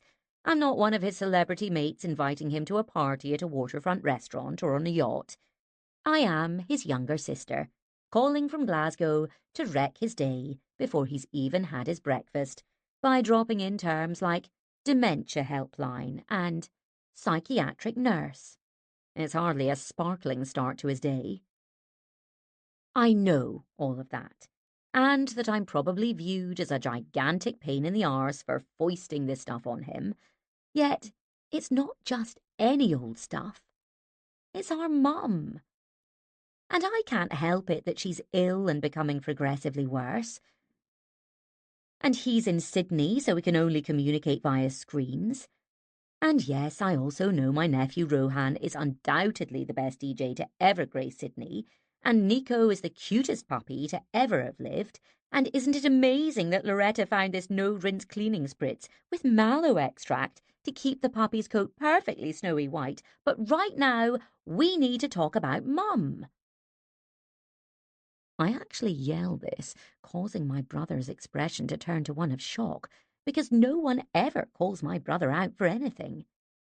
At work, he has a bevy of glamorous minions who rush out to buy his pastrami bagels for lunch. I don't think he's had to fetch his own lunch since 2007, and ensure that there is always a large jug of water, spa water they call it, with cucumber, lemon and mint bobbing in it, on his desk. I know this because Hannah and I visited him 8 years ago. Although Budgie Air didn't fly to Australia, which would have meant free flights, I'd received a generous bonus that year, which had made it possible. To their credit, Phil and Loretta had made us extremely welcome, and we'd had a wonderful time on the beaches and at Taronga Zoo, where Hannah, who was mad about animals, got to stroke a koala. Together with the day her dad brought Casey home, it was probably one of the happiest times of her life. I'd felt closer to my brother then, and grateful that he'd gone to such effort to make our trip special. However, that was Phil doing what Phil does best: organising, hosting, making fun things happen. And now his face has clouded as he says, We are talking about Mum, aren't we? I know you're upset, but I don't think it's fair to take it out on me. I'm not taking it out on you.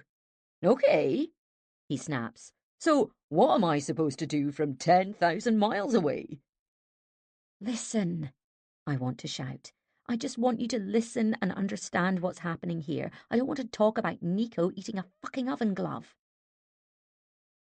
I know you're not here, I say levelly. I know you're there. And, of course, I don't expect you to be able to do anything practical when Mum takes enormous amounts of money out of the bank and lets it blow everywhere, or when she decides she needs to go to the shops at 10:30 at night. I know you can't actually do anything about that, Phil. But what I do expect is that we can talk about it, and that you've got time for me. Because you know what? I pause to catch my breath, aware that I'm in danger of losing it now. Positive, pleasant, professional. We do our best to say yes. Whatever happens, stay calm. Is this about money? Phil asks. What? What are you talking about? I mean, do we need to pay for a carer or something, if it's too much for you to manage? For a moment, I can't get any words out. It's not too much. That's not what I'm saying. Sounds like you are, sis.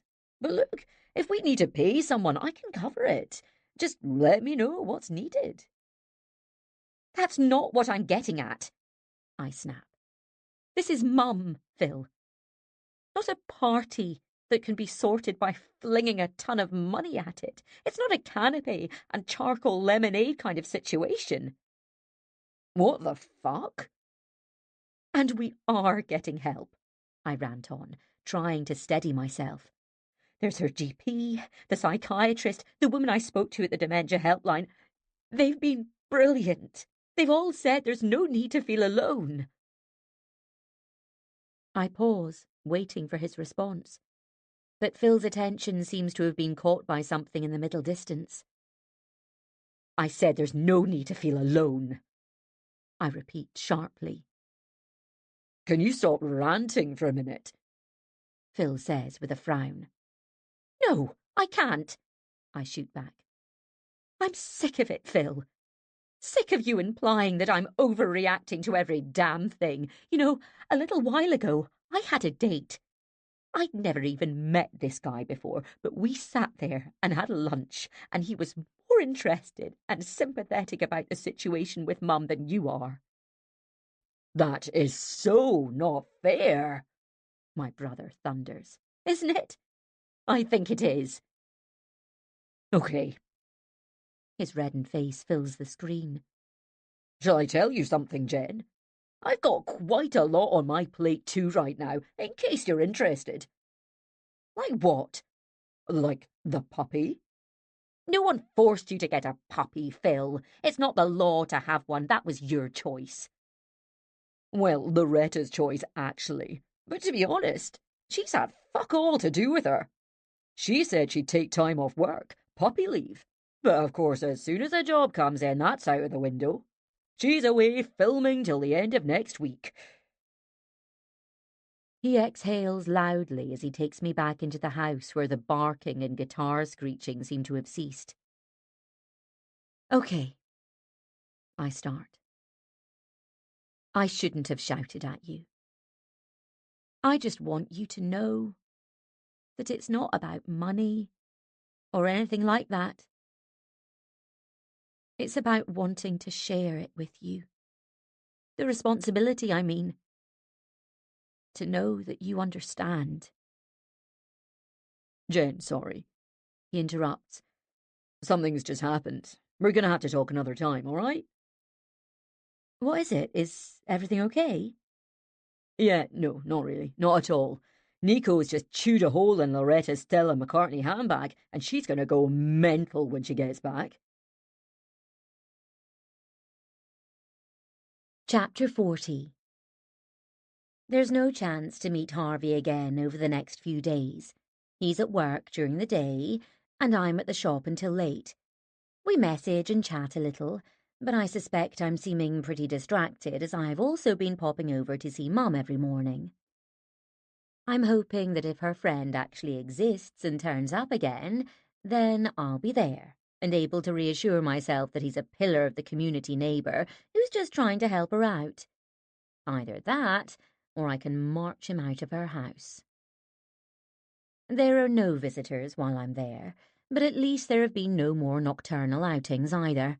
Maybe that was just a one-off. By the time Thursday night rolls around and I'm refilling the fresh produce section at work, I'm starting to think perhaps Harvey and I could arrange something for the weekend. Maybe I could even ask him over. I know there's no way I could match his risotto skills. But we could eat out first and go back to mine for drinks and whatever else might possibly happen. But then, would it be as head-spinningly lovely as it was at his place on Saturday night?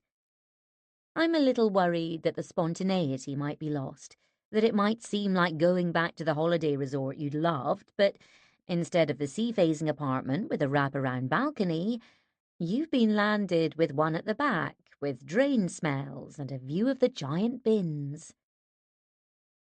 Maybe Phil is right, I figure, as I go to fetch the sticker gun. At least in that I tend to over-worry.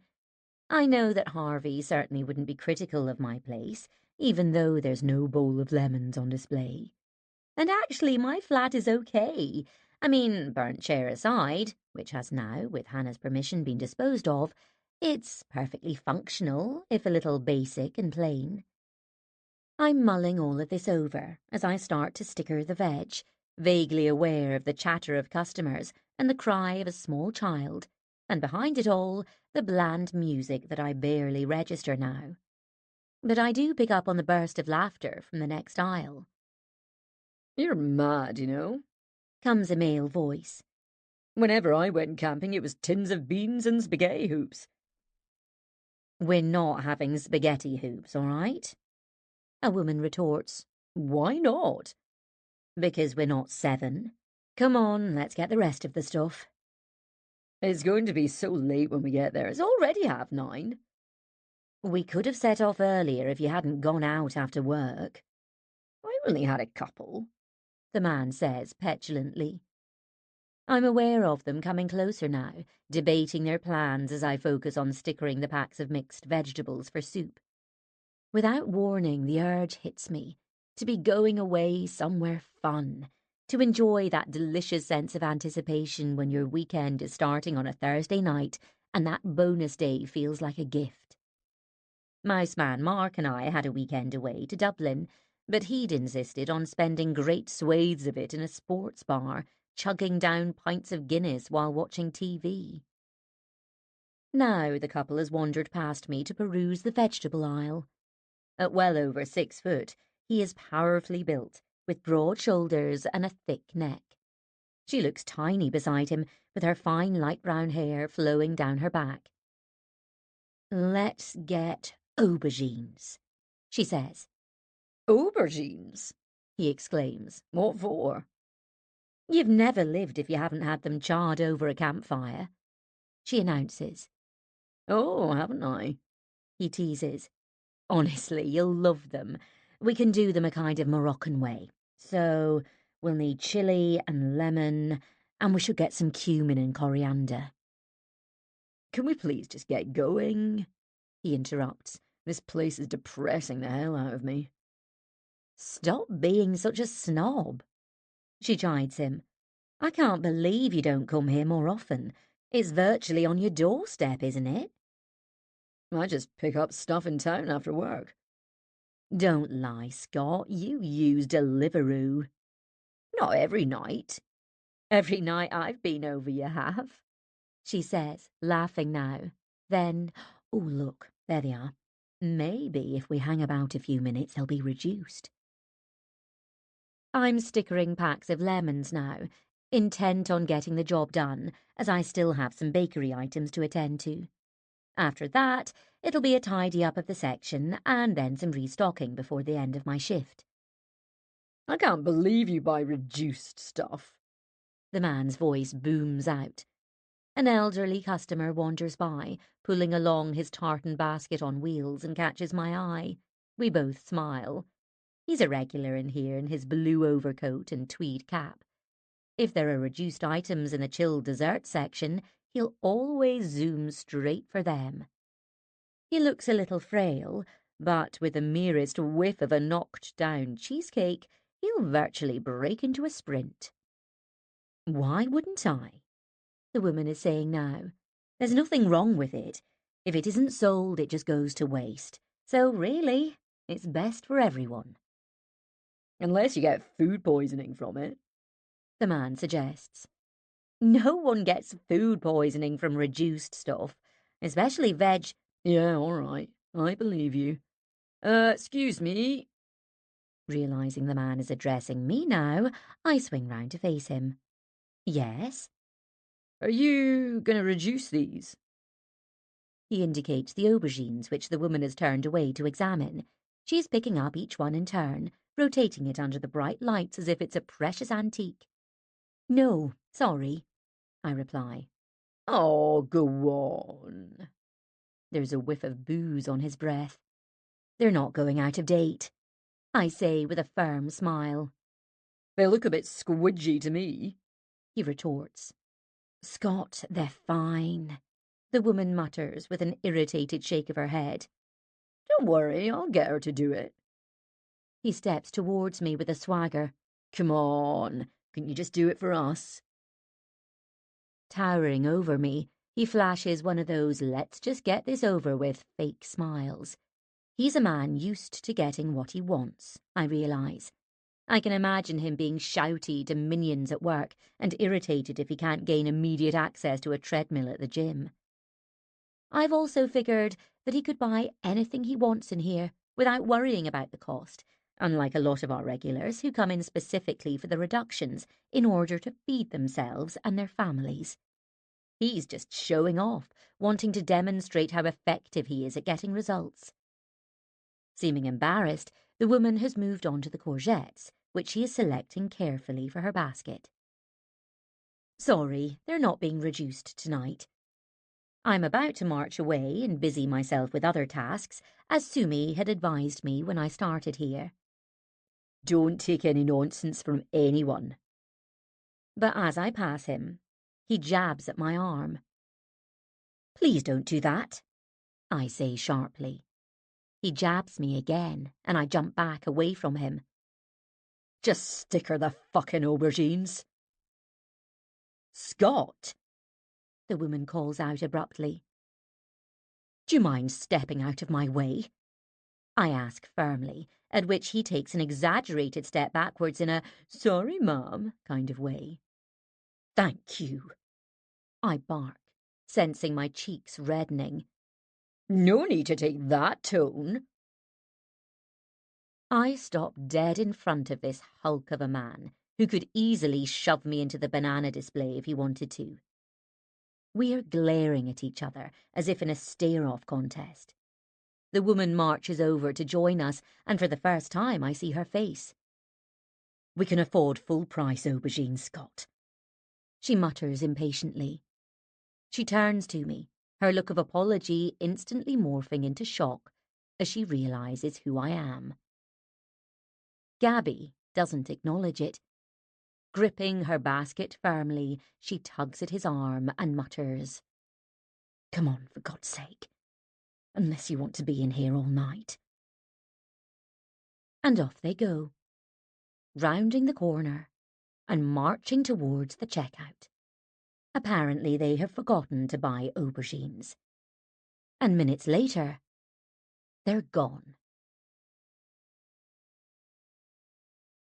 Chapter 41. Over the next few days, I mull over what to do. I could tell Rod I saw her and just leave it at that. I even rehearse it in my mind. I think I saw Gabby in the shop the other night. I'd leave it hanging there, weirdly like a rogue Christmas tree decoration.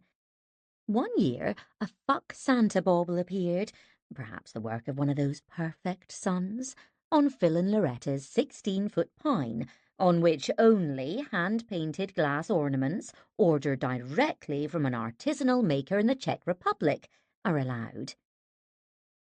But what would that achieve? Of course, rather than hinting, I could come out and tell him exactly what I'd witnessed in the fresh produce aisle. But it's quite enough to be viewed as the harbinger of bad news by my brother. I'm not sure I want to fall into that role with Rod, too. Anyway, I tell myself as I pull on my top and leggings with a plan to force myself out on a morning run. Maybe Gabby is just friends with the jerk who thinks it's okay to harangue a supermarket employee. Or perhaps he's her brother, or her personal hot tub maintenance man. And maybe they'd virtually galloped towards the checkout as if the shop was on fire, not because Gabby had recognised me. After all, I was out of context in there in my bottle green uniform. But because they hadn't wanted to endure any more time in a discount supermarket than was strictly necessary. Out on my run I go, keeping an eye out for Jack. Thankfully there's no sighting, while mulling the whole thing over some more and reflecting that relationships are bloody complicated. Even tiny, fledgling ones like mine and Harvey's, if you could call it a relationship at all. Because when I come back home, a message appears from him which reads, Hey, Jen. Hope all's good. Listen, if it's not a good time and you want some space, that's quite okay. Love, H. Kiss. "Oh, right," I say out loud, staring at my phone. Whatever gave him that idea? Of course, it could be because we haven't managed to meet up since that night, when Kirsten's call had acted like a bucket of icy water over us and certainly quashed the heat. Or it might be due to the fact that, since aubergine night, my head's been full of that, and I've barely messaged at all. But then neither has Harvey. Has our lovely thing shrivelled away before it had even properly begun? I'm remembering now how Mum used to remark how weird mine and Rod's relationship thing was, loving each other, but not in that way, and implying occasionally that perhaps Rod was the real reason why I was perennially single. She was probably right, in that we've always been there for each other, and having him and Hannah and a job I loved meant I actually didn't need anything else. At least, not enough to go out hunting for it. Certainly not enough to write a dating profile and start worrying about whether it's okay to have pubic hair. Is it a definite no-no, or, like vinyl records, back in vogue? Maybe that's why Mouseman Mark had drifted away from me. Because he'd sensed, correctly as it happened, that I didn't need him, especially now that my rodent problem had been sorted, and perhaps being single is just my natural state. After all, I only started dating due to intense encouragement, not actually pressure is what it was, from Hannah, Jacob and Fabs. I went along with it to keep them happy as much as anything else. Then, like eating an oyster, at least I could say I'd tried it. I peel off my running gear in the bathroom. Standing in my clammy underwear, I reread Harvey's message, aware of a growing sense of gloom in the pit of my stomach. Of course, there is another explanation for what's going on. No one asks if you want some space unless they do, right? At least that's how I'm interpreting it now. And there I was, picturing us in Greece together, plunging into the Aegean Sea. Talk about getting carried away. I'm feeling kind of stupid now, as I realise that this is probably Harvey's way of retreating politely before things go any further. Yes, that's it, I decide now. He's a nice guy, after all. He wouldn't blurt out that there's no chemistry, or ghost me. Christ, though. If this is what dating is like, wasn't I right to avoid it all those years? All the disappointments I've had, all those soul-sapping face-to-face meetings, and now I've actually been dumped, albeit gently. Rather than being dropped from a great height and broken to pieces, I've been carefully placed on a shelf. Well, he's right, I tell myself now, as I dump my phone on the laundry basket lid. It probably isn't a good time. My thoughts switch back to Rod as I tug off my underwear and step into the shower. His relationship is his business, I reflect.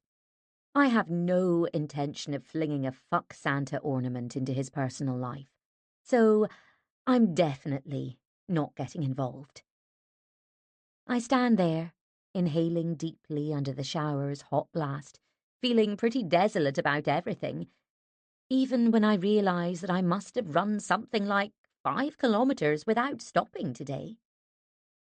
To make doubly sure, I replay the route in my head. Yep, I definitely did it. I didn't even have that woman's encouraging words to boost me on. As I hadn't been able to find my earbuds, I'd just headed out and run without even thinking about where I was going, probably because my head was too full of other stuff, like Rod and Gabby and Mum.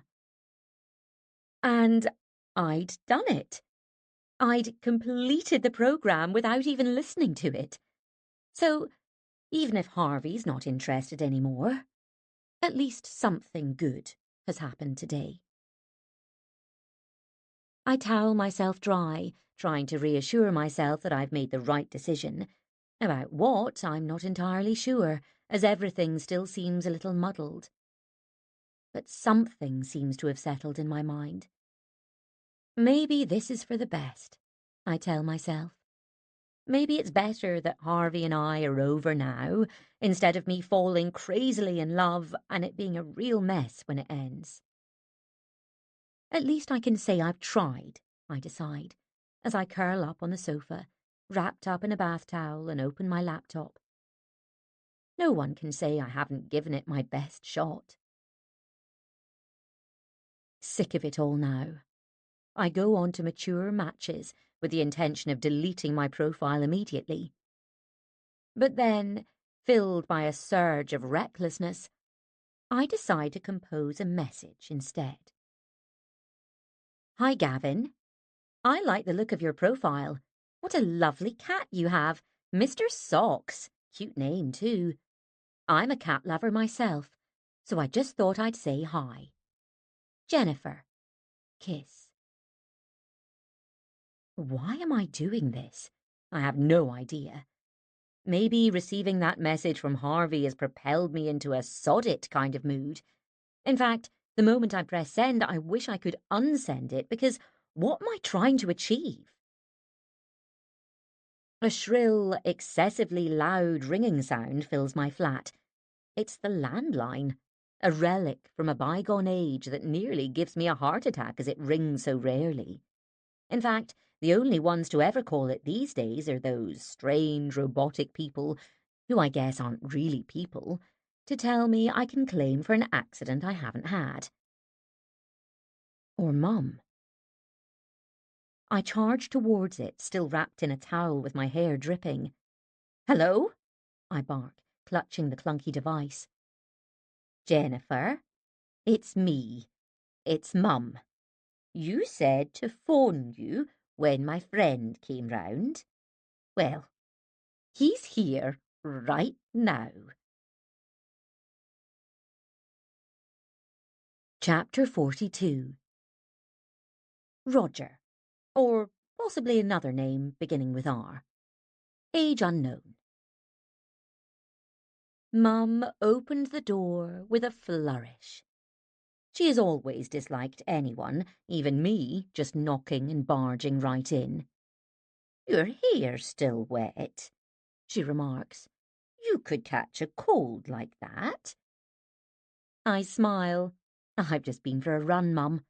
Never mind my wet hair. Let's see who's wormed their way into your life. On the drive over, I told myself not to jump to conclusions, because if Mum's met someone locally, some kind, genuine man who's been keeping her company, then what's the problem? It could just be an innocent companionship kind of thing. Yes, she's certainly vulnerable, but that doesn't mean she can't have friends, even new ones who I've never heard of and whose names she can't remember. It's also becoming clear that Mum's condition isn't quite as straightforward as I'd first assumed. I'd expected that things would gradually become worse, her grip on the world loosening until it slipped from her grasp altogether. But it's not like that. In amongst the copious birdseed purchasing and Mum's strange aversion to the little pug next door, she'll suddenly remember something with absolute clarity. For instance, to call me when her friend, the famous Roger or Richard, comes round. Jennifer, this is Robert, she says with an excitable glint in her eye. And this is my daughter, Jennifer. I shake the hand of this unfamiliar man who was bobbed up from a chair at her kitchen table. Hello, Robert, I say. How are you? Very good, thanks. As he sits back down, I assess this curiously tanned, clean-shaven, and slightly sweating man who looks to be in his early 40s. He is wearing a navy blue suit with a slight sheen to it, a white shirt, and a dark grey tie, also sheeny, knotted tightly around his rashy neck. In front of him sits a red plastic folder filled with papers of some kind. Mum is all dressed up in what seems to be her default smart outfit these days. Cream blouse, narrow black skirt and heels, plus clip-on gold earrings shaped like those icing swirls on iced gem biscuits, and a double-string necklace of jet beads. More dressed up even than she was for Dr. Mahmood. Mum has accessorized for Robert. So, He says, launching right in. I've been chatting with Mrs. Maguire for a little while now about her best options. Best options about what? I ask lightly, taking the seat opposite him while Mum perches close to his side. About a new kitchen. He smiles tersely and opens the folder as if his time has suddenly become extremely valuable and he would like to get this over and done with as quickly as possible, and would I please melt away into the ether? I turn to Mum. I didn't know you were thinking of getting a new kitchen. Oh, I think I will, she says, waving a hand to indicate the perfectly good units that were only put in just before Brian died. He was a great one for throwing money at the place, and with Mum living alone these past few years, they've hardly been subjected to much wear and tear. We've already gone through Mrs. Maguire's options, Robert says, and she's keen to take advantage of our special offer that runs out in 10 days. Sorry, I cut in quickly. This seems to be all happening very quickly. Could we scroll back a bit, please? A quick, sharp glare. Something tells me that this Robert and I won't become firm friends. I think it's fair to say he's unlikely to be coming to Santorini with me. Well, that's the thing. There is a time issue here. He mutters. But this is what we offer. It's all top of the range. Begrudgingly, he starts to flip through the pages of his folder. Each A4 sheet depicts various options for fittings and is protected by a crumpled clear plastic sleeve. It looks like a 10-year-old's school project entitled Kitchens. Mrs. Maguire is aware that we need to move quickly, he adds. Yes, but I'd like you to go through the whole thing with me, please, I say pleasantly. I mean the whole thing. Right from the very beginning. Sure. His fuzzy eyebrows shoot up. Mum is watching us with the same kind of rapt attention as when she was being gently quizzed by Dr. Mahmood. There are no raised voices. Robert and I are doing our utmost to remain civil in front of Mum. She hasn't guessed that I could happily slam her toaster onto his head. So, how did this come about? I prompt him. We were just working in the area. He starts, but Mum jumps in. You came to my door, didn't you? I remember that.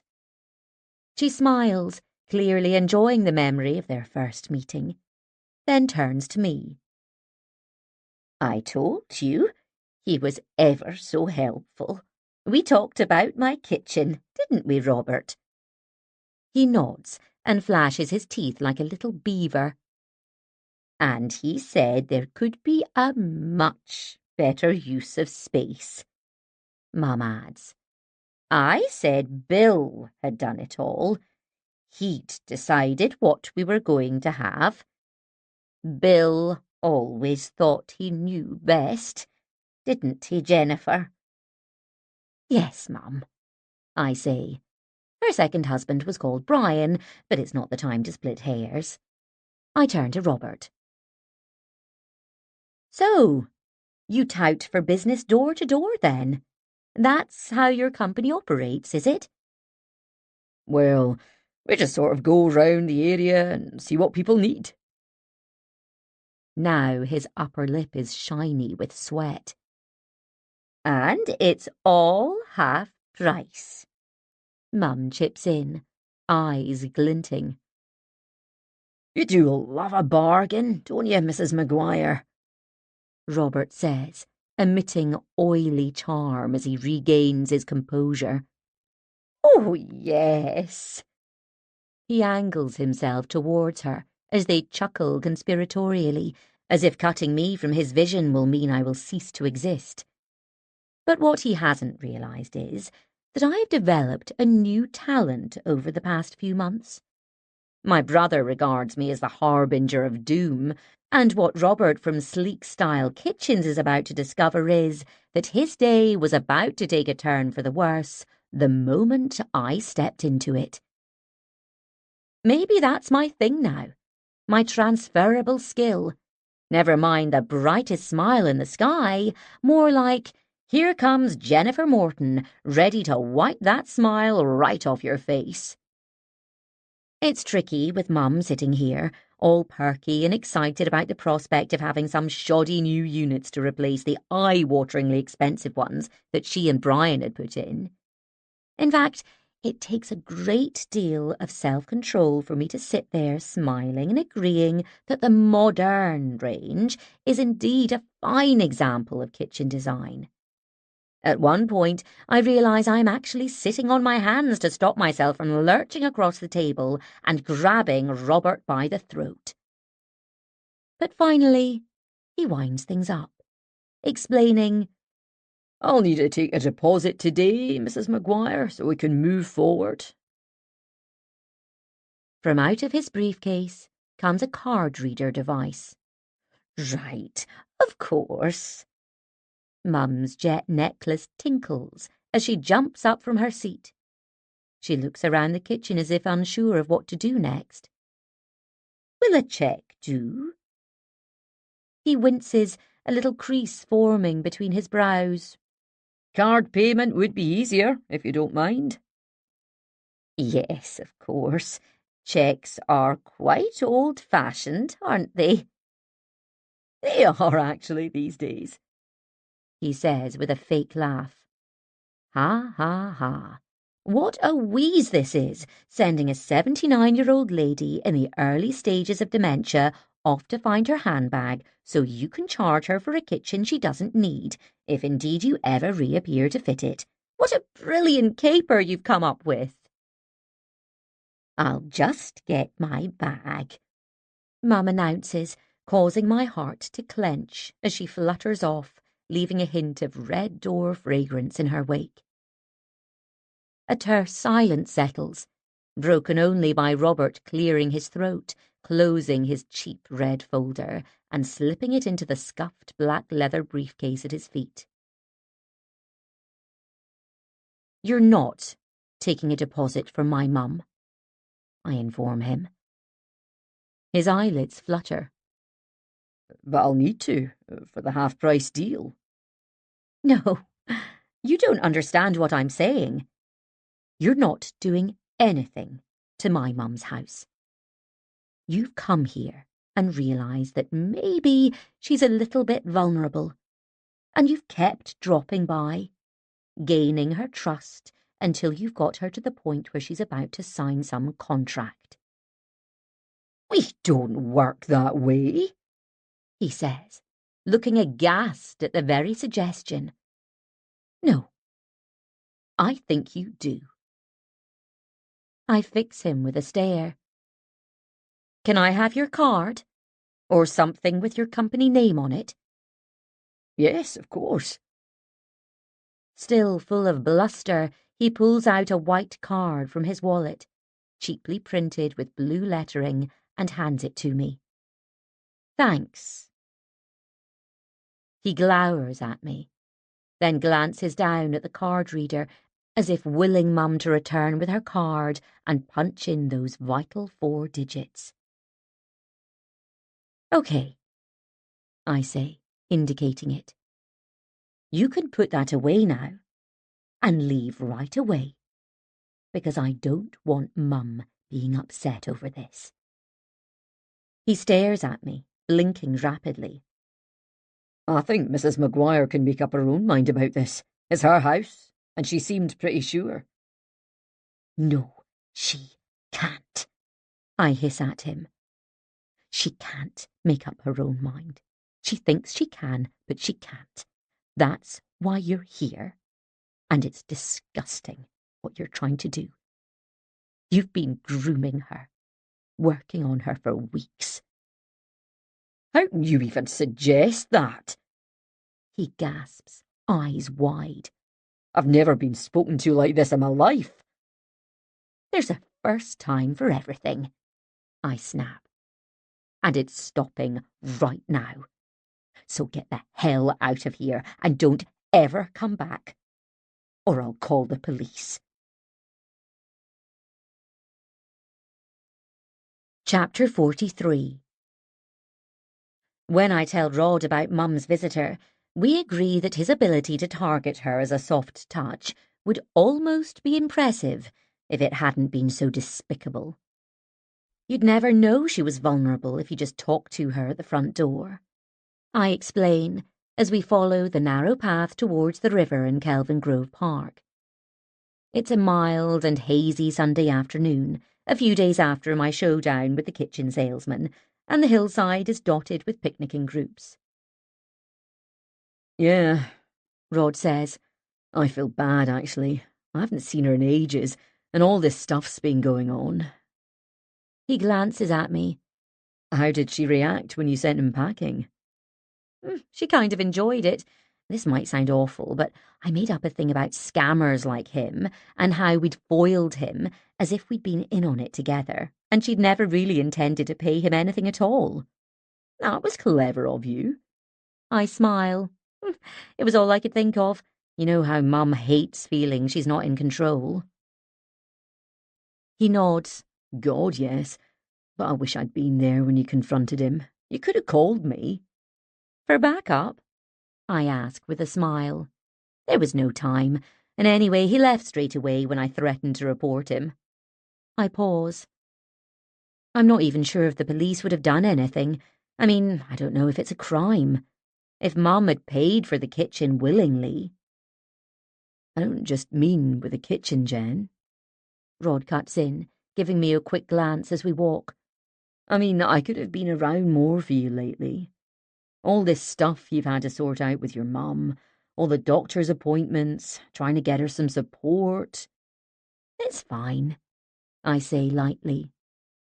Well, yeah, I know how capable you are, but you've been dealing with it all on your own, haven't you? I know Phil's not exactly hands-on. It's been kind of a project. I smile wryly. Yeah, you're the project manager, he remarks, smiling too. We walk on and the silence that settles feels entirely comfortable. If Rod had wanted to talk about Gabby, I'd reasoned a little while ago, he'd have mentioned her by now. I'm not intending to ask how it's going with her. Best to avoid it, I've decided. I've also managed to convince myself that I've been panicking over nothing, and that Scott is probably just some idiot friend of hers. And anyway, as I'd already decided, it really is no business of mine. We stop at a kiosk and drink coffees while perched on a low stone wall in the pale afternoon sunshine. You know, the kitchen thing only happened because of the way Mum is now, I remark. She'd never have been taken in by a scammer a couple of years ago. She wouldn't even have let him into the house, let alone given him tea and biscuits. You mean she's become more trusting? He suggests. Yeah. I nod and look across the river towards the penthouse flats, sleek glass boxes visible through the tangle of trees. Or gullible, unfortunately. It sickens me how she was nearly taken advantage of. Trusting sounds nicer, doesn't it? There's a catch to his voice. I study his face for a moment and want to ask him if something's wrong, but decide to let it go. Yes, it does, I say. But it kind of breaks my heart, because the person she used to be is slipping away. He nods and puts an arm around me, and I lean in close. The feel of him, so warm and comforting, causes my eyes to prickle with tears. Remember how fierce she used to be, I add, trying to keep my voice steady. Virtually banging the door in the Jehovah's Witnesses' faces, and God forbid anyone should bother her with a catalogue for cleaning products or some kind of door-to-door survey. Now they're all invited in for tea. I glance up at Rod, expecting to see him smile, but his mouth remains set in a horizontal line. He inhales slowly and sips his coffee, wiping a little off his top lip. You okay? I ask lightly. Yeah, I'm fine. Absolutely. An odd silence falls as he gets up, and we start walking on. I fill the space by chattering about my brother, who Rod has always found highly amusing, and the very real possibility that Nico might be returned to the breeder because, in Phil's words, I don't think we realise what we were taking on. he's a clever man, I remark. He's just brokered a multi-million-dollar deal for one of his clients with a perfume brand. How could he not have known that puppies poo and pee and chew things? On and on I go, conscious that Rod is not only saying very little, but is also holding something back. I can feel it, shimmering between us. I'd been pleased but surprised when he'd called to suggest meeting today. I couldn't remember the last time we'd done this, hung out together, just the two of us. But now there's tension hanging between us, and I can't figure out why that is. So, are you still seeing the sourdough guy? He asks eventually. No, I don't think so, I say. There's a quizzical look. Why's that? I hesitate before answering because, in truth, I'm still not really sure what happened. And as I tell Rod about Harvey's message and the wanting space thing, it sounds as if perhaps I read it wrongly, or too hastily anyway. And then, before I decided how to respond, Mum had called and there had been the kitchen drama to deal with. So you didn't message him back? Rod asks. I shake my head. You know what? I think it's best to just leave it now. But I thought you liked this guy. He shoves his hands into his jeans pockets as we walk. I did. I do. But I'm not sure about things at the moment. Life feels pretty full, and honestly, I got the feeling that Harvey wants to back away. Rod frowns at me. Are you sure that's what he meant? No. I smile ruefully. I'm not sure about anything. But if I've messed this one up, it's probably a sign that it's not for me. Another quick sideways look. You mean dating's not for you? Yeah. You know, I used to blame my job for hardly ever meeting anyone, but maybe that was just an excuse. I mean, plenty of flight attendants meet people and get married and all that. I pause for a moment, trying to figure out what I want to say. But maybe that wasn't the real reason, Rod. Maybe it's just me, and the way I am, and I'm better off single. I can sense him looking at me in a curious kind of way. There's this thing with online dating, I barge on, about time wasters and game players. It really gets people's hackles up, that thing of stringing someone along and not being honest, and I'd hate to do that to Harvey. I'm sure he wouldn't think that. Rod cuts in, frowning. Maybe not, I say lightly. I pause, then add, dating seems so easy for some people, doesn't it? He nods. Yeah, I guess so. Fab seems to love it, I add. Your new London friend? A hint of a smile now. Yeah, she seems to have found her soulmate, actually. Some theatre guy, a director. Very dapper and handsome, she sent me a photo. He seems completely besotted with her, and she says she's maybe ready to get serious with him, to come off all those sites she's on. I break off, figuring that Rod doesn't need to hear about the love life of someone he's never met. Sorry, I really am going on today. I like it. You going on, I mean.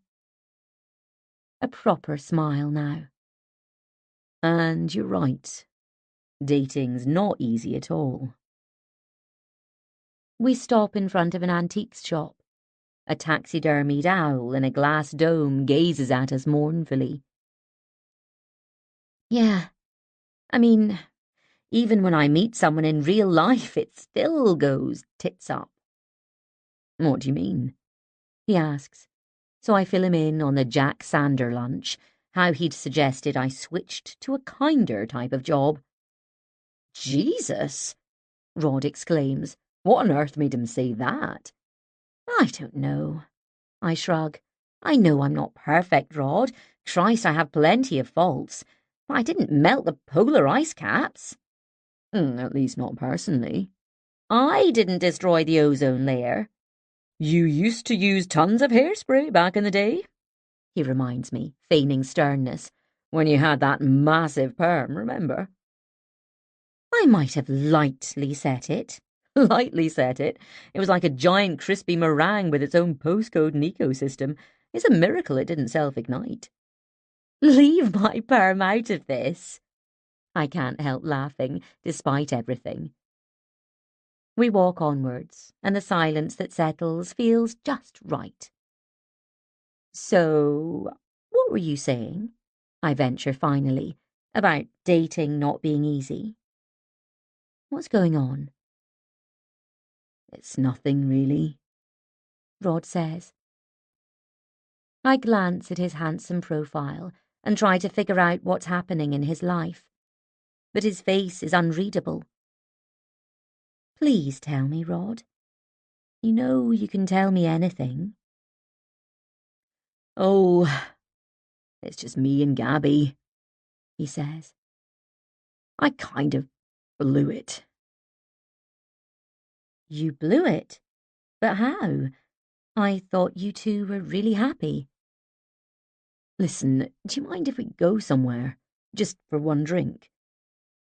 Rod rakes back his hair and pulls a hopeful, tight-lipped smile. I catch his gaze, flicker to the left where a welcoming pub with gleaming dark woodwork and a gilt-lettered sign seems to be beckoning us in. I mean, unless you're rushing off somewhere. He adds. Of course I'm not, I say, linking his arm now as we cross the road. Let's have that drink. I'm not rushing off anywhere at all. Chapter 44. Rod, 51. It feels good, the two of us, sitting together in this quiet bar at 5:30 p.m. It's just us, like we always used to be. Not even pre-Gabby or pre-our lives suddenly seeming to allow very little time for each other anymore. But way before all of that, before Hannah even. Way back when it all started. We were 19 when we met, Rod and I. My parents lived in Glasgow, but had come to the tattered end of their marriage, and divorce was imminent. Phil had already gone off travelling. Desperate to start my own adult life, I'd moved into a 5-person flat share in the West End, with peeling wallpaper and grim brown carpets that were sticky with God knows what. But to me, it was as exciting as Thailand was to Phil. I juggled college assignments with working in an off-licence in a cafe. One afternoon, one of my flatmate's friends came around. It was Rod. I liked that he looked like a regular bloke, rather than self-consciously studenty, as many of us did then. I remember clearly that he was wearing a faded old t-shirt and ripped jeans. They just happened to be ripped. It wasn't a fashion thing. And yes, I thought he was cute. When his friend went off to do something in his room, I'd offered him a coffee. Of course, it was instant back then. No one had those silvery Italian stovetop coffee makers, and I don't think Nespresso machines had been invented. We were chatting easily as I took a carton of milk from the fridge and gave it a quick sniff. It was possibly on the turn, I realised, borderline. "Do you take milk?" I glanced round to where Rod was sitting at the table where the sun streamed in. A cluster of coloured glass jars sat close to the window, and another of my flatmates had picked wild flowers from a scrubby grass verge to put in them. They looked pretty, I thought. For some reason, I hoped Rod liked our flat. "Yes, please," he said. "Sugar?" "No, thanks." I poured our 2 coffees and added milk, which immediately curdled, floating in lumps. Shit, it was off. I glanced round at Rod, then back at the carton. Its use-by date was 5 days ago. It was basically cheese. My brain whirred with options. Brazen it out and give it to him as it is. Fish out the lumps with a teaspoon and continue as above. Try to stir/mash the lumps in. Strain the coffee. Through what, though? A tea towel? Tights? I'd started to panic because even though he didn't look like the kind of boy who'd be appalled that we had off milk in our fridge, I still wasn't sure what to do. It didn't occur to me that I could simply confess, pour our coffees away, and we could just laugh about it. I was aware of him glancing at me in his bright and innocent way, which made me relax a bit. Then he caught my look and said, "Sorry, I actually meant I'd like it black." I looked at him, and there was this tiny delay in my reaction, because I wasn't quite sure if he was telling the truth. Then I got it, that he'd guessed about the milk.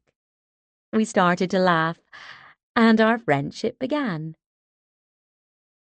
So, I say now, what's happening? "With Gabby?" I nod, and he looks down and fiddles with a cardboard beer mat. "I know you saw them," he adds. Immediately my heart seems to clench. "Oh, do you?" There's a tiny rattle as coins cascade into the slot machine's collecting tray. "Yeah, she told me," he says. "I know it was all a bit awkward." I exhale, wondering why he hadn't told me this right away when we met today. This never used to happen with Rod and me. We always just blurted out whatever was on our minds.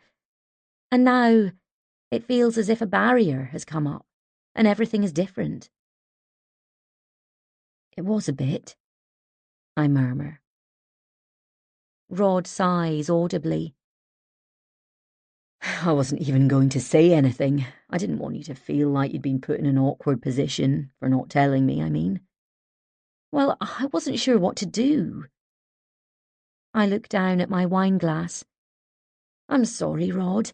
Maybe I should have called you right away, but I didn't want to get involved or cause trouble when it might have all been completely innocent. He looks at me and sips his beer. "Yeah, of course. You weren't to know what was going on. So, what actually happened that night?" Well, you know, don't you? They just came into the shop to do some, shopping. However, that's not enough information for Rod. He wants to know how they acted, what was said, what he was like. So I describe the scene. Him nagging me to sticker the aubergines, and how he'd jabbed me in the arm, how Gabby had grabbed him, and they'd rushed off together. Although Rod doesn't say much, I know what he's thinking. He can't stand seeing someone being verbally abused, or even mildly hassled, when they're just trying to do their job. The waiter who's barked at rudely, as if they're a food-transporting robot and not an actual person. The flight attendant who's harangued when she can't magically reconfigure the seating so two friends can sit together when they haven't pre-booked seats. He hates all of that, and perhaps knowing that Gabby's other man is a jerk makes it slightly easier for him. If she likes a guy like that, then surely she was never right for him anyway. He sounds like a complete tosser, Rod remarks. I shift in my seat. I'm not sure you and him would get along. and trying to get you to reduce stuff. The nerve of it. With some people, I say. It's not that they can't afford to pay full price, it's more they get a little thrill from grabbing a bargain. It's like a game with them. Yeah, I can imagine. He nods gravely. I'm really sorry you were put in that position. He adds, Oh, it's okay. I say lightly. It happens all the time. Nearly every shift you get one of those. I don't mean that. I mean, seeing the two of them out together and wrestling with whether to say anything to me. I study his face, wanting to hug him, but unsure of the rules these days. There never used to be rules. I did wrestle with it, actually. I admit. It's been on my mind the whole time. How did he guess? A flicker of a smile now. Well, I know you, Jen. There's a small lull as we sip our drinks, but it feels comfortable, as if any tensions between us have all but dissipated now. So, is it over with her? I venture. He nods. She was actually seeing him all along, that Scott guy. Some client of hers. She's been doing PR for his pop-up clothing stores. Admitted that the professional and personal had kind of crossed over a bit. We exchange a grimace. I am sorry, Rod. I murmur. That's okay. It's for the best. He shrugs. You know how you said you're not good at dating? Yes. Well, I don't think I am either. What do you mean? I ask, leaning forward. He runs a finger down the condensation on his glass. I kind of flung myself into it, you know? All those weekends at her bus, posting photos on Facebook, asking her to that lunch with you and Han and your mum. You were just being keen. Nothing wrong with that, is there? I mean, surely you were both a bit long in the tooth to be playing hard to get. He laughs dryly. I've no idea, Jen. That's what I mean about not being any good at it. It freaked her out, and that was that for her. I blink at him, confused. What freaked her out? You mean the lunch? Yeah, at least a meeting people who are dear to me kind of lunch. She politely explained that that wasn't her kind of thing at all. Oh. I take a moment to digest this. But Gabby seemed keen on you, too. There were pictures of you on her Instagram, all grimy and oily, working on the bus. That didn't mean anything, he says breezily. She posts about 10 pictures a day, and I kind of got the wrong end of the stick with her. About us, I mean. I'd thought she was just seeing me, exclusively, as Hannah would say. And she wasn't. He shakes his head. Nope. I mean, we hadn't had the "are we exclusive" conversation. I just assumed. Oh, Rod. I touch his hand. Is that how it works now? That conversation has to be had? He chuckles. I've no idea. Neither have I. Pretty useless, aren't we? In the ways of modern dating, I mean. Yeah, I guess so. He picks up his glass.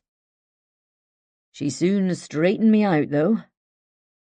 After the lunch thing, she explained that she doesn't like being tied down to one person and that actually the two of us were probably looking for very different things.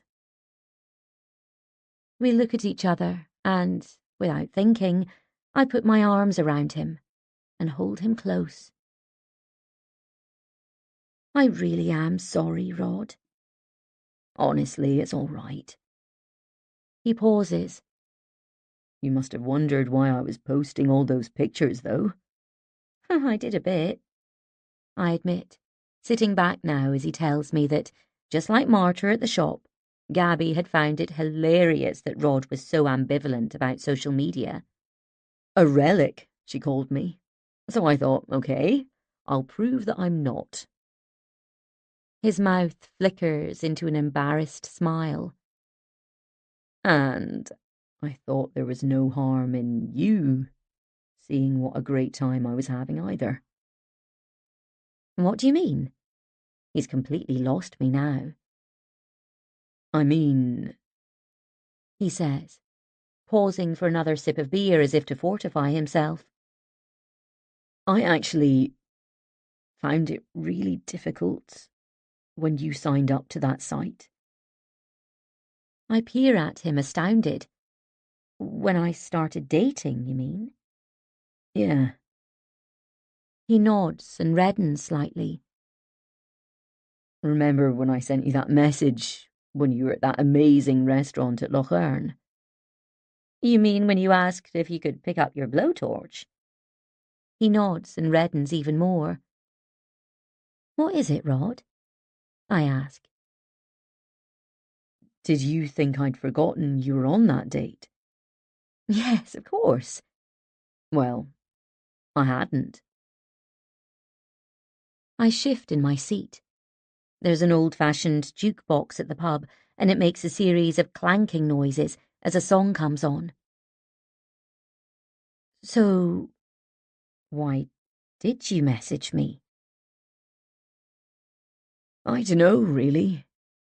I suppose I just wanted to remind you that I was still there. He fidgets and looks down, as awkward as a teenager. I stare at him, trying to figure out what to make of his confession. I never forget you were there, Rod. What made you think I would? And it never seemed to bother you before, when I was seeing someone. Well, there was only really Rat Man. He cuts in. Mouse Man? Anyway, it felt different this time. He continues, refusing to meet my gaze. I suppose I'd never seen you so focused on it before. On meeting someone, I mean. On being proactive. Only because Han and Fabs nagged me into doing it. Yeah, but it freaked me out. I realised things would change. With me and you, I mean. And that's why I signed up too. Why I thought I'd better haul myself into the modern age and do what everyone does. Isn't that what Han says? That everyone does it.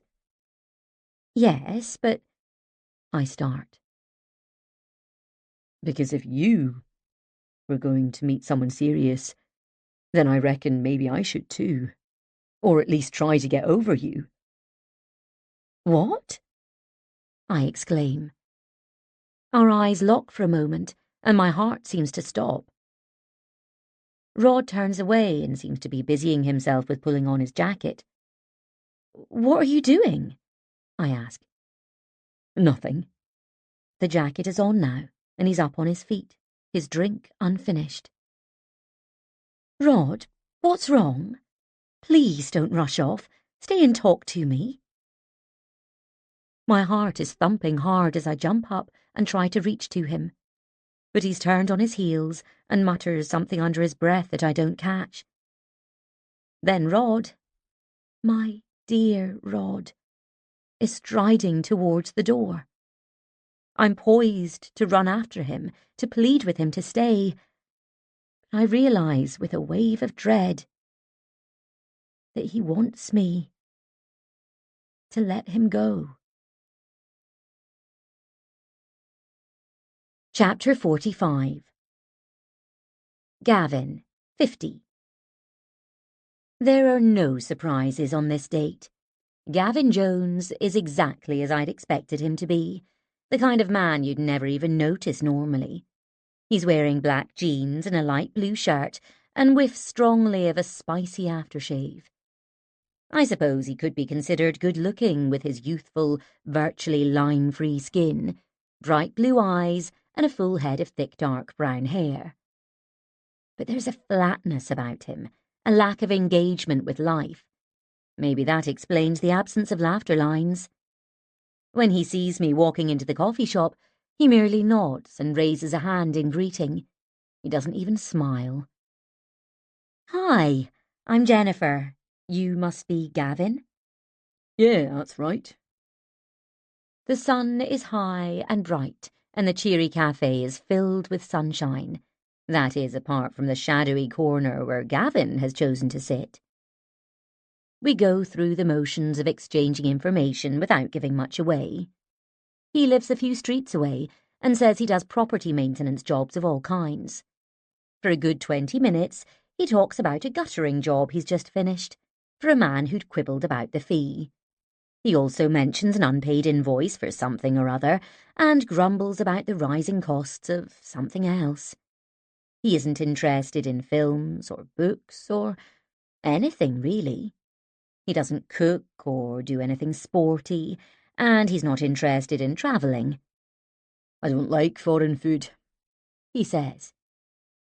But don't you ever have the urge to go anywhere different? I ask. He shrugs.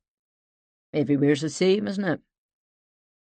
By now, my attention is drifting, and I'm reminding myself of the real reason I'm here, while also remembering how fun my last date was with Harvey. And now I'm thinking how passionate he was about so many things, and how I might have misread that last message and behaved badly in not replying. But then, he didn't message again either. Have I somehow made things more complicated than they needed to be? As for Rod, I seem to have hurt him without ever intending to. Somehow life seems to have become more complicated recently. While I was out with Rod, a week ago now, it had occurred to me that, once the dust had settled after the Gabby business, I could suggest that he came away to Santorini with me. It would cheer him up, I'd reasoned. Plus, we'd been away together lots of times before, although always with Hannah.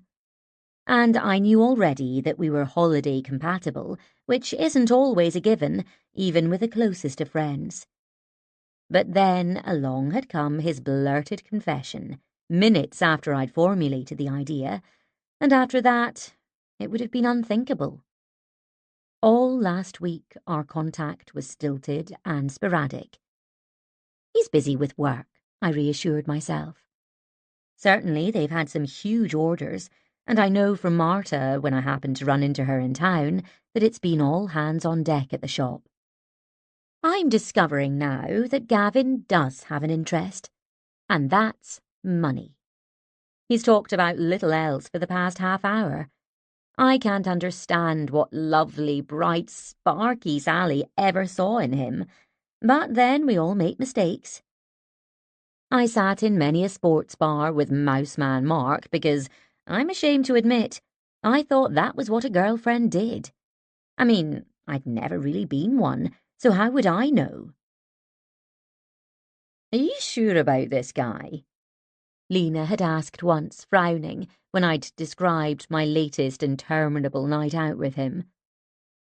Gavin doesn't know where I work, or what I'm interested in, because he hasn't asked anything beyond which part of town do I live in, and have I ever been married.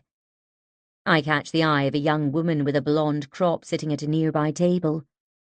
"Who are you?" her glance seems to say. "With your crap date." But it's okay, because I knew it would be crap. I didn't suggest meeting because I wanted to get to know Gavin, or ever see him again. Once, I feel, is quite enough. We get up when our coffees are finished. As he seems to have forgotten that it's something you have to attend to, I end up going to the counter to pay the bill. But that's fine. I've probably never spent a fiver more wisely. That was nice, he says, looking more enthusiastic than when he was in the cafe. First dates are meant to be awkward, aren't they? But that was really relaxed. His gaze settles on my face for a moment. Have you been on a lot? I ask as we fall into step. From the site, I mean. He shakes his head. Can get anyone to actually meet up. There's a lot of time wasters on there, want to chat and message all the time. I can't be bothered with that. He exhales in exasperation, then goes on. You're the first one. So, how about you? Have you met many people? Quite a few, yeah. I reply. All right. He gives me a knowing look, which I'm not sure how to interpret. What's it been like then? Varied, I reply. Like good and bad? You could say that. I pause, reminding myself that I can do this. I can go through with it, just as I've planned. You said you live near here, didn't you? I add. Yeah, he says brightly. 5 minutes away. Why do you want to... He pauses, and a lascivious smile flickers across his lips. Do you want to come in for coffee or something? Now a flush has spread across his cheeks. Ignoring the sensation of bile rising, I reply, yes, okay then, just a quick one. Really? His eyes widen. Okay then, let's go. He honestly thinks I'm going back to his place for sex, I realise, judging by the bounding gait he's adopted now. I also know it's a mad situation to put myself in, even with the safety measure I've put into place, and that Rod would be appalled, even more than Burnt Chair appalled, if he knew what was happening. We arrive at Gavin's block, where he marches in ahead of me and lets us into his ground floor flat. Do you want something stronger than a coffee? He asks, glancing round at me. A vodka or something? Wine? Whatever you're having, I say, still loitering in his hallway, close to the front door, as he marches through to the kitchen. There's the clank of the fridge door, the sound of something being poured, then the plink of ice cubes dropping into glasses. Make yourself comfortable, he calls through. From where I'm standing, I can see into a small, cluttered and dingy living room. Thanks, I call back. Christ, he's keen to get things started. No small talk or slow, steady build-up here. In his keenness, he hasn't even realised I'm still lurking at the front door, which I've left slightly ajar, with my jacket on. The hallway is littered with taped-up boxes, as if he has just moved in. His phone rings. Still in the kitchen, he takes the call. I step quietly into the living room, where more boxes, these ones are open, seem to contain random items like games consoles, a wire chest expander, a pillow, and tubs of some kind of protein powder. A bath towel has been flung over a faded armchair. A cigarette packet is lying on the small dark brown sofa, and a wilting pot plant is perched next to the TV. It looks like the home of a 25-year-old who has yet to get his act together, not a man of double that age.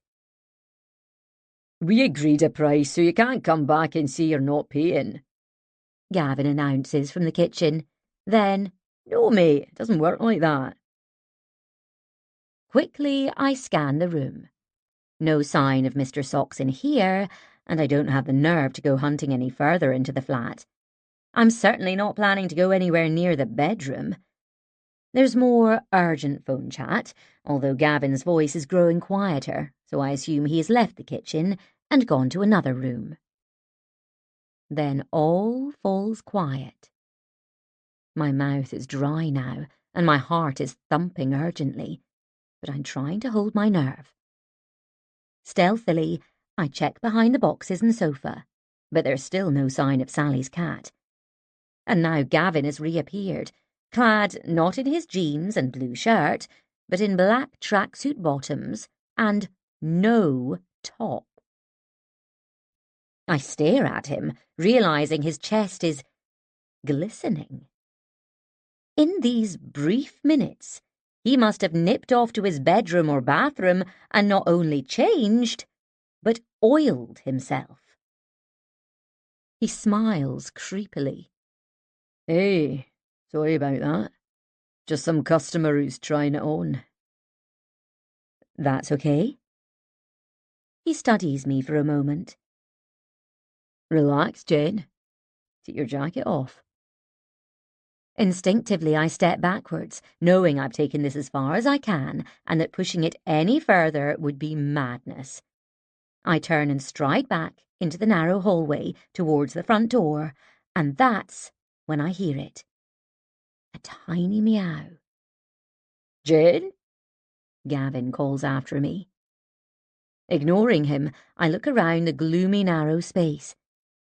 Then, from behind a large, taped-up cardboard box, Mr. Socks pads out. He looks up at me and mews again. "Hey," I say gently. I turn back to Gavin, who is staring at me in confusion. Don't you want that drink? He asks. "No, thanks," I reply. "I didn't come here to have a drink with you, or anything else." What? He gawps at me. "I'm actually a friend of Sally's," I continue. "Maybe I should have told you that at the start." Huh? Afraid of Sal's? I don't get it.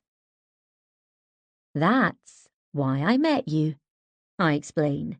"Not because I wanted a date with you, but because of Mr. Socks, and I've come to collect him for her," I add brightly. A stunned silence falls as I'm reminded of confronting the kitchen chancer at Mum's, where, out of nowhere, something had reared up in me, a kind of fearlessness I'd forgotten I had since I'd stopped flying. What if I won't let you have him? Gavin blusters, flushing beet red now. He glances down at the cat, who seems to be watching the scene with rapt interest. "Then I'll report you," I say. What, to the police? He splutters. What are they going to do? "They'll treat it as theft." But he's mine. Gavin insists, eyes narrowing. "Not in the eyes of the law, he isn't." "Thank you, posh Stephen," I reflect, before charging onwards. "Who had him originally? Who took on most of the looking after and dealt with the vet and all of that?" Well, Sal did, but... "Who was Mr. Socks's prime carer?" I cut in, not rudely, but firmly. "I'm sorry, sir, I'm going to have to ask you to sit down and fasten your seatbelt. If you won't do that, I'll alert the captain and we might have to divert this flight." Only once did I have to do that, but once was enough. The huge, bearded bear of a passenger tried to spit at me. He missed, and punched a man who was trying to restrain him, and our Valencia-Glasgow flight had to land at Nantes. Do I miss those days?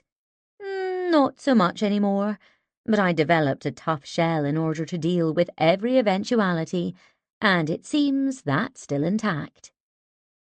I'm not getting into this with you, Gavin retorts, shaking his head as if I'm quite mad. "You don't need to get into anything," I say. We glare at each other as I pull my phone from my pocket and make the call. "Ready," is all I say, before finishing it. Perhaps sensing the tension, Mr. Socks emits a quiet meow, and when Sally appears in the doorway, he runs to her.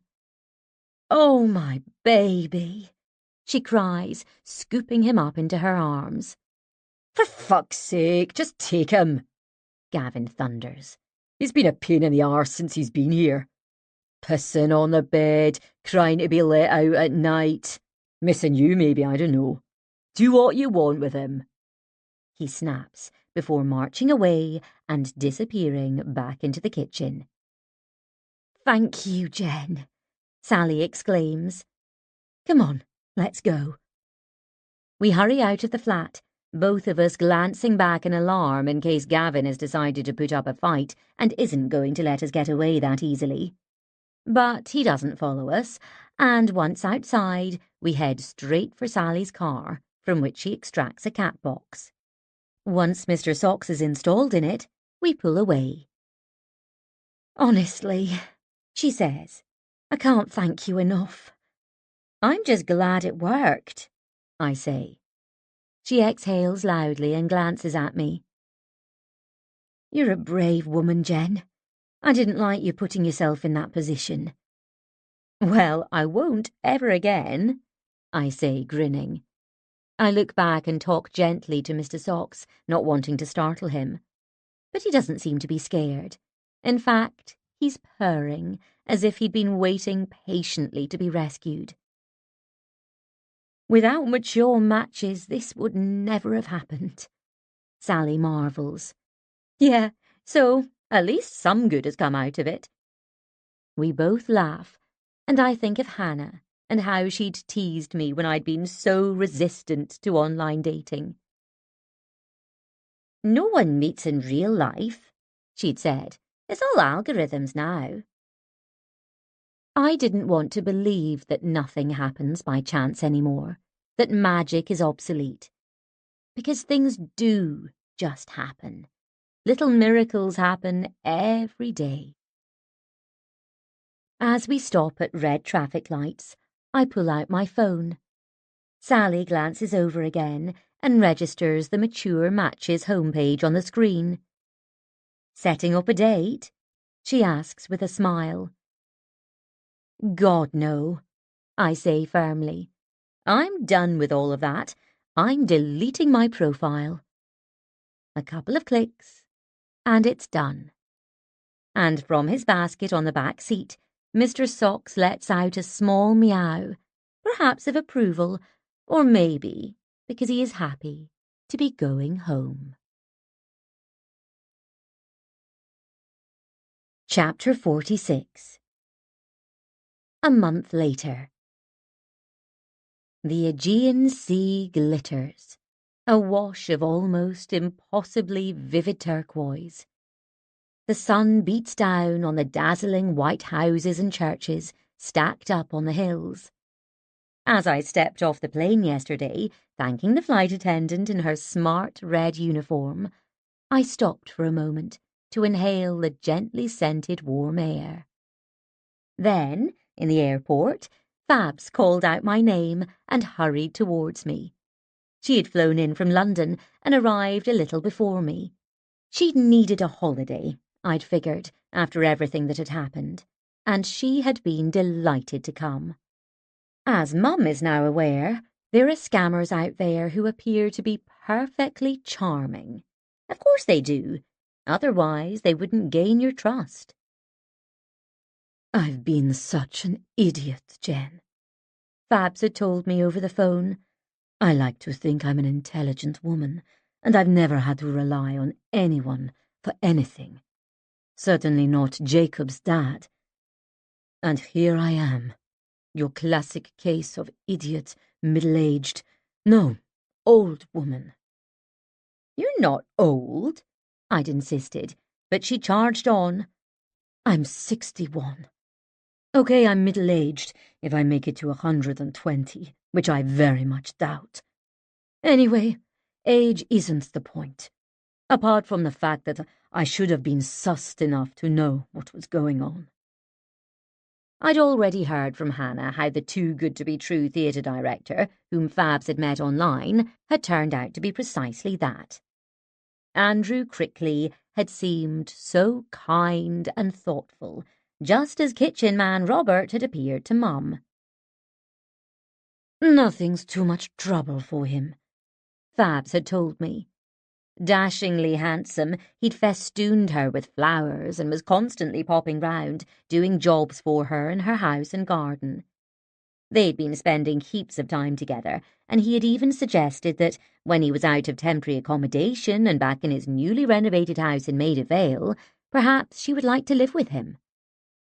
While she'd been a little uncertain about compromising her freedom, Fabs had been edging towards saying yes. Andrew had seemed like the perfect man. There were no red flags, so when he told her that funds hadn't come through for a play he was directing, she'd offered to step in and help. I mean, why wouldn't I? She'd said. It had been cast already. Rehearsals had started. The actors were all young people around Jacob's age, but from disadvantaged backgrounds, pinning their hopes on this being their big break. He'd even shown me pictures of some of them. It was heartbreaking to think that the whole project could crumble due to some admin cock-up. And I could pull together the money, just about. Andrew promised me that when funds did come through, they were only delayed, he said. Then I'd be paid back in full. Only there was no play. There were no actors either. There probably wasn't even an Andrew Crickley. When he'd disappeared with her £5,000, it was as if he had ceased to exist. Are you still trying to track him down?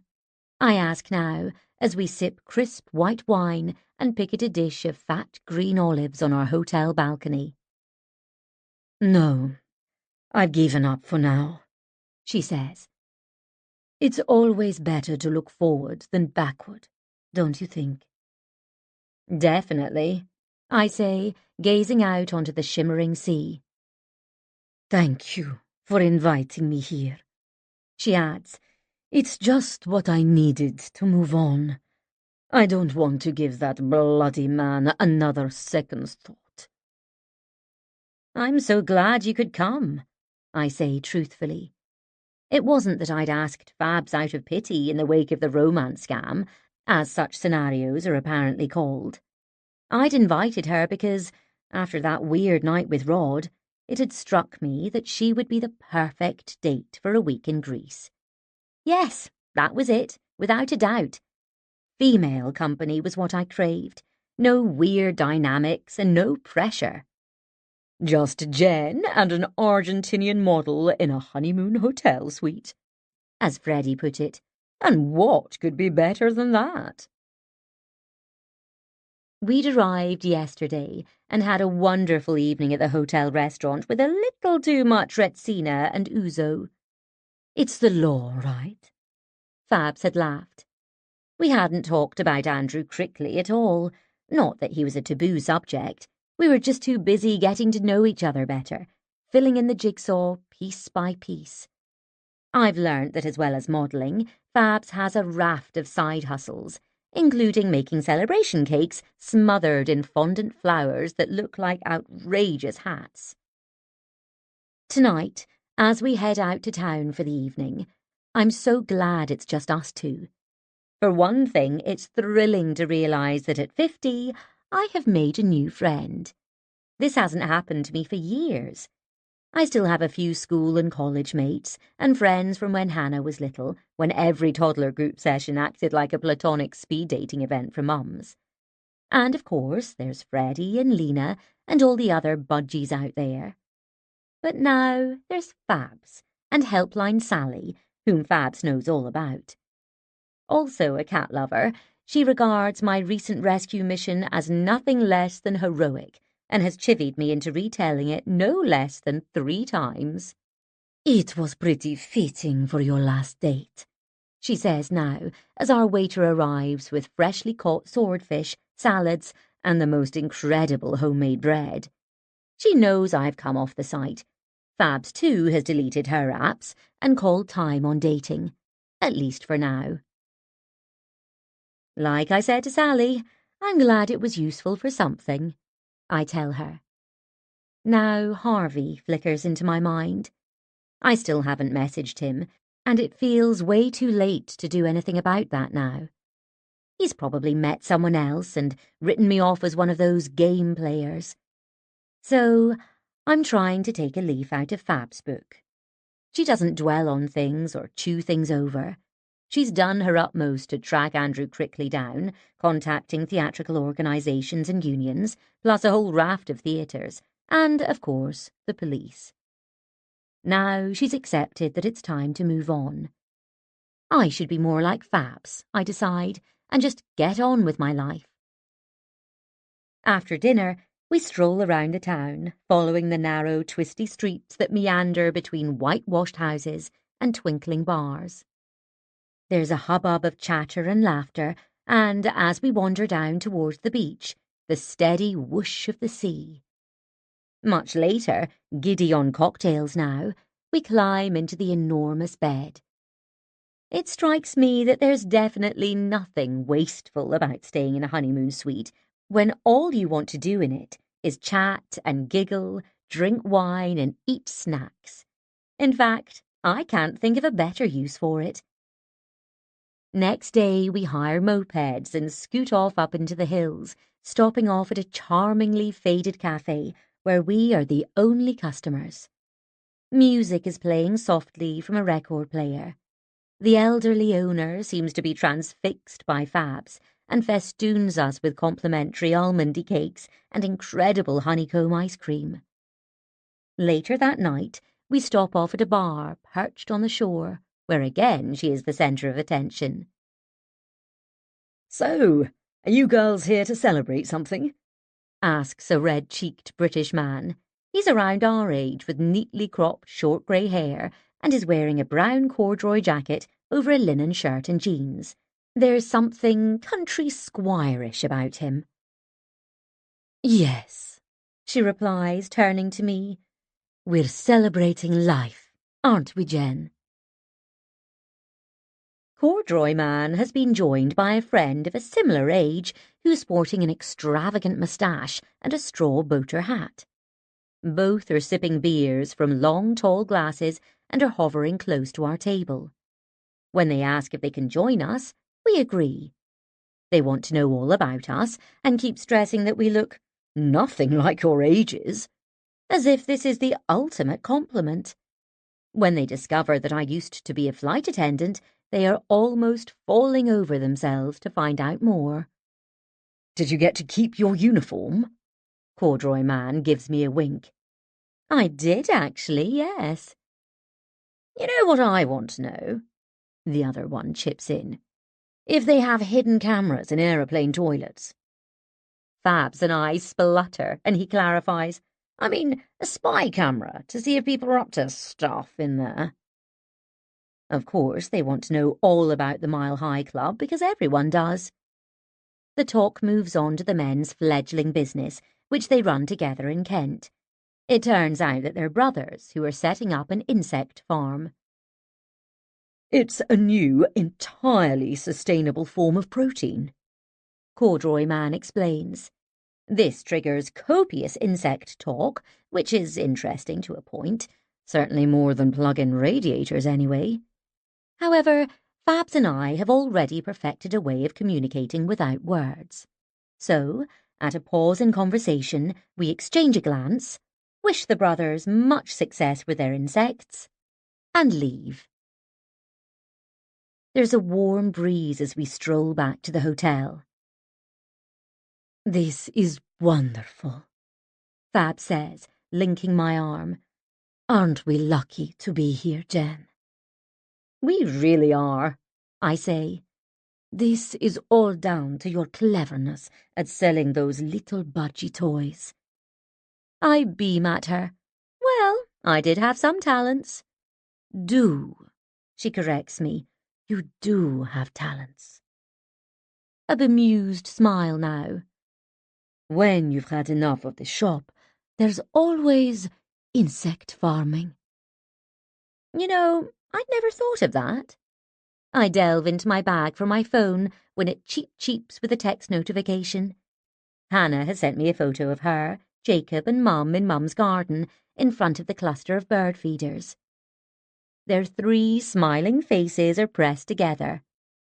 "Having fun here," her message reads. "Managed to persuade Dran that she's not going to run out of birdseed any time soon. Lots of love. Kiss, kiss, kiss." My heart lifts.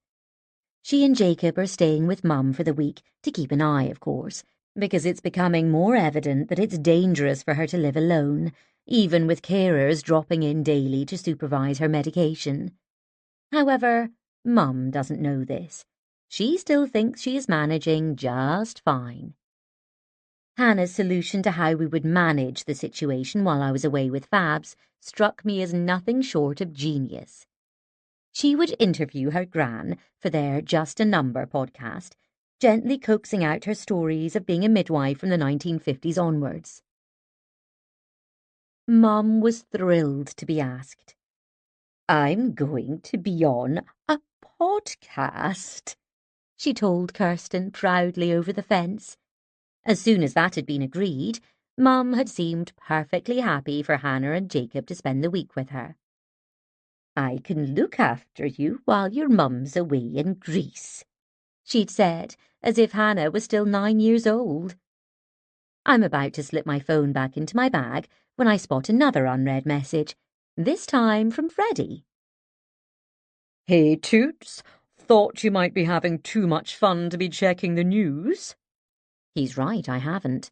"But thought you might be interested to know Budgie are back in business again, and they're recruiting."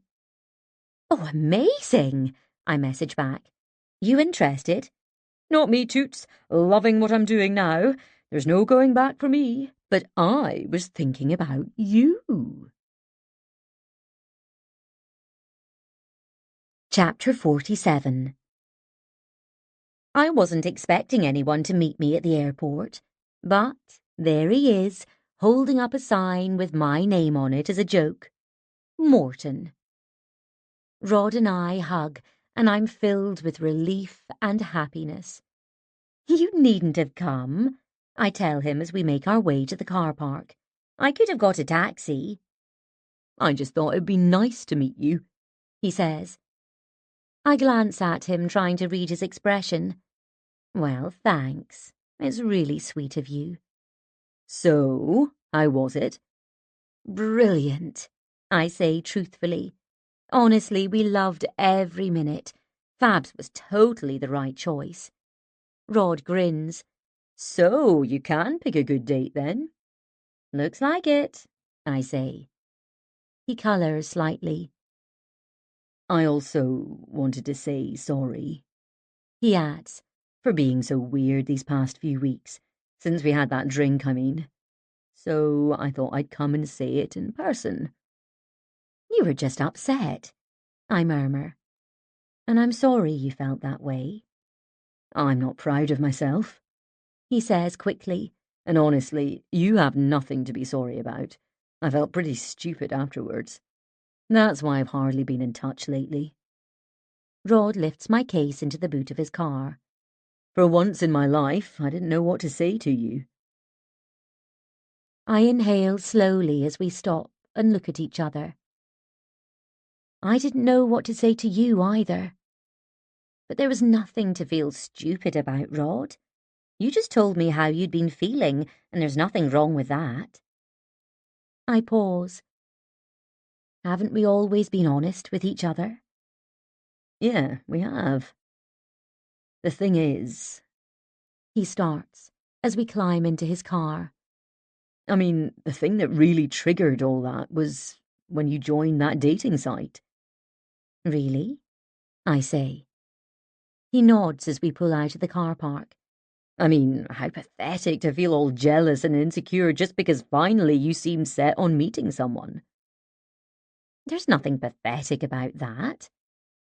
I glance out at the flat horizon, remembering all those times in our early days when I'd had a yearning for something more with Rod, but shied away from making a move because I was terrified of spoiling what we had. We travel in silence for a few minutes. "Did you mean it?" I ask eventually. "What you said in the pub, I mean." About trying to get over you. His mouth sets in a firm line. Well, yes. And when you joined the site and started seeing all those guys. "All those guys?" I repeat. Yeah, your hordes of admirers. a flicker of a smile now. I was scared I was going to lose you. And even if I didn't, I panicked that we wouldn't be like us anymore. Rod, I say, we'll always be like us. You do know that, don't you? I mean, even if one or both of us ends up with someone. He nods. You're right. Then after a pause, he adds, You know how we always explained things to Hannah? Why we weren't a couple, I mean. Yeah? I say quietly. We said we loved each other, but not in that way. Uh-huh. My eyes are misting now, and I swallow hard. Well, it wasn't really true, He continues. I mean, I love you in all ways, as Han's mum and my best friend. All of that, and everything in between. He gives me a quick look. If that doesn't sound too corny. It doesn't sound corny, I say, aware of a tightness in my throat. And the fact that we're not together doesn't diminish any of that. He adds, But really, in this completely roundabout and incoherent way. He pauses and laughs. What I'm trying to say is, I've always been a bit in love with you. I look at him and smile, then glance at the sky again. It's one of those weatherless days, neither sunny nor dull, but something vaguely in between. You wanted us to be together? I ask. Right at the beginning, I mean. Yeah. A small, dry laugh. At least, I thought I did. I wanted what was best for the three of us, really. I didn't want to screw things up. Well, I say, there were times when I really wanted to be with you too. Really? A proper laugh now. Fucking hell, Jen. What were we like? We were fine, I say, feeling my heart lifting. We did the right thing, I think. Getting together might have ruined things. Or, he cuts in, it might have been absolutely fucking fantastic. We both laugh, and if he wasn't driving, I'd throw my arms around him right now. Oh, God, I wail in mock horror. We missed our chance, didn't we? He looks round quickly and smiles. Maybe. But you know what? I also like things just the way they are with me and you. I mean, I really like that, more than anything. And while you were throwing cocktails down your neck in Santorini... Hey, it was a cultural trip. We went to see some ancient ruins. I thought about us a lot, he says. I did too, I say truthfully. And I realised I don't want anything to change between us. Rod adds. Ever, I mean. My heart seems to swell as I look at him. Rod, I'd hate anything to change between us too. And you know what? He adds. This is going to sound mad after the last time I saw you, but I've been thinking about this as well. And I'd be really happy for you if you met someone wonderful. Another silence falls. You really mean that? He nods. Yes, honestly. Not that you'd need my permission, of course.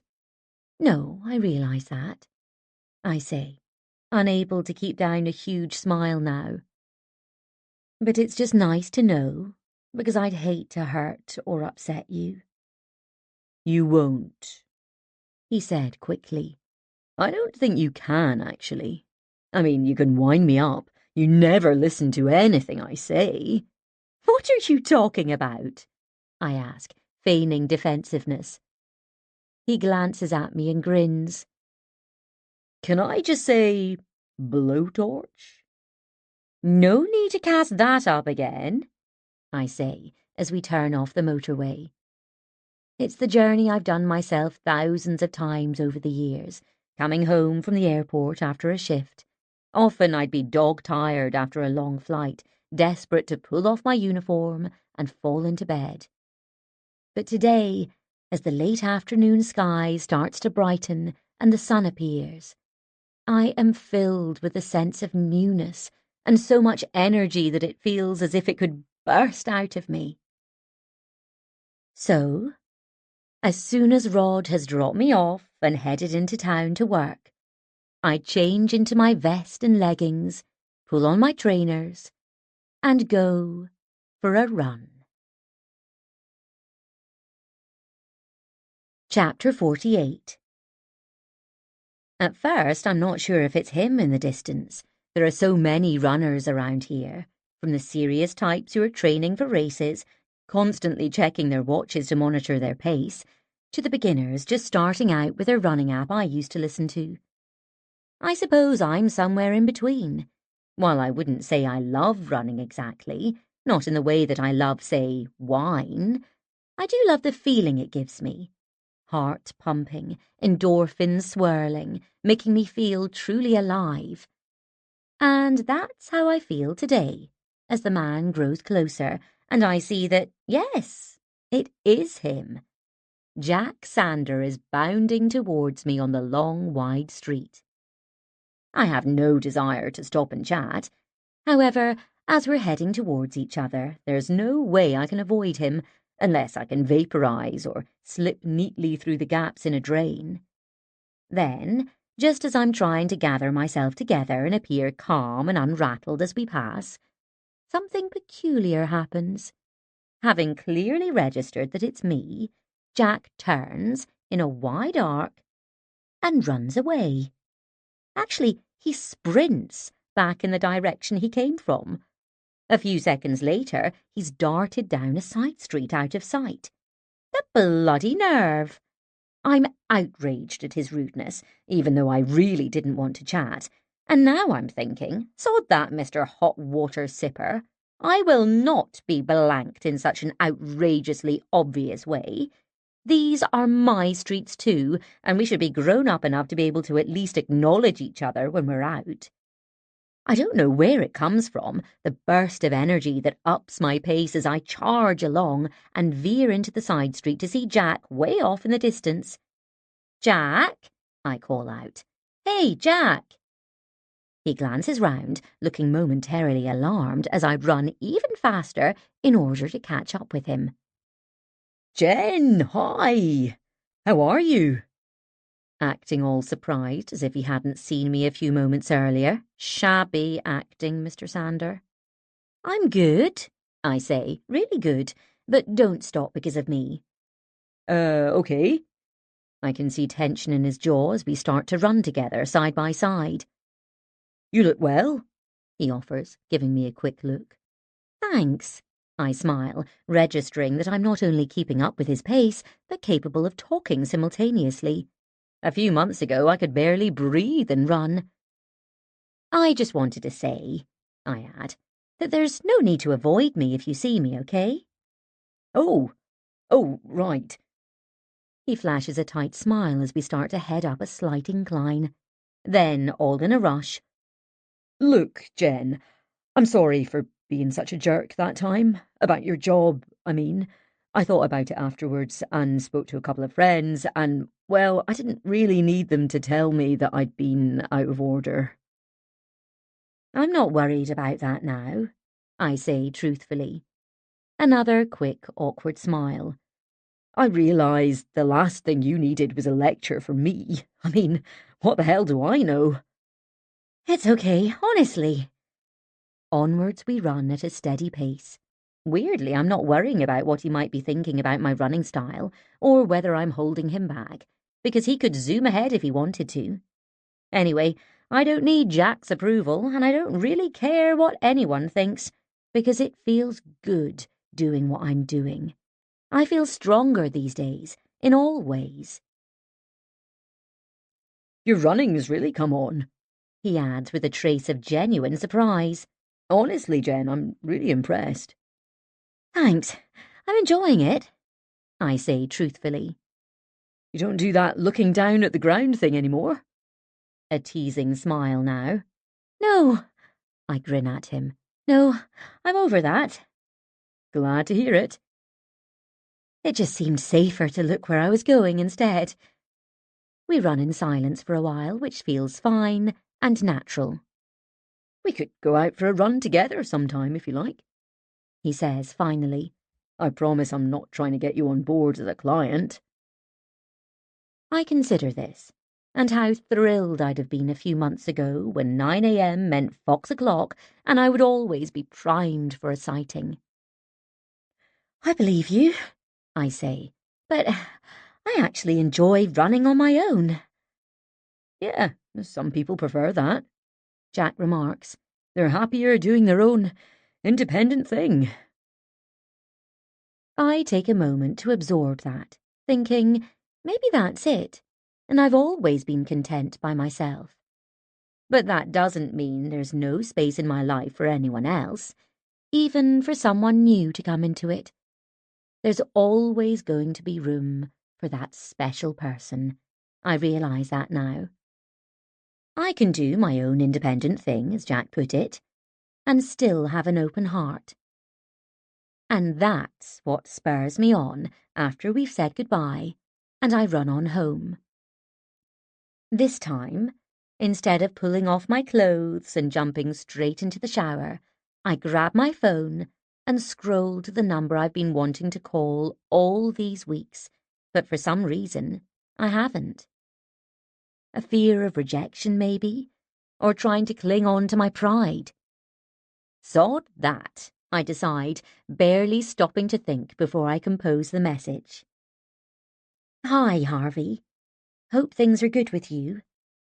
I'm sorry I haven't been in touch. I think I just needed to clear up a few things in my head. But if you'd like to meet for a drink sometime, that would be great. Love, Jen. Kiss. I read it over just once, and then, with my heartbeat accelerating, I press send. A few minutes later, my phone rings. Jen? Harvey says. The sounds of his voice lifts my heart. How are you? What have you been doing? Where do I begin? By saying that I'm wondering if we could start over and see what happens. I try to put this into words, telling Harvey that really all of this is new to me, and while it might be too late for us, I'm not afraid to try. I look out through my living room window onto the bright October afternoon. The pavement is covered in leaves, gone mushy now. But it strikes me suddenly that it's the perfect day for a picnic and for starting all over again. Do you fancy that? I suggest. A picnic in the park, like the one we had before. Well, Harvey says, feigning hesitation, but I can tell he's smiling. I have just baked what's probably my best ever loaf. I'm smiling too. I'd love to try it, I say, knowing now that I don't need to say sorry and that everything is going to be okay. However, our story turns out. Epilogue. 8 months later. Mary, 80. Sheila, 84. Mum loves everyone now. Every time I visit her home, I'm introduced to new people. staff members and fellow residents whom she describes as so kind and nice. And today, with eyes shining, she announces, "There's someone I want you to meet." "Oh, who's that, Mum?" I ask. A mischievous grin. "Her name's Sheila, and she's a right character. I've told her all about you. Come on, let's not keep her waiting." She leads me from the lounge to the bright, airy conservatory, where a lady with wavy white hair is engrossed in the crossword in a newspaper. "Sheila, this is my daughter, Jennifer," Mum announces. "She works in a supermarket." "Hello, Sheila," I say as she greets me with a warm smile and a proper firm handshake. "Lovely to meet you." "You too, love. Which supermarket do you work at?" "Actually, I'm starting a different job now," I explain. I turn to Mum. "I have some exciting news." "About a job?" she asks, and I nod. "But I thought you liked it at that shop." "I did," I say, "but I had an interview this week, and they called me today to say they want to offer me a job. It's with an airline, Mum. Remember I worked for one before?" She nods. I think so. What were they called again? The one with the bird emblem?" "Budgie Air," I reply, "but it's not them." "Oh, I am sorry, love." Her mouth forms a flat line. "No, it's okay, Mum. I actually fancied a change. It's a new airline that's just started flying out of the UK. They want to do things differently. There's a uniform, obviously, but they want to get away from all the makeup, the done-up look we used to have. There'll be no approved lipstick shades, and flight attendants won't have to wear heels. They want a fresher, more modern approach." "So, you're going to be flying again?" she asks excitedly. "Actually, no. I'm going to be a trainer, teaching classes to people who want to become flight attendants. I'll be helping to send whole new crews into the skies."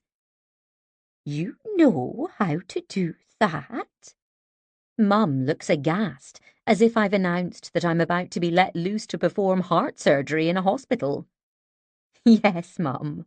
I laugh and squeeze her hand. "I did it for a very long time myself, remember?" She is studying me intensely. Then her thoughts seem to wander. "Have I ever shown you our garden?" "Yes, but I'd love to see it again." "There are lots of birds out there. I feed them all. There's blackbirds and finches and what are the other ones? Tits?" She giggles naughtily. "Yes, there's a few of those around here." There's another giggle, which sets Sheila off too, and now they're chuckling away together as if sharing a private joke. Then a blackbird lands on the neatly clipped hedge outside, catching Mum's attention. "You always wanted to fly, didn't you, Jennifer?" she says. "Yes, Mum, I did. But a change is good, I think. We all change, don't we?"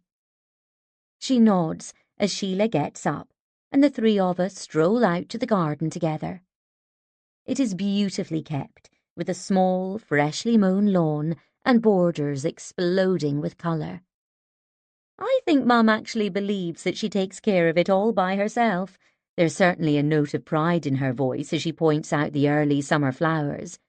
The lacy white hydrangeas, the butter yellow roses, and dazzling red-hot pokers.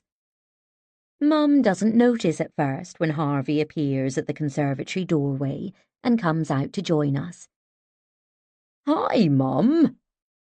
As he hugs Sheila, He catches my eye and smiles. I introduce him to Mum, even though they have met before many times. I have met Sheila too, but each time I visit, I'm introduced as if it's for the very first time. Now Mum's attention has been caught by the soft rattle of the tea trolley that's being wheeled into the conservatory. "Shall we go in, Sheila?"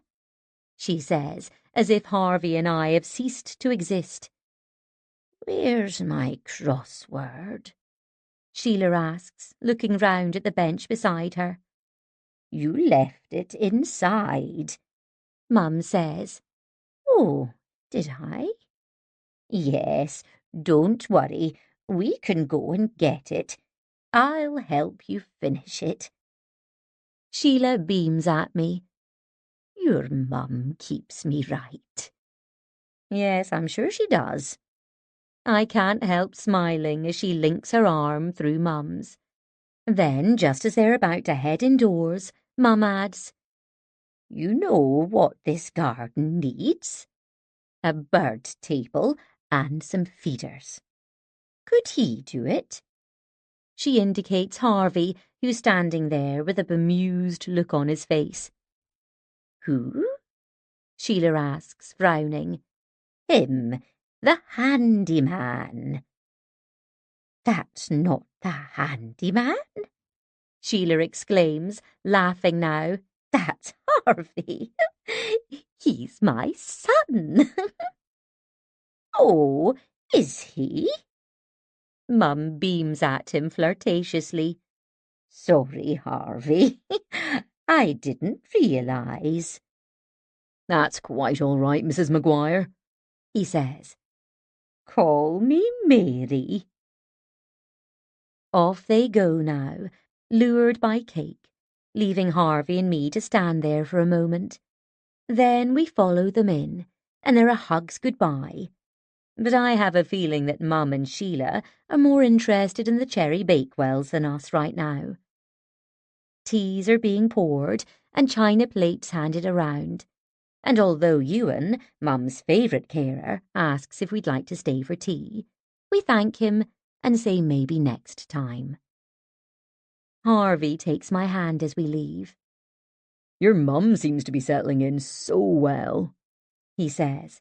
"Yes, she loves it," I say, aware of a rush of gratitude for Mum's new family here, and to Harvey too, and the magic that makes things happen when we least expect it. The sun is high and bright, and an aeroplane trail slices through the brilliant blue sky above us as we step out into the beautiful afternoon. That was The Woman Who Took a Chance by Fiona Gibson, read by Ailey Beaton. Produced by Darren Edwards at Chatterbox Audio, with post-production by Ross Berman and Lisa Ruse. A HarperCollins audiobook. Text copyright 2022. Production copyright 2022 by HarperCollins Publishers. All rights reserved. Fiona Gibson asserts the moral right to be identified as the author of this work. Thank you for listening.